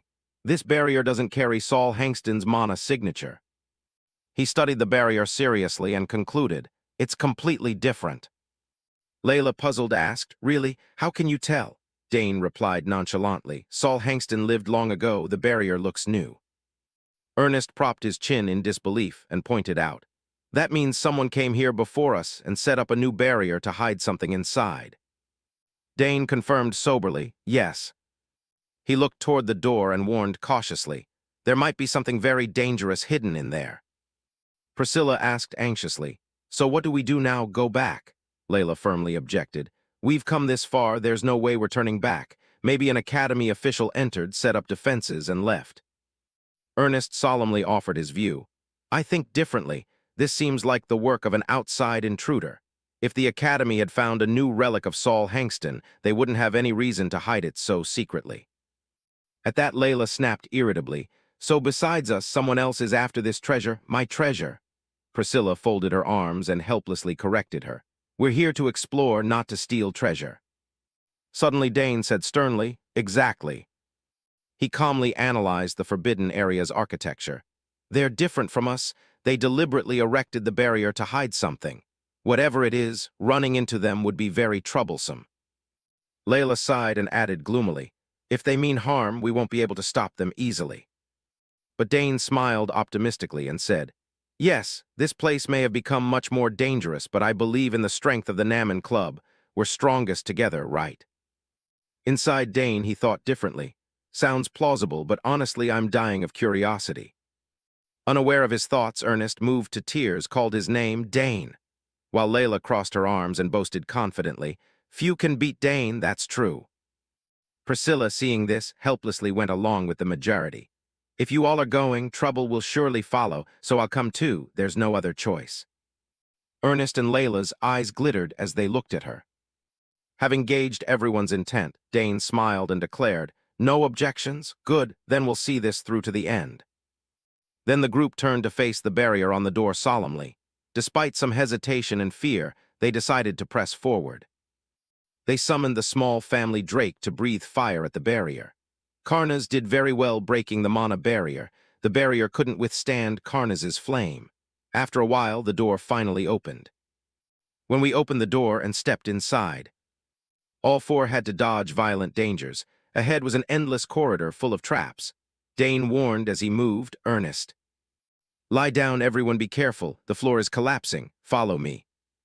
They quickly leaped up to avoid pressure traps. The stone path echoed with the sounds they made as they went, and they reached a large, gloomy chamber. After overcoming countless traps, we finally arrived. What is this place? I didn't expect such a huge room underground, an enormous chamber. There were piles of wooden chests and sacks of grain. In another corner, there were dining tables and beds. Ernest noticed this first and called their attention. Look, there's a stockpile of food here. Someone has clearly been living here. Dane frowned in thought. Strange, there are signs of habitation, as if they've been here for quite a while. Layla turned and asked suspiciously, could the academy have come here to study? He disagreed. That's unlikely. Dane glanced around and signaled, look more closely. He pointed to the piles of chests and analyzed carefully. If the academy had investigated, they'd have supplied equipment. The items here are varied from many places, some even illegal. If it were the academy, they wouldn't hide it like this. Dane looked at everyone and concluded, Priscilla is right. This was set up by someone else, not the academy. Ernest went quiet and uneasy upon hearing that. Then Dane assigned them to examine the room. Let's quickly check around. Who knows when the owner might return? The place was dark and gloomy, making them uneasy. Following his instructions, Layla searched the chests while Priscilla inspected the walls. Dane knelt down to examine the floor. Suddenly his hand felt something suspicious in the ground. What is this? Beneath this room I can sense a massive flow of mana. Suddenly Ernest called, drawing his attention. Dane, come look. Dane stood and asked, what did you find? He reported, there's a stairway going down behind this wall. He hadn't expected the answer to appear so quickly. We can directly verify the mana source I sensed from above. The stairway wound down to another subterranean level. Even the torches on the walls couldn't illuminate the space. Suddenly, a strange purple light radiated from the end of the stairs. The four followed the passage to a chamber containing a huge blue crystal core. The sight left them terrified and unbelieving. Unbelievable, I have never seen such a large mana stone. Is this thing hidden deep underground? Dane looked up at the stone, thoughts racing. No doubt about it, this is the aura of Saul Hankston. It's emanating overwhelming mana. Then he looked down at the complex array beneath his feet and confirmed there were runes carved around it. Dane studied the mana-emitting stone in the center of the room with a grave expression and wondered, what on earth are they planning to do with this? Who, and to what end? Suddenly Ernest behind him cried out in panic. "Oh no, everyone, someone's coming this way." He looked at them in alarm. Priscilla and Layla turned at his shout and heard Ernest's terrified warning. "The detection devices we set around are triggering." Dane immediately went stern and raised his vigilance. Outside the building, a group dressed in black approached stealthily. One, apparently the leader, ordered, "Hurry up." The three others replied respectfully, "Yes, Captain." Those people quickly broke into the house with a clear objective, heading in one direction solely to harvest the mana from Saul Hankston's essence inside. The captain ran ahead, shouting wildly, "Glory will be ours." His subordinates replied respectfully, "Yes," their voices echoing through the silent stairwell. After a while, they reached the lowest floor and opened the door to enter. The captain led the way, guiding the group into the room. When they approached the mana stone, he reported, "We've entered safely." Then he turned and ordered his men, "Clear the room. If anything unusual happens, report it immediately." The subordinates bowed and answered, "Yes." One of them looked at the stairs and sighed, "Finally, we can rest a little." The man beside him asked, "Stay here for 2 months?" The first man nodded, "Maybe longer. At least the rations are enough, so that's not a problem." After answering, he stepped onto the stair. Unexpectedly, mechanisms opened along the stairwell wall, and dozens of swords suddenly shot straight toward them. The man who had been teasing widened his eyes in terror as the deadly weapons drew near. A moment later, both men were blown backward, shrieking miserably. They were struck, rolled, and tumbled down the stairs, falling back into the room. Hearing the commotion, the captain rushed out in alarm. "What's going on?" No one answered him. Only the sound of the door slamming echoed. Then a strange purple gas flowed in, filling the room. One subordinate inhaled it and trembled, asking hoarsely, "What is this gas?" The man beside him stammered in fear, "Gas." He immediately turned pale and cried out in panic, "Captain, this is..." The captain bent over and sternly ordered, "Fall back." He struggled to cover his mouth and nose, warning with difficulty, "It's a trap." A while later, Dane and the three others had tied up the men in black and searched their belongings. Ernest exclaimed in astonishment, "There's more here than I thought." He picked up a paper, skimmed it, and concluded, "A notebook."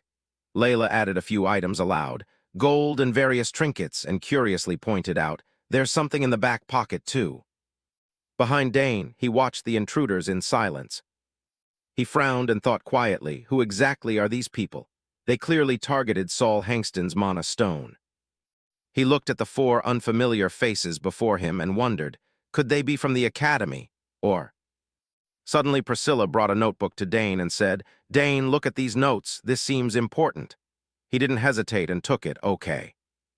Dane took the notebook and read it seriously.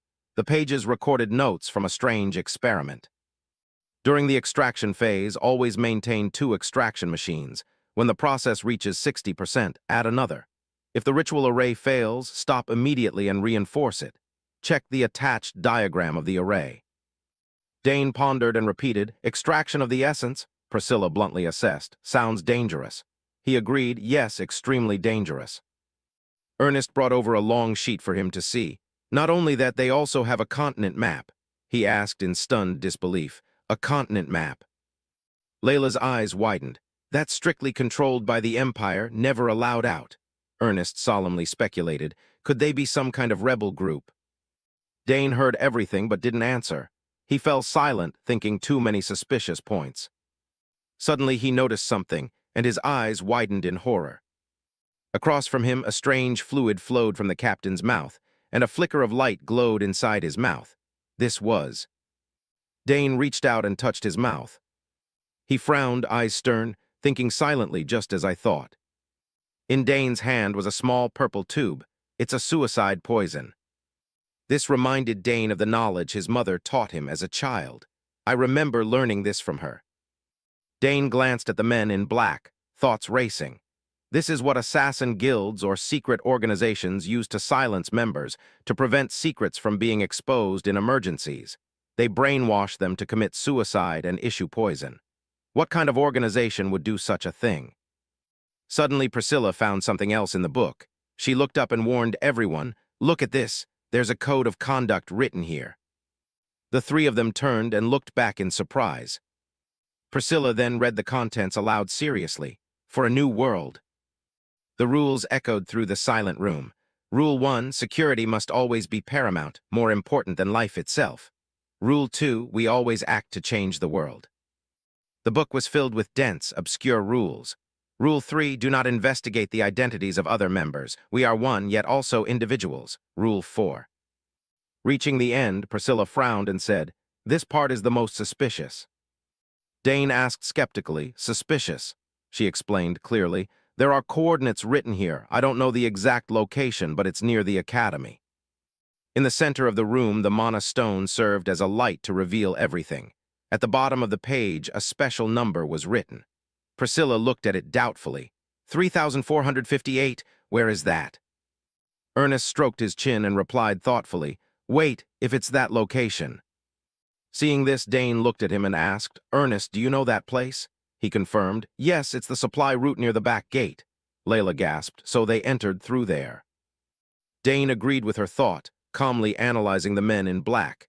"It's highly likely. There must be someone inside the academy helping them." After that, Priscilla and Layla fell silent, and Dane and Ernest followed suit. Then he looked at the huge mana stone and slowly broke the tense atmosphere. A secret organization trying to extract Saul Hangston's essence. What do they intend to do with it? In the end, the four agreed to leave. "We've decided to depart quickly." Along the passage, each step of the stair silently glowed with purple light as if no one had ever been here before. In the room, a black circle was drawing all the assassins' belongings into a pocket space for inspection. When it was done, the four looked at the assassins and decided unanimously to report to the academy leadership and the guards. But before leaving, Dane looked at the mana stone and proposed. It would be a waste to return empty-handed. The three were suddenly confused and exclaimed in unison, "What?" He squinted and stared intently at the stone.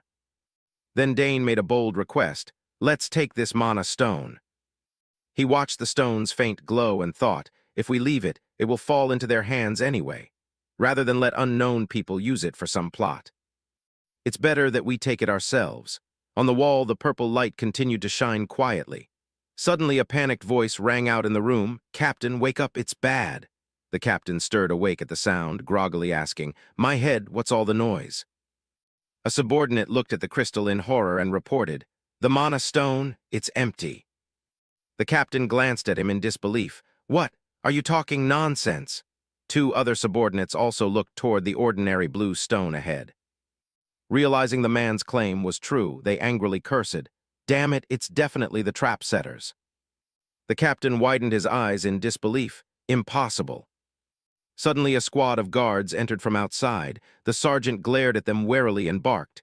"Stand still," the guard snapped angrily. "Who dares violate this sacred academy? We won't let any of you leave." One assassin blurted in panic, "How did the guards get in here?" The guards immediately ordered, "Seize them, don't let a single one escape." The captain ground his teeth and cursed under his breath, "Damn it, damn it." Then the guards charged forward with weapons and attacked the assassins. Seeing this, he raged inwardly, wondering, could the organization have abandoned us? His eyes looked up at the sturdy gray city wall standing out against the dazzling teal sky, and an involuntary cry escaped him. This is insane. A person stepped slowly out of the gate, cold eyes sweeping the area. He sighed. After decades of peace, this restricted zone is causing trouble again. The young captain with blonde hair shouted angrily, Did the intruders confess anything? His deputy scratched his chin thoughtfully before replying, "Report, nothing, sir. Perhaps we need stronger measures." In his mind were images of the three newly captured, three faces showing three different expressions: anger, helplessness, and despair. They all maintained a stubborn silence. The captain pointed at the captives and ordered decisively, "Then beat them until they come to, after a preliminary investigation, send them to the interrogation room." The deputy immediately replied clearly, "Yes, sir." He frowned, pondering deeply. The matter is serious. Even after doubling security, 5 intruders still got in. He watched the soldiers packing in front of him with suspicion, a sense of unease rising. There will certainly be punishment, and I might even lose my position. Suddenly a soldier rushed over. "Captain." He reported, "An investigator from the magic department has arrived." The captain was astonished, already here.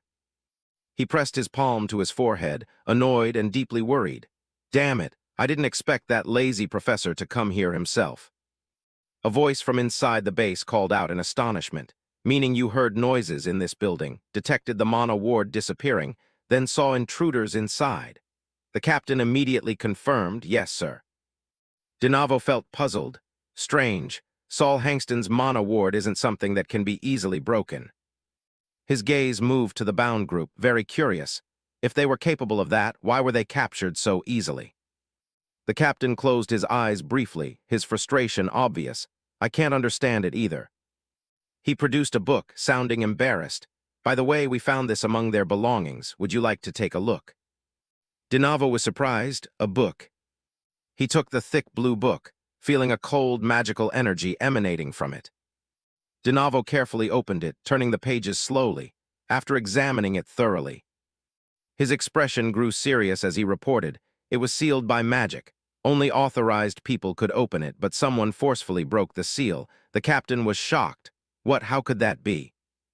DeNavo put the book inside his coat, resolute. "I will take it back for further investigation. There may be other hidden spells on it." The captain forced a nervous smile, trying to calm himself. "Of course. I only skimmed it, but it seems they belong to some secret organization." DeNavo frowned, his gaze sharpening.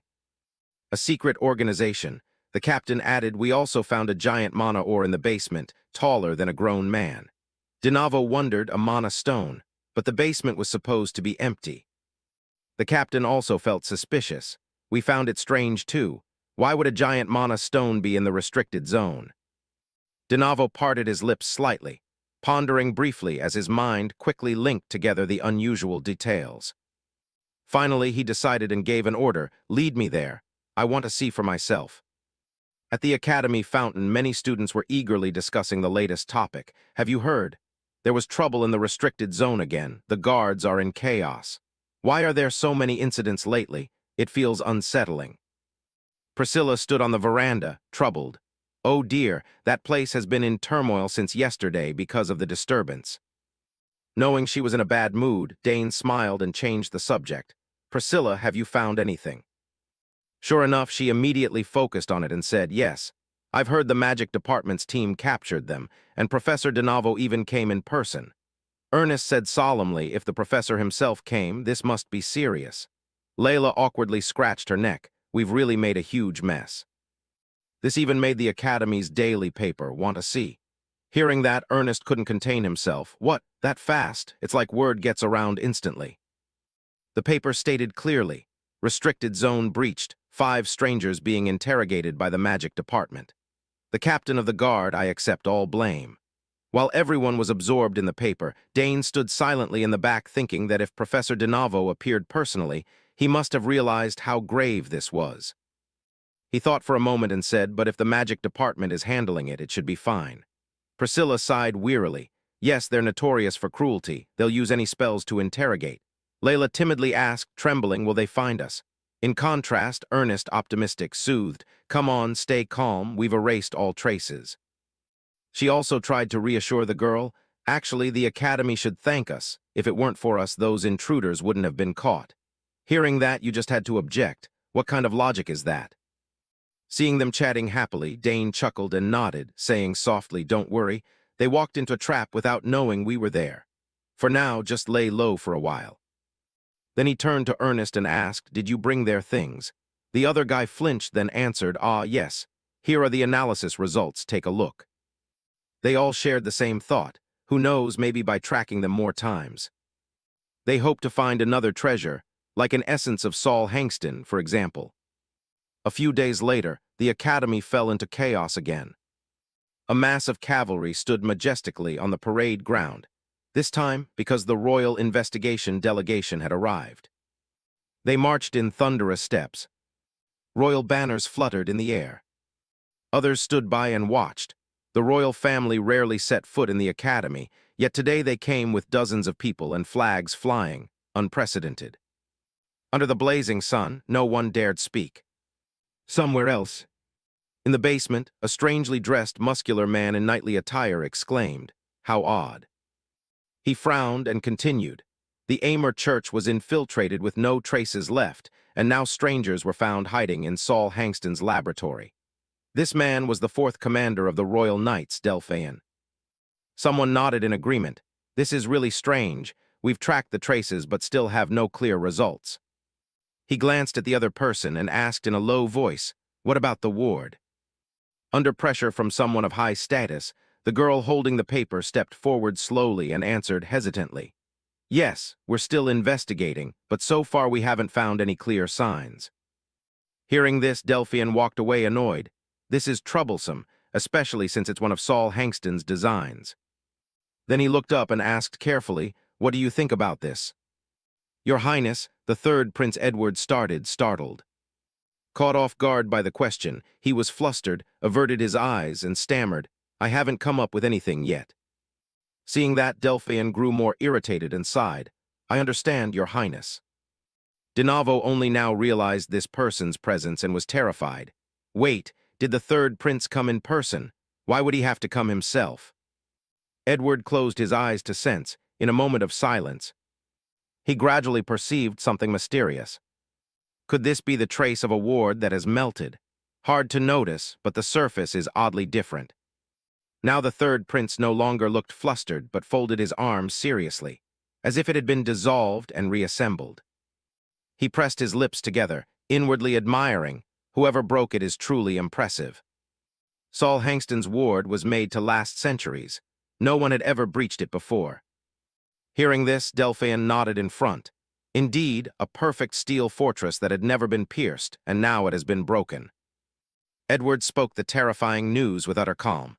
That means even the royal ward can be infiltrated. Suddenly his eyes widened. His body felt a pain that pierced to his core. The prince's pale face broke out in sweat.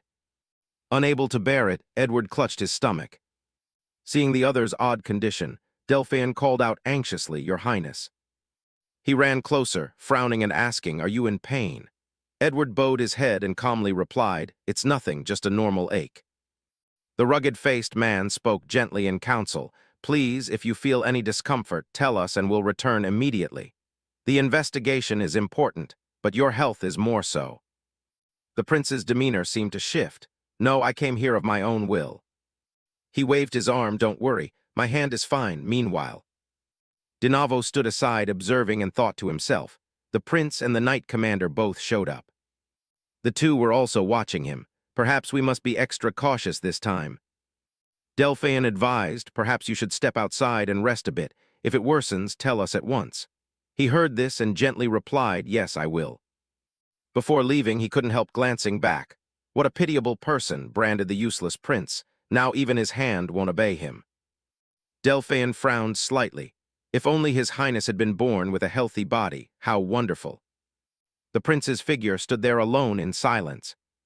But once they left, he revealed his irritation. "Damn it, there's always something that hinders me." Looking at the surroundings, he thought to himself, but now is not the time to hesitate. I need more clues. I must find them myself. Edward then began to walk. "They told me to stay, but..." He closed his eyes and thought, "Sorry, Delphian." Over here, he asked his subordinate, was there no trace at all? The man said around 5 in the morning. Dinavo answered, "That's right, just before sunrise, that's when it happened." Delphian asked further, "What about mana detection?" "Nothing was detected, sir." He tensed upon hearing this, thrown into chaos. At that moment, someone ran up from afar to report. "Captain, bad news. His Highness has disappeared." Delphian panicked. "What? Impossible, he was just here." The man stammered it happened when the guards were momentarily negligent. He heard this and widened his eyes in terror. "Idiots."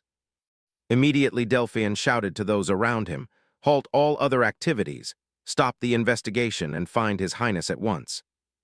The others immediately called out sternly in response. "Understood." He was constantly worried inside. His body was already weak, so why this as well?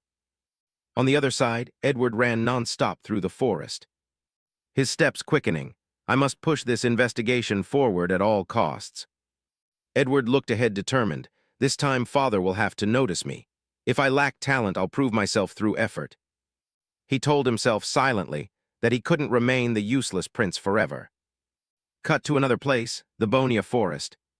Layla stood with her arms crossed and reminded him, "Ernest, your stance isn't stable, try again."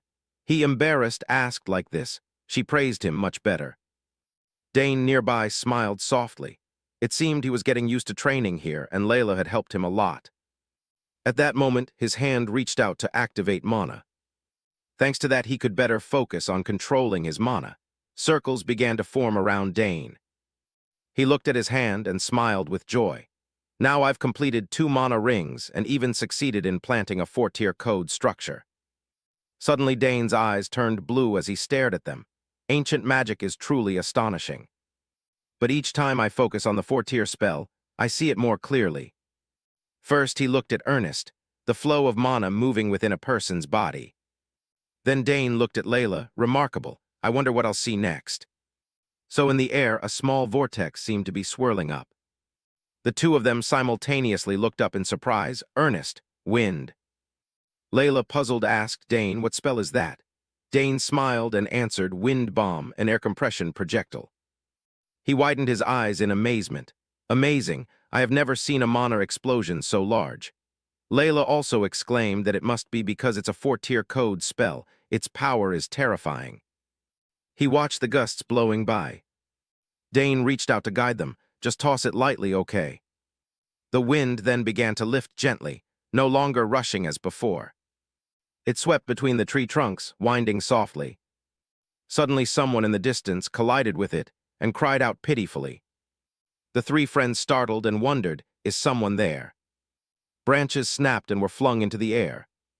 After a while the dust cleared and the trunks tumbled on the ground.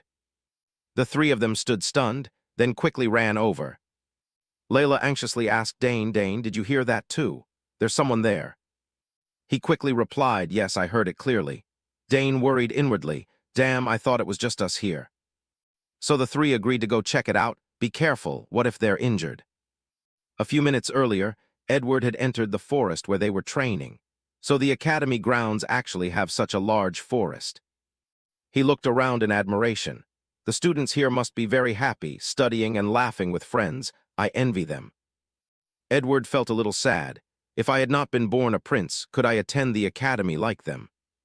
He smiled lightly, hopeful for the future. Just thinking about it made his heart beat faster. Immediately Edward snapped to and chastised himself. No, daydreaming again. Focus on finding traces of the intruder. From afar he heard a strange sound and curiously went toward it. What's that noise? Edward stopped in a clearing to observe for a moment. Are there people in the forest?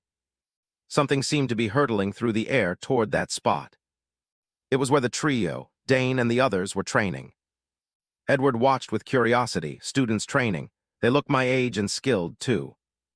Layla turned to Dane and asked, "Dane, can you review my sword move? This motion feels a bit stiff." He stepped over and suggested, "Measure your footwork. After the spin, step the rear foot back half a step." She adjusted and said, "Got it, I'll try again." So Edward watched them training from a distance. "Begin." He stared at where they stood and suddenly froze. She just said, "Dane, wait," Dane Saugers. Edward then remembered Dane's identity. The freshman causing a stir across the academy. It's him. Everyone knows of him. Dane Saugers. A name even the royal family knows, admitted to the research department, outstanding in 4 different fields. At that thought his mood sank. Well, I can't even accomplish a small thing. Still watching Dane's movements, Edward felt some envy. He's called a genius among geniuses, yet trains diligently. He began to imagine, if I could enter the academy, I might find friends. Learn enough and laugh with them like they do. At that moment, something like a gust of wind suddenly charged straight over. Edward panicked and couldn't dodge in time. Something was flying this way. It drove at Edward, heading straight for the place where he was hiding. A loud noise rang out. The trees there were shaken and snapped into many pieces. It also impacted Edward, who was sheltering behind those trees. He was hurled into the air with a bewildered expression. Then came the pitiful cry that Dane's group had heard. In the forest behind the academy, Ernest anxiously asked, "Are you okay?" Dane was also flustered. "Sorry, I thought no one was here." Suddenly he exclaimed, "Wait, that uniform. It looks like the Royal Investigation Team's uniform." Layla King cried out in surprise, "So, are you a member of the Royal Investigation Team?" He hurriedly stopped her. "No, Layla, that person is probably." Dane keenly realized, yes, that's the Royal Investigation Team's uniform, and that red hair, the royal hairstyle. Ernest guessed, could it be? "You are really royalty." The words stopped him speechless. Beside her, she was also crying bitterly. Only then did the person react, beginning to stand up. Then he shouted, "You idiots, you." Dane hurriedly knelt. "I am Dane Saugers, eldest son of Count Saugers, your highness prince." Then he immediately confessed, "I am terribly sorry, your highness. I have committed a grave offense." He panicked equally. "I am Ernest Dillon, eldest son of Baron Dillon, first year in the exploration department." She trembled. "Layla Termian, eldest daughter of Duke Termian, first year in the swordsmanship department.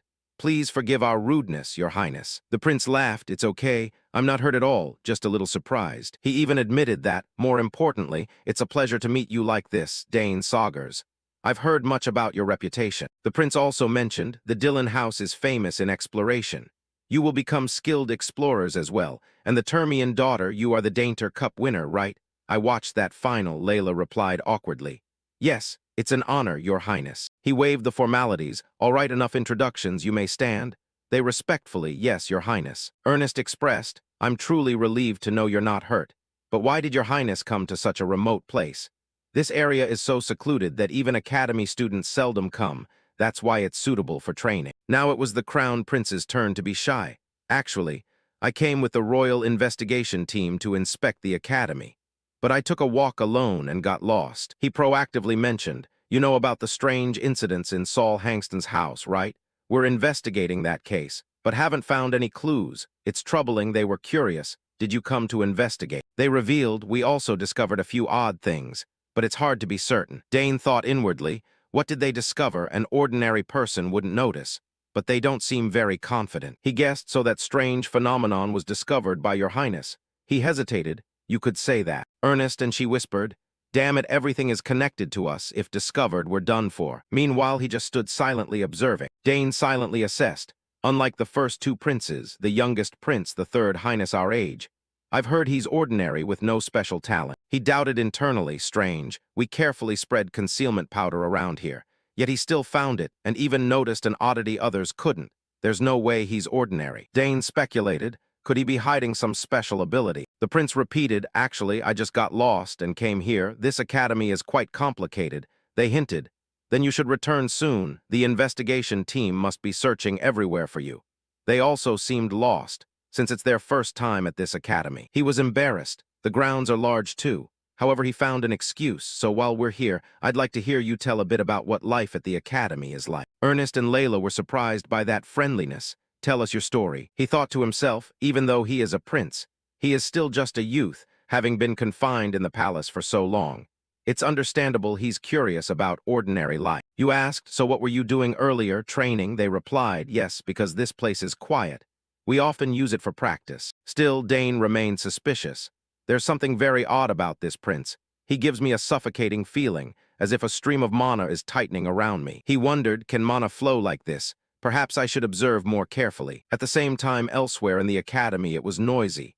"What about that place? Not here, damn it. Move to the next building." The students murmured, "That's the Royal Investigation Team. What's going on? It looks like they're searching for something." They gossiped, "Did they catch the culprit?" "No way. If they had caught them, the Magic Legion would be here. Not the investigation team." The atmosphere was tense. They anxiously called out, "Your Highness." The captain worried, "Damn, not here either. Where did he go?" He thought to himself, We don't even know who's involved or what power is behind this. If the prince, whose hand hasn't healed, gets into trouble alone, if I'm only dismissed, that's one thing, but if something happens to him. Just then a subordinate ran up to report, "Captain, a witness has appeared. A person in a cloak with gold trim was seen heading toward the forest outside the academy." The captain found hope. "Really? Bring that person here immediately." He ordered at once, "Whole team, proceed to the forest outside the academy. Top priority is ensuring the safety of His Highness." Subordinate Dong Than, "Yes, sir." He wondered, the forest? Why would he think of a place like that? Doubt arose within. Don't tell me he discovered something. Meanwhile, the prince confided to them, "It's enviable. If only I weren't born into royalty, maybe I could live like a normal person, unbound by princely duties. Perhaps the gods truly hate me." Dane hesitated. "Your Highness, if possible, I would like to ask one thing." You wondered. "What is it?" Dane Saugers, "Speak." With permission, he spoke up. "Is your hand in a lot of pain?" A simple question, yet it startled the prince. He thought in shock. "No, how did you know?" She looked at Dane with question marks. "His Highness's hand, why?" The prince hastily covered it up. You must be mistaken." He doubted. "Really, but from what I saw." She frowned. "Dane, what nonsense are you talking about?" Opposite them, the prince stared at Dane, fearing he would press the matter further. That attitude put Dane in a dilemma. After some consideration, he let it go. "If you don't want to talk about it, that's fine. I intend to forget everything I saw and heard today." He wondered silently, this guy, could he really have noticed the state of my hand? Layla grumbled. "Dane, what are you saying to His Highness? This Dane sometimes says strange things. Please forgive him." But the prince spoke up to confirm, "No, he's right." He and she froze, thinking together, what really? A silence enveloped them. After a while, he candidly admitted, "My right hand is little better than a useless hand." Dane Saugers, "How did you notice that?" Dane was also silent, unsure how to reply. Then he revealed, to be precise, "I didn't see the condition of your hand. I saw the mana flow toward your hand being blocked." The prince was baffled. "What, you can see the mana flow with your eyes?" He said, "That ability came after a lucky artifact fused with my body." He thought to himself, "Actually, it's ancient mana, but I can't tell the truth." "You were surprised, an astonishing ability, so you can detect the real cause." Dane replied immediately, "No, I can't see the deep cause, but at least right now I can tell why you feel pain. The main reason is that the mana that should flow down to the hand is blocked at the wrist and spills back up. You sense a hand that mana cannot touch, and the result is that it is gradually dying." Dane stepped closer. "Your Highness." At the same time he probed, "May I ask what happened?" Hearing Dane's question, Edward's mood darkened a little. After a moment he spoke softly. "It began when I was about 1 year old." As he spoke, he recalled the past. When Edward was an infant, there was no problem at birth. But at some point it became like this. I could only hold eating utensils at 7. At first, when I finally held a spoon, my hand trembled constantly, and I only began to hold a pen and write after I was over 10. Edward had to work much harder than others to write, but there are the most important things that no matter how hard he tried, he could not manage. I could not learn swordsmanship, horseback riding, all the things a prince should learn, and magic was even more impossible. Anytime I touched them, my hand shook uncontrollably. This is Edward's greatest sorrow and torment in life." Saying this, his eyes shone with loss and disappointment. Edward turned his face slightly away, not daring to look directly at Dane, his voice coldly self-mocking.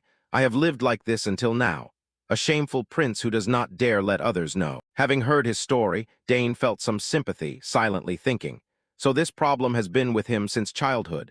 The reason he is not as renowned as the other princes." In contrast, Layla and Ernest, after hearing it, were flustered, panic-stricken, holding their heads in fear. Layla stammered, asking Edward, "But Your Highness, is it okay that we heard that story?" Ernest also trembled, continuing, "Who would tell such a big secret?" Edward looked calm, shook his head, and casually but firmly said, "It's fine, I thought you would keep the secret." Then he continued telling, "Moreover, I'm in a good mood today. No matter what the royal physicians and mages did, they couldn't find the cause. But finally I discovered it." As Edward finished speaking, Dane suddenly asked him an odd question, "Do you trust me?" Edward gave a slight nod, smiling half seriously, half joking. "Of course I trust you. How could someone of the Saugers house lie to me? If so, it would take a great deceiver to fool a prince." Hearing him say that, Dane frowned slightly, helplessly thinking, what kind of joke is this? At that moment, Edward held out his hand, his voice weary with self-mockery. "As you see, the power is leaving my hand bit by bit. I know sooner or later this hand will be more than useless." But then he quickly pulled himself together with determination, eagerly asking Dane, "So, can you heal it?" Dane's face was expressionless. He did not answer him immediately. Ernest and Layla looked tense, silent, and careful not to breathe loudly. glancing from Edward to Dane. Dane pressed his thin lips together. Seconds later, he opened his mouth and said coldly, "Sorry, Your Highness. I am not a physician."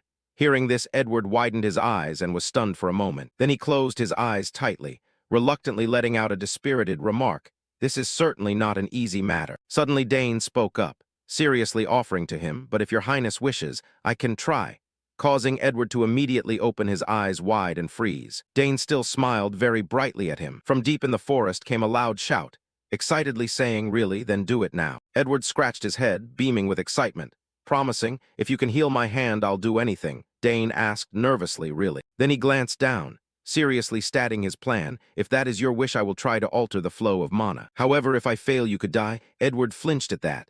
Terrified, unconsciously blurted out, "What?" Dane continued, "If this attempt goes wrong and harms Your Highness, I will surely be executed for attempting regicide."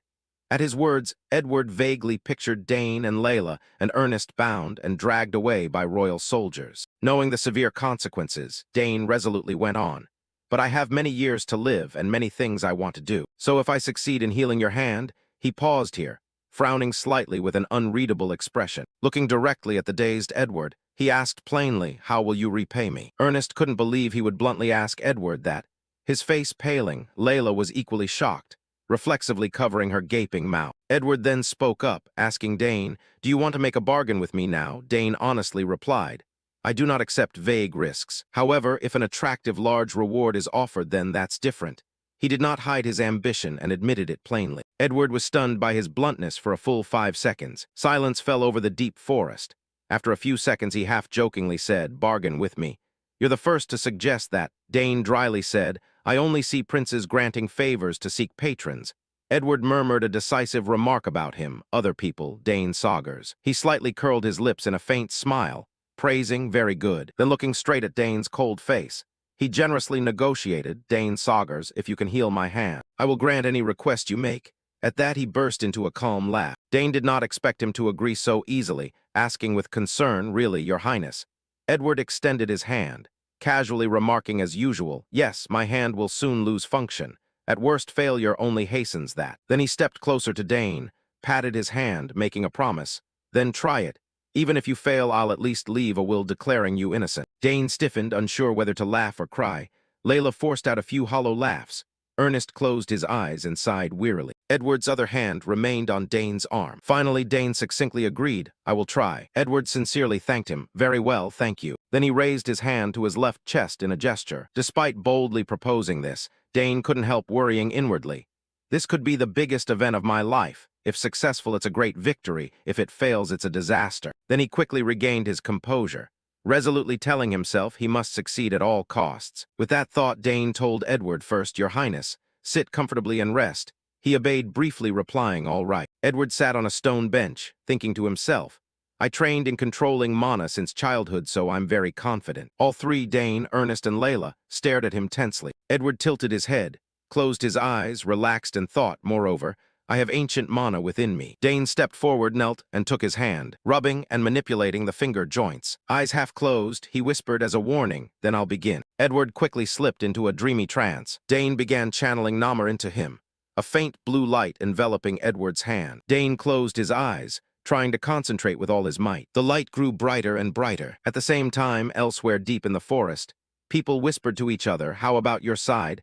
There's a sheer cliff and we can't move." A frantic soldier ran over, urgently reporting to Delphian, "Captain, there are many forks ahead." He grimly exclaimed, "We're doomed. I don't have enough forces to split here." Suddenly Delphian sensed something and turned around on alert. Looking at the bushes and the forks, he thought in confusion, "Impossible, what is this feeling?" He suddenly raised his hand high. Then he ordered the soldiers, "Everyone hide." All the soldiers drew their swords at once. They gripped their blades tightly, Delphian directing them to move very quietly. One soldier silently darted swiftly forward, followed by a line of other troops. They acted as quietly as possible, not daring to make any loud noise. When they reached the destination, they stopped. Delphian held his sword firmly and strode forward boldly. Meanwhile, Dane still held Edward's hand, tightly casting magic. Layla and Ernest nearby only dared to watch and not make a sound that might disturb them. Suddenly, a strange noise cut through. Dane and Edward slightly opened their eyes. Layla and Ernest followed suit, tensely turning to look. Delphian led the troops, Face grim, coldly demanded of Dane, Layla, and Ernest, "You bastards! How dare you do this to His Highness?" Suddenly a man lunged toward Dane's group. "You bastards! What are you doing?" He angrily glared at them, sword raised high. Layla screamed in terror, "The knights are surrounding me." Dane panicked inwardly. "Damn, they're closing in, I need to explain." Thinking that, he reached out to cast a spell. Meanwhile, the man had rushed forward with his sharp sword. "How dare you touch His Highness?" Dane also lunged forward. "He's too fast." Seeing the blade descending, he couldn't help thinking, "At this rate, I'll be defeated." At that moment, the red-haired prince suddenly appeared. Stepping between them, stopped Delphian. Delphian widened his eyes and exclaimed, "Your Highness." Edward fixed his gaze steadfastly on him. After a moment, Delphian, standing opposite him, asked with concern, "Your Highness, are you all right? Do you know how worried we were?" Edward replied calmly, "Don't worry, I'm fine." He nodded a few times, then asked, "Your Highness, how did you get so deep into this area? And who are they?" He answered, "I was just wandering while investigating and got lost here. As for them, I'll explain on the way back." When he finished speaking, Edward looked down at his right arm. "The feeling in my arm is different. There must be progress." Then he looked toward Dane with grateful eyes. "I'm leaving now. Thank you, Dane Saugers." Dane also smiled in reply. "I only did what I could, Your Highness. It was my honor." Not long after, on the road back through the mountains, "So he is the son of Count Saugers. Indeed, he is my benefactor." Delphian heard this and couldn't help wondering, "Your benefactor?" Edward glanced at him and hinted, "He has already become something extremely precious to me." But he then asked, "So tell me, what gift should I give them?" Delphian puzzled. "A gift? What does Your Highness mean?" He thought to himself. "They may be noble-born, but you only met them today." Edward suddenly stroked his chin in thought. "Ordinary gifts won't satisfy. I want to give them something truly valuable." As soon as he finished speaking, he seemed to remember something and instinctively let out a small exclamation. Edward smiled at Delphian. "So, how about that other thing?" He leaned close to his ear and whispered softly. After hearing this, Delphian's eyes widened and he exclaimed, "Your Highness, even so." Edward grinned mischievously. "Would that be appropriate?" While Delphian worriedly asked, "Isn't that a bit too much? I thought you were already happy just to make friends." He continued cheerfully, "Compared to what Dane did for me, this isn't excessive at all. Send a messenger to the palace and bring everything here immediately." Delphian helplessly accepted the order. "Understood." With everything settled, Edward happily hummed as he walked ahead. Delphian, standing behind, watched and pondered. Thinking it over, this isn't a bad idea. The image of the three from Dane's group immediately appeared. They are the children of Count Saugers and Duke Termian, thereby strengthening ties between the royal family and the great houses. He also privately added that they would be a great support for Your Highness. Under the blazing sun reflecting off the palace roofs, 1 week later we were invited to the royal palace, to the reception hall of the annex. Edward sat at the center of the room and spoke. "My hand is much better. There are no side effects. Thank you, Dane." Dane bowed slightly in response. "Greatly relieved, Your Highness." After speaking, he gestured to the seat beside him and said, "Please sit." Once everyone was seated, Edward spoke again. "I prepared a small token of gratitude. Please accept it.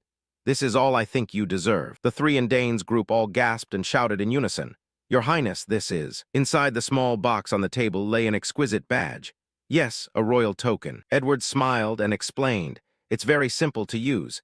If you encounter trouble, present this token and matters will be resolved." Ernest, still pale, looked up and asked, "May we accept it, of course?" Dane comfortably addressed him. "Thank you very much, Your Highness." Edward added, "Formalities are complete. Today, just enjoy yourselves." The three seated to his left replied in unison, "Yes." After a while, a table full of delicious food was laid out before them. Layla happily nibbled each pastry.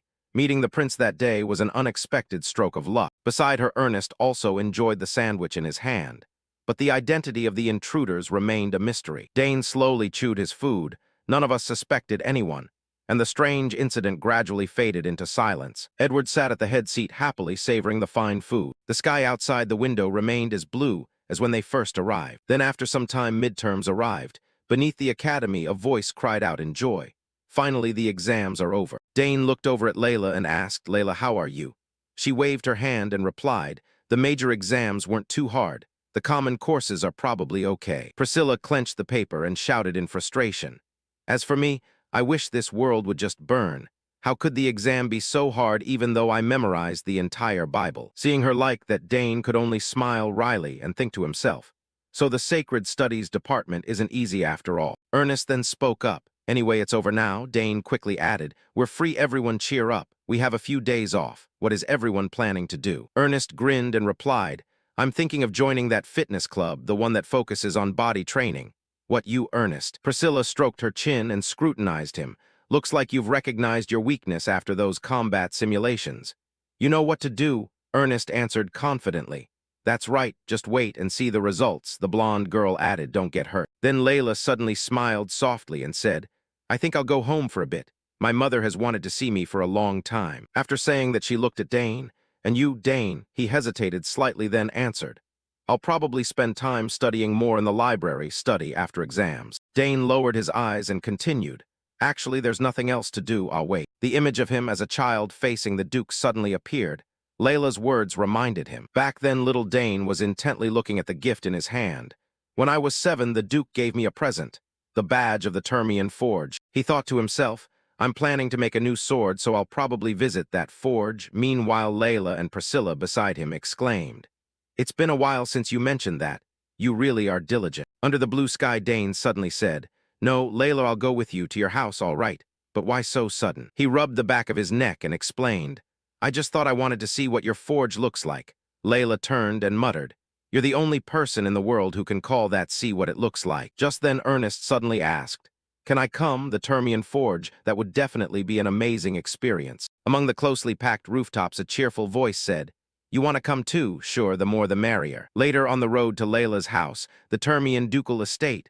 I'm so nervous. Just don't touch anything, okay? Of course, I'll just look. Layla suddenly turned and said regretfully, It would be more fun if Sister Priscilla could come. The top student of the department can't take time off. Dane looked at her and answered, Yeah, unfortunate. I heard she's been summoned to the temple. Ernest suddenly grew curious. Layla, how long does it take to get to the Termian territory from here? Layla quickly replied, Under an hour by carriage. Ernest exclaimed, That close? I live way out west. It takes nearly a month on horseback to get there. The three stopped in the road to chat. You must have had a hard time enrolling, right? Ernest turned to Dane. How about you, Dane? He replied. It only took me a day to get here. My family has a teleportation gate. Layla cried out in surprise, a teleportation gate. She turned with her hands on her hips in disbelief. You really used that to get here in a day? Dane didn't hesitate to admit it. Yes, didn't I tell you? This is the first time I've heard of it. Layla suddenly recalled 2 prominent golden heads. Yeah, that makes sense. Your sisters probably used the gate too. They helped you a lot with studying at the academy. I'm really jealous. She took a few steps forward and sighed. I wonder how my brothers are doing these days. Dane and Ernest stood behind in silence, watching, thinking back. She never mentioned her siblings before. One of them suddenly asked, Layla, what are your siblings like? Today's weather is really perfect for going home. Layla chatted as she walked. My eldest brother was really kind before he left for the east. He used to play with me every day. She mentioned each of them with different expressions. And the second brother just liked to tease me. Well, when he annoys me a lot, Dane smiled as he listened and remarked, It seems her brothers love her very much. Ernest, overhearing this, asked curiously, Does your second brother also live in the mansion? Layla grimaced and waved her hand. No, he's the overly free-spirited type. Even she, as his sister, didn't understand why. One day he suddenly left home and no one knew where he was. He said he went out to train or something, but I don't really believe it. This answer is really hard to believe for a normal person. Ran away from home. Layla's brows knitted tightly, her tone a little low. Since he became a knight, he's been living away from home. I really don't understand why he did that. Ernest interjected with a heartfelt sigh. So he's a young knight. Your family is full of extraordinary people. She didn't deny it. The eldest is hardworking while the second is unpredictable. Dane glanced at the pink-haired girl with a pensive look. Disputes between siblings are common among the nobility. He clearly felt this didn't seem to happen in their family. But obviously the Termian family didn't appear to be that rigid. Perhaps there's a deeper story behind it. Before long, chatting as they walked, they arrived at their destination. 3 knights suddenly approached them. The one in the middle spoke. Miss, you're here. Layla recognized him, Lord Asmar. He smiled warmly and bowed respectfully. Long time no see. Are you well? Hearing you were returning, I came at once. The great gates of the Termian household opened wide to welcome them. Come in, everyone. The family's little daughter immediately ran over. Father. The father greeted happily. You're taller than the last time I saw you. How's life at the academy? She proudly boasted to her parents, It's great, I study hard too. When your grades are shown, father will be surprised. The Duke smiled sincerely. Ha ha, I'm looking forward to it. Then he turned his gaze to the other visitor and said, And who do we have here, Dane? Dane stepped forward, bowed with a smile, Your Grace. It's been a while, it's a pleasure to see you again. The Duke assessed him and said, "You look much sturdier than before." Ernest shyly introduced himself. "It's an honor to meet you, Duke. I'm Ernest Dillon." He seemed to remember what his daughter had written in her letters. "So you're the friend Layla often mentioned in her letters. Our family also has some relics discovered by the Dillon house. Layla, your friend, impressive." Praising Layla's friend was also praising her, of course. "He's your daughter's friend." The Duke turned and urged them inside. "Don't stand outside, come in quickly. We've prepared a small banquet to welcome you." Hearing this, the three replied in unison, "Really, thank you very much, Your Grace." With the sparkling excitement in her eyes, Layla led the way. "Follow me." Dane smiled enthusiastically and struck up conversation with her. "I loved your tarts last time. Can I have some again?" Layla, already knowing, grinned and signaled. "I knew you'd say that, so I asked them to prepare strawberry tarts. You'll like them." Inside, the banquet was not exactly small. After a hearty meal, Dane was extremely satisfied. "It's been a long time since I've had food this good." Ernest scratched his head in realization.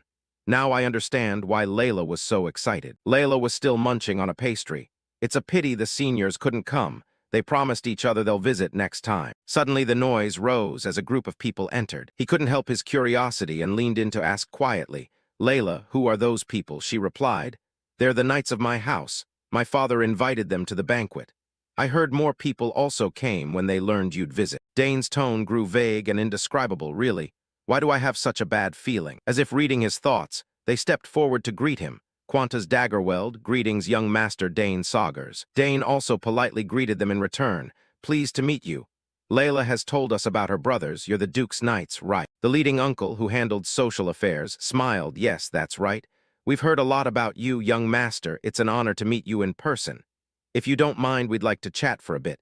He had no reason to refuse. Of course. Layla set her plate down and told him a rumor. It said the Termian Knight Squad is one of the strongest in the Empire. However, apart from the Royal Squad, countless Squire Knights now compete to join. The others stepped forward amiably. "I've heard the Saugers Knight Squad is also famous." Dane spoke openly.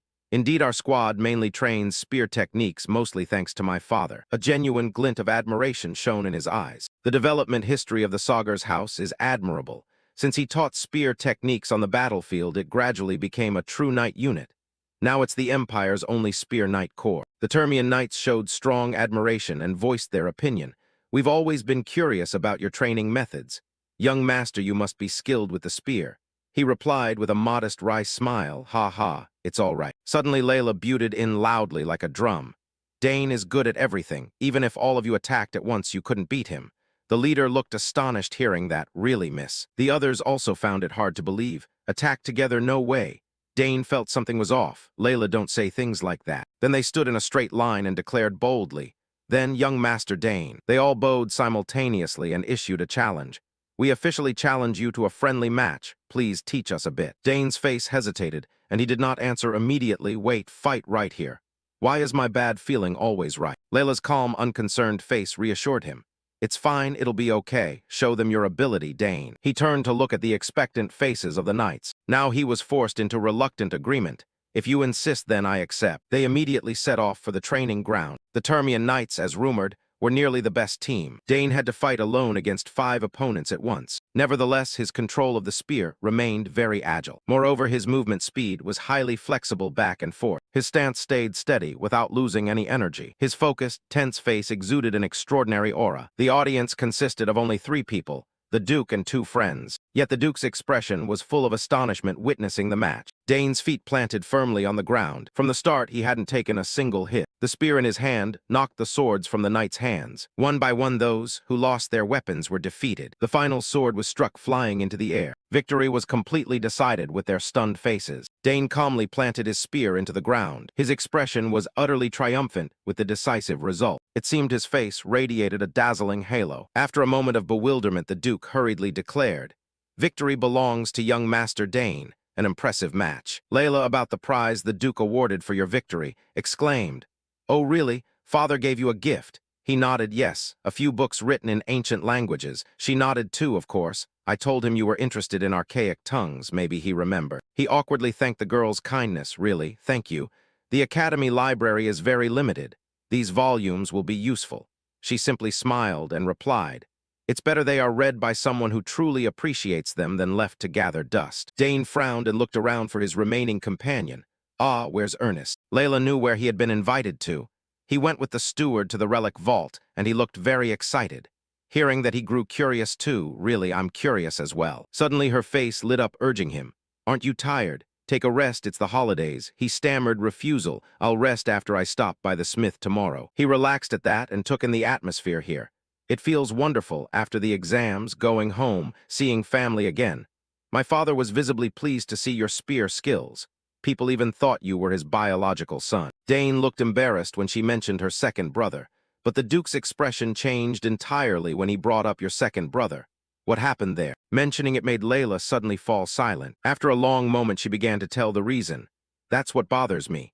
The eldest still occasionally sends letters, but the second has been completely silent, and father won't say why. This made her previously bright expression fall again. No contact, no explanation at all. Before he could speak, a sound came from the direction of the woods. Layla's keen eyes noticed it, and she said, Wait, what's that? Something is moving over there. Dane followed her lead and looked over to observe. Suddenly he agreed with her sharpness. Yes, I can sense it too. At that moment, a stream of magic continuously churned in the air. Dane warily looked ahead and said, Come out, before I have to step over there myself. His hand began to weave magic toward the bushes. Then a voice answered from within. All right, I'm coming out, don't be rough. Hearing this voice, they all froze. Layla hesitantly said that voice. From inside the bushes came the rustle and sound of footsteps. A person slowly stepped out and said, This is getting tense. Leaves fluttered into the air, and a voice rang out. I'm only watching my little sister walking with a strange man. Then a man came out of the bushes and stood opposite them. He smiled and greeted. It's been a while, my little sister. This is Delward Termian, the second son of the Duke Termian. Dane saw him and frowned. Don't tell me this is. He was startled to see the man carrying a bundle slung over his shoulder. Your brother. Then Layla immediately began beating Delward in anger. Oh my, I've worried about you so much. How could you do this? Not once did you contact me. He clutched his head and said, Sorry, Layla, that hurts. She didn't stop and angrily shouted, You're awful. I've waited for your news for so many years. Even the second wrote, What about you? Delward looked up and forced a smile. It hurts. You hit hard. Seems you've been training hard. Layla kept hitting without letting up. Yes, you've grown stronger. Can you handle it today? Dane beside them worriedly said, Enough, Layla. At that moment, his hand suddenly reached out toward her. Delward suddenly hugged Layla to stop her actions. He smiled gently and softly said, I'm sorry, Layla. I have never forgotten my family. Delward's words were sincere. I have my own reasons. He added, Sorry for leaving you alone all this time. Delward continued to soothe her gently. I will tell everything, so calm down. At this, she teared up and asked, Really?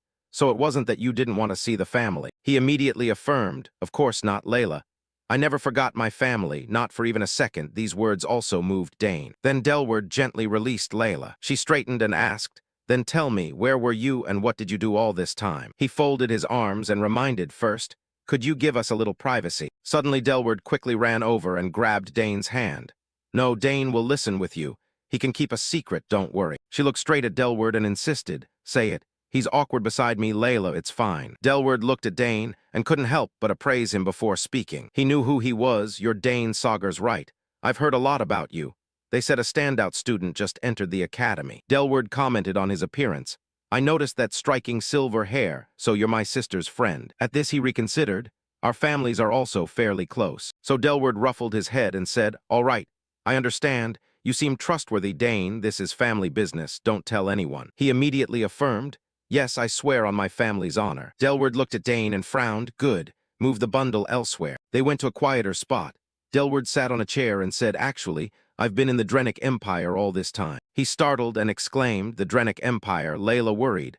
What? Why did you go to such a dangerous place? He frowned and answered, I went to find a cure for Mother. Delward continued, She has been bedridden for too long. Since childhood I've searched everywhere for clues about her illness. So he wandered far and wide, and those leads finally brought him to the Drenic Empire. Though hearing that Layla remained angry, still, you sneaked into enemy territory. Dane was worried too. Yes, that is serious. She angrily continued, You could have told everyone and gone together to search. Why go alone? Delward smiled and replied, I had no choice then. I had an opportunity to infiltrate the Empire, but I didn't want to endanger my family. At least I returned safely. See, I'm fine. Hearing this, Layla lost her temper again and wanted to punch him. What are you saying? Dane hurriedly stopped her. Layla, listen to him a bit more. Then she calmed and said, All right, so why are you only back now? Delward's face saddened as he looked down as if something weighed on him. He continued, Actually, I found what was needed to cure her. But those ingredients aren't in the E-Empire, so I returned here. She reacted puzzled. If not there then in the Altian Empire, he answered, yes. For now I only have a few clues, but I will proceed step by step. Delward's tone grew quieter.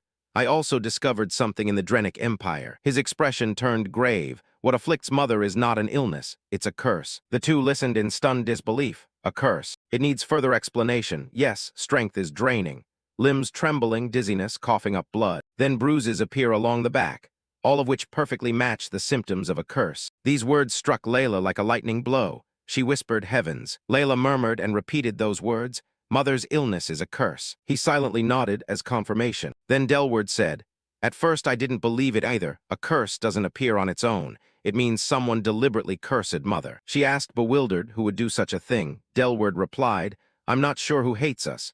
To be honest, our family has quite a few enemies. Here he took her shoulder, Layla. We can find the mastermind later. The important thing now is to break the curse. At this she teared up and asked, is there a way? He answered, yes. Delward then smiled softly. I found both the ingredients and the ritual. Most ingredients aren't hard to find. He continued, they're just expensive but obtainable. Only one thing is the problem. The most important ingredient is the Roxanatir. Hearing this, she asked, what is a Roxanatir? Delward replied, a legendary material said to purify almost any existing curse. They say it lies in the Haverox Mountains between the two empires. The two of them exclaimed at the location. The Haverox Mountains? He answered, yes. Rumors say it's in ruins guarded by an ancient creature. Upon hearing this, Dane couldn't help but reconsider something within him. He recalled that place, ancient ruins. This story smells suspicious. Delward declared, Layla, I will seek it out.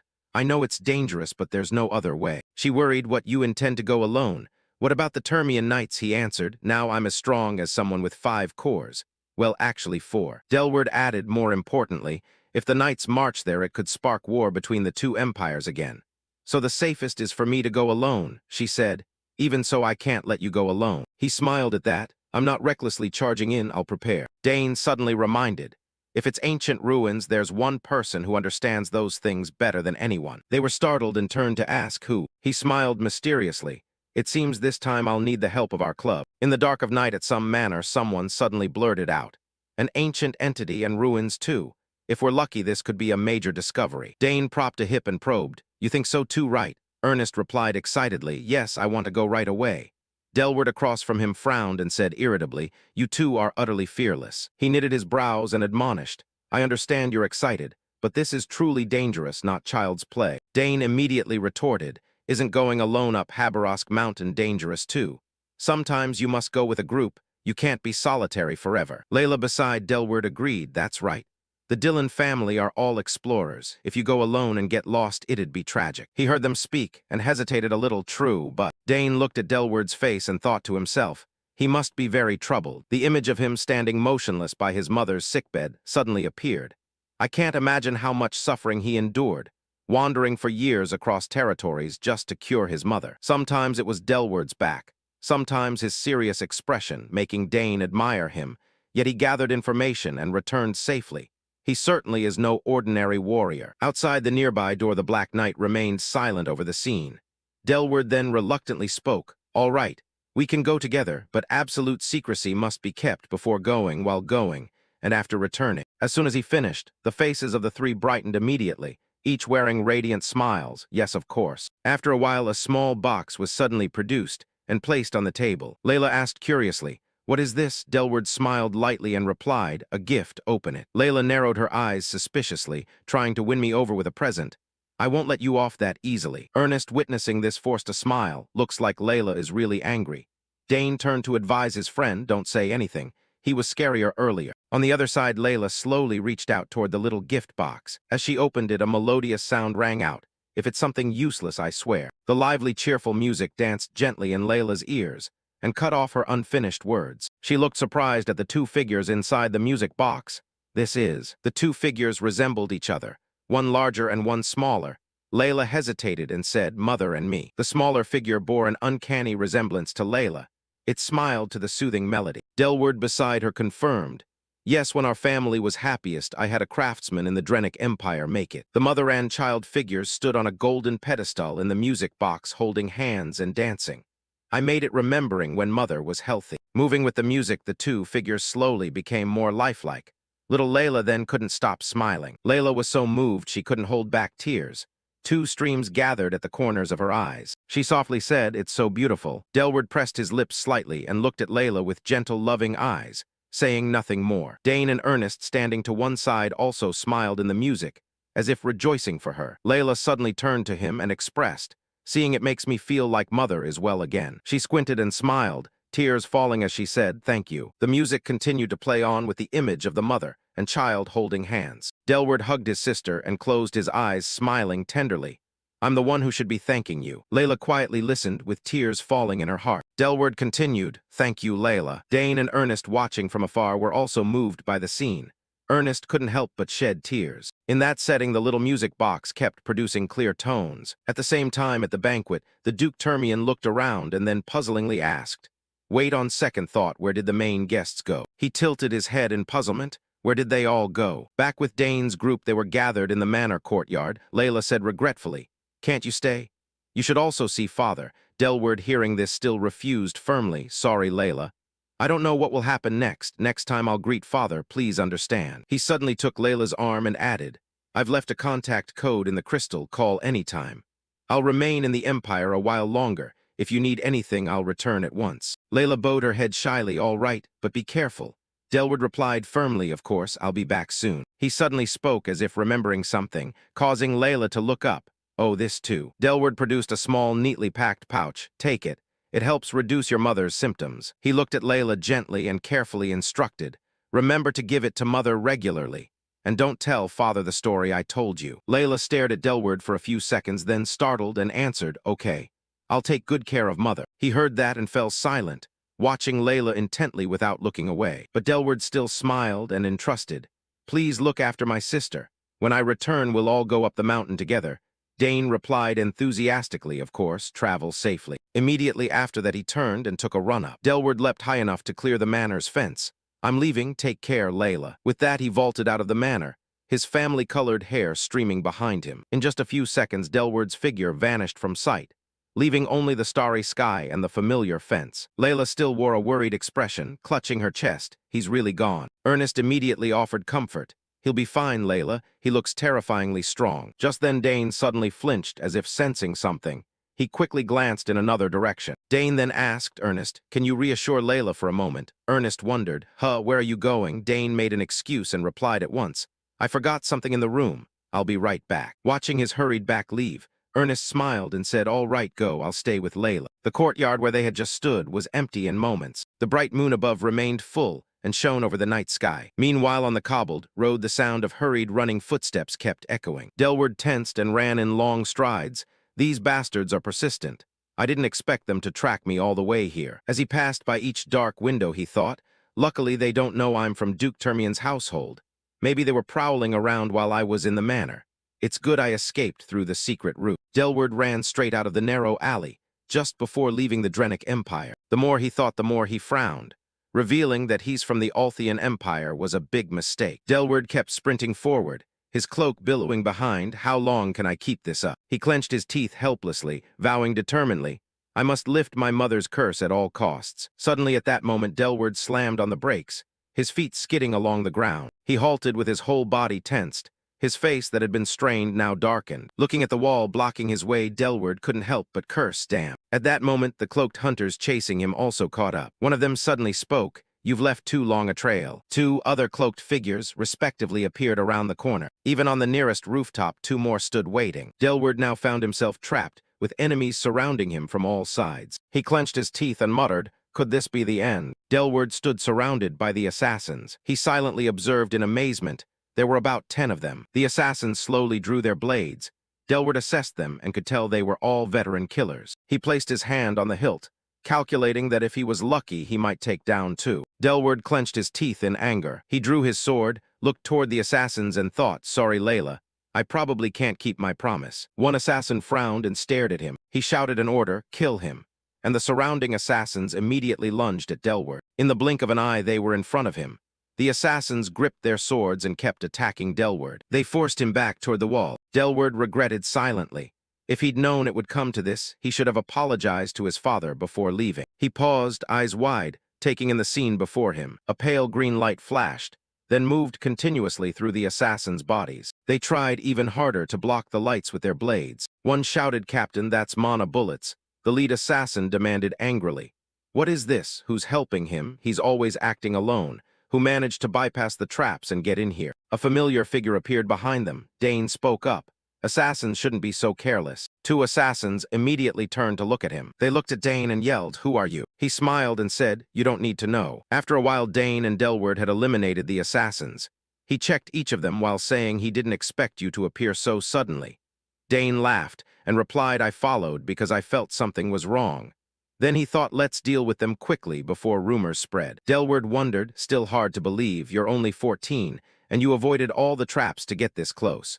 You answered, "I learned from my mother. She taught me how to disarm traps and infiltrate." He smiled and said, "I see, thank you, you saved my life." He continued, "These are the ones who have been tormenting me relentlessly, so this is how I escaped them." A while later, Delward slung his bag over his shoulder and said, "Layla is lucky to have a friend like you." Dane smiled and said, "It's nothing." He added, "They were tailing me since the border." He scratched his head, sighed, and continued, "I don't understand how they kept tracking my trail." Dane pondered in situations like this. He raised his mana to his eyes and thought that targets often have something placed on them. Before him was the mana vein on Delward's body. He looked down at his feet. Dane saw a strange mana trail circling the right sole and realized that's it. Dane said, "I think I know why. Check your shoe sole." Delward took off his shoe and asked, "What do you mean?" He said, "There's a mana signal device attached here." He immediately froze. Delward looked at the flashing light on the sole and muttered, "Is it true?" Dane explained these are commonly used by assassins. It's small enough not to notice, but very effective at tracking. It was probably attached before you crossed the border. Delward asked how you discovered it. "I didn't notice at all." Dane said, "Take it off first." He agreed at once. Dane said, "They won't be able to track you anymore. You can relax now."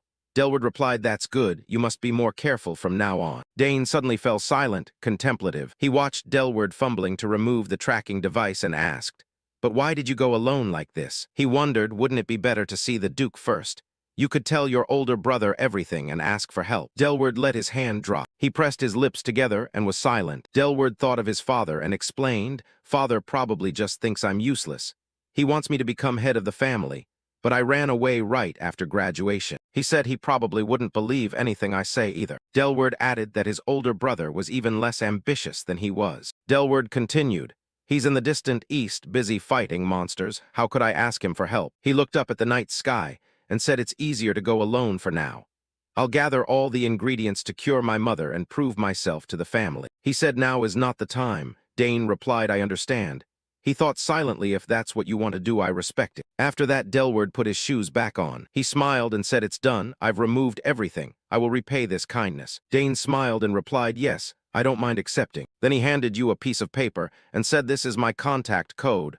Call if you need anything." Dane said, "You'll have to stay alive to repay the debt." He laughed, "That's right." You took the scrap of paper from his hand. Dane said, "Thanks, I'll keep it safe." Delward hesitantly said, "And my sister, please take care of her." You answered, "All right, rest assured." Delward forced a bright smile. Dane smiled back. Then he walked away thinking to himself, "I can't tell Layla about tonight." He smiled, thinking if she heard, she would definitely want to follow me. The bright moonlight shimmered down the main road. Dane smiled and murmured, "I must head back." The nearby street lamp cast a warm, pale yellow glow. The next day at the academy, Dane asked Layla, "How's your mother?" "How is she?" She replied, "She's much better. She even ate today." He said, "That's great." Layla recounted that father was very happy. Outwardly, he acted indifferent, but he was actually very curious about your brother. Dane asked in surprise, "Did you tell father everything?" Layla smiled and answered, "Not exactly. Just that he stopped by and left medicine." She tilted her head, wondering, "But besides that, today we have something more important. Remember?" Dane asked, "Important what?" Layla said, "Let's go to the Thermion Forge." Before long, they arrived at the agreed location. Layla introduced, "This is the Thermion Forge." Dane was surprised. A forge? It's so large it looks like a small town. She clasped her hands behind her neck and replied casually, "That's right. This place is so vast the area around the forge looks like a small village. However, only a few smiths actually craft equipment here." Layla emphasized that because it's run by a small group of master smith, security is very strict. Without authorization, you absolutely cannot enter. He couldn't help but wonder, "What about you, Layla?" She admitted honestly, even as a Thermion clan member, I can't enter freely if I'm not with my father. Hearing that, Dane tensed a little and thought, don't tell me I have to go in alone. Layla nodded. That's right, even I have never been inside. Dane is about to receive such a cool weapon by himself. Ernest looked at him with full admiration. I'm so jealous, Dane. He swallowed nervously and stepped forward. There's no other choice. I'll go in quickly, so wait for me. Dane entered the forge area alone. Along the way, two people stood chatting, though the place was vast. There really weren't many people. He couldn't help but marvel quietly. The scale is truly enormous. Dane scanned everything around him, from the furnaces to the workshops. His gaze settled on a display of weapons, wondering which kind he would receive. Suddenly, the ground shook violently with a loud noise. Dane looked up in bewilderment. What is that? The sound is like the earth trembling. His eyes narrowed as he caught sight of something. No. Before him, a giant carrying a large hammer was approaching. He could confirm inwardly that it was footsteps. It was the blacksmith Volbak. He looked down at Dane. So it's you, the child who received the forge's token. He felt a bit startled inside. Can someone so large truly exist? After a few seconds of freezing, Dane awkwardly greeted, Yes, I'm Dane. I received the Thermion House token when I was young. It's an honor to meet you. Volbak confirmed in a stern voice, I've heard much about you. Thermion does not casually give its tokens to anyone. Dane nervously rubbed his fingers. I understand. I hope to learn from you. He also wondered quietly, does he speak familiarly even with dukes? He frowned and warned, let me say this first. Your status means nothing here. Here there are smiths and non-smiths. The royal family is the same. Only Thermion is the exception. Volbak paused, then added, even members of the Thermion family must have ability.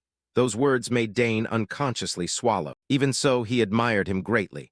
A master unafraid of royal power, truly extraordinary. The man urged, follow me. I'll show you inside. Dane quietly followed Volbak. They walked along a long, wide corridor. Torches mounted on the stone walls cast a pale yellow light.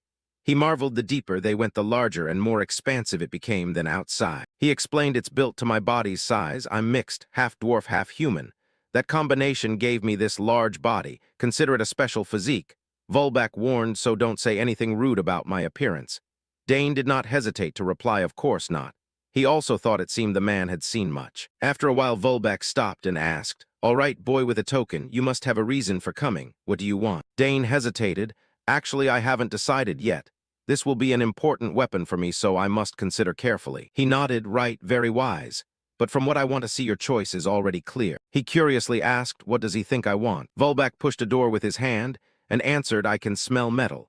Just from the scent, I can tell how a weapon was forged and what its shape is. He guessed you carry the scent of a good spear and a good dagger. So what you want isn't a spear or a dagger. Dane couldn't help but be amazed. Detecting a weapon by smell is astonishing and accurate. Volbak glanced at him, urging, come in. This is my private workshop. Inside, he placed several swords on the table. Dane stepped closer to inspect. Volbak offered a suggestion, since you already have quite good spear and daggers. How about a sword? And asked with some concern, is the table too high? He shook his head, it's fine. Dane considered carefully. A sword. He stated, yes, it's one of the weapons I'm best with. It's the foundation of combat and also the most powerful type of weapon. Volbak teased. Your father would scold you if he heard that. Dane laughed, that's true, but as you can see, I'm still growing. If I make a sword now, won't it be harder to use when I'm bigger? He shrugged, that's not a problem. I can easily craft a sword you'll still use well even after you've grown. That's what a true smith does. He suddenly recalled, a sword, yes, it's a common weapon. But in my previous life, it was the weapon I used best if he forges it properly. After some hesitation, Dane decided, all right, I'll choose a sword. Volbak admired, a wise choice. Actually, when I first saw you, a sword suited to you appeared in my mind already. With your build, I can envision the perfect design.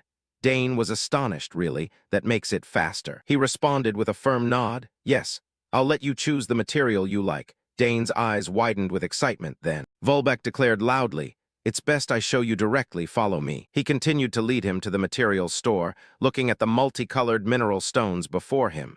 Dane couldn't help but exclaim, amazing, all these things are used to make gear. Volbak proudly said, you could say every kind of mineral in the world is here. He excitedly asked, may I look around? He did not refuse, sure, feel free to choose. With permission, Dane didn't hesitate to move closer and inspect. This looks extremely rare. At that he was at a loss for words. You have a good eye. The multicolored mineral stones continuously glowed. Dane stroked his chin in puzzlement. Impressive. Not only rare minerals, but many types I've never seen. Many things look very interesting. He reached toward the blue stone. Volbeck spoke up, that is Terragang. He introduced it. It's light, durable, and can produce reactive thrust. It's more suitable for armor than weapons. However, there's not enough now to forge a complete set of armor. Dane nodded and turned to the red stone. I see, what about this one? Volbeck hurriedly stopped him, as in Danio, don't touch that.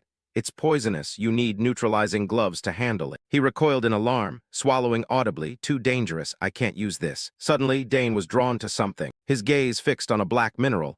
That one, what a strange feeling. Dane quickly ran to the pedestal holding the stone and asked, what is it called? Volbeck stood behind him, his eyes deep and penetrating. He did not answer immediately. After a while he slowly spoke. That is Arcanium. Dane started at the sound. He stammered, Arcanium.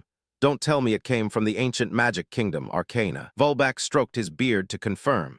Yes, it's a metal excavated from the royal castle ruins of that ancient kingdom. It's extremely rare, now very little of the ruins remain, and almost nothing left from the foundations of the old palace. He added that besides knowing it's a metal, no one has determined its function or composition. Dane wondered why. Volbeck explained because it cannot be melted or analyzed. With current technology, no one can smelt or test this ore, so it's regarded only as a rare collectible. Hearing that, he fell silent, seeing Dane not react. Volbeck reminded, it's almost unusable, you should look at others. He was startled.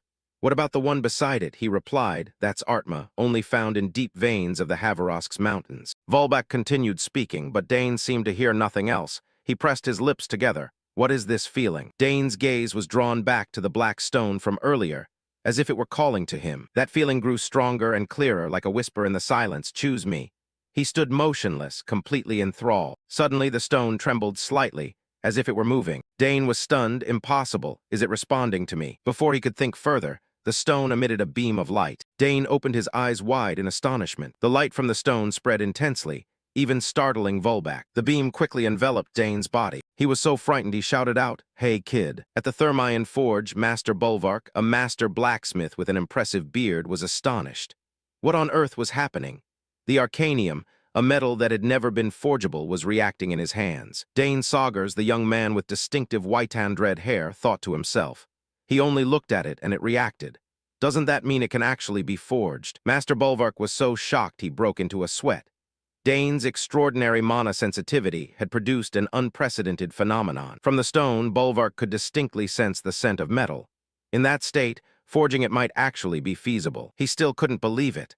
Arcanium was a metal that no one had ever been able to use. While Bolvark was still stunned, wondering who this child really was, Dane was visibly excited, as if he had foreseen the outcome. After a while, the Arcanium cooled and returned to its original solid state. Bolvark looked at Dane and declared, you said you want to forge a sword, right? Then let's do it. I will forge it myself. Dane cheered with joy, expressing absolute trust in Bolvark's skill. But that was the only time Arcanium reacted. No matter how many times they tried afterward, the metal did not melt, and every effort ended in deadlock. While everyone was still floundering, Karnas, Dane's companion, a small dragon-like creature, also looked worried. Dane suddenly remembered. The thing that melted the Arcanium in an instant was Karnas's blazing flame. The terrifying heat of that fire was the key to solving the problem. Back in the present, Dane was talking with his two friends, Ernest, the bespectacled scholar, and Layla, the enthusiastic girl with pink hair. He explained, we decided to seal Karnas's flame into an artifact. That artifact was a lantern containing Karnas's powerful flame. With that heat source, Master Bolvark would be able to continue the forging process. Layla said cheerfully, wonderful, you get help from Karnas again. A sword made from Arcanium. It would surely be incredibly strong and beautiful. How romantic. Dane nodded firmly, his eyes shining with determination and anticipation for the legendary sword about to be born. After everything was arranged, the group decided to return to the academy, but first they had to have lunch. Of course, the group happily headed into town. A week later at the academy, students were buzzing in front of the bulletin board. A major event was about to begin. An event only for the finest talents and even sponsored by the royal family. It was the announcement recruiting members for the Academy's periodic monster suppression team. The activity would be led by the 4th Night Squadron. With big rewards and fierce competition, the event drew everyone's attention. Dane's group was present as well. The whole academy was abuzz because of this monster suppression. Dane smirked. He knew it wasn't just for the rewards. This was a royal event, a chance for people to prove themselves. Layla suddenly remembered something. Wait, the fourth night squadron. She squinted, trying to connect the events. Isn't that the night squad led by the man who accompanied the third prince last time? What a coincidence. Priscilla, the blonde girl from the divine department, confirmed. You mean Sir Delphin want, right? Layla teased. Exactly, Priscilla wasn't there then. Everyone went crazy over the royal gifts. Another student curiously asked, has the suppression site been announced yet? The person next to them replied, I heard from a divine department classmate that it's a ruin near the capital. At the mention of the word ruins, Ernest's eyes immediately lit up. Dane noticed. His eyes changed the moment he heard ruins. Ernest explained it was an abandoned relic site for some reason, and monsters had moved in to occupy it. Priscilla sighed, complaining that monsters were such a nuisance. She said, the divine department will be mobilized automatically, so I have to go too, probably to treat the wounded right. Layla turned to Dane, curious. What about you, Dane? Are you going? Dane was silent for a moment, his eyes reflecting thoughtful calculation. Dane thought it over. Priscilla would be forced to go, and Ernest would certainly join just because it's a ruin. He turned to Layla and said, Layla, isn't this a great chance for you to gain experience fighting monsters? He continued firmly, there's nothing better for getting stronger than real combat. Let's sign up together. I'll go too. Layla agreed immediately. Hearing Dane's decision, Ernest's eyes behind his glasses also grew resolute. Layla exclaimed excitedly, so our whole club will take part, right? This will be so fun. Dane reminded Ernest, don't be overconfident, Ernest. They're still monsters, and the selection test won't be easy. Ernest looked a bit worried but agreed. Dane smiled confidently. He knew that even if Ernest seemed weak in combat, his knowledge and skills regarding ruins were the best. Ernest would surely have a chance to shine. Then let's start the special training today. The group was fired up, agreeing to meet after classes, determined to give their all this time. The scene shifted to the Academy's grand and splendid hall, where students stood in neat ranks, signaling that a major event was about to take place. A few days later, the Monster Suppression team selection officially began. It was one of the Academy's biggest annual events. Students did their best to showcase their abilities, hopping to catch the eye of the Royal Knight Squadron and the nobles. For the professors and prominent figures like Sir Delphin and the third prince seated in the stands, this was an opportunity to witness the students' growth firsthand. Sir Delphin I, the venerable commander, turned to report to the third prince. Your Highness, all preparations are complete. The third prince, an authoritative royal with red hair, smirked and said, Good, begin. A trumpet sounded, officially starting the grueling selection. The Academy's flag was raised, and the announcer's voice echoed everywhere. We will now begin the Monster Suppression team selection. Immediately, the atmosphere boiled over with excited cheers from the students. The selection was held in a large arena inside the Academy. The tests began with fencing matches. Students threw themselves at one another, the clang of metal ringing non-stop. Meanwhile, in another area, mages showcased their talents with colorful and powerful spell demonstrations. One-on-one matches using spears and other weapons were also fiercely contested. Physical tests were underway as well, where combat department students displayed their muscular strength in unarmed contests. Meanwhile, the summoning department was in its segment, with summoned beasts being called forth to fight. The selection's atmosphere was tense and fierce on every front. The bracket diagrams were updated continuously, showing students' progress through each elimination round. Meanwhile, in the royal conference room, a heated argument was taking place. The department heads wouldn't yield.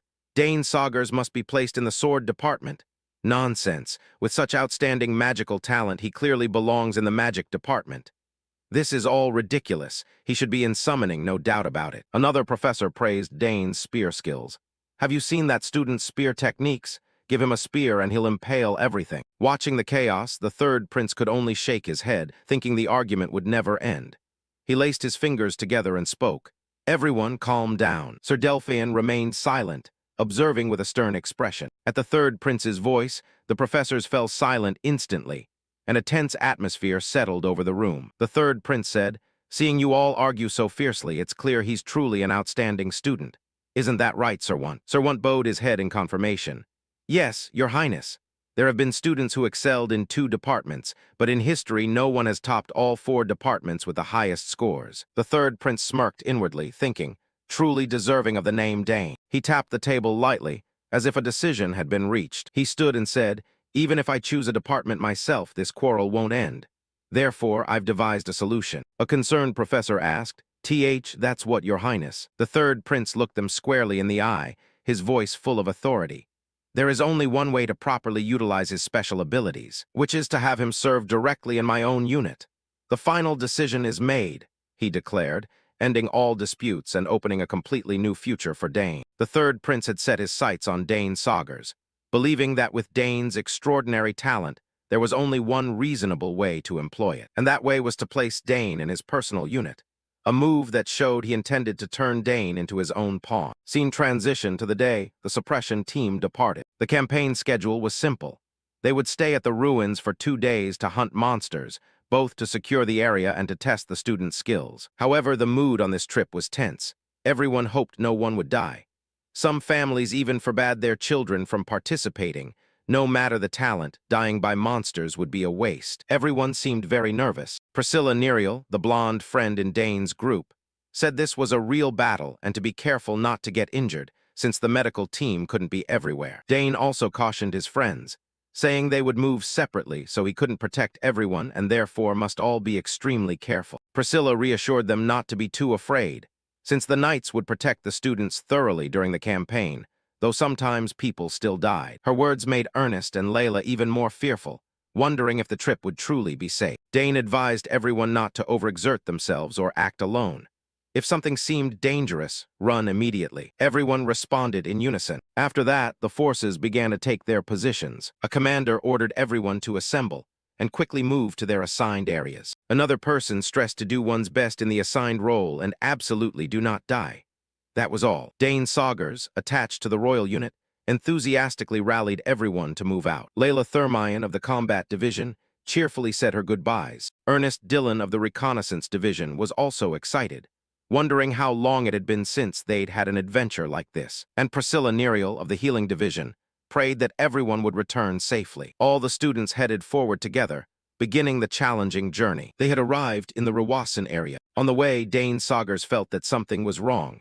He went to ask Sir Hilderin, one of the commanders. Dane said he had heard the original plan was to head west of Rawasan. He had been told they'd reach the camp in half a day, but now they were heading east instead of west as planned.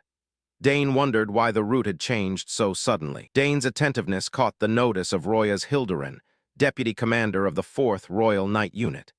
He praised Dane and asked him to keep secret what he was about to reveal, as it might alarm the other students. Dane indicated he understood, fell silent, and agreed to keep the matter confidential. Sir Hilderin began to explain, sweat on his face showing the situation was not simple. He revealed that monster movements had been detected west of Rawasan, the place they had originally intended to go. A huge horde was advancing. A large group had been confirmed heading toward the ruins. According to the Rawasan Ranger Unit, their numbers were at least 300. Dane was stunned to hear the figure, 300 monsters. He reasoned that strange monsters usually have distinct behaviors and don't tend to gather. The fact they were assembling and moving to one place was unusual. Sir Hilderin again had to acknowledge Dane's sharpness. He said that from his experience in cases like this, it was very likely the ruins themselves were attracting the monsters. Dane couldn't help but worry, wondering what kind of ruins could lure monsters. Sir Hilderin explained that was why they were circling to the opposite side. He reassured Dane that however many gathered, they'd be burned away by their forces. Dane appeared to agree, but inwardly, he still had an uneasy feeling. A ruin that attracts monsters. If not dealt with quickly, things could become very bad. Just then, a soldier ran up to report to the deputy commander that they had reached the campsite. Sir Hilderin immediately ordered all units to pitch camp, requiring all preparations be completed before sunset. The soldiers acknowledged the order in unison. The sunset fell over the mountain range, signaling a long night ahead. As night fell, Dane's group stood on a cliff watching. Priscilla noted that the terrain wasn't good for defense. Dane agreed, but with such a large number of people, they had no other choice. Layla anxiously asked Dane if anything was amiss. Dane replied it was hard to say, and that they should assign guard shifts carefully. They especially needed to keep watch toward Rawasan, where the threat from the horde lay. Dane looked toward the mountain range, a sense of unease rising. The whole group felt that something eerie was present. Suddenly, Dane felt something wriggle inside his coat. It was Karna's, his small dragon. It wanted to get out. Karna seemed very agitated. Dane didn't understand why it had suddenly started acting that way. Immediately, Karna shot out, circling in a panic and letting out an alarm cry. Its unusually intense reaction was a bad sign, drawing the group's attention. Layla worriedly asked Dane what was happening to Karna's. Dane didn't know either, but guessed it was sensing something. Ernest and Priscilla also noticed the abnormality. Ernest said Karnas was on high alert. There was definitely something out there, and one could not ignore the instincts of a wild dragon. Priscilla urged Dane to report to Sir Hilderin at once. Dane agreed immediately. Meanwhile, Karnas continued to fly in a panic, its cries filled with anxiety. Dane told his friends he would go report to Sir Hilderin and asked them to watch Karnas while he was gone. Everyone agreed, and Dane quickly left. Inside the command tent, Sir Hilderin looked skeptical when he heard Dane report an attack. Dane urged that they needed to strengthen defenses, call up the magic students to thicken the perimeter, and prepare maximum countermeasures. But Sir Hilderin told him to stay calm. He thought Dane was overreacting because it was his first time camping. He said he'd sent scouts along the mountain flank and found nothing, then asked Dane for evidence. Dane was embarrassed. He couldn't exactly say Karnas had reacted, so he had to make up some reason. He lied that they had found droppings, tracks, and fur from monsters, and all of it appeared recent. Still, Sir Hilderin brushed it off, saying that even if recent, it would only be a few. Monsters aren't stupid enough to attack a force this large. He told Dane to rest assured and go rest. If anything happened, they'd handle it. Dane was furious. It was clear the man wasn't listening. Dane continued to press, saying they still needed to reinforce, especially near the mountain, moving sentries forward. But Sir Hilderin lost patience and shouted for him to stop. Sir Hilderin angrily stood up. He pointed at Dane and berated him that no matter his talent, he was still just a student. His army was the Empire's elite. In the end, he drove Dane out. Dane could only remain silent before such arrogance. When Dane returned, Ernest angrily said the suppression had failed from the start. Priscilla asked Dane what they should do now. Unexpectedly, Dane said this might actually be good. His friends were puzzled. Dane explained with a knowing smile that issuing a warning would give them a legitimate reason to act, and later superiors couldn't deny it. Priscilla seemed to understand Dane's intention. Ernest and Layla panicked, asking if he meant they should go stop it themselves. Dane's face grew extremely resolute. He insisted they could not ignore even a small chance. This concerned the lives of the knights and the academy's students. Dane decided he would act alone. The monsters suddenly attacked and triggered Dane's traps.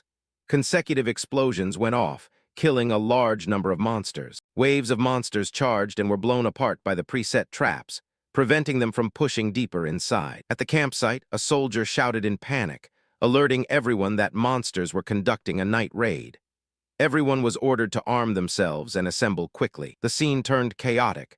A student screamed in fear that he had no combat experience. Meanwhile, the knights hurriedly readied themselves. The knight unit was rapidly assembled. A commander shouted for everyone to form battle lines immediately because this was a real combat situation. A guard hurried off to find the deputy commander to report the emergency. He gasped as he reported to the deputy commander that a large number of monsters were approaching from Mount Rua. Estimates put their number at around 200. Hearing 200, the deputy commander was taken aback, stunned. The soldier added that fortunately the explosive traps were slowing their advance, and it seemed a few students were holding the front line. The deputy commander asked in surprise about the explosive traps, since he had never ordered them installed. The deputy commander suddenly realized something and broke out in a sweat. He thought to himself, could the one who did this be Dane Saugers? Meanwhile, outside, Dane's traps continued to take effect, sweeping away each wave of charging monsters. The monsters, including goblins and black wolves, fell across the mountainside, unable to get past the ring of traps. At that moment, Dane's group watched from a high vantage. A friend in the group was relieved that the traps really had worked. The purple-haired girl in the group looked down and said it seemed the army below had finally realized the situation. They were regrouping and advancing. Layla, the pink-haired girl, snorted and said, "See, wouldn't it have been better if they'd listened to Dane from the start?" Dane kept a serious expression and reminded everyone not to let their guard down. He explained that the recent monsters were likely just a fast-moving vanguard. The truly strong ones would come later. Layla grew excited, saying it turned out that was just the warm-up. She was ready to show the monsters her real power. Dane stood in silence, watching the situation from above with a thoughtful look. He was quiet for a long moment, seemingly analyzing something. After a pause, Dane felt that something was truly wrong with this attack. He noticed the goblins and black wolves, two species that normally don't cooperate, were fighting together. They were attacking simultaneously in an organized manner, rather than charging chaotically by instinct. Dane judged this was not normal. He had a sense they were being directed by someone behind them, and his intuition warned that someone was about to appear. Just as Dane predicted, a gigantic shadow appeared, heralding the second wave of the attack. Layla and Ernest also took fighting stances, their faces extremely tense. Ernest shouted to Dane that they were coming in. A far larger army of monsters, including huge orcs, emerged and roared. Dane ordered everyone to hold formation. The massive, ferocious monster army charged straight toward Dane's group. A blonde girl, together with Ernest and Layla, was also ready, declaring that round 2 had begun. With a confident, decisive expression, Dane ordered the team to wipe out all the monsters. Immediately, Dane began chanting, preparing to unleash an ace. A colossal pillar of magical light shot into the sky, signaling that a powerful summoned being was about to appear. Dane ordered it to answer the call. In the distance, the night forces and other students sensed an enormous surge of mana, drawing their attention. The deputy commander asked in amazement what it was. A soldier wondered if it was another explosive trap, but the guard who had run earlier recognized the difference. He stammered that it was a level 4 summoner, Etherak. The deputy commander and the other students were stunned into silence. Moments later, Etherak, a giant wolf surrounded by purple energy, appeared and let out a powerful roar. Etherak charged into the horde, using its sharp claws to rend them with ease. Goblin after goblin was torn apart beneath Etherak's claws. Even the large orcs were no match for it. Etherak darted through the ranks alone, easily clearing a wide swath of the horde. Seeing that, the purple-haired student gasped that the monsters couldn't move. Ernest realized it was Dane's summon and said it was extremely powerful.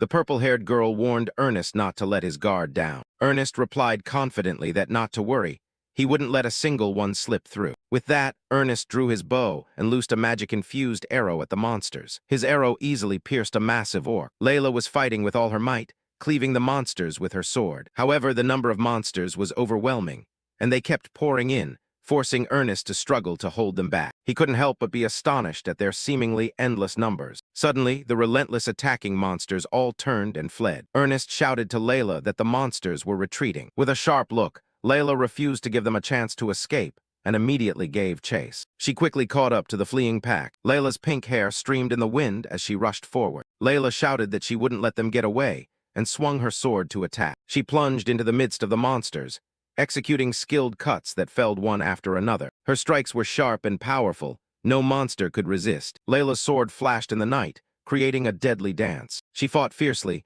monster blood splattering everywhere. Watching this, Dane smiled with satisfaction, thinking that Layla's training had paid off. Suddenly, Karna's, Dane's small dragon, flew over and let out an unusual cry, as if it had sensed something. Dane turned to ask Karna's what was wrong. His expression grew serious. Standing among countless monster corpses, Dane asked Karna's if stronger foes lay deeper within. He felt his blood boiling. Dane decided to leave Etherak here to hold the line. He trusted that with the others around, the rear would be secure. Dane exhaled, preparing for a bold decision. He thought to himself that this was the first time since his previous life that he had stormed into enemy territory like this. With a confident smile, Dane ordered Karna's to follow him, and the two pushed deeper into the mountain to find the true mastermind. Chapter 72 ends. An urgent report was sent in, noting that an extremely strong source of mana had appeared, producing an energy unlike the normal flow of mana. This mana source appeared to have created some kind of barrier. The scout team's final report stated they could not penetrate it. The situation was dire. In the war room, senior officers buzzed over the information. An impenetrable mana barrier was unprecedented. They wondered what could exist inside. A general reported to the third prince that in the scout unit's last transmission, they had heard soldiers screaming. This raised speculation that an incredibly powerful entity was hiding there. The third prince's gaze hardened, a bead of sweat sliding down his temple. The situation was clearly far graver than they'd imagined. On the battle map, the general explained that if the report was true, it would explain why monsters gathered in such large numbers near the ruins. By instinct, they are drawn to mana. The general affirmed to the third prince that monsters would be even more strongly attracted if it was a powerful mana source. After deliberation, the third prince made a decision. He judged there was no choice but to clear the outer rings slowly before advancing, since a direct breakthrough to the center would be too dangerous now. The other officers in the war room wore tense faces, worried about the risky plan. At that moment, a messenger from the unit escorting the academy students rushed in with urgent information. The third prince immediately changed color, his face filled with excitement. He knew this messenger had news about Dane. 2 days after the messenger's arrival, the scene shifted to the third prince's command tent. The third prince greeted Dane Saugers warmly. He asked about Dane's condition after being wounded, and Dane replied that he was completely fine, all thanks to the prince's help. Taking the opportunity, the third prince revealed that he was researching the royal secret arts, something even his elder brothers couldn't complete. Dane looked surprised, saying it was the first time he'd heard of it. Although ordinary houses had their own secrets, the royal arts were certainly something special and piqued his curiosity. The third prince admitted his chances of success were slim.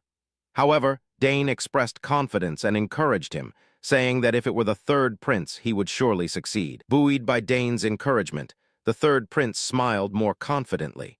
He invited Dane to have some tea to relax before discussing the main matter. A steaming cup of tea was set on the table, the rising heat creating a brief moment of quiet. After the brief respite, the third prince returned to the main issue. He confirmed the messenger's report that over 200 monsters had been detected. The third prince explained that a large group of monsters attacking simultaneously was extremely rare. Therefore, the suppression plan must change, because an unusual danger was surely lurking. With a serious expression, the third prince turned to Dane and said he wanted to hear Dane's thoughts first. Dane was momentarily surprised, but quickly composed himself. He thought to himself that in his previous life, planning military operations had been as routine as daily meals. The third prince encouraged Dane to speak freely. With sharp, confident eyes, Dane responded, ready to present his strategy. Dane began analyzing the map. He pointed out that the usual strategy, clearing monsters from the outer rings then besieging the center, would no longer work. He emphasized that circumstances had changed, for someone was now controlling the monsters, requiring a completely different approach. The third prince listened intently, wholly convinced by Dane's sharp reasoning. He nodded and immediately asked, "So what do you propose?" Dane continued to explain his reasoning. He pointed out they couldn't count on immediate support from the crown. Clinging to the old strategy would only lead to a prolonged war of attrition. Furthermore, they couldn't keep the academy students in this campaign for too long. That would only make the situation worse. Dane was silent for a moment, his eyes flashing with determination as he prepared to give his final conclusion on the strategy. After analyzing all the factors on the map, Dane arrived at one bold, singular conclusion. He decisively placed a piece at the center of the map. Breaking straight into the center is the optimal option. The third prince was astonished at Dane's audacity. "You mean we should confront the monsters head-on?" Dane affirmed confidently with a smile. "Yes, Your Highness." He further explained that it was thanks to the noble sacrifices of the scout teams that they had information about a safe route leading directly to the center. Therefore, Dane proposed that the Emperor's direct unit should move there in person. He pointed out that if they continued as before, they'd only waste time and effort fighting the outer monsters while the situation escalated. The third prince fell silent. He admitted that the route Dane outlined might be the least costly in terms of casualties. However, he still hesitated slightly. Could this plan be executed with only his direct unit? Dane asserted it must be carried out only by the direct unit. He emphasized that the path the scouts had secured was very narrow. If they moved with more than 10 people, they would very likely be detected. And since the monsters were being commanded, they could block the route, making subsequent access far more difficult. The third prince fell silent, realizing the issue. In the end, the direct unit must operate as an independent strike team. Dane nodded in agreement. "Exactly. The other forces will follow afterward. Once we lure the enemy to the center, we'll deal with the rampaging monsters." The third prince's eyes shone with extreme astonishment at such a detailed and perfect plan. He exclaimed in admiration. It was a plan any officer or commander could endorse. He couldn't believe Dane had grasped the situation and proposed a strategy in an instant, and asked if he had studied military science. Dane modestly replied that he had only read a few books in his father's study. But inwardly, he knew it was all thanks to the knowledge and experience from his previous life. Without hesitation, the third prince sprang to his feet, stamping decisively. Good. He decided to end the meeting and assemble the members of the direct unit. Then he asked Dane if he could nominate anyone capable for the mission. However, Dane interrupted, saying there was one thing they needed to do first. When the third prince asked what it was, Dane insisted they needed to conduct reconnaissance first. Without scouting, they couldn't understand the true situation. The third prince agreed that reconnaissance was necessary. But he also expressed concern that after 2 teams had gone missing, he wasn't sure any soldier would volunteer for such a dangerous mission. Hearing that, Dane merely curled his lips into a confident smirk. It seemed he already had a solution to the problem. Dane confidently patted the third prince on the shoulder. "In that case, don't worry. Conveniently, there happens to be an expert in this field. The third prince was taken aback and stammered, "An expert." He immediately assumed Dane meant himself. "You mean you're the expert?" However, the person Dane nominated was Ernest Dillon, the eldest son of a famous exploration house. Startled by being named, Ernest flinched and awkwardly replied to the third prince. Yet, once he stepped into his specialty, Ernest became a different person. He confidently pointed at the map, explaining that the terrain was too open and offered poor cover. It would be better to take a detour. The third prince was extremely pleased with Ernest's plan, praising him as a reliable comrade. Ernest gratefully thanked His Highness. Seeing the third prince satisfied, Dane thought it was time to explain the plan B he had prepared. The third prince confirmed one last time. If they fired the signal, could he be ready to attack immediately? He asserted he would not delay for a second. The third prince looked at Dane and Ernest, entrusting them with the task and admonishing both to return safely. After Ernest's reconnaissance plan and Dane's plan B were officially approved, the two quickly prepared to depart. The other female students also came to see them off. One girl told them to return safely and not get hurt. Another joked that if only their souls remained, she would use holy power to purify them, making everyone shudder. Thus, Dane and Ernest began the dangerous reconnaissance journey toward the mountain range where the mysterious ruins lay. Dane's eyes glinted with intense focus. He knew this trip would not be simple. As they neared the mountains, they noticed flocks of birds flying in a panic, an ill omen. A huge flock of birds scattered across the sky, as if fleeing something utterly terrifying. While on the road, Ernest wondered what might be inside the ruins. Dane reminded him that the important thing now was to learn as much detail as possible about what was at the center of the site. Ernest asked what they should do next. Dane added that if possible, they should map the entire surrounding terrain, and if the scouts' bodies were still there, at least recover their belongings. Ernest couldn't help but be astonished and impressed. He hadn't expected Dane to think so thoroughly and so far ahead. A majestic yet treacherous mountain vista unfolded before them. The two continued along the trail, winding through the dense forest. A faint beam of light pierced the canopy, signaling they were approaching something special. At last they had arrived. Ernest halted and pointed ahead, exclaiming, "Wait, Dane, this is it for sure, the path into the ruins." Dane stopped abruptly. He sensed a familiar current of energy. "Yes, I know what you mean." That familiarity washed over his entire body. Dane recognized immediately. It was similar to the Mist Garden. Dane and Ernest began to push deeper into the ancient ruins. The dim space was filled with the terrifying growls of monsters lurking in the shadows. Dane warned Ernest to be very careful and to stay close. Ernest let out a breath to steady himself, but his eyes behind the lenses still betrayed his worry under the oppressive surroundings. Within the hazy mist, massive monsters lay in deep slumber, resembling ferocious beasts waiting for prey. The snoring breath of the creatures echoed throughout the corridor, making the air feel suffocating. Dane noticed there were more monsters than expected. The two had to move as quietly as possible, holding their breath to avoid any sound that might awaken them. Ernest suddenly stopped and pointed in one direction. He detected a stream of mana drifting from there and suggested they follow its trail. The murky mist rolled beneath their feet, obscuring the uneven paths of the ruins. The deeper they went, the denser the fog became, severely limiting their visibility. Dane judged there was a mana core concentrated at the ruin's center. With that ancient power, controlling the monsters was entirely feasible. He suspected someone was using mana indirectly, perhaps infusing it into mana stones for easier manipulation. A deep blue mana stone appeared in Dane's mind as a possible explanation. But the biggest question was, who possessed such an enormous reserve of mana that they could create a vast mist like this? Suddenly, a horrifying sight unfolded before them. Figures in armor lay scattered across the ground. Dane froze, his green eyes widening in shock at the carnage before him. Ernest moved to rush forward, but Dane quickly held him back. "Ernest, stop!" Dane's voice rang with resolve. Before them were corpses, their unfortunate comrades who had fallen within these very ruins. A soldier's hand still clutched his sword, showing they had fought to their last breath. The bodies were mutilated, testament to the brutality of the monsters hiding here. Dane quietly identified them. They were scouts from the Academy's expeditionary force. None had survived. Ernest bowed his head, his voice trembling. All had been slaughtered savagely. Not a single body remained intact. He could not believe such a tragedy had occurred. Suppressing his sorrow, Dane decided to collect the bodies and personal effects. He instructed Ernest to scout the surroundings to ensure their safety. Ernest nodded, forcing his emotions down to carry out the task as Dane ordered. Dane quietly knelt beside a fallen soldier and prayed solemnly, "Rest in peace." His eyes sank, a deep sorrow flickering across them before being swiftly replaced by determination. He would not let their sacrifice be in vain. Cutting through the mist, a massive mana barrier shimmered into view, a dark blue, honeycomb-structured wall. This was the final magical boundary separating them from the ruin's core. Ernest froze at its scale, his eyes wide with astonishment. The more he examined the barrier, the more he felt the surrounding air growing heavy. Ernest felt the mana pressure weighing increasingly on his body, a sticky, oppressive sensation found only near immense mana sources.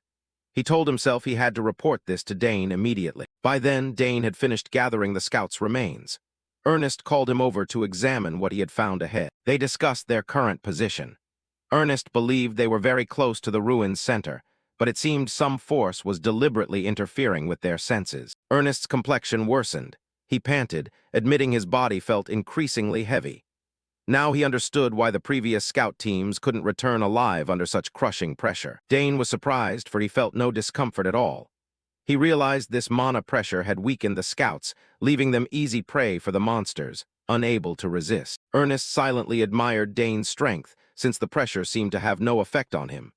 He pointed ahead, where a massive mana barrier stood. The energy wall, patterned with deep blue hexagons, blocked the path and radiated an aura of authority. Judging by its wide, arching structure, they concluded the barrier completely enclosed the ruin's central area. Ernest excitedly thought they were nearly there if they could just get past it, but Dane worried about dismantling it.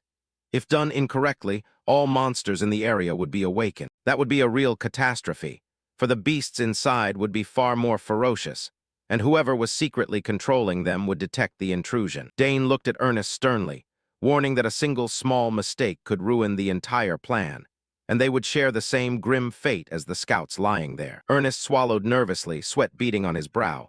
He asked in confusion, "So what do we do now?" Dane looked at his hands, thinking that with the ancient mana he possessed, things might take a completely different course. Ernest panicked when he saw Dane reach to touch the barrier. "Dane, what are you going to do?" Dane reassured his friend, "Don't worry, if my guess is right then." He continued to extend his hand forward. Dane was confident the barrier would not react to him, since their sources of mana shared certain similarities. Dane's hand began to sink into the energy wall, without meeting any resistance. Dane's body gradually passed through the barrier, as Ernest watched in utter astonishment. A blue light enveloped Dane as he stepped fully to the other side. Ernest stared in amazement, unable to understand why the barrier remained completely silent. Ernest cried out excitedly when he saw Dane cross safely with no reaction from the monsters. He could hardly believe his eyes. Dane nodded in confirmation. As he suspected, because he bore ancient mana, a barrier formed from similar energy would not register him as an intruder. Dane could clearly sense this was crude, unrefined mana, exuding an ancient, commanding breath. Although glad for Dane, Ernest was saddened that he couldn't pass through himself. He anxiously asked if Dane could go alone. Seeing Ernest worry about himself, Dane smiled warmly and confidently. He firmly promised he would never leave his friend behind, for he had hatched a bold plan for them to proceed together. Before Ernest, still bewildered, could grasp Dane's intention, Dane reached out decisively and said, "Ernest, give me your hand for a moment." Dane took Ernest's hand, wrapped his mana around him, and together they stepped through the energy barrier. Ernest couldn't help but exclaim in amazement as this improbable method proved effective. A brilliant blue mana coursed from Dane's hand, spreading powerfully to form a protective membrane around Ernest, allowing him to fully assimilate with the magical wall. After passing the barrier successfully, Dane calculated they could use this method to bring reinforcements in later. He asked Ernest if he had memorized the route carefully and received a confident nod from his friend. Now that they had reached the central area, Dane began outlining the next step of the plan. They needed to find a way to open the barrier from the inside so the expedition force could advance easily and break the deadlock. Dane explained that the barrier was maintained by special devices installed around the area. Destroying them would open the path behind, allowing the army to enter smoothly. Ernest fully agreed with the plan. He secretly thought the barrier's maker would never have expected someone could pass through it with a light touch like Dane's. An inscrutable smile appeared on Dane's lips. It seemed every enemy piece was accounted for in his calculations. Suddenly, Ernest quietly cheered when he saw a brilliant light emanating from the end of the corridor. The final destination was likely right before them. Stepping out of the narrow passage, they were stunned to realize they had reached the deepest part of the ancient ruins. A vast, pressure-filled space opened before them. Dane's gaze grew cold. It was time to unmask whoever had orchestrated these deceptions and force him to reveal himself. They moved cautiously across steep rocky ledges, beneath which lay a dark abyss with cold, underground mana streams. Their footsteps echoed softly in the vast space, amid the thick, mana-saturated air of the cavern. Looking down, Ernest felt a chill as he saw hundreds of huge, horned monsters sleeping scattered across the cavern floor. Orcs, minotaurs, and countless other high-grade creatures formed a colossal army at the ruin's center, creating a terrifying spectacle. Dane and Ernest hid behind a rock, stunned by the scale of the lair. "Unbelievable! This place is full of high-level monsters," Ernest whispered in horror. Dane narrowed his eyes and held his breath to avoid making the slightest sound. He sensed another unusual presence below. A haze of mana enveloped the sleeping monsters, creating an eerily calm atmosphere like the eye of a storm. Suddenly, steady footsteps echoed. A mysterious figure in a black cloak, leaning on a staff, slowly emerged from the darkness among the giant beasts. Dane and Ernest quickly shrank back behind the large rock. From afar, they dared only to peek and watch the stranger's every move. Dane signaled Ernest to remain absolutely silent. His gaze stayed fixed on the silhouette of the mysterious figure standing arrogantly amid his monstrous army. The cloaked figure stood motionless, an authority radiating from him that kept even the sleeping monsters from stirring. He was the one manipulating the entire tragedy. In his hand was a mana cube emitting a mysterious blue light, the source of the mana mist covering the ruins. Dane clenched his fists. The real confrontation was only beginning. The cloaked figure stood before his beasts and ordered them to annihilate the expedition force in a single strike the moment they entered the ruins. A lion-like hybrid monster let out a savage roar, its cry signaling that a bloody massacre was about to commence. Sharp limbs and claws of the horde sliced through the air, revealing the destructive power of this legion. Under the control of the mysterious sorcerer, the monsters moved in an organized formation, ready for an all-out assault. The face beneath the controller's hood exuded malice and coldness.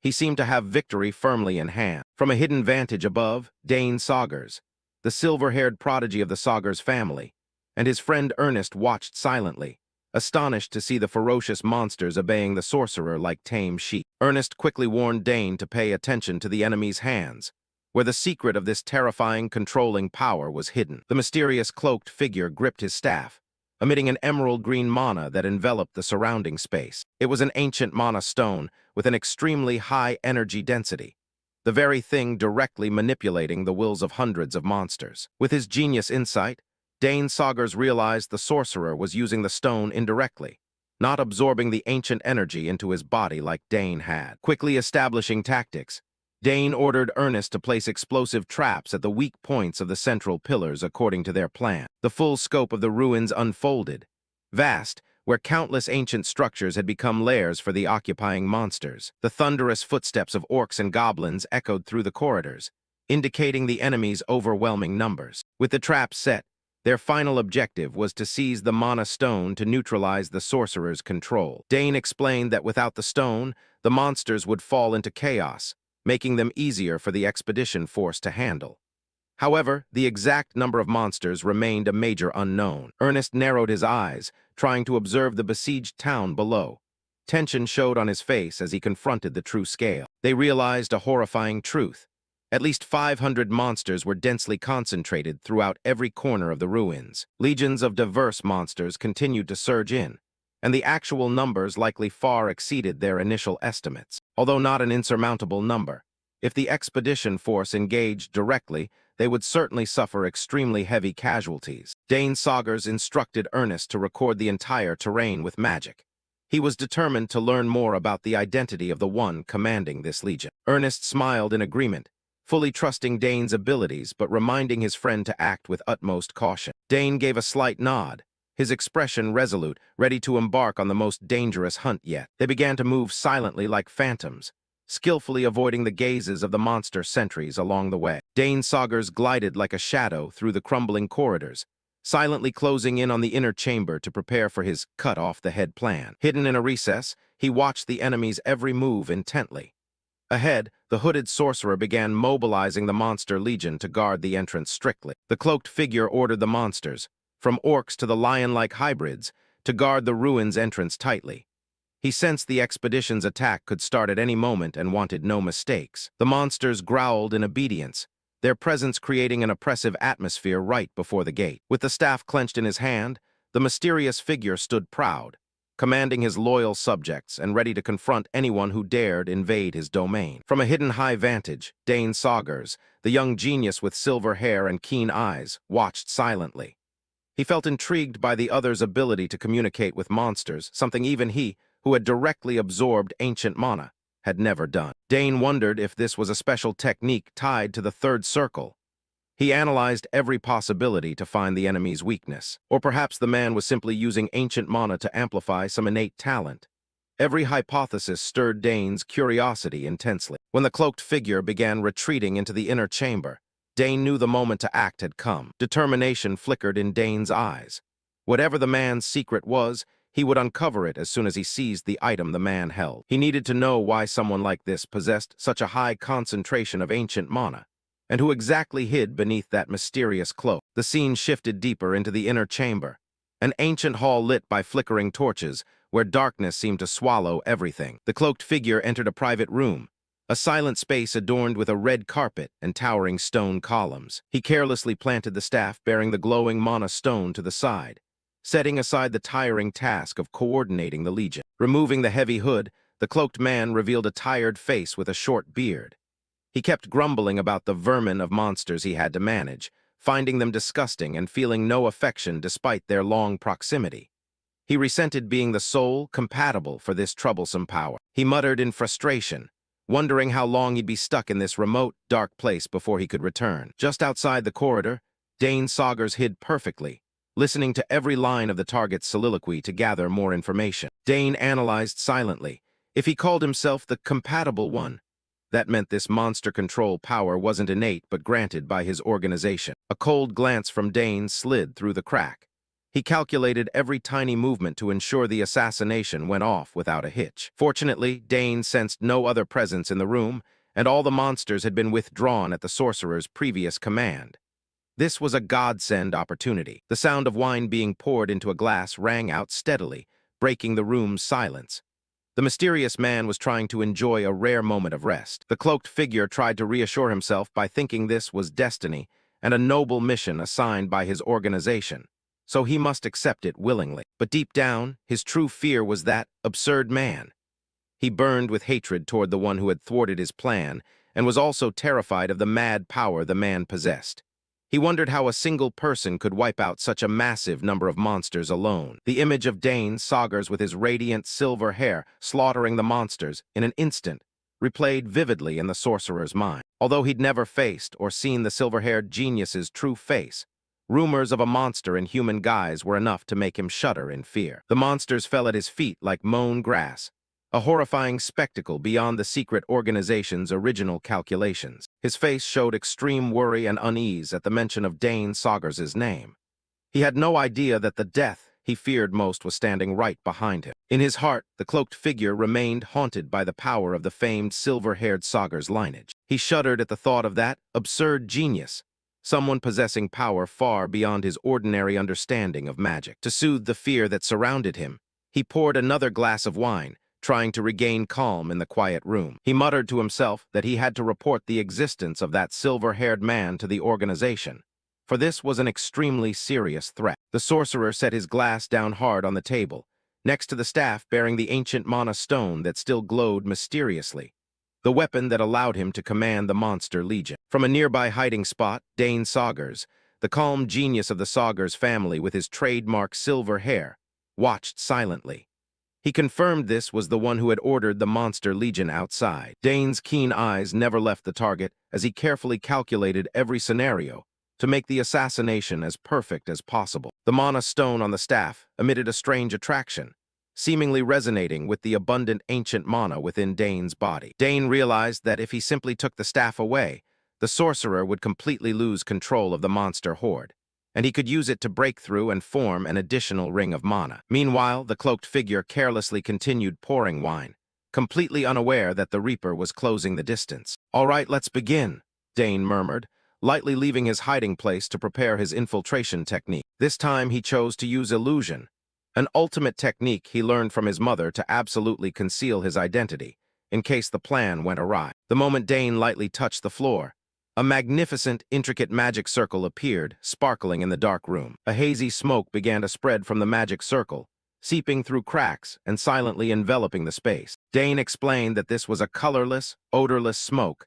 capable of inducing powerful hallucinations, causing anyone who inhaled it to witness their deepest fears. To ensure he wouldn't be affected, Dane took a small antidote pill from his coat pocket. He quickly swallowed the antidote to block the magical smoke's effects, keeping his mind completely clear throughout the assassination. "Now it's time to make you reveal all your secrets," Dane said coldly, as he advanced toward the target once the illusion smoke had done its work. The cloaked figure, about to finish his glass, suddenly felt a chilling, murderous intent run down his spine. He froze mid-motion, wine sloshing from the glass as he sensed the presence of a stranger in his room with no sound to announce it. The sorcerer broke into a cold sweat of terror as he turned and saw Dane Saugers standing right behind him with eyes as cold as ice. Before he could compose himself to resist, a razor-sharp blade was pressed to the cloaked figure's throat, rendering him completely immobile with fear. "Don't move," Dane's low voice rang out. He warned that the blade was coated with a potent poison that would end the man's life instantly if he so much as twitched. The sorcerer trembled, sweat streaming down his ashen face as he realized he was entirely at the mercy of this terrifying youth. All prior arrogance vanished, replaced by overwhelming fear that began to choke his mind. "What a surprise," the cloaked man whispered in horror. He couldn't believe a guest could penetrate so deep without his knowledge. He stared blankly at his opponent, trying to find an explanation for this absurd intrusion that threatened his life. The cloaked figure stared into the air in panic, stammering as he asked the identity of the one who had miraculously infiltrated. He couldn't believe someone had bypassed layer after layer of guarding monsters to approach him so easily. In response to that utter terror came Dane Saugers' cold, arrogant smile. His terrifying composure made the sorcerer keenly feel the breath of death filling the room. With the poisoned blade pressed to the throat with no gap, Dane Saugers declared with authority, "Shall I tell them the Reaper has come to take you?" The chapter closed with the monster controller's utter horror as he faced a true monster disguised as a man. Asir was bewildered by the appearance of the one claiming to be the Reaper. What was a high-ranking Reaper doing sneaking into such a heavily guarded place? The youth emphasized that Asir must know how impossible it was for anyone to infiltrate here, so he shouldn't pretend otherwise. Asir was drenched in sweat, his face drained of color. He couldn't understand how the man before him had bypassed the barrier and the dense monsters. Dane pressed the knife to Asir's throat, coldly warning him not to underestimate the situation. This was no joke. His life was in Dane's hands. Asir gripped the table tightly, full of suspicion. He wondered who this youth really was and by what means he had slipped in alone. Dane tilted his head and glared at him, his voice dropping into a threat. He ordered him to confess truthfully if he still wanted to keep his pathetic life. Asir could only remain silent, sweat streaming down his face. The opponent's overwhelming presence left him speechless, not daring to utter a word of protest. Meanwhile, Dane smugly took satisfaction that his imitation of the Reaper's tone and demeanor had fooled the old man. The first stage of interrogation was a success. Dane curled a lip and asked if the fun was about to begin. The wand's light flickered, signaling that secrets were soon to be exposed. By the wavering candlelight, Dane stood imposing and pressed him for his true purpose. The room grew stifling and tenser than ever. He demanded to know why the massive monster legion had been assembled. Was he plotting to overthrow the Empire with the force of orcs and goblins? Faced with a barrage of sharp questions, Asir remained mute as a clam. He bowed his head, trying to stay calm, but his trembling shoulders betrayed him. Dane barked for an immediate answer. He suspected the man was conducting a mad experiment or acting under someone's orders. Hearing the word orders, Asir froze for a trembling beat. That small reaction couldn't escape the keen eyes of the Saugers' genius. The blade pressed closer, emitting a strange, dangerous purple smoke. The crushing pressure made him feel the Reaper's breath at his back. Dane's eyes flashed with coldness as he recognized the man's reaction. In a blink, he had grasped the deep-seated fear within him. Images of cloaked figures suddenly formed in Dane's mind. He wondered whether the organization behind this man was connected to those figures. He bluntly asked whether the man belonged to a secret organization. The direct question froze Asir, his face paling. He stood stunned, eyes wide in disbelief that his secret had been uncovered. Panic began to seize his mind as he looked at the Reaper. Asir stared at the other's uniform and insignia, full of questions. He couldn't understand how an outsider knew of their existence. He shouted that he would reveal nothing, preferring death to betrayal. But Dane remained calm, as if he had anticipated this response. Dane offered a sly smile beneath his mask, looking utterly dangerous. He knew how to make even the most stubborn mouths open willingly. He slammed his hand down on the table, producing a sharp crack that shattered the silence. It was time to switch to a harsher interrogation method. Dane leaned close to Asir's ear and whispered of a proper greeting. At the sight of his smile, the man could only tremble from the chill crawling up his spine. The man looked at Dane with eyes wide in terror. Dane warned coldly that he wouldn't repeat himself, forcing him to choose between speaking or a bitter end. Dane's blood-red gaze pierced straight into Asir's mind. That murderous stare made him feel his soul being squeezed by a terrifying entity. In a half-demonic guise, Dane coldly threatened. He asked whether the man wanted to spill everything here or experience the dankness of a dungeon. Asir collapsed to the floor, trembling as he asked where the youth had come from. He couldn't believe someone had infiltrated this place without anyone knowing. Dane privately took satisfaction that the illusion was working extremely well. If the man was allied with the others, matters would be much easier. With the blade at his throat, Dane ordered him to state his true purpose. The room was deathly silent, save for Asir's terrified gasps. Dane stepped forward, each footfall striking the floor like a hammer to Asir's heart. The panicked old man stumbled back, pleading for the youth to stay away. The pressure of his heels clicked on the floor. Dane raised an eyebrow and asked whether he planned to remain silent until he truly died, with the blade already at his throat. A close-up of Dane's demonic eyes made even onlookers shudder. An invisible pressure radiated from the youth, as if the room's air had solidified. Asir screamed in despair, preferring death to revealing anything. His will was completely broken by the terrifying Reaper's intimidation. Dane's cold gaze seemed to pierce through every lie. He waited for a crack in the man's psyche to end the conversation. The short dagger once again became an effective tool of pressure.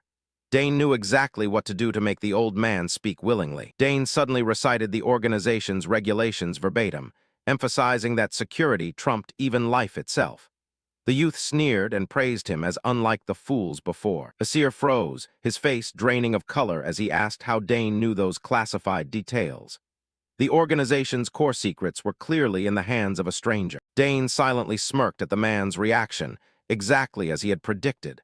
The notes he'd gathered earlier truly were the key to manipulating him. By the flickering candlelight, Dane continued to play the authoritative superior. He reiterated the conduct rules, making Asir fully believe in the fake identity. Asir naively asked whether this was a test from the organization. He thought the academy incident was merely a trap to examine him. Dane seized the moment, asserting that only now could they speak properly. He smiled inwardly. The prey had completely fallen into the illusion he had set. Asir suddenly changed his attitude, feeling extremely honored to receive the challenge. His earlier fear turned into absurd, blind adoration. The youth sheathed the short sword, preparing for the next phase of the plan. The opponent's blind trust was the strongest weapon he had now. Dane privately judged Asir a fanatic and decided to play it to the end. He pretended to praise him for safely passing through the dense monsters. Asir knelt to the ground, vowing to give his complete loyalty to the organization. He was ready to do anything if ordered by his superiors. A close-up of Asir's bowed head showed total submission. He had no idea he was kneeling before the greatest enemy he had sworn to destroy. Dane looked down with an impassive expression, thinking this turned out well for him. A fanatic would be an endless source of information if properly exploited. Dane curved a cunning smile, certain the prey had been trapped. The psychological game was over. The victory had belonged to the Sagar's genius from the start. He shifted to a cold tone, scolding him for losing hundreds of important monsters.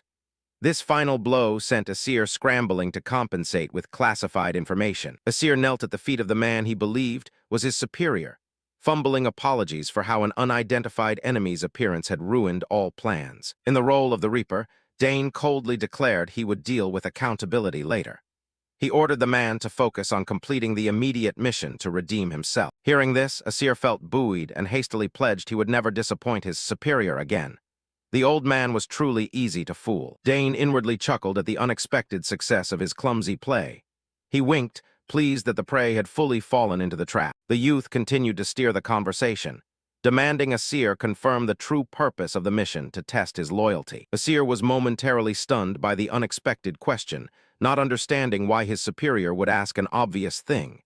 Still, he did not dare delay his answer. Dane raised an eyebrow, his sharp gaze reminding him of the test. The pressure from the youth made Asir sweat profusely as he hurriedly clasped his hands and confessed fully. He confessed that the mission's main goal was to incite the monsters and cause extreme chaos across the Empire. A devious and brutal plot. Additionally, they wanted to test the limits of the magic staff's power in hand and report back all collected data. The staff emitted a strange blue light.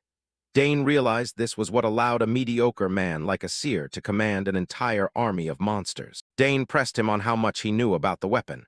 Asir honestly admitted he was merely chosen to wield it and didn't know the details. The youth was inwardly surprised to learn the power wasn't innate, but bestowed.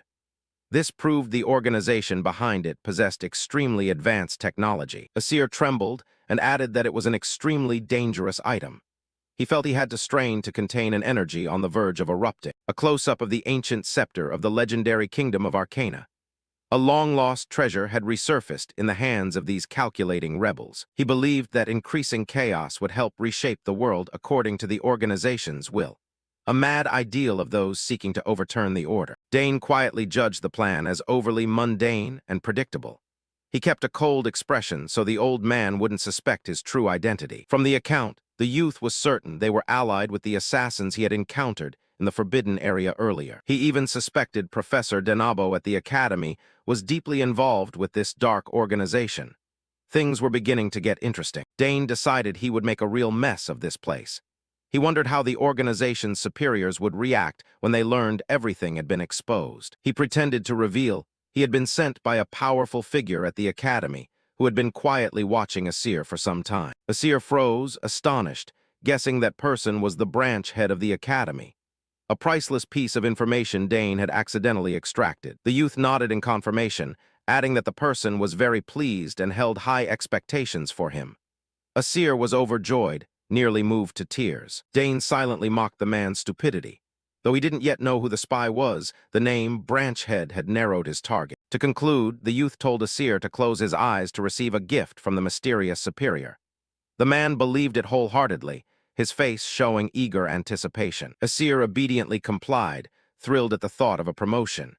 He had no idea the thing about to descend upon him was actually a one-way ticket to ruin. Asir squeezed his eyes shut, his face contorted with nervous excitement. He held his breath for the honorable gift from his superior, unaware catastrophe was imminent. Dane curled a meaningful smile as he held a small, white, rectangular object. With half his face still bearing the Reaper's guise, he prepared to deliver an unexpected fate to the traitor. Dane Saugers appeared amid the ruined wreckage after finishing his task.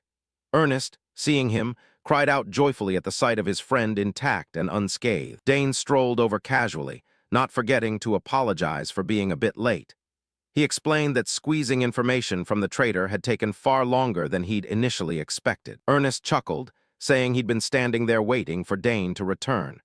His elated expression showed how much faith he had in his friend's abilities. At that moment, Ernest noticed something glittering in Dane Saugers' hand. It was a magic stone emitting a deeply mysterious greenish-blue light and seeming very powerful. Dane gave an inscrutable smile, asserting he had extracted every secret from Asir.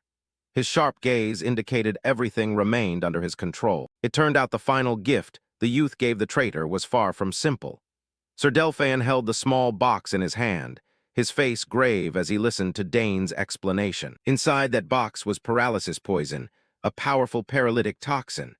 A single small dose was enough to render any stubborn target obediently immobile. Looking at the box, Sir Delphian was inwardly amazed at Dane Saugers' thorough preparation.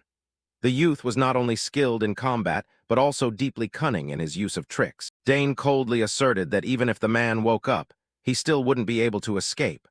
With this poison's effect, he'd be like a fish on a chopping block waiting to be dealt with. Ernest breathed a sigh of relief, saying they no longer had to worry about him. Immediately, Dane Saugers ordered them to destroy the barrier to report back to the main force at once. However, Ernest remained a bit anxious and was sweating profusely.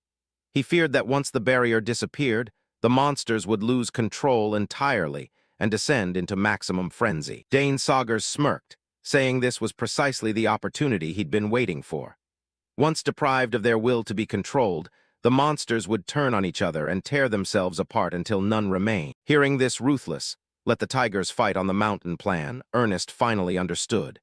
He eagerly nodded in agreement, preparing with Dane to break the seal of the damned magical barrier. The two quickly set to work. Ernest confidently declared he was ready. The final preparations were complete, and now they only had to wait for the dramatic performance to unfold. A short while later, the night sky suddenly burst into brilliant magical fireworks. The explosions echoed everywhere as a signal that a resounding victory for their side was near. Multicolored beams danced across the sky, illuminating the ruined expanse. The spectacle looked spectacular, signaling that the dangerous final mission had been successfully completed. Exactly 6 hours after Dane Saugers and Ernest had delved into the ruins, everything was settled. Time hadn't been long, but the results far exceeded expectations. The magical fireworks weren't just for show, they were the victory signal for the entire army. The group of knights below looked up, each face filled with overwhelming joy. Watching from afar, Third Prince Edward smiled with satisfaction. He was extremely pleased to see the plan proceed smoothly, exactly as he'd anticipated. At once, Edward ordered a full assault to wipe out the remaining remnants. Sir Delphin drew his sword and led the 4th Knight unit, charging boldly into the heart of the ancient ruins. The army marched thunderously forward, their momentum so fierce even the monsters trembled. The plan to annihilate the enemy in one stroke was progressing extremely smoothly. The ancient ruins had become a battlefield for the largest sweep in history.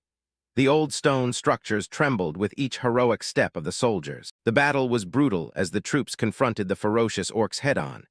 The clash of weapons rang harshly among the rubble, dust, and smoke choking the air. A soldier shouted loudly, ordering the unit to hold formation against the enemy's pressure.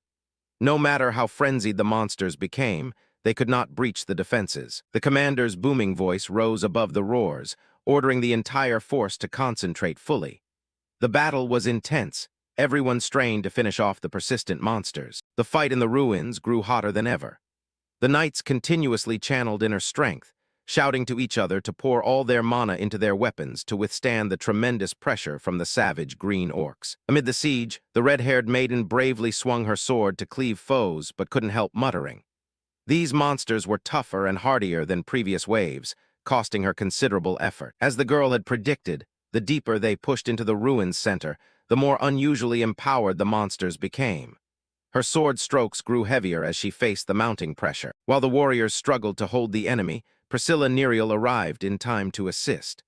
The blonde mage quickly formed magical circles and urged her comrades to hang on a bit longer while she healed them. Priscilla closed her eyes and concentrated on chanting as ancient runes traced the air.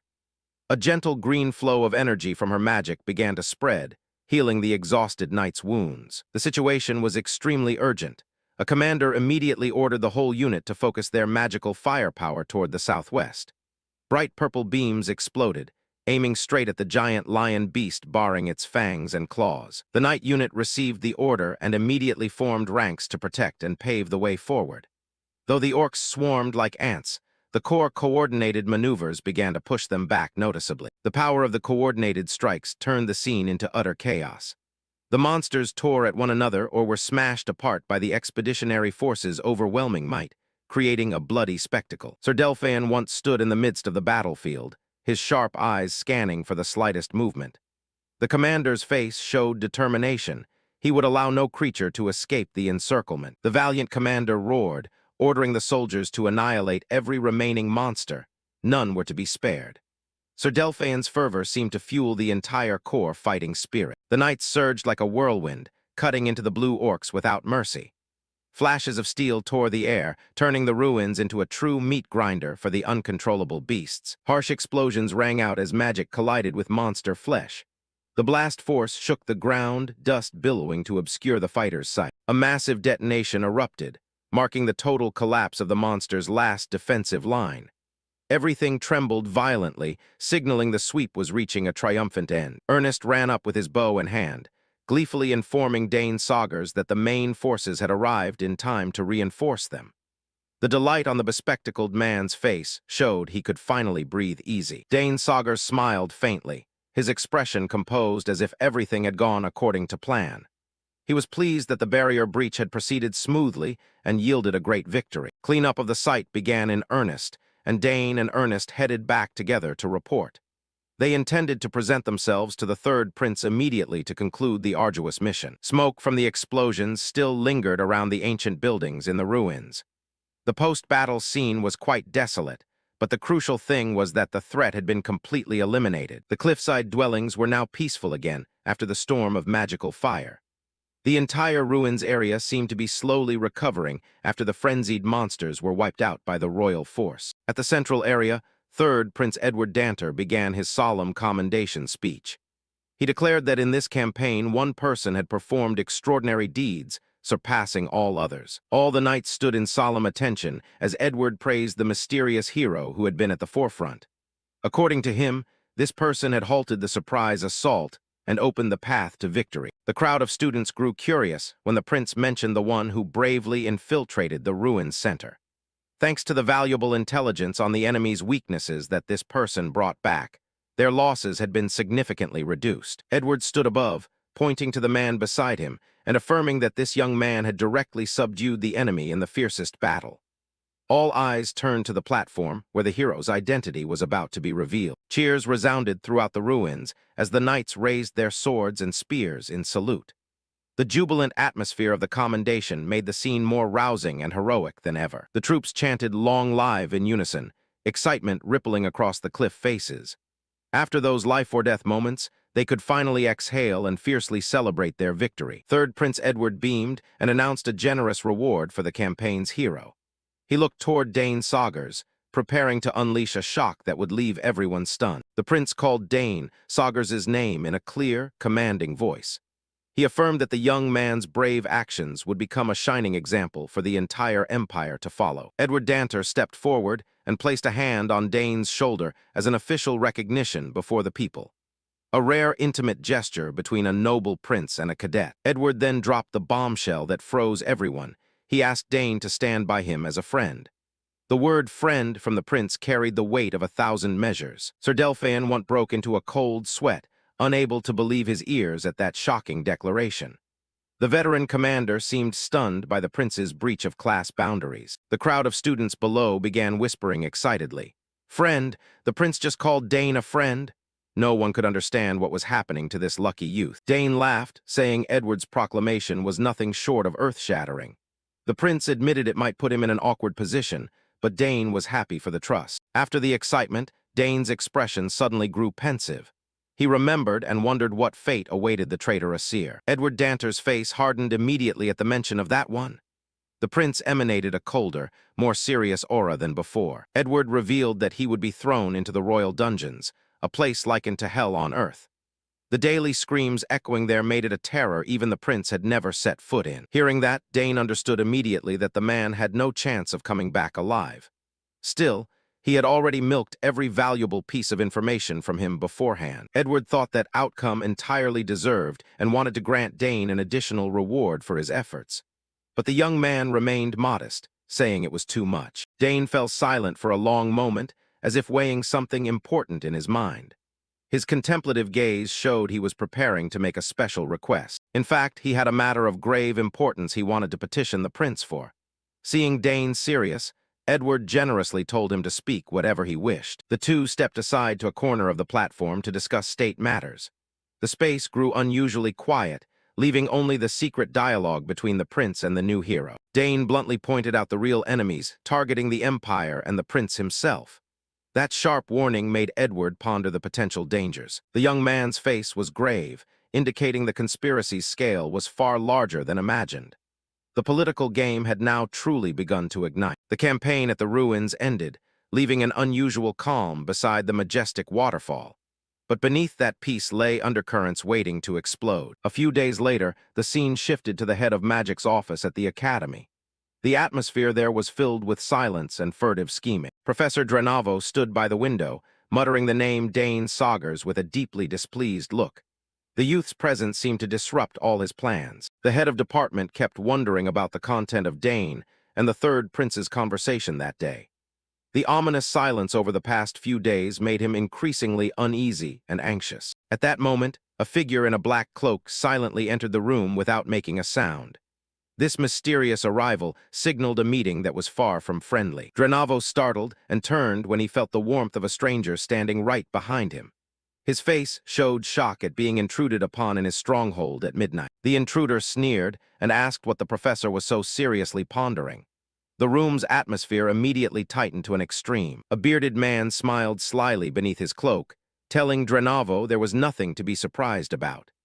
The chapter closed with the emergence of the Shadow faction, promising scorching developments to come. Arthur walked down the corridor, wondering quietly if the professor was still here. He intended to go in, report the detailed schedule for tomorrow, and then go rest. Just as he was about to open the door, Arthur froze when he heard a voice inside ask if anything unusual had happened. He stopped in his tracks, realizing the professor was entertaining a visitor at this hour. Arthur peered through the door crack, sweat beginning to trickle down his face from the tension. Inside, a gloomy atmosphere enveloped the closed room. Professor Denabo stood with a man in a black cloak.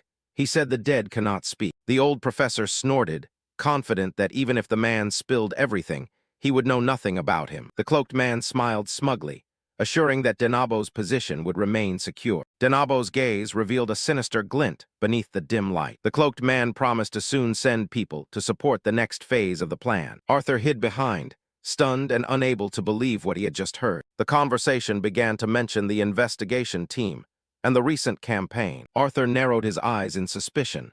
Clearly, they were hiding a very big secret. He started to feel chilled by the truth about the teacher he had long respected. The talk shifted to a high-ranking figure who would arrive to reform the academy. Denabo clicked his tongue, saying it would be merely for show. They had contingency plans ready. The cloaked man carefully asked again if there were any loopholes. The professor smiled complacently, assuring that both their statuses would not be shaken. Then he mentioned someone the organization was watching closely. Arthur jumped when he heard the name Dane Saugers slip from the old professor's lips. The cloaked man emphasized that Dane had achieved great deeds, but had actually ruined the organization's plan. He demanded Denabo quickly recruit or deal with the young man. Denabo folded his arms and nodded, promising to focus all efforts on the new target. In their eyes, however talented Dane might be, handling him was only a matter of time. Before leaving, the cloaked man did not forget to remind the professor about the letter of recommendation. Denabo replied generously, treating it as a small gift for what he had assisted with. He promised to soon send the official recommendation letter to the Tower of Magic as planned. The mysterious figure bowed and prepared to vanish into the night. A devilish smile appeared on the face hidden beneath the cloak. Arthur was filled with bitter anger,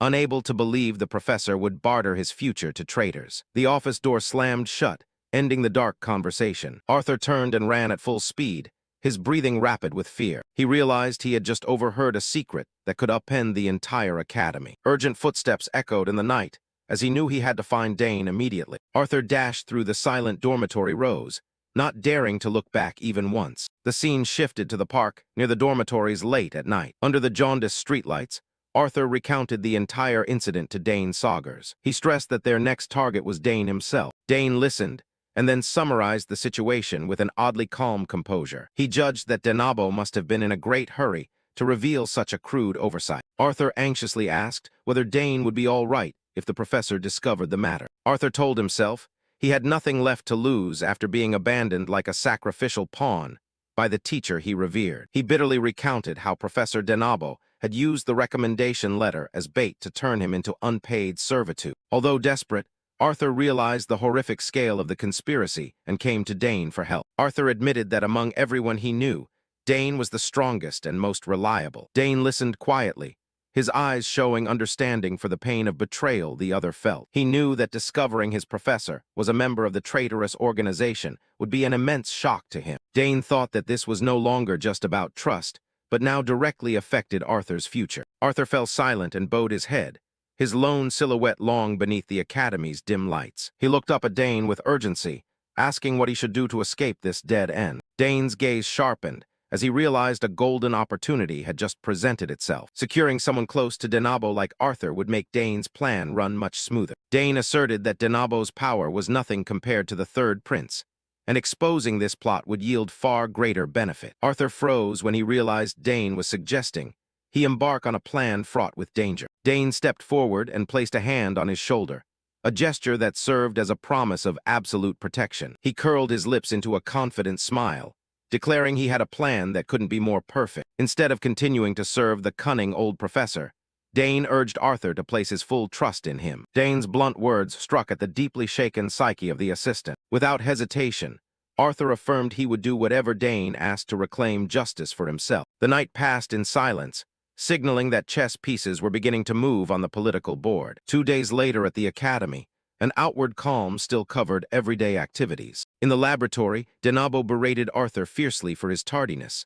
Arthur could only bow and apologize, claiming a lab accident. From a distance, Dane watched quietly, pleased to see things unfolding as predicted. He smiled triumphantly as Arthur played the submissive role perfectly before the old professor. Originally, Dane planned to follow Denabo himself and have Ernest gather evidence, but Arthur's appearance changed everything. Arthur stood beside Denabo, fulfilling the role of an undercover mole right under the enemy's nose. No one could track the old professor's movements more closely than his own trusted assistant. Dane believed that with inside help, rounding up Denabo's tail was only a matter of time. He stood tall in the courtyard, eyes coldly fixed on the laboratory building. He softly called Denabo's name with a knowing smile, as if victory was already in hand. Seeing the professor's arrogance, Dane thought to himself that the man was digging his own grave without realizing it. Professor Drenavo launched into a tirade of disappointment over Arthur's results. The young man could only bow and apologize. He sneered and said Arthur should have placed first in the campaign. At this rate, the recommendation letter was as good as gone. Arthur continued to accept blame with a resigned expression, and Drenavo began to find him truly troublesome. With a heavy slam of his hand on the table, the old man roared, asking whether Arthur truly understood his mistake. The teacher's anger had not subsided. He scolded that however smart Arthur once was, now he was pathetic. He asserted that only if Arthur handled this matter properly could his future hope to broaden. With a sigh, Drenavo changed his tone and said he'd give the boy one last chance. Arthur broke out in a cold sweat, his face showing obvious worry at the loaded offer. A chance to make amends, the old professor began leading Arthur into his trap. Immediately after, Arthur hurried off to carry out the assigned task. Drenavo's instruction echoed in his mind. Go to that exact spot to receive an important item. He dashed across the courtyard as fast as he could, disregarding the glances around him. Drenavo emphasized that this was extremely important, which is why he entrusted it to the person he trusted most. Arthur gritted his teeth and ran, sweat streaming down his face. The old teacher added that he surely wouldn't fail at such an easy task. Arthur assured him to leave it to him. Running, Arthur thought this was exactly the kind of information Dane Saugers needed. A fleeting smile appeared. This was a golden opportunity to bring down the corrupt professor. According to the plan, in a week's time, Arthur would head to the Academy's supply route, where the secret door would be pre-opened. Back in the present, Arthur met someone privately and handed over the small item he held. Drenavo's words still rang in his ears. If things went poorly, the old man would have to go himself. The recipient of the item was none other than Dane Saugers. Dane watched silently. Dane's gaze grew pensive as he calculated his next moves. The object changed hands neatly. Arthur recounted the entire conversation with Drenavo to Dane and asked what he thought about it. Dane wondered whether the professor had ever made Arthur do anything like this before, but Arthur insisted it was the first time. Dane fell silent, a new plan gradually forming in his mind. He judged that the professor intended to pin all the blame on Arthur if anything went wrong. Arthur nodded in agreement. Both understood they couldn't miss this once-in-a-lifetime chance. Dane insisted that nothing related to that secret society must be allowed to slip through. Dane immediately proposed a bait-and-trap tactic. Arthur breathed a sigh of relief. The goal was to create a situation that would force Drenavo to reveal himself and cut off all his escape routes. Dane folded his arms, considering which method would be most effective. Arthur waited in silence. He turned to Arthur and asked if he dared carry out the risky plan. Beneath the sunset, Dane affirmed that he himself would create the situation. Arthur smiled confidently, vowing to use every means to complete the mission. Dane, satisfied, told him to prepare. The two would contact each other soon to finalize the plan. Dane's determined gaze showed he was ready for the hunt. Arthur also showed equal resolve. Everything seemed to be proceeding more smoothly than expected. We should report this to the prince as well, Dane said as he surveyed the academy grounds. 1 week later, at the academy's supply lane, Arthur, dressed more inconspicuously, moved stealthily through the night. Drenavo's directions came back to him.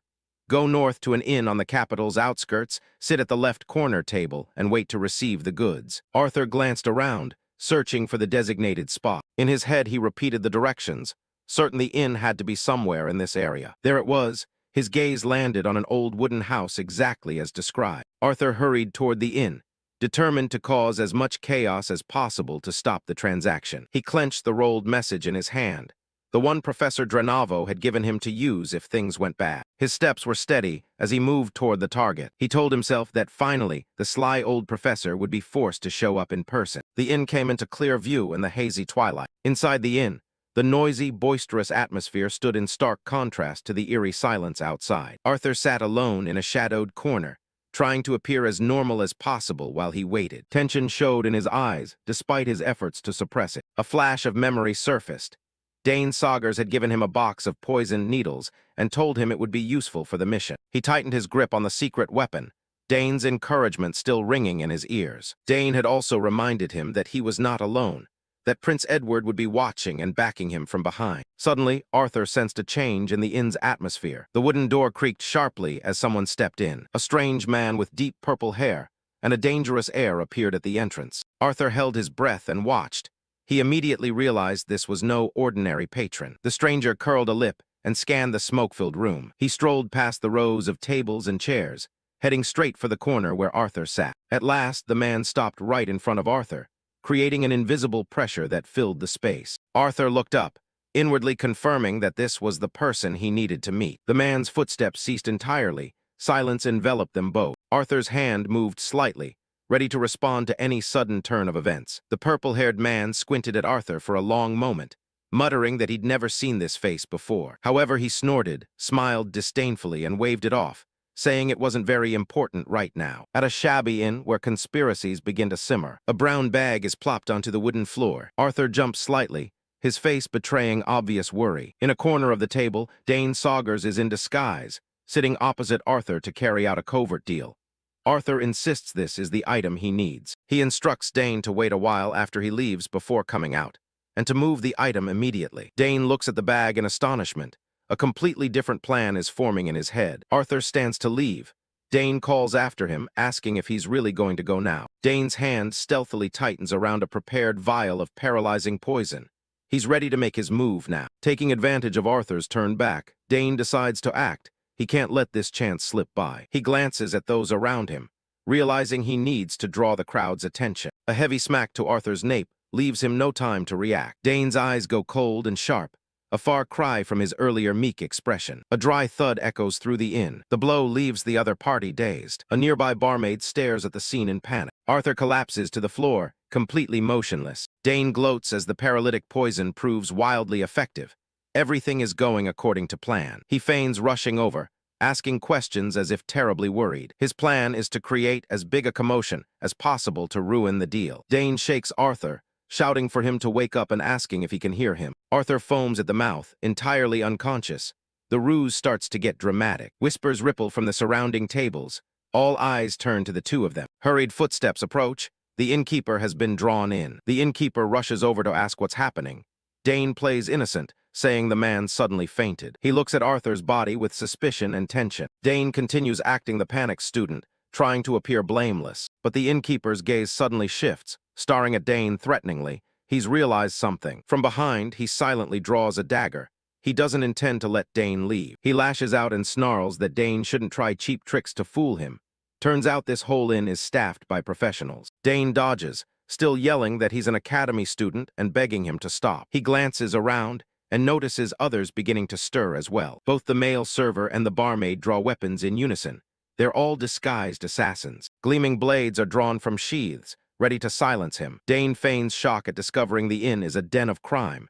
He's suddenly surrounded by foes. The innkeeper clicks his tongue in annoyance as things become messier than expected. He grits his teeth in anger at a fly, like Dane daring to ruin an important deal. He threatens that Dane will pay with his life for what he's done, and that death won't come easy. The assassins close in with wicked grins, convinced the prey is finally caught. Dane puts on a fearful act, thinking to himself that this is really bad and there's nowhere left to run. But instantly his demeanor shifts. Dane realizes this is the perfect script to drag one more player into the scene. He's ready to stage the scene as an assault on a student by a secret organization in league with Professor Denabo. Dane pulls out a magic scroll, preparing to trigger the final trap to send Denabo tumbling down. Amid the ring of assassins, Dane Saugers remains calm, scroll in hand, daring them to see who will be in trouble next. Dane begins activating the scroll. Mana surges violently through the inn as he declares it's time for that person to appear. A brilliant blue light pours from the scroll, filling the space. The teleportation spell has succeeded. The innkeeper and his henchmen gape, baffled that a student could possess and use a teleport signal scroll right now. He panics, wondering if Dane is summoning reinforcements. Mana gushes from the scroll, terrifying everyone present with its power. One of them yells in suspicion, asking if Dane is actually a maid. Dane curls a sly, vicious smile. Everything is playing out perfectly according to his carefully laid plan. A massive magic circle blazes into being, poised to pull the target in. The dazzling light forces the assassins to avert their eyes. The innkeeper breaks into a cold sweat, realizing this is more than a simple summon. He gasps as the pressure of the teleportation magic hits him. The assassins panic as they recognize this is forced teleportation magic. They can't believe a student could pull this off. Through the blinding light, a figure begins to take shape. The plan to expose the mastermind has reached its decisive moment. Professor Denabo appears in the middle of the inn in utter bewilderment. He has no idea what's happening to him. Dane stares at the professor, inwardly smug that the biggest catch has fallen into his trap. The script he's waited for has finally begun. Denabo looks around in shock, realizing he's standing in a squalid inn surrounded by armed men, stunned at being suddenly teleported here. The magical light fades, revealing the chaotic scene to everyone. A hush falls over the room for a moment. The innkeeper recognizes the newcomer as Denabo and exclaims in astonishment. The link between them is now exposed before Dane. Dane immediately attacks with words, loudly questioning why Denabo didn't come himself and sent someone like Arthur instead, insinuating whether this uproar was part of his plan. He quirks a cold smile, silently mocking Denabo for appearing so conveniently on cue. All accusations now point at the professor. Denabo is stunned, not yet able to process what his student is saying. He demands to know what nonsense Dane is spouting. Arthur still lies sprawled on the floor, motionless after the paralytic. He becomes living proof of the assault Dane staged. The assassins' hands remain tight on their weapons, torn between attack and hesitation, as things have gone too far. The blades now look almost comical before the professor. Dane holds up the glowing bag in his hand. The very item Denabo craves is now the evidence that incriminates him. Denabo's face drains of color. He grits his teeth in fury as he realizes he's fallen entirely into a clever student's trap, his career and reputation hanging by a thread. The entire inn turns into a stage for a shocking reveal. Denabo roars for an explanation as he sees Arthur lying there and his men surrounding Dane, realizing he's trapped in a situation that looks damning. Dane stands tall, the glowing bag in his hand, eyes fixed on Denabo with steely resolve.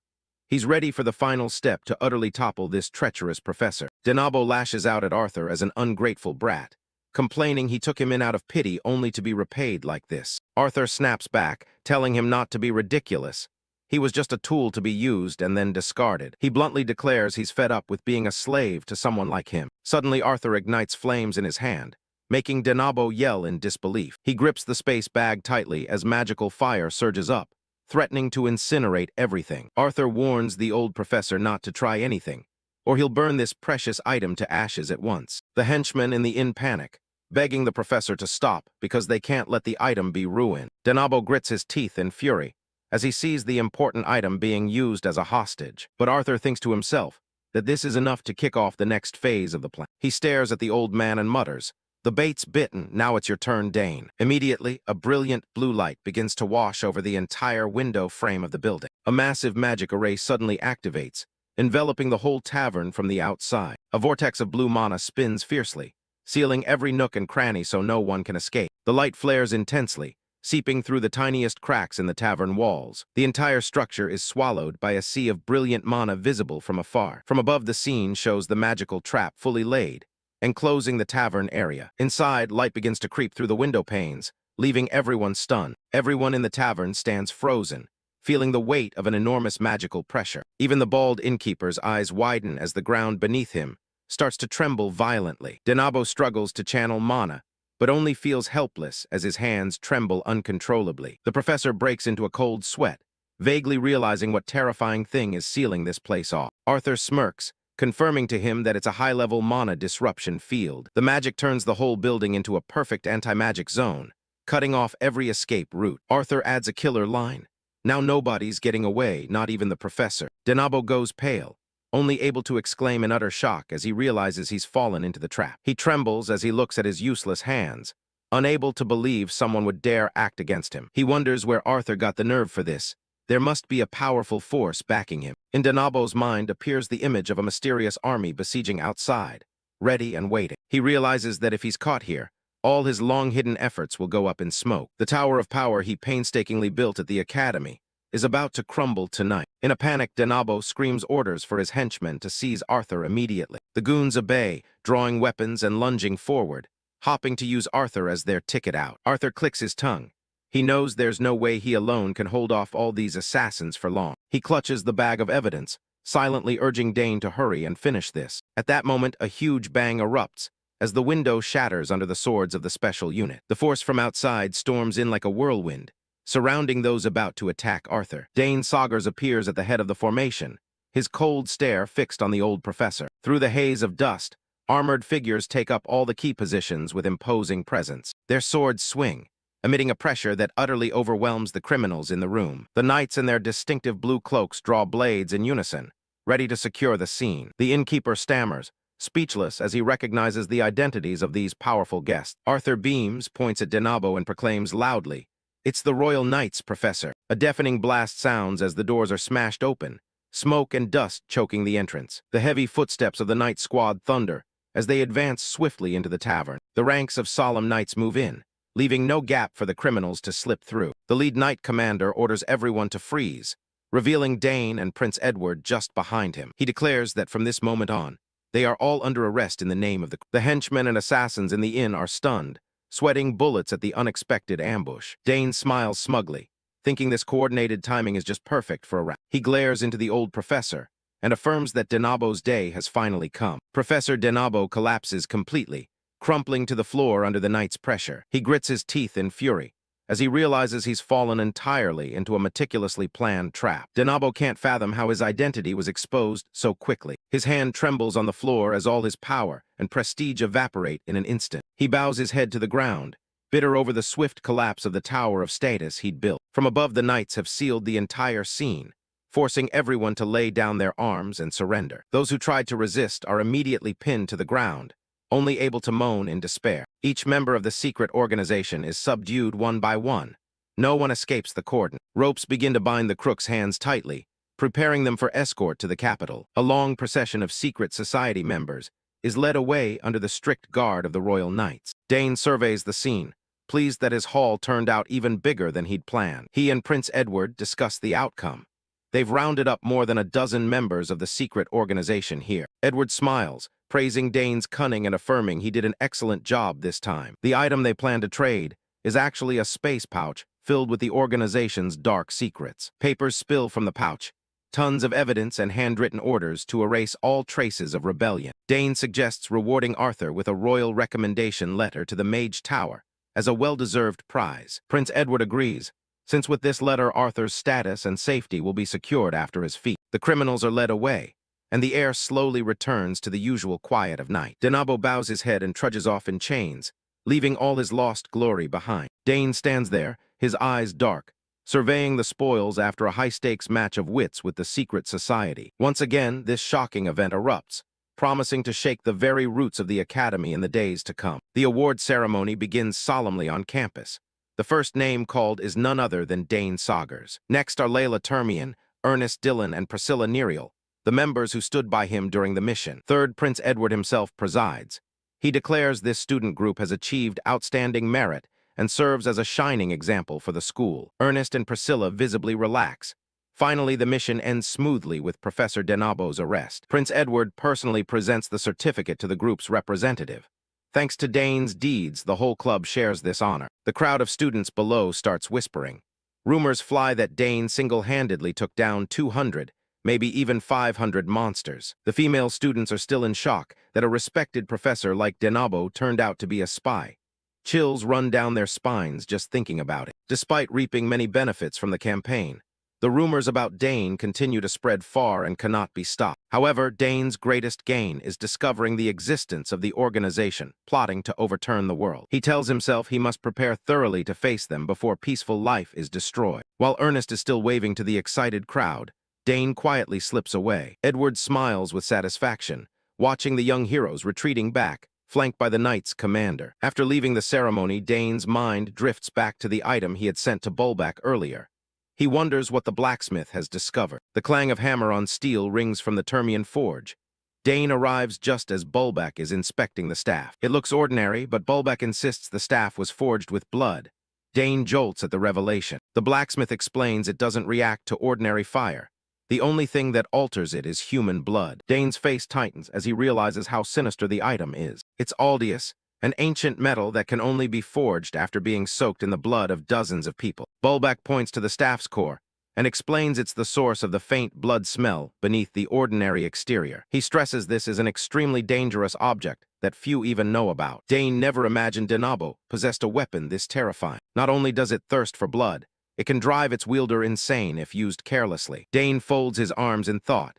If it loves blood so much, why forge it into a staff instead of a sword or spear? Bulbak strokes his beard, preparing to offer his own take on the matter. It seems only Aldius can withstand the tremendous power emanating from that gem. Dane stares at the staff, slowly grasping the true purpose of its creator. He tightens his grip on the shaft, feeling the immense pressure hidden beneath the jet-black metal. Dane stands motionless for a long while with the deadly weapon in his hands. He feels this thing is seriously wrong and shouldn't be left lying around. The gem atop the staff still emits that mysteriously bewitching blue glow. Bulbak nods, confirming it's an extremely rare item, not something just anyone can touch. Suddenly, Dane thrusts the staff toward the old smith and decides to give it to him. Bulbak's eyes go wide in surprise. He can't believe the kid is generous enough to gift such a treasure. Dane grins and says he never uses staves anyway, so it's better for someone who appreciates it like Bulbak to have it. Seeing Dane's sincere look, Bulbak drops his suspicion altogether. The old man reaches out to take the staff and promises he won't refuse such an invaluable gift. Bulbak thanks him profusely. Finally, he has rare material to indulge his forging passion. But Dane cleverly asks to keep the gem from the staff, since that's what he actually needs. Bulbak agrees immediately. He only cares about the metal and has no interest in magical stones. He enthusiastically says that after removing the gem, he'll also finish Dane's sword. Dane nods eagerly. Bulbak turns his back to fetch his tools, still murmuring in awe about the ancient mana core's power. Dane narrows his eyes with calculation. There's no way he'd pass up a treasure like this. After successfully removing the mana core from the staff, the two move to the storage area for Dane's new sword. It's Bulbak's ore vault, filled with glittering mineral veins of every color. Bulbak reports the sword is nearly finished, just needs sharpening and minor adjustments, and urges Dane to lift it up and try. Dane carefully wraps his hand around the hilt, feeling its perfect weight and grip. A superb blade appears, glowing with a translucent blue light. He can't hide his astonishment at the smith's skill. The blade reflects Dane's excited eyes. Truly a masterpiece, every detail astonishingly exquisite. Seeing the boy's satisfied face, Bulbak beams and asks if he really likes the gift. Dane admires the sword a while longer, unable to look away from its beauty. The sword emits a faint halo of light, elegant yet full of might. He senses the sword's reaction is just like when he touched Arcanium or before. Dane swings a basic arc. The speed and flexibility Arcanium provides far exceed expectations. Half in doubt, he asks if it might break easily. Bulbak snorts and scolds him for underestimating the legendary material. The smith confidently asserts ordinary metal can't compare, and this sword will never chip no matter how roughly it's used. Though pleased, Dane has a small question. Is there a way to make the sword less flashy? It's so bright like this, how could he do stealth missions or night assassinations? Way too conspicuous. Bulbak laughs heartily, calling the kid odd for complaining instead of being content. To finish the final step, the old man asks Dane to channel his unusual mana into the sword. Dane nods, plants his feet, and prepares to follow the instruction. He closes his eyes and begins concentrating, directing the mana flow from deep within his body. Hands gripping the sword's hilt tight, Dane begins to release his energy. Immediately, magic circles and brilliant airs begin to whirl violently around his feet. A colossal pillar of energy bursts from the sword, lighting up the entire forge. The display of power is absolutely terrifying. The room shakes violently under the pressure of the mana surging like a maniac. Bulbak stands beside him, watching intently. The sword vibrates wildly, as if cheering because it's been well fed with mana. Dane starts to feel something's wrong. This sensation, It's completely different from before. The sword is like a bottomless pit, ravenously draining his mana without stop. Bulbeck laughs with delight. He knew right away this sword would accept and harmonize perfectly with Dane's mana. Even seeing this perfect match, Dane sweats and anxiously asks how long he must keep this up. The old smith looks at him with excitement, with no intention of telling him to stop. He shouts that Dane must pour mana in until he has no strength left. Dane can only curse the absurd demand. A deep blue stream of mana begins to swell fiercely around the blade. Dane clenches his teeth as the sword drains nearly half of his mana. He grips tight, feeling the magical pressure grow heavier and heavier. His eyes narrow, concentrating intensely on every movement of the ENERGY Chinese letter. The sword blazes brilliantly, reacting violently to the new power. Bulbeck observes that only this weapon could hold the special kind of mana he has. Dane is a bit taken aback by the smith's assertion. The old man explains further that because it's made from arcanium, once it absorbs mana, it'll become terrifyingly powerful. Hearing that, Dane falls silent, pondering its true might. At this rate, Dane is sure the sword could cut through anything in the world. He scans the workshop desperately, looking for something hard enough to test it on. His gaze lands on the Aldia staff, and he decides to use it as the test subject. Dane points at the target, signaling he's ready to strike. Bulbeck yells, thinking the kid is about to wreck his precious item. But Dane just chuckles, saying splitting it to analyze it is even better anyway. The smith clicks his tongue and gives up. Fine, let the boy do as he pleases. The wooden staff is placed ready for the decisive chop. A sword arc swings up, tearing space with a hair-raising speed. The light from the mana sweeps across the room, dazzlingly bright. The blade, trailing blue electric arcs, slices clean through the obstacle without resistance. Even Dane is stunned to see how deadly his stroke is. The sturdy staff is cleft in two in an instant. The two wooden pieces fall to the floor with cuts so flat, there's not a single splinter. He thinks to himself that even in a past life, he never saw a weapon this overpowered. The sword still crackles with electric sparks after the impact. Bulbeck picks up a wood fragment to inspect. The perfect cut leaves him speechless. The old smith shouts in astonishment. He's never seen Aldius cleaved so cleanly before. Normally when you slash with mana, the cuts are ragged because the energy flow is uneven. But this cut proves Dane's mana has completely mastered the blade. Bulbeck congratulates him, declaring that the two are now truly one. From now on, this is the one and only arcanium sword in the world made just for him. A confident grin spreads across the young noble genius's face. He tightens his grip on the hilt, feeling the powerful bond with his new weapon. Dane nods smugly as he admires the fruits of his and Bulbeck's labor. It's the only sword that can bear and respond to his ancient mana stream. All the final preparations are finally in place. He gives a small smile, thrilled to have gained such a fearsome companion. In the shimmering mana light, Dane raises the treasured blade like a declaration of upcoming exploits. The razor edge reflects the light, ready for all the perilous journeys ahead. As he steps out of the workshop, he calls back for one last perfect sharpening of the blade. The old smith grumbles about the pesky kid, but cheerfully leads him on. The clang of hammer on anvil rings through the street, announcing the birth of a new legend. A few days later, we return to Arabella's laboratory. She's playfully praising that the data Dane brought back is a huge boost for her research. Dane stays modest as always, saying he should be the one thanking her. On the table sits the ancient mana core from the Kingdom of Arcana. He stares at the glowing orb, thinking to himself, all right, now it's my turn. Dane takes a deep breath and begins to cultivate, preparing to absorb this power completely. Immediately, blue-green mana tendrils begin dancing around his body. The moment his hand touches it, the energy from the core erupts fiercely as if about to explode. He squeezes his eyes shut, trying to stay calm as the raging power rushes in. The lab space starts shaking violently, making the equipment groan. Waves of mana spread forcefully, engulfing the wide room. Dane stands in the light, his silhouette proudly accepting it all. The magic begins soaking into his palms and flowing through the veins of his body. After straining for a while, everything gradually calms and stabilizes. Arabella watches from the side, mouth agape in astonishment. Dane's face shows relief as he feels the miraculous change within. He senses the new mana's pulsations beating right against his chest. A brilliant mana circle has perfectly formed. Dane smiles lightly, his whole body feeling an unusual exhilaration after this breakthrough. His eyes snap open, glittering with deep blue magical light and power. And that's it. He officially breaks through to third circle. A few weeks fly by, and the Academy's atmosphere begins bustling. People start buzzing, because the final exams are right around the corner. Layla Thermion and Priscilla Nerial were gleefully planning a day out. Priscilla was even plotting a spur-of-the-moment trip up north for the thrill of it. Just as they were having fun, the communication device in Dane's jacket pocket started buzzing like mad. He froze for a beat, wondering who on earth would be calling him at this hour. Pulling the phone out, Dane still couldn't guess who might be trying to reach him. No sooner had he picked up than a cheery voice blared down the line. "Hello, Dane. Long time no see, I'm almost back in the capital." Dane recognized the voice immediately. The caller even asked if he could drop by the academy to see him for a bit. It turned out to be Dayward Termian.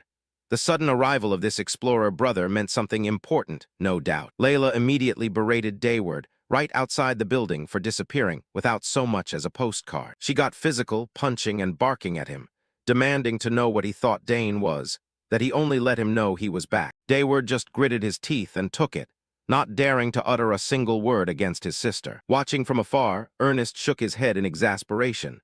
The torture session had already gone on for 10 minutes. He chuckled and declared that this time it was all Dayward's fault for poor communication. Dane looked at Dayward with understanding.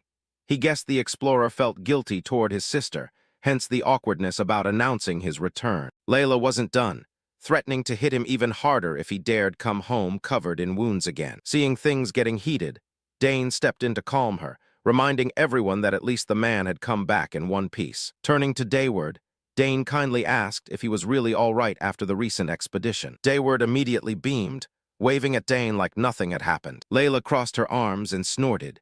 Nodding, he returned earlier than expected, while Dane announced all preparations were in order. With a confident look, Dayward asserted he'd gathered all the necessary items for the plan. But then his tone shifted to serious, as he mentioned one crucial item still missing. The group leaned in, eyes full of curiosity, to hear what could possibly be so important. Rare ingredients were strewn across the table. Only the Roxana's tear remained to complete the set. Ernest admitted he wasn't well versed in alchemy, but even he could tell these materials were ridiculously hard to find. Dayward puffed up with pride, boasting he'd spent considerable effort to collect all of them. Layla suddenly remembered and asked to be sure whether the Roxana's tear was somewhere in the Haverosk mountain range. It's a glittering crystal, but aside from rumors that it's hidden in ancient ruins, there were no other clues. Dayward planned to hand these precious materials to a familiar alchemist, which made Ernest wonder why Dane wouldn't just craft it himself. Ernest felt uneasy in trusting the group's hard-earned haul to a stranger. Dayward explained the curse was complicated.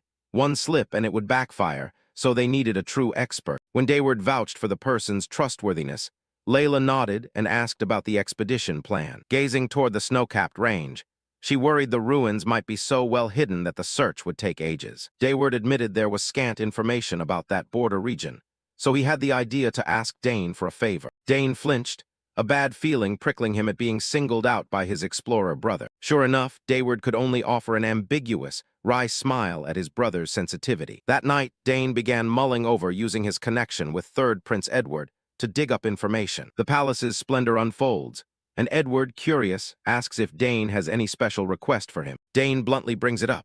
He wants detailed intel on the Haverosk range and the ruins hidden. Seeing Edward smile in support, Dane feels a weight lift off his shoulders. The prince agrees to help at once, saying several knights in his squad once served as mountain rangers and know the terrain well. Dane bows in thanks, but Edward waves it off, saying it's just a small favor between friends. Sipping his tea, Edward wonders why Dane picked that remote mountain range for the expedition. He narrows his eyes at Dane, wondering if it's a newly discovered archaeological site. Dane explains the group is after an important item, and his information network doesn't reach that area. Edward ponders briefly, then agrees to support them, but reminds them it's an extremely dangerous place. Since it's a sensitive border region, he warns Dane to act tactfully to avoid unnecessary political fallout. Dane promises nothing will happen, and Edward grins, amused by the risky nature of the trip. The prince even gets excited enough to want to join, if he's not too swamped with royal duties in the capital. Dane returns the smile warmly at the young prince's enthusiasm and sincerity. The meeting ends with Edward promising to contact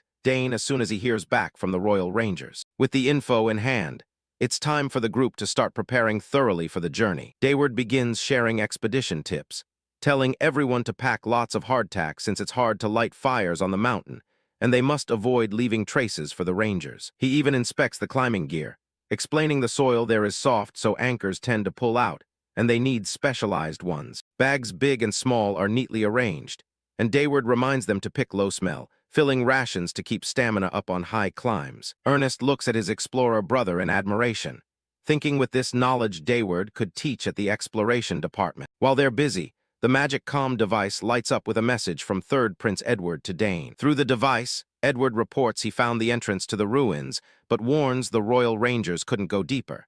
They hit a dead end right after entering. Dane listens intently, then thanks the prince for the valuable information. But Edward isn't finished.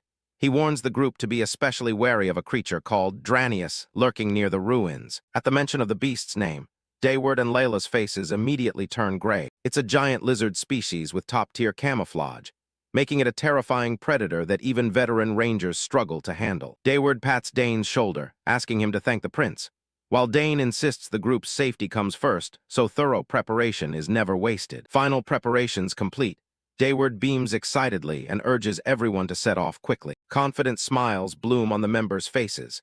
Everyone is mentally ready for the challenging journey ahead. Dane nods firmly, his eyes showing steely determination for this expedition. The adventure officially begins with the ultimate goal of securing the Tears of Roxana, though Layla still reminds Ernest not to get overexcited and careless. The group hurried along, deciding to teleport to the city nearest the mountain range to save time. Time flew by, and after 3 solid days of riding from the teleport point, at last the gloomy Oliva Marquisate appeared before them. The group urged their horses into the territory, hooves clacking dryly on the empty road. Layla looked around with puzzled wonder, this being her first time setting foot in such a borderland. Dayward froze, sensing something seriously off as he took in the land's desolation and the weird, unsettling air. From above, the town looked eerily dark and silent, enough to make anyone shiver a little nervously. Streets were empty, houses gray and shrouded in a mist like a proper ghost town. Dane frowned with concern, wondering what on earth had happened to leave this place so rundown.